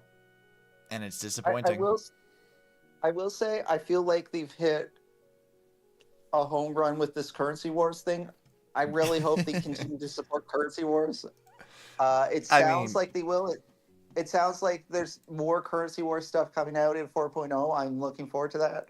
Considering that it's like basically replaced the simulated and divergent universe, I'm fine with that. Please more. I don't want to deal with divergent universe. 100%. Please don't make me do that. I feel this, at least for me, I can't speak for everyone, but at least for me, this is infinitely better than Divergent Universe. Oh, yeah, I will say that Divergent Universe is better than Simulated Universe, so I'll give them that. Like, the as far as like the thing about the listening goes, Divergent Universe does feel like they looked at what wasn't working in Simulated Universe, and they made a better version of that. Even still, I like Currency Wars much better. I agree. And what I would say is, one thing I hope they do right now, how the weekly works, is 1 week you're supposed to do Divergent Universe, and the next week you're supposed to do Currency War. Just let us choose. Let us pick. Let us do either one. Like, I'm not asking for additional rewards or anything. I'm just saying, like, let us decide which one of the two we want to do, and if we always want to do Currency War, let us do that. You know, a weird kind of way, they sort of do that Impact Third with like our like weekly adventure tasks. So like we have like 4 open world areas we can go to: a Post Odyssey 1 and 2, Yai Village, and Shixal HQ. And you can do your adventure tasks in any one of them, and you have like a little ticket every week to pick whatever area you're going into, whatever you're going to do. I always do Post Odyssey 2 because it's the easiest one to select all the stuff, and then I can just use my like vacation pass or whatever to like auto-complete them. But like having an ability to like choose that is pretty nice. If they were to take that kind of thing and implement it into like Star Rail for like other things, so like, hey, yeah, you can choose the rewards for this one or this one or this one, like giving you more control over like what you get every week, I think that would be like a really, really good choice, actually. Right. I do agree that as far as like if you're big into like the lore reading, Simulated Universe and Divergent Universe offer a ton of that, whereas Currency Wars offers like none of that. So I from a lore perspective, I will concede that Simulated Universe and Divergent Universe are much more interesting for people that want that. I feel like the way that I would improve I really that, like Currency Wars. If I may offer a suggestion for it, would be like, don't make the lore in Divergent and Simulated Universes like semi-random, because I feel like sometimes it does like feel a bit random, like they kind of just run into, and you might do it. It's not entirely that, and I think Divergent did kind of optimize that to have a proper story to tell you, but it does feel very tedious to unlock it, and I'm like, just don't do that. That's fucking annoying. I wish they would have done more presentation-wise with that. Like it feels like because it's not voice, there's no cutscenes, there's no two characters. Well, I guess that's not entirely true but when I say there's not two characters talking, I mean that you don't see two characters talking. You can have text of two different characters talking. It's like the same complaint that we leveled earlier against the Elysian Realm, at least in the first like parts of that story, which is that like they were sacrificing this story pacing for gameplay, where you had to do a whole ass run of the Elysian Realm to unlock parts of that story initially before they got to the actual chapters dedicated to wrapping it up. And it feels like they had that problem, but Divergent and Simulated Universe took that and made it 10 times worse. Yeah, and they didn't really have Simulated Universe and Divergent Universe don't really have the story build up and payoff. Like it offers a lot of additional lore, so it is valuable in that regard. It just doesn't seem. It doesn't have like the connecting thread of like an Elysia. Yeah, it doesn't have an arcing story to like pull you in and give it more immediate stakes. Like they have like some stakes for it from what little bit I've done of it, but like, it feels like very low stakes for the most part. Like there's some, but it's not much, and it's not all that interesting. I would agree that I think a lot of that stuff that they have in Simulated and Divergent Universe would make for good database entries. I think that's a good point. Like if you put that stuff in the database, then people could kind of read it at their own leisure whenever they want to. Yeah. One thing I will say, and maybe this is just because I really like things to be voiced. Like, I really don't like it when text isn't voiced in games. I feel like, as far as a database goes, the game that did that the absolute best is Mass Effect, because all of the Mass Effect database is voiced. That's so pretty you can good click choice. on, yeah, it really helps you digest that information. So if you want to click on, hey, I want to know a little bit more about this race, you can click on the database entry for it, and then you can just listen to the guy tell you all about it. I would also maybe add a caveat too, and this I think this would apply to pretty much all of Star Wars storytelling, but not just this, is that they need to cut back a lot of the fluff and focus the story more. But what that really entails here is, like, if you were to look at other games they have, there might be data entries you can read, but there's not really a whole lot of them. You're not, like, reading a fucking novel of text on your game. You have, like, maybe 10 or 15 entries at most, and then you're kind of done with that. That provides some additional context, but most of it is actually shown and told to you. And they focus the story to give that to you efficiently as much as they can. I think, like, if they did that with DeRailed, they, like, made the actual storytelling more efficient, cut back the amount of data entries, and just told you a lot of that shit in the actual story, it would be a lot better. I agree with that. Like, I'm always I always like things that are more integrated into the overall narrative in a way that feels cohesive. I certainly don't mind having, like, the database entries as, like, extra reading and stuff, especially for a sci-fi game, because I will readily concede that for a sci-fi game, the amount of world building that you want, it's hard to contain that all in the story without it feeling bogged down, which is kind of like the trouble that Amphorius ran into. Well, the problem I think that, like, DeRailed has is sort of the same with the Genshin, which is, like, they rely overly so on additional text to provide you context for things. Like, theorizers in, like, the Genshin community have been, like, reading these books and things because there's hundreds of them to, like, theory craft and stuff for Genshin's lore, and they figured out a lot of stuff because of that, but it's, like, it's just so much. The way that I feel like that should work is, instead of, like, bogging you down with a bunch of shit to read, is that the game should, like, naturally lead you to question stuff, and then the text that they give you might provide some additional context, but it should also, like, add to, like, the mystery of the story overall. It should draw you in, not answer all your questions. I think that's a good way of looking at it. Yeah, I don't think answers should necessarily be in the database because you want the answers to be part of the story.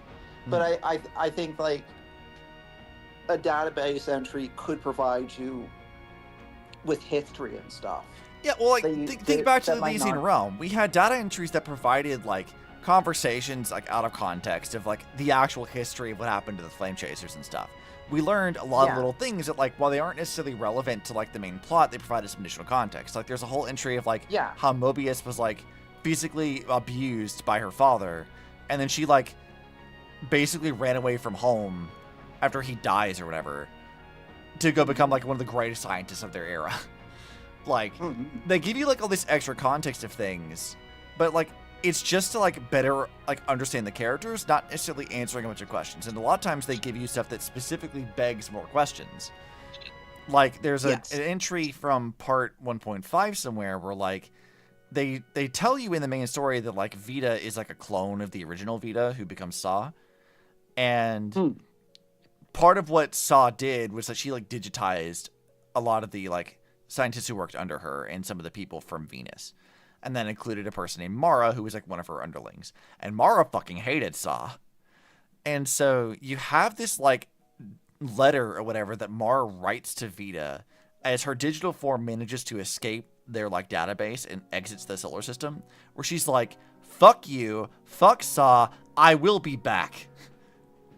Like, with a vengeance. And I'm like, it's not that, like, it's, like, super relevant to answer questions. It's just, like, providing context of, like, yeah, this character is still out there somewhere. We know she still exists. We don't know what she's doing, but she's still out there somewhere. And I find that really interesting. Of, like, it's just sort of, like, adding a little extra, like, okay, this character's not dead. She's somewhere, but we don't know what happened to her at all. But she'll put a pin in that and come back to it. So it's, like, adding, like, a mystery to this. Like, it answers a question of, like, is she still alive or not? But, like, it also raises more questions of, like, what is this character still doing now? What's her plans? If she's coming back for vengeance at some point, what's her vengeance plan? How does this fit into the broader narrative? It all, like, services that. And a lot of the data entries that Impact Third does, that's the point of them, is they service that in some way. And if there's a larger narrative to be told, they haven't done this in a while, but they did do this with, like, the Chronicle stages initially, where, like, they were sort of side stories about these big events that you could play through, and then you could just replay them whenever.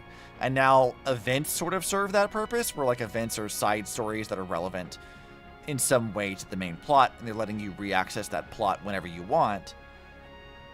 But, like, it's just kind of like a side story that, like, yeah, sure, they could have, like, bogged it down with, like, text or something, but, like, no, it's like a playable event, and you can just go back to it, and it serves the point. Mm-hmm. And that feels a lot more efficient than, like, our 15th fucking Chimera racing event or whatever. Yeah. You know what I mean? Yeah. Like, Steel Slavers was fun, but, like, what does that service the game to do other than just, like, a fun mode? I mean, again, Steel Slavers was really fun. Please bring that back. But, like, did we need the cake cat racing? It doesn't really. A lot of the, like, some of the events are nice story-wise. Like, I like the restaurant event because I feel like it gave us an opportunity to see the Enforius characters in a more happy scenario and how they would act in that. The Seal event, much less so. The Seal event, I don't really feel like added anything narratively. As much as I like Steel Slammers, though they did reference it in the main, like, story, because, like, if you did that, Finon talks about, like, you becoming the champion of Steel Slammers with him or something. Yeah. Like, he does talk about it, which is kind of funny, but, like, also, what did that do? The point is that the universe is huge and has a lot of things to tell, and much of the stuff in Simu is fleshing out a lot of cosmic occurrences that there's no way to feasibly tell all those in the story in the main game. Not full-blown stories, but like tales and fables and stuff, like mini episodes rather than full quests, but also potentially massive and bombastic. It's easier to tell those things in text passively than to dedicate a lot of resources to small stories like those. I would disagree on one very important point. We learned about the scepters and stuff from Simulated and Divergent Universe first, and then it became relevant in Enforius as a plot. They did explain some of that stuff later, but I feel like it would have done a lot more for us had they just explained the concept of a scepter during the Enforius arc first, and then used Divergent Universe as supplementary information after the fact to, like, add whatever questions people might have had to do that. Instead, they sort of, like, backlogged a lot of explanation of who Polka Kakamond is, of what scepters are. They did a lot of that stuff in Divergent Universe first, as these weird little side stories, instead of, like, letting the narrative naturally get to the point where that stuff would become relevant. Because, again, these things should be relevant to the main universe in some way. So, have them show up when it becomes relevant. But I feel like a lot of the time, what they're doing with, like, Divergent Universe stuff, like they did with the scepters, is that they're sort of relying on that to do the heavy lifting of introducing the concept instead of letting the storytelling do it for you. Because I feel like a lot of the explanation for that shit in Enforius was, like, not always the best. I do think that there are some side stories and stuff and like information about the Aeons that it would be hard to, I don't know that it's practical to fit all of that stuff in the main story. I just wish that the presentation for it is better. Yeah, like if it was narrated or something, I think that would go a long way towards helping with that. And easier to access instead of having to do multiple fucking runs of it to get it. Yes. Like I think definitely a narrated database. At least give us the narrated database after the simu. Like, I know you can reaccess those things. I know it is possible to reaccess them, but it's a little bit cumbersome to go back to like the simulated universe or divergent universe event to go back to the menus in there to find like the specific entry that you want. If there was like an overarching database that it got added into afterwards that you could just access from your menu, I think that would be better. If that exists, then I wasn't aware that it exists. I don't think it does. I think you're right to point that out. Yeah. Assuming it doesn't exist now, that would be a nice thing. Like, even if it's not voiced, just having it all in a singular database that I could access at any time, that would be helpful. I guess the wiki is that. But, you shouldn't rely on external sources for your information. Yeah. The game should be able to provide that to you in a clear and concise way, and it doesn't do that. Yeah. No, a lot of Genshin is especially the worst offender of this, but like again, I do think that like Genshin and Star Rail both rely on the database and external books that you find at random to do a lot of the heavy lifting for the world building, and I don't think that's the right approach. Yeah. Isn't the shelf outside the simulated universe portal? I don't know. I would go check, but obviously we're in the middle of talking to Firefly for like the last 2 hours, and she's been sitting here waiting for us to talk about stuff. Is that in the shelf outside of the simulated? Maybe that's the shelf outside of the simulated universe. Maybe it is. I still would like it to be more centralized than that. Like actually, in like the menus. I would like one like centralized database for everything, if that were possible. I think I would say though that like Hoyo is good at many things, but having a simplified UI is probably not one of them. Yeah, they don't like doing that.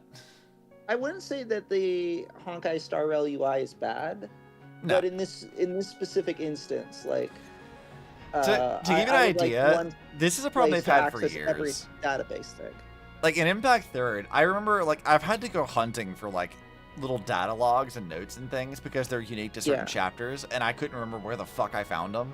And so I've had to go through like chapter by chapter, thing by thing to try to figure out where the hell is this, damn it. And it takes a huge pain in the ass time to do because they just didn't put it in like a proper database to like search and find. I'm like, oh my god, do I have to keep digging for this?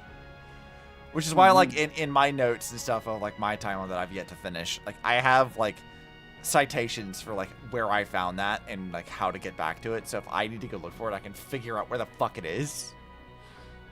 Because they don't do a good job of that. It is kind of a mess. And it's gotten worse, I think, over the years. It's probably gotten more bloated over the years. I mean, yeah. Mihayo does not know how to concisely explain shit anymore. I think they've lost that skill. Whoever was in charge of the writing before that, they fired him, I think. Because they're not here. I will say that at least what I've read so far of 3.8, I feel like this has done a decent job of being concise enough. No, I said that. I mean, I think this patch has done all right with that, other than just the fact that they've had to reuse a bunch of shit. But, like, that's sort of out of their control, I think. Yes. It's fine. We'll see how I feel about it when I actually finish the patch. Speaking of, Krail, how close are we to the end of the patch? How much more? I feel like we're ramping up close to the end. Like, surely we're not that far off, right? Right?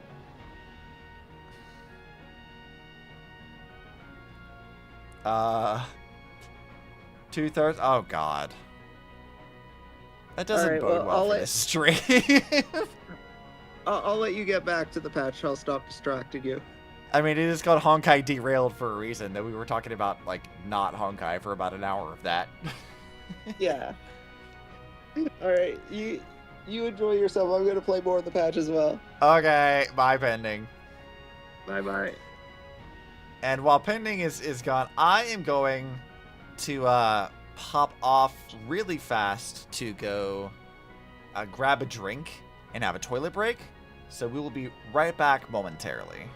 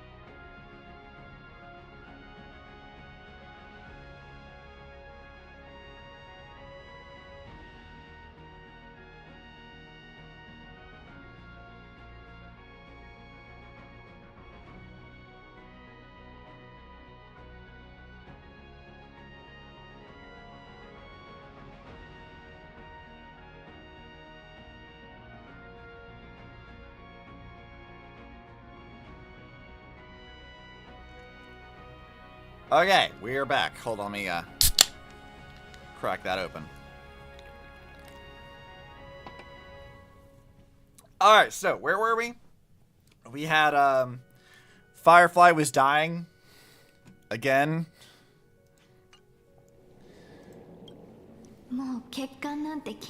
So, I won't mind any of my flaws anymore. I won't fear any new scars. I'll give it my all to find what I love, and I won't let destiny take them away. So.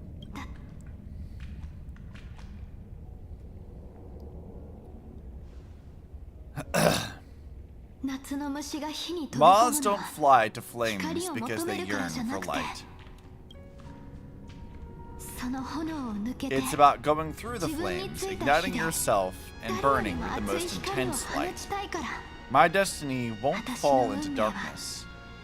I will light up everything around me. Alright, back to Firefly stuff now. As long as the clock keeps ticking, death comes for us all eventually. And life has its time too. If my world always ends up being burned to ashes, then let it burn.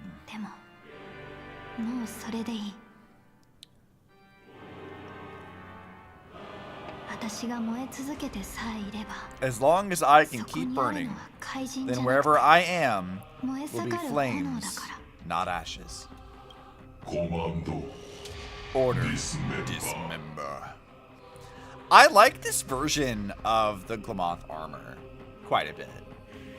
I like that it still looks recognizably like a Glamoth knight, but you still see like the bits and pieces of the propagation in it. Like that's a really cool way to design that. Actually, I used to envy you. You wouldn't feel pain even though you were born to bring disaster.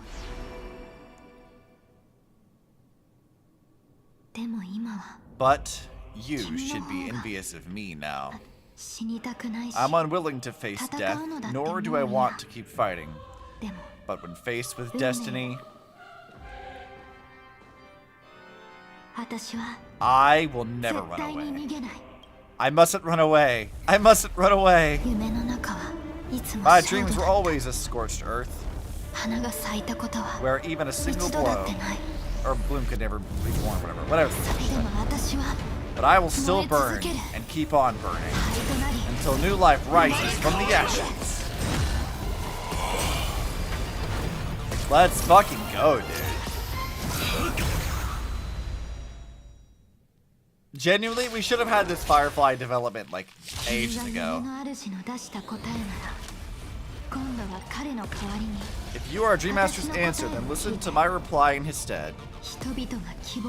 People hold on to hope not because they have never faced inevitable death. It is precisely because they were destined to die that we hold on to the hope of wanting to change anything. This is what you saw on the Baddie. See why I was worried. Yeah?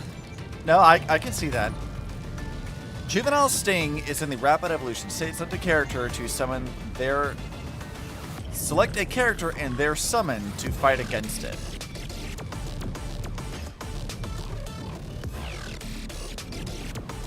What does that mean? Well, I guess Cass would make the most sense. She's our DPS, so...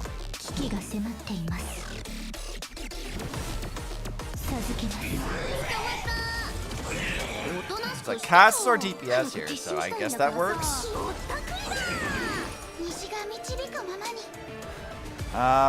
Let's get Fat Fuck out of here. I guess we'll go ahead and do this. Not that I need to heal anybody. I probably could have saved that for later, actually. But whatever. Keep Fat Fuck around. Let's do this again. I'm trying to remember how to actually, like, do things. Only selected character can target the stings. Oh, okay, I see. Well, good thing I chose Cass, so she can kick the shit out of everything. Let's go, Cass! Beat the fuck out of all of them! This is your purpose.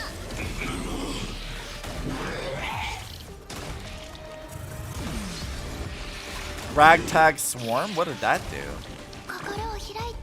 Yeah, bitch! Fuck you! Fat fuck is gonna consume you.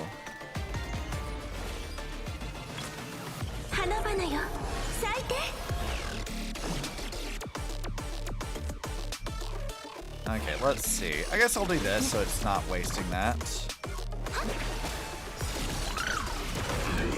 Alright, Cyrene, go ahead and do your thing.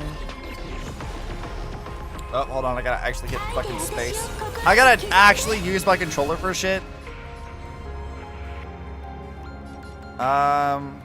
Let's see. I guess we'll get this to Kaz first. And then we'll do Cypher. And then you.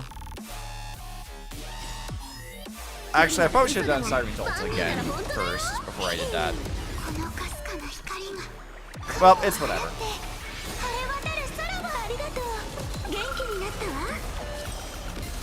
I haven't actually manually played this team in a while, so I kind of forgot what to do. Full disclosure. This will not be an optimal run like any other. This will be a suboptimal run at best. But you know what? As long as we don't die, that's all that matters.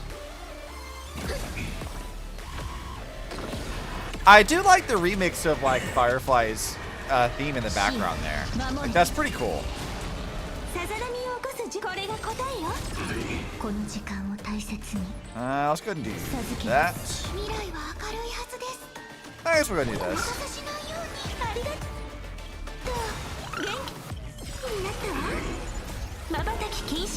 Okay, we need to choose Cypher.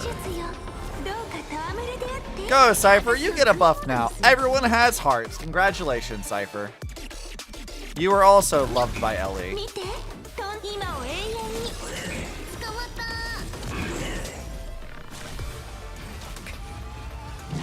If I were actually optimal, that probably would have like been better, but oh well.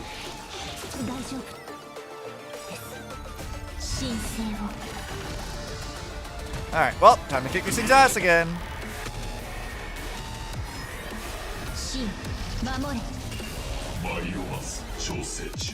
Bye, not Firefly. Ooh, I like the colors here.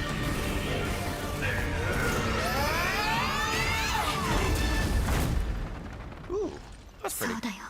I knew it. Everything's far from over.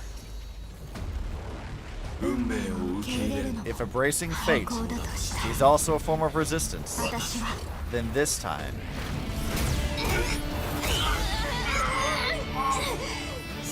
I shall embrace death. What? What the fuck did you just do, Firefly?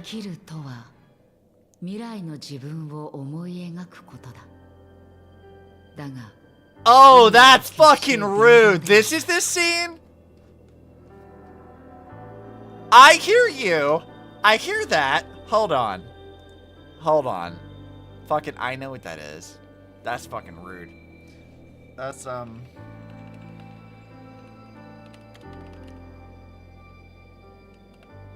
what the fuck thing is that in? That's under, hold on. Yeah. Okay, there's this one. Where's all the albums? Please and thank you. I need... Where is it? This one. Alright, which one was it in this one here? Yeah, there it is. Fucking... Y'all know what this fucking song is? She chest pounded a Celeron? Yeah. Fucking this bullshit. Let me just mute this.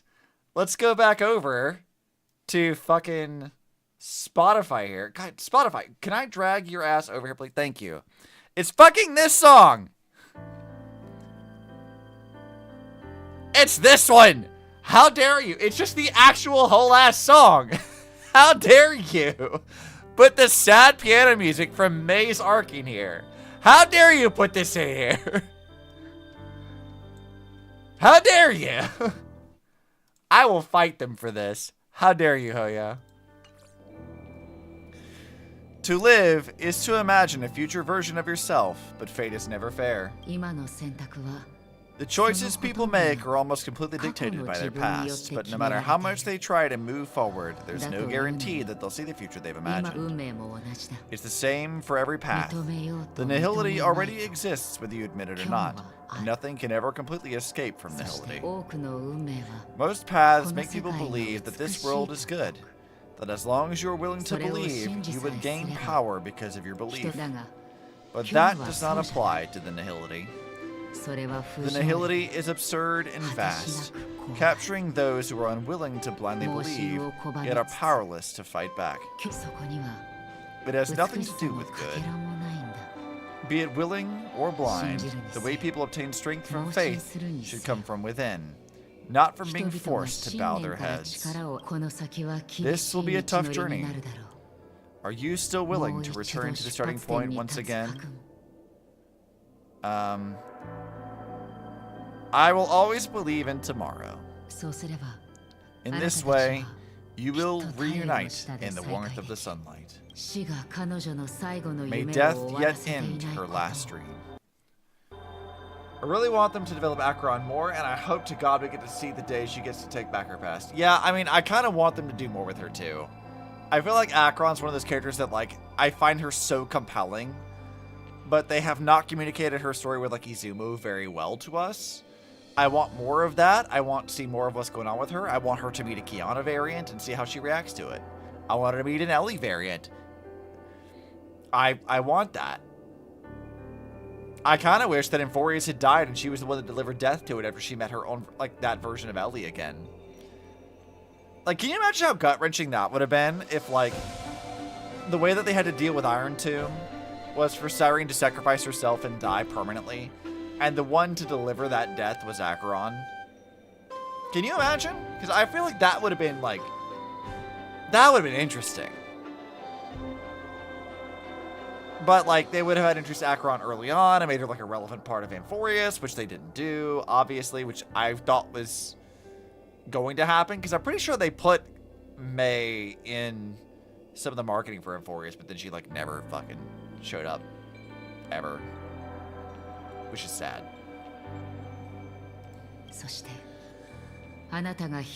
May you guide people back to the waking world.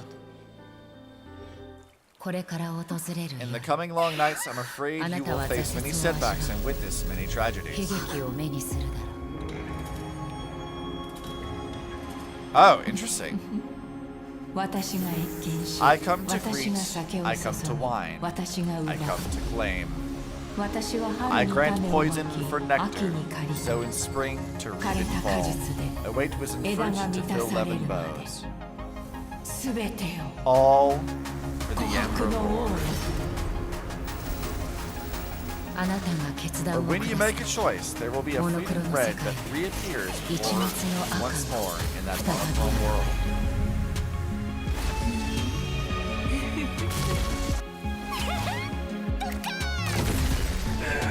Finally, her fucking thing blows up. I was wondering about that. What you must do now is ponder its significance, and then return to the waking world.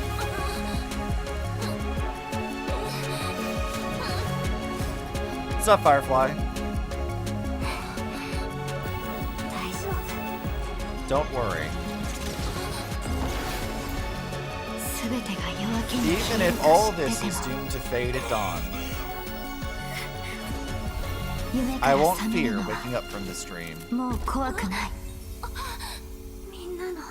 Go, take back the right to trailblaze from them, and for me.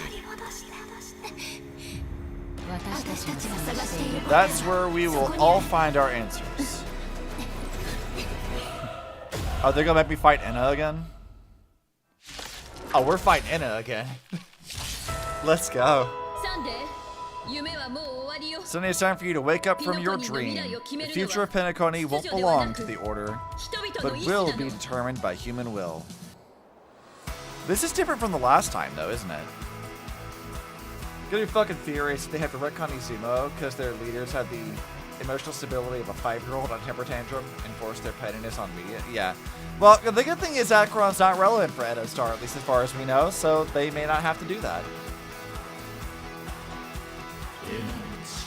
The divine power of Enna, actually. So be it. It wasn't my intention anyway.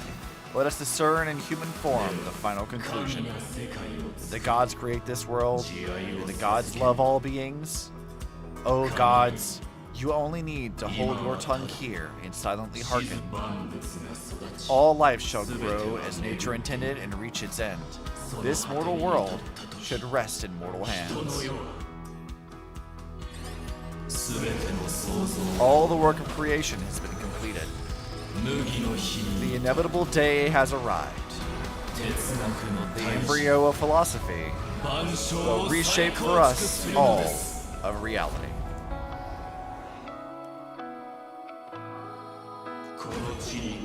No more gods will ever stand here again. This paradise shall be forged by the king of humankind. Oh, they gave me like a proper, like, actual, like, Trailblazer team? Without Trailblazer in it? Interesting. Oh, I can auto battle this. Izumo is super Japanese. Yeah, it definitely is. Which is why, like, as long as they just don't talk about it, maybe it won't be changed. Sparkle not trolling for once? Yeah. Go off, pay attention. Yeah, let's see. Let's go, squad. The order is ultimately flawed. By this decree, it shall be ended. Okay. The remembrance is fleeting and impermanent. By this decree, it shall be ended. No way! Rosalina gave her life to protect the sweet dreams past. The hunt brings only futile misery. By this decree, it shall be ended. Okay. But Tiernan's bullets still protect the sweet dreams present. The nihility leaves no light unextinguished. By this decree, it shall be ended. But the will of the Watchmaker will never be worn away. The Trailblaze knows it attempts the impossible. By this decree, it shall be ended. Oh. Even so, Mikhail still believed in tomorrow. With this perfect melody I command, recreate paradise anew.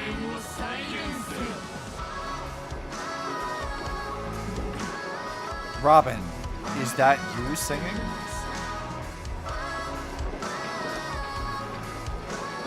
I like this new Robin sound. This is good. Like, was this the remix they had before? It's been so long I don't remember, but I like it. It's good. No. It's time to become the new Watchmaker. Standing still never brings happiness. Come on. Let's set the compass needle for the 12 hours. Only by blazing a trail forward can we set time in motion and give it meaning. Only after the sweet dream ends will tomorrow come. People will keep moving forward, discovering countless new wonders. What the fuck is this? Tomorrow people will know that the world will still welcome countless marvels worth fighting for. Why is it to the moon? What? What the fuck is this?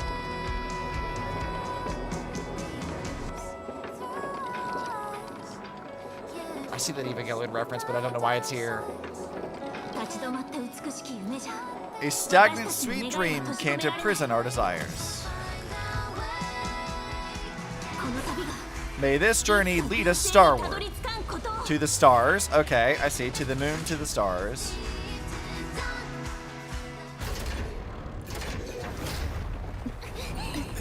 Interesting. Why is that there? So, Why does life slumber? それは Because い someday... つの日か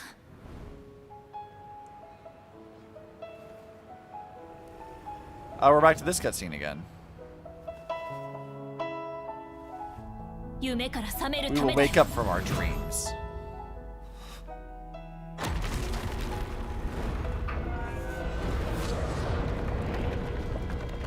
Bye, Sunday. Put them together, get the Sora logo? Yeah. The night is still too short. Oh, look, Robin found her brother. Good job. 兄様 Brother, the dream is over. 覚める時よ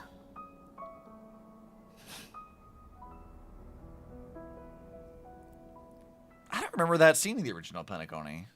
Maybe it was, though. I don't remember. It's been so long. So back to the credits again.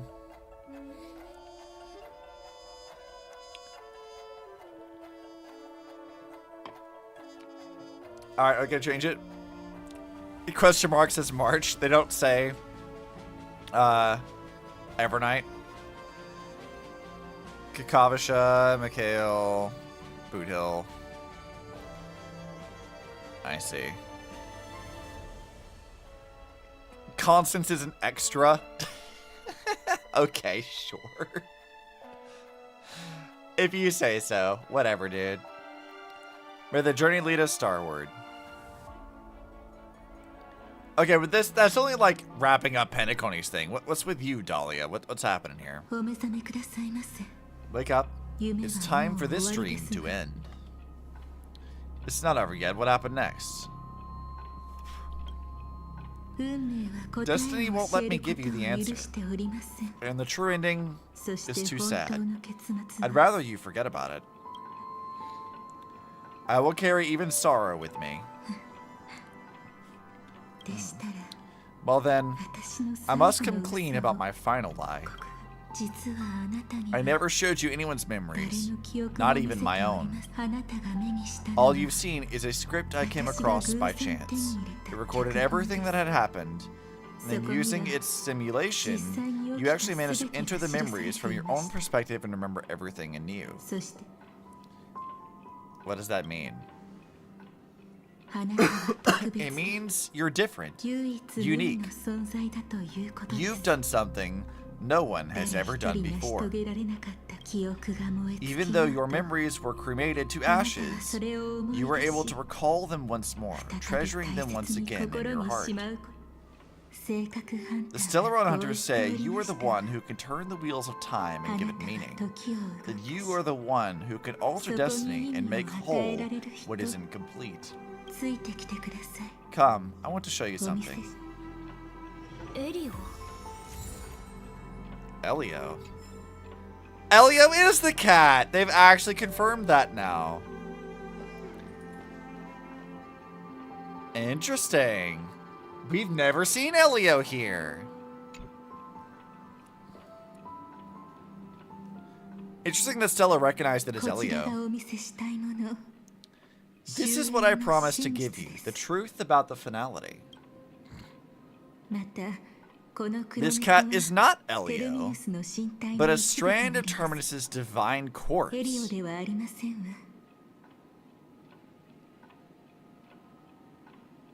Uh-huh.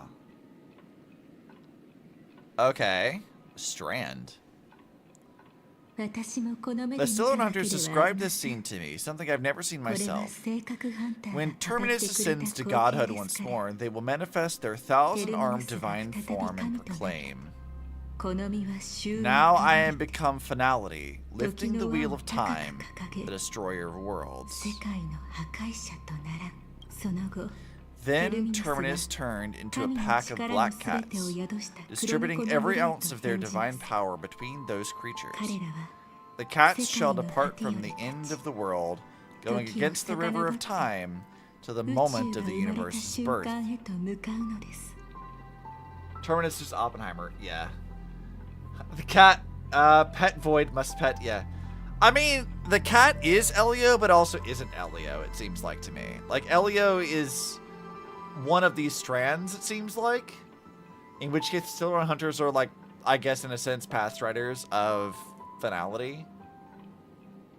So, that's something. But, I mean, Stella does, like, see the cat and be like, oh, Elio. So, Elio is a cat at the very least. Interesting little, like, I guess, thematic thing. For what it matters, it probably doesn't matter much at all, but what it does matter is, like, you have Kiana becoming the Hersher of Finality, assuming that's even a remotely connected concept to this, and Kiana is oftentimes associated with cat imagery, and chameleons, technically, if you go back to Guns of Sea, but, like, cats also. I find that kind of funny. I doubt that was on purpose, or that it means anything, but it is kind of funny. You think the cat's just a red herring and Elio is somewhere or someone else? Maybe. Maybe. Or Elio uses the cat as like a thing. With an avatar. What you see is one of those cats. As for Elio, he is an even more special existence. Only the Silverhand Hunters know his true identity. Okay, so this cat isn't Elio, but Elio is a cat that looks like that. And he's a unique existence, okay? Not sure what to do with that information. What connection do I have with the cat?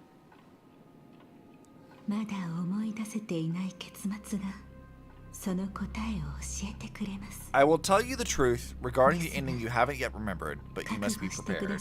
It's Sampo. Sampo is everything. Eon of Elation Sampo. He's actually the real leader of the Silverhand Hunters. You just never knew. God, I would love that. It'd be so funny. What really happened is that Firefly didn't meet with anyone between the fall of the Great Septimus and when she left Penacony. Not even you. She knew how tragic her third death would be, so she only dared to watch you from afar and hid on her lonesome when she was about to fade away. But even sad memories are precious. If you can accept farewells with grace, then you'll gain the strength to create reunions. When you bid farewell to loved ones, you should cry while they can still hear you. That's the only way they'll know just how many people love them. I'll find everything that was lost. Grandma. Looks like Grandma on the fucking thing. Kinda, yeah. You know, I often wonder if everything I'm doing right now is just a whimsical gift from destiny, that I haven't really decided anything, but merely being tossed around at its mercy. But right now, I don't care, because my joy is real, my sorrow is real. And you will be the same. Remember, if you have regrets that must be mended, then shout them with all your might from the depths of your heart.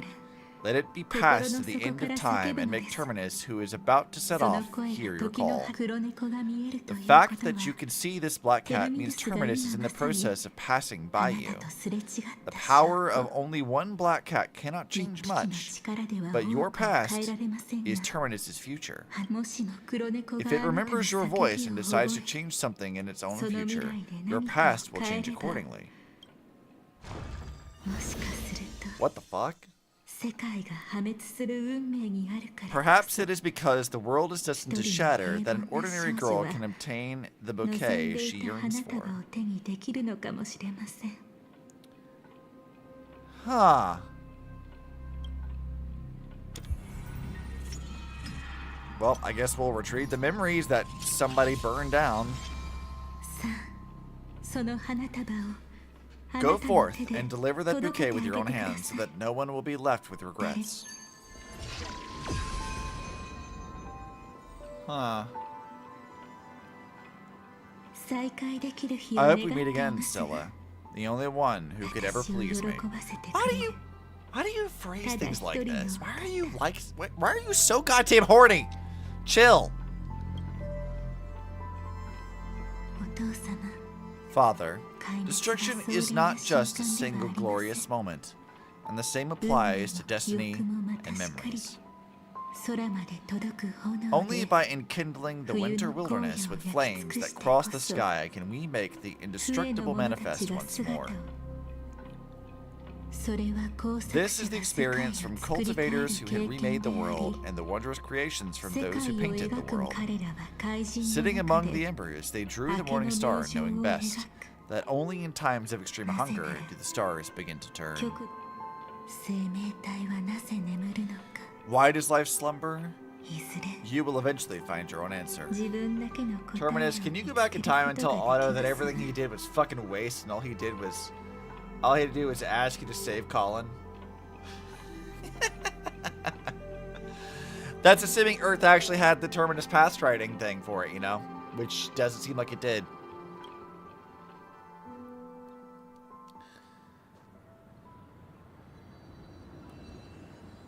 I see. Hey look, Aventurine and his boyfriend.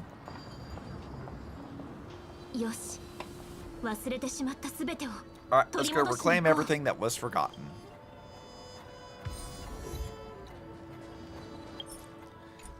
Damn, I still can't check all this stuff.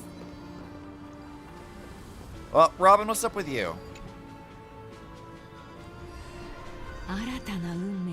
Creating a brand new path. That's truly astonishing. You must have some ideas as a sister, right? If he really managed to do it, what kind of path would that be? I think it must have been a battle between different kinds of the Trailblaze. However, my brother came to the wrong conclusion. His original aspiration was similar to the Trailblaze, yet the road he walked was one named the Domination, or the Conquest. Even if someone wishes for everyone's happiness, that's still a selfish wish. There will always be those who don't want to be saved, who want to save themselves. The fuck is that doing and why? Hello?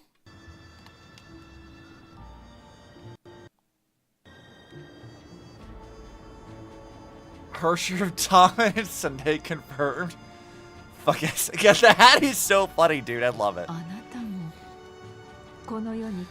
Do you also think there shouldn't be any god in this world? No. Even a god who does nothing can at least give people something to believe in and find comfort in.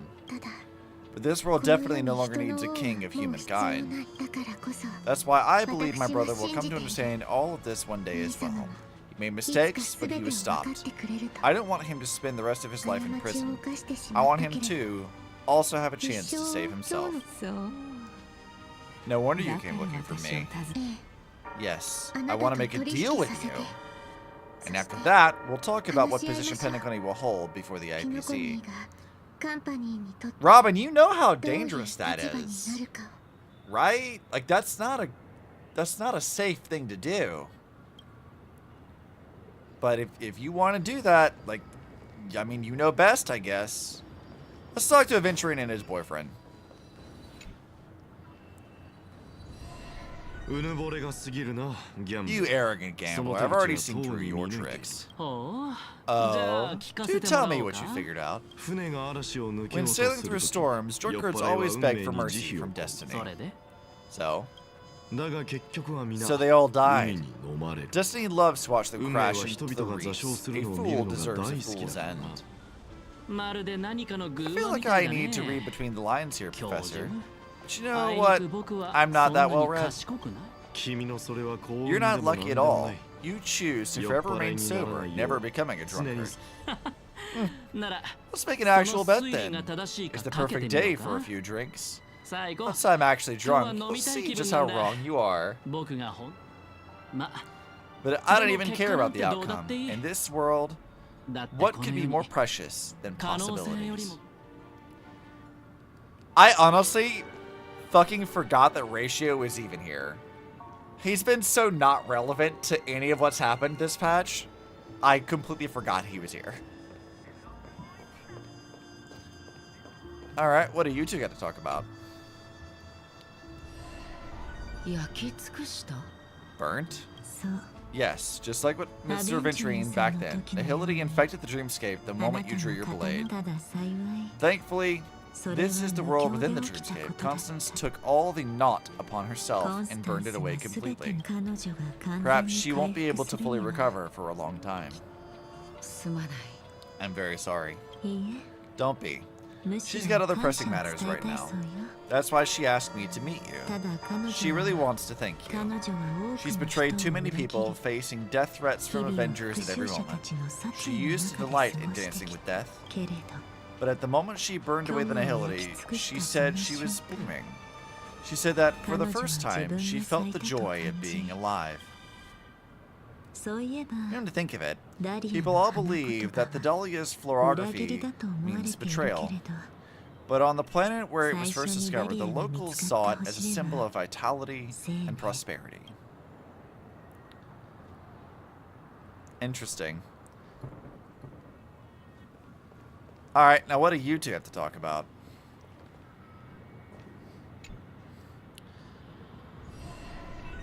やはり私 So, you still don't want me to 歓 join. 迎されこれはエリオの決めたことだから That's Elia's decision. 彼は You saw my future?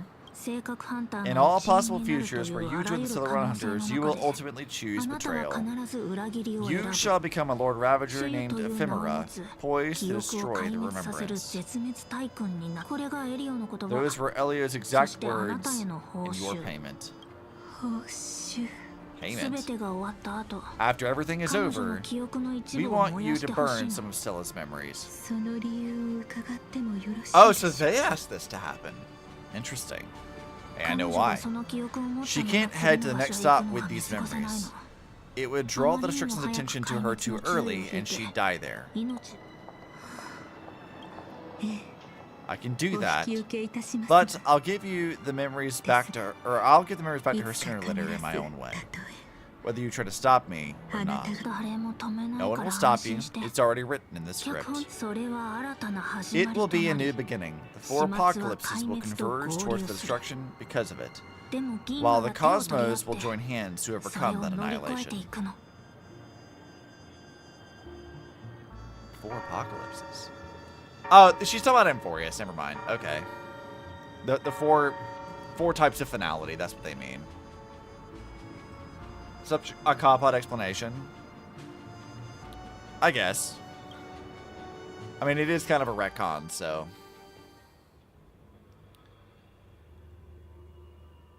I wasn't expecting much, to be honest. でもホタルはどこにいるんだろう見当たらないけど But where's Firefly? I haven't seen her anywhere. Oh. Back to this spooky place.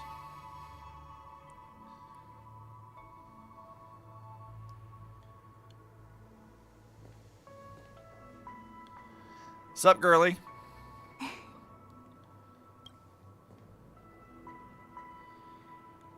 I'm here to see your dream through with you. Stella, how did you know I was here? 'Cause I'm fucking smart. I've been waiting for you to come find me. ごめんねわざと避けて Sorry, I たわ wasn't けじゃな trying い to の avoid you. でも But I have my こ own れには理由があって reasons. Can you just let me stay here このま by まここ myself? にいさせても No. I promised 約 this was a 束の thing. ことをどう How'd し you て know 知 about って the るの promise? I never mentioned it. 何も言ってないのに Don't underestimate my intel network. Of course, I gotta be a little bit dumb. そういえばまだ話してなかった I don't think よ I've ね mentioned it, but I wrote down everything I キノコ wanted に to do in my 来る前 journal に before coming やり here. たいことをすべ I'm て手 staying 帳 here に書き because I 留め want て to おいた fulfill の the last wish written in こ it. こにいる実はこっそり君の I've been 後を追 quietly って following you and 話 watching し you か from ける afar タイミ for a ング while, を but I ずっ still と don't 見 want 計 to らってた disturb ん you. だけど I hope your や dreams っぱり begin with a 邪魔したく smile なく and て end with one too. Where do you want to go now? 花火を見に To 行 see こ the うとして fireworks, たん of だ course. I heard there's this huge airship in Penacony where you can get an absolutely そこ photo-worthy から view 眺 of め the る花火 fireworks. だったら So, 一緒に見に行こう let's go watch the fireworks. Okay, so that does tie us back into that other ending then. いい場所 It really is the perfect spot. Stella, you got great taste. I have a knack for finding beautiful things. This fucking hat. ありがとうまだ Either 始ま way, ってない thank み you. たいだ Looks し like it hasn't started yet. 少 Let's し sit for a 座って while. こういう Oh, this is cute art. I like this. I wonder whether everyone feels speechless at times like this. Can't think of what to say. Maybe it's neither. There's a saying that I've always liked. When it comes to someone we want to meet, we always imagine the scene before it happens. Imagine the words we'll say that would make them smile. Slowly but surely, all the things we want to say would have already been said before we even met the person. And when we finally meet again, we realize they're even more beautiful than anything we could have imagined. Yet, at that moment, we find ourselves at a loss for words to express just how amazing they really are. Do you want to watch this again? Also, she's just straight up telling us, like, girl, I thought about telling you all things I've wanted to for years, and also you're beautiful and I love you. I want to know our story from the past. I'm sorry, but I can't tell you. Elio told me that it would lead to a horrible future. If I say even a few words more, you'll die at the next stop. All I can tell you is why our paths crossed again. Long ago, you promised me that if I could dream, then you would make it a beautiful daydream. Am I still the person you once knew? Indeed, what the girl once cherished dearly was her appearance that, if not lost, had changed, yet her smile never faded, just like when she faced destiny. What matters isn't how they changed, but that you still hold those same genuine feelings for them.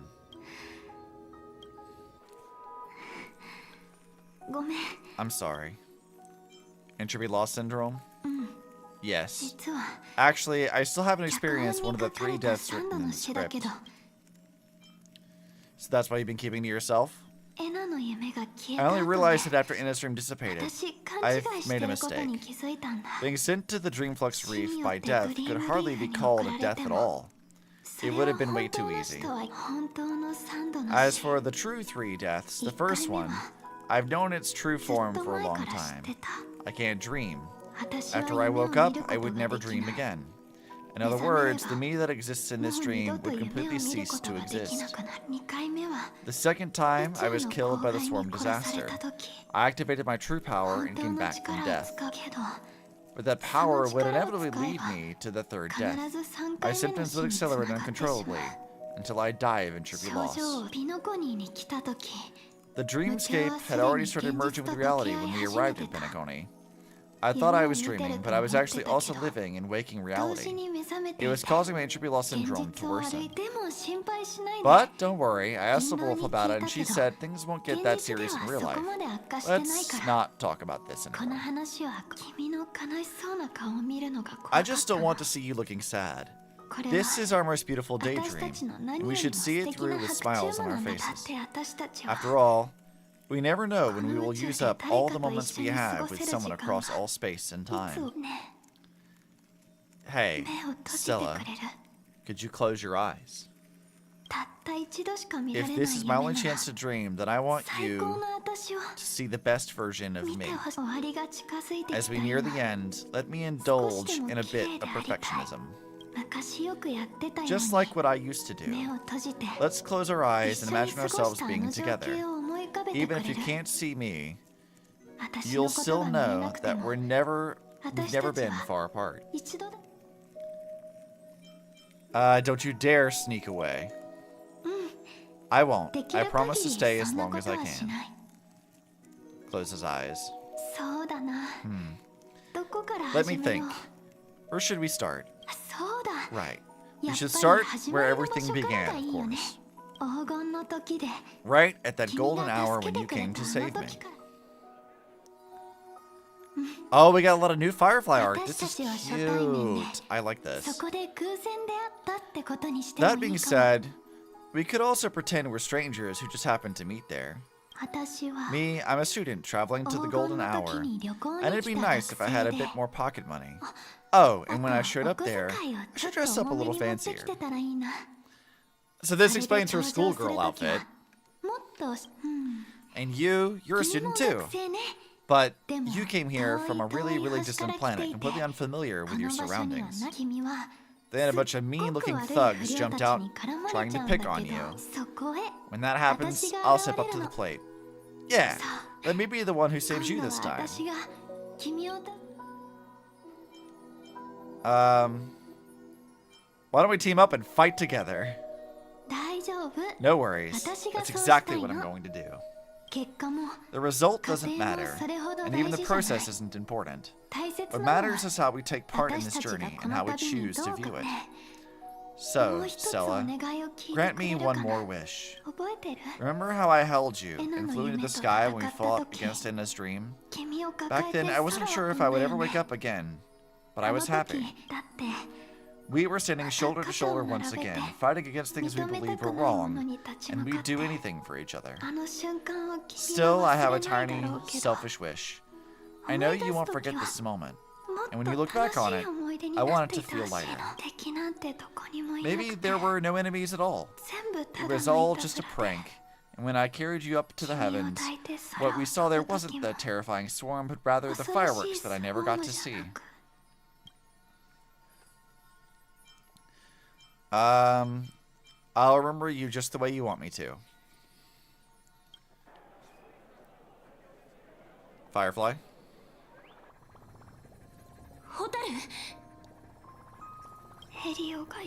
Stella, Elio said we're destined to head to different finalities, that we can't have the same future. That's why you told me that you'll give me a daydream more beautiful than any ending ever could be. I'm looking forward to it, but can we really not step over that ending together? I'm not scared of death, but please, don't let me die alone. They say you're destined to bring about the finality. Interesting that they're still using transcend the finality as like a term here. But I believe you'll be there. You definitely will. Only you can know it, and only you can decide. This cosmos certainly doesn't exist solely for you, nor does it flow only under your gaze. But it's forever waiting for you to surpass it. Those afflicted with the entropy loss syndrome will experience an irreversible chronic dissolution of their physical form, gradually fading away. You can still run, jump, and talk with others. Everything seems normal, except you're always just a little slower than everyone else. Until the outlines of yourself and the entire world blur into obscurity, and you can no longer distinguish reality from dreams, for both have become equally fractured. She is nearing the end of the stage of the entropy loss, her mind already splintered first. And, as she gradually forgot everything, the story of you was the last to fade. Even so, I'll still be the last thing you forget. The dissolution is not over yet, and in this very instant, her mind holds only one name and one wish. Stella, fireworks. No, while she might still be able to see it, hold her hand and fulfill her wish. The result doesn't matter, and the process isn't important. What matters is how we take part in this journey and how we choose to view it. I'll do everything I promised you.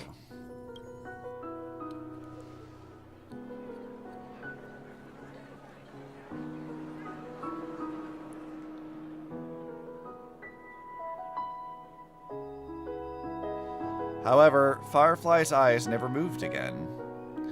Every spark of life in her eyes has already gone. Am I still one step too late?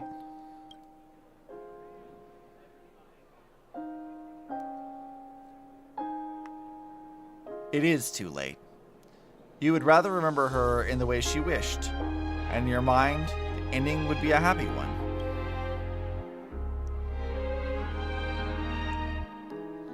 But when she looks back on this day, she will always discover one regret that can never be mended.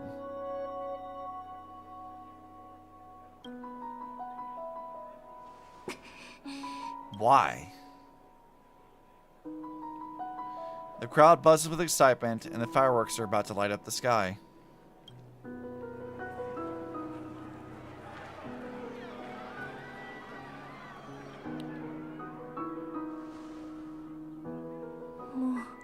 But Firefly can't see it anymore. And a song comes on the wind. Will she be clearer because she's gone forever? The bouquet you gave me, can the sound of its petals falling keep me awake always?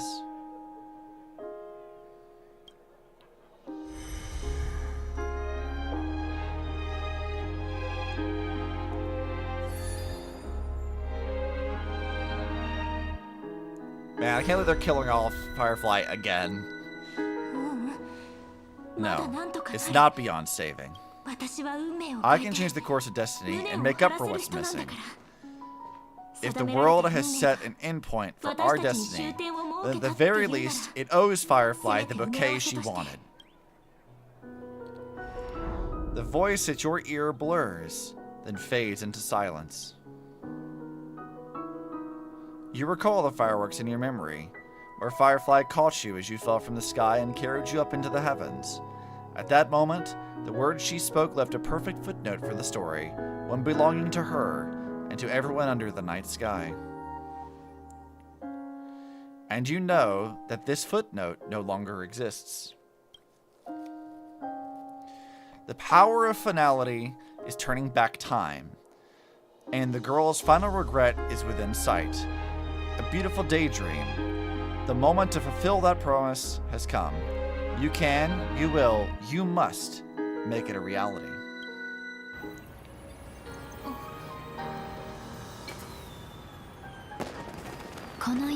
You see, everything is possible in this land of dreams.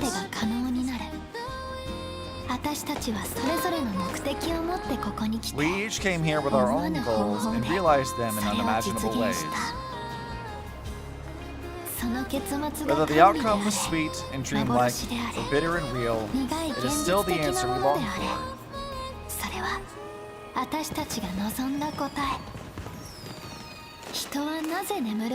So, why do people choose to sleep? I think it's as you said.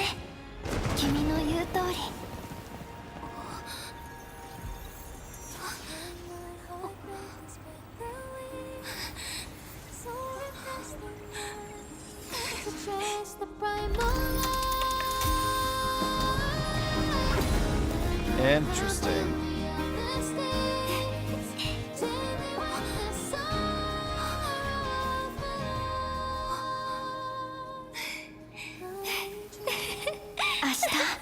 So when tomorrow comes, we'll wake from our dreams smiling.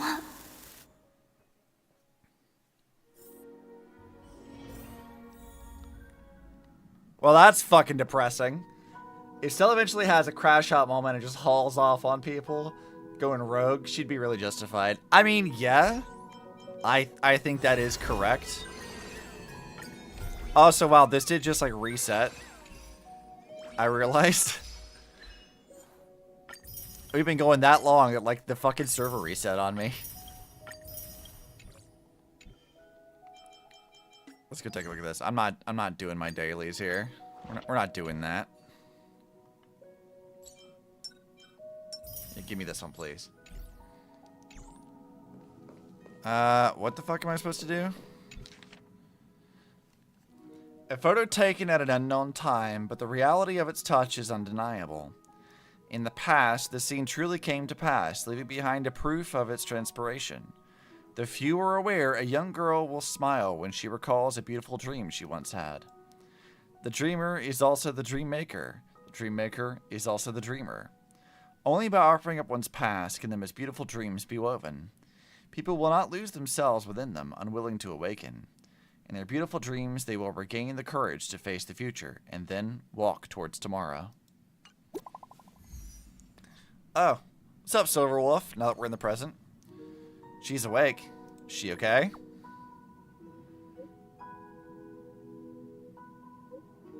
That was her first question, too.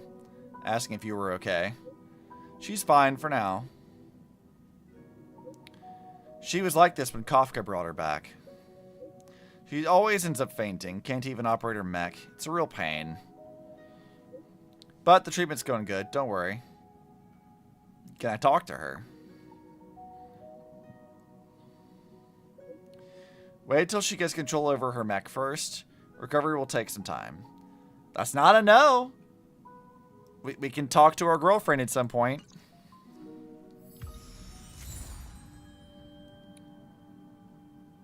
Oh, is this like a light cone?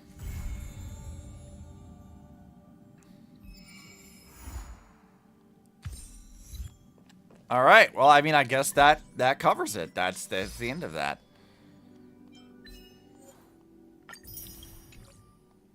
So let me go ahead and we will accept all of this stuff. Claim all. Thank you.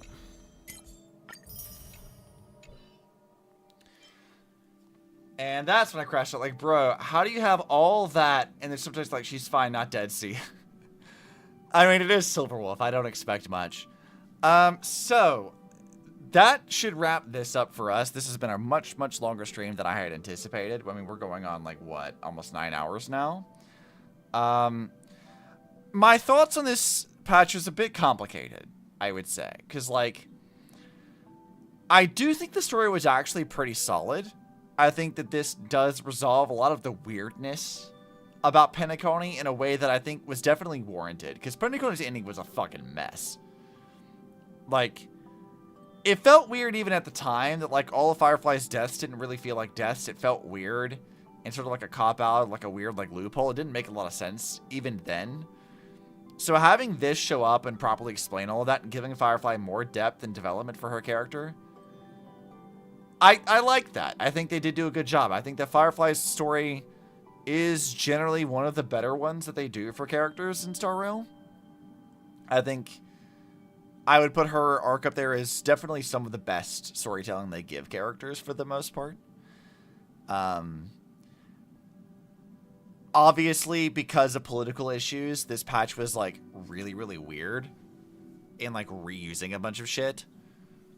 Which is definitely, like, a questionable choice, to be sure. But, like, one that I don't think that, like, it really was avoidable. I think this was going to have to happen anyway. And if they were planning to push this story out further, like I suspect was going to be the case, I wonder if they will ever come back to that of us missing more memories, but it will feel, at this point with the way that this is, it will feel more like rehashing the same stuff instead of building into like another plot of us losing like a lot of memories because of somebody burning them away. I think that this does sort of set up like a sort of arc with Remembrance at some point again, where like probably March will come back to being relevant with Evernight. But I do think that like, despite the issues, this was a pretty solid arc. It's just weirdly placed. It's so like either you should have pushed it out further and scaled it up quite a bit, or pushed it back and actually wrapped up Penacony properly instead of waiting until after all of fucking Anforius. I don't know which decision was the reasoning for it, but like, definitely a choice. Definitely a weird one. Really important lore stuff happening. Like the fact that Shippei maybe makes all Stellarons, or at the very least makes some Stellarons. That's a pretty big lore drop. Like, I wasn't expecting that from this, so pretty interesting. Is this like the best patch? Not really, but I do think that like as far as like patch story stuff has been, I think the story for this patch was pretty strong. I do think that was pretty solid. Definitely better put together than I feel like, say, like the Ceredra patch was, or the Evernight patch. Like those felt pretty weak to me. So, yeah, I'd say this patch was fine. Given the context of what's going on, I definitely have some complaints leveled at it that maybe will be fixed with time, but like, I definitely have some concerns about Star Rail moving forward. This was clearly like a stopgap measure. 4.0 I might be more critical of. We'll see how it goes. But yeah, I hope you guys enjoyed this. This was a pretty interesting time. We will not stream the Chimera event. I don't think anybody really cares whether or not I stream that. I don't really want to. Tomorrow will not be a stream. Remember, we're going to be a guest on Asu's stream. That starts at 8 p.m. I think.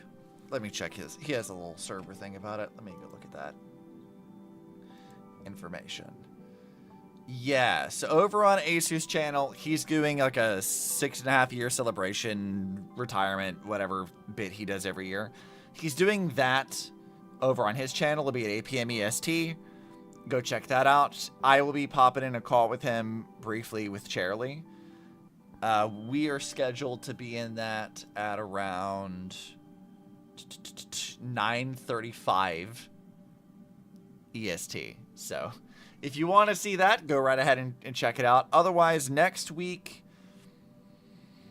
because of New Year's, it's going to be weird. Definitely going to be weird. Because, like, I can't do a Wednesday stream because I'm going to be going up to hang out with Cherry. Cherry and I might do a New Year's stream. We haven't really decided yet. Because I'm going to be, like, actually at her place. So we may do something, or maybe not. I don't know if we've really picked... I think we are going to do something, but it might be on her channel, not mine. I don't know yet. And I don't know when I'm supposed to be back to my apartment. So we may not have a whole lot of streams next week at all, actually. But we will be doing Silk Song sometime soonish again. We are pretty... I checked online. We're very close to, like, the end of Act 2 in Silk Song. And then that's sort of, like, the end of, like, the main story. And then there is post-game content that counts as Act 3. And we'll continue doing Silk Song stuff to do a lot of that until we're kind of caught up. And then whenever we're caught up, we'll just do the DLC whenever it comes out. Whenever that is. I don't have a lot of plans for other stuff. We'll see. I'll post on Discord probably. I don't think I'm going to make a schedule for it because next week's going to be really weird.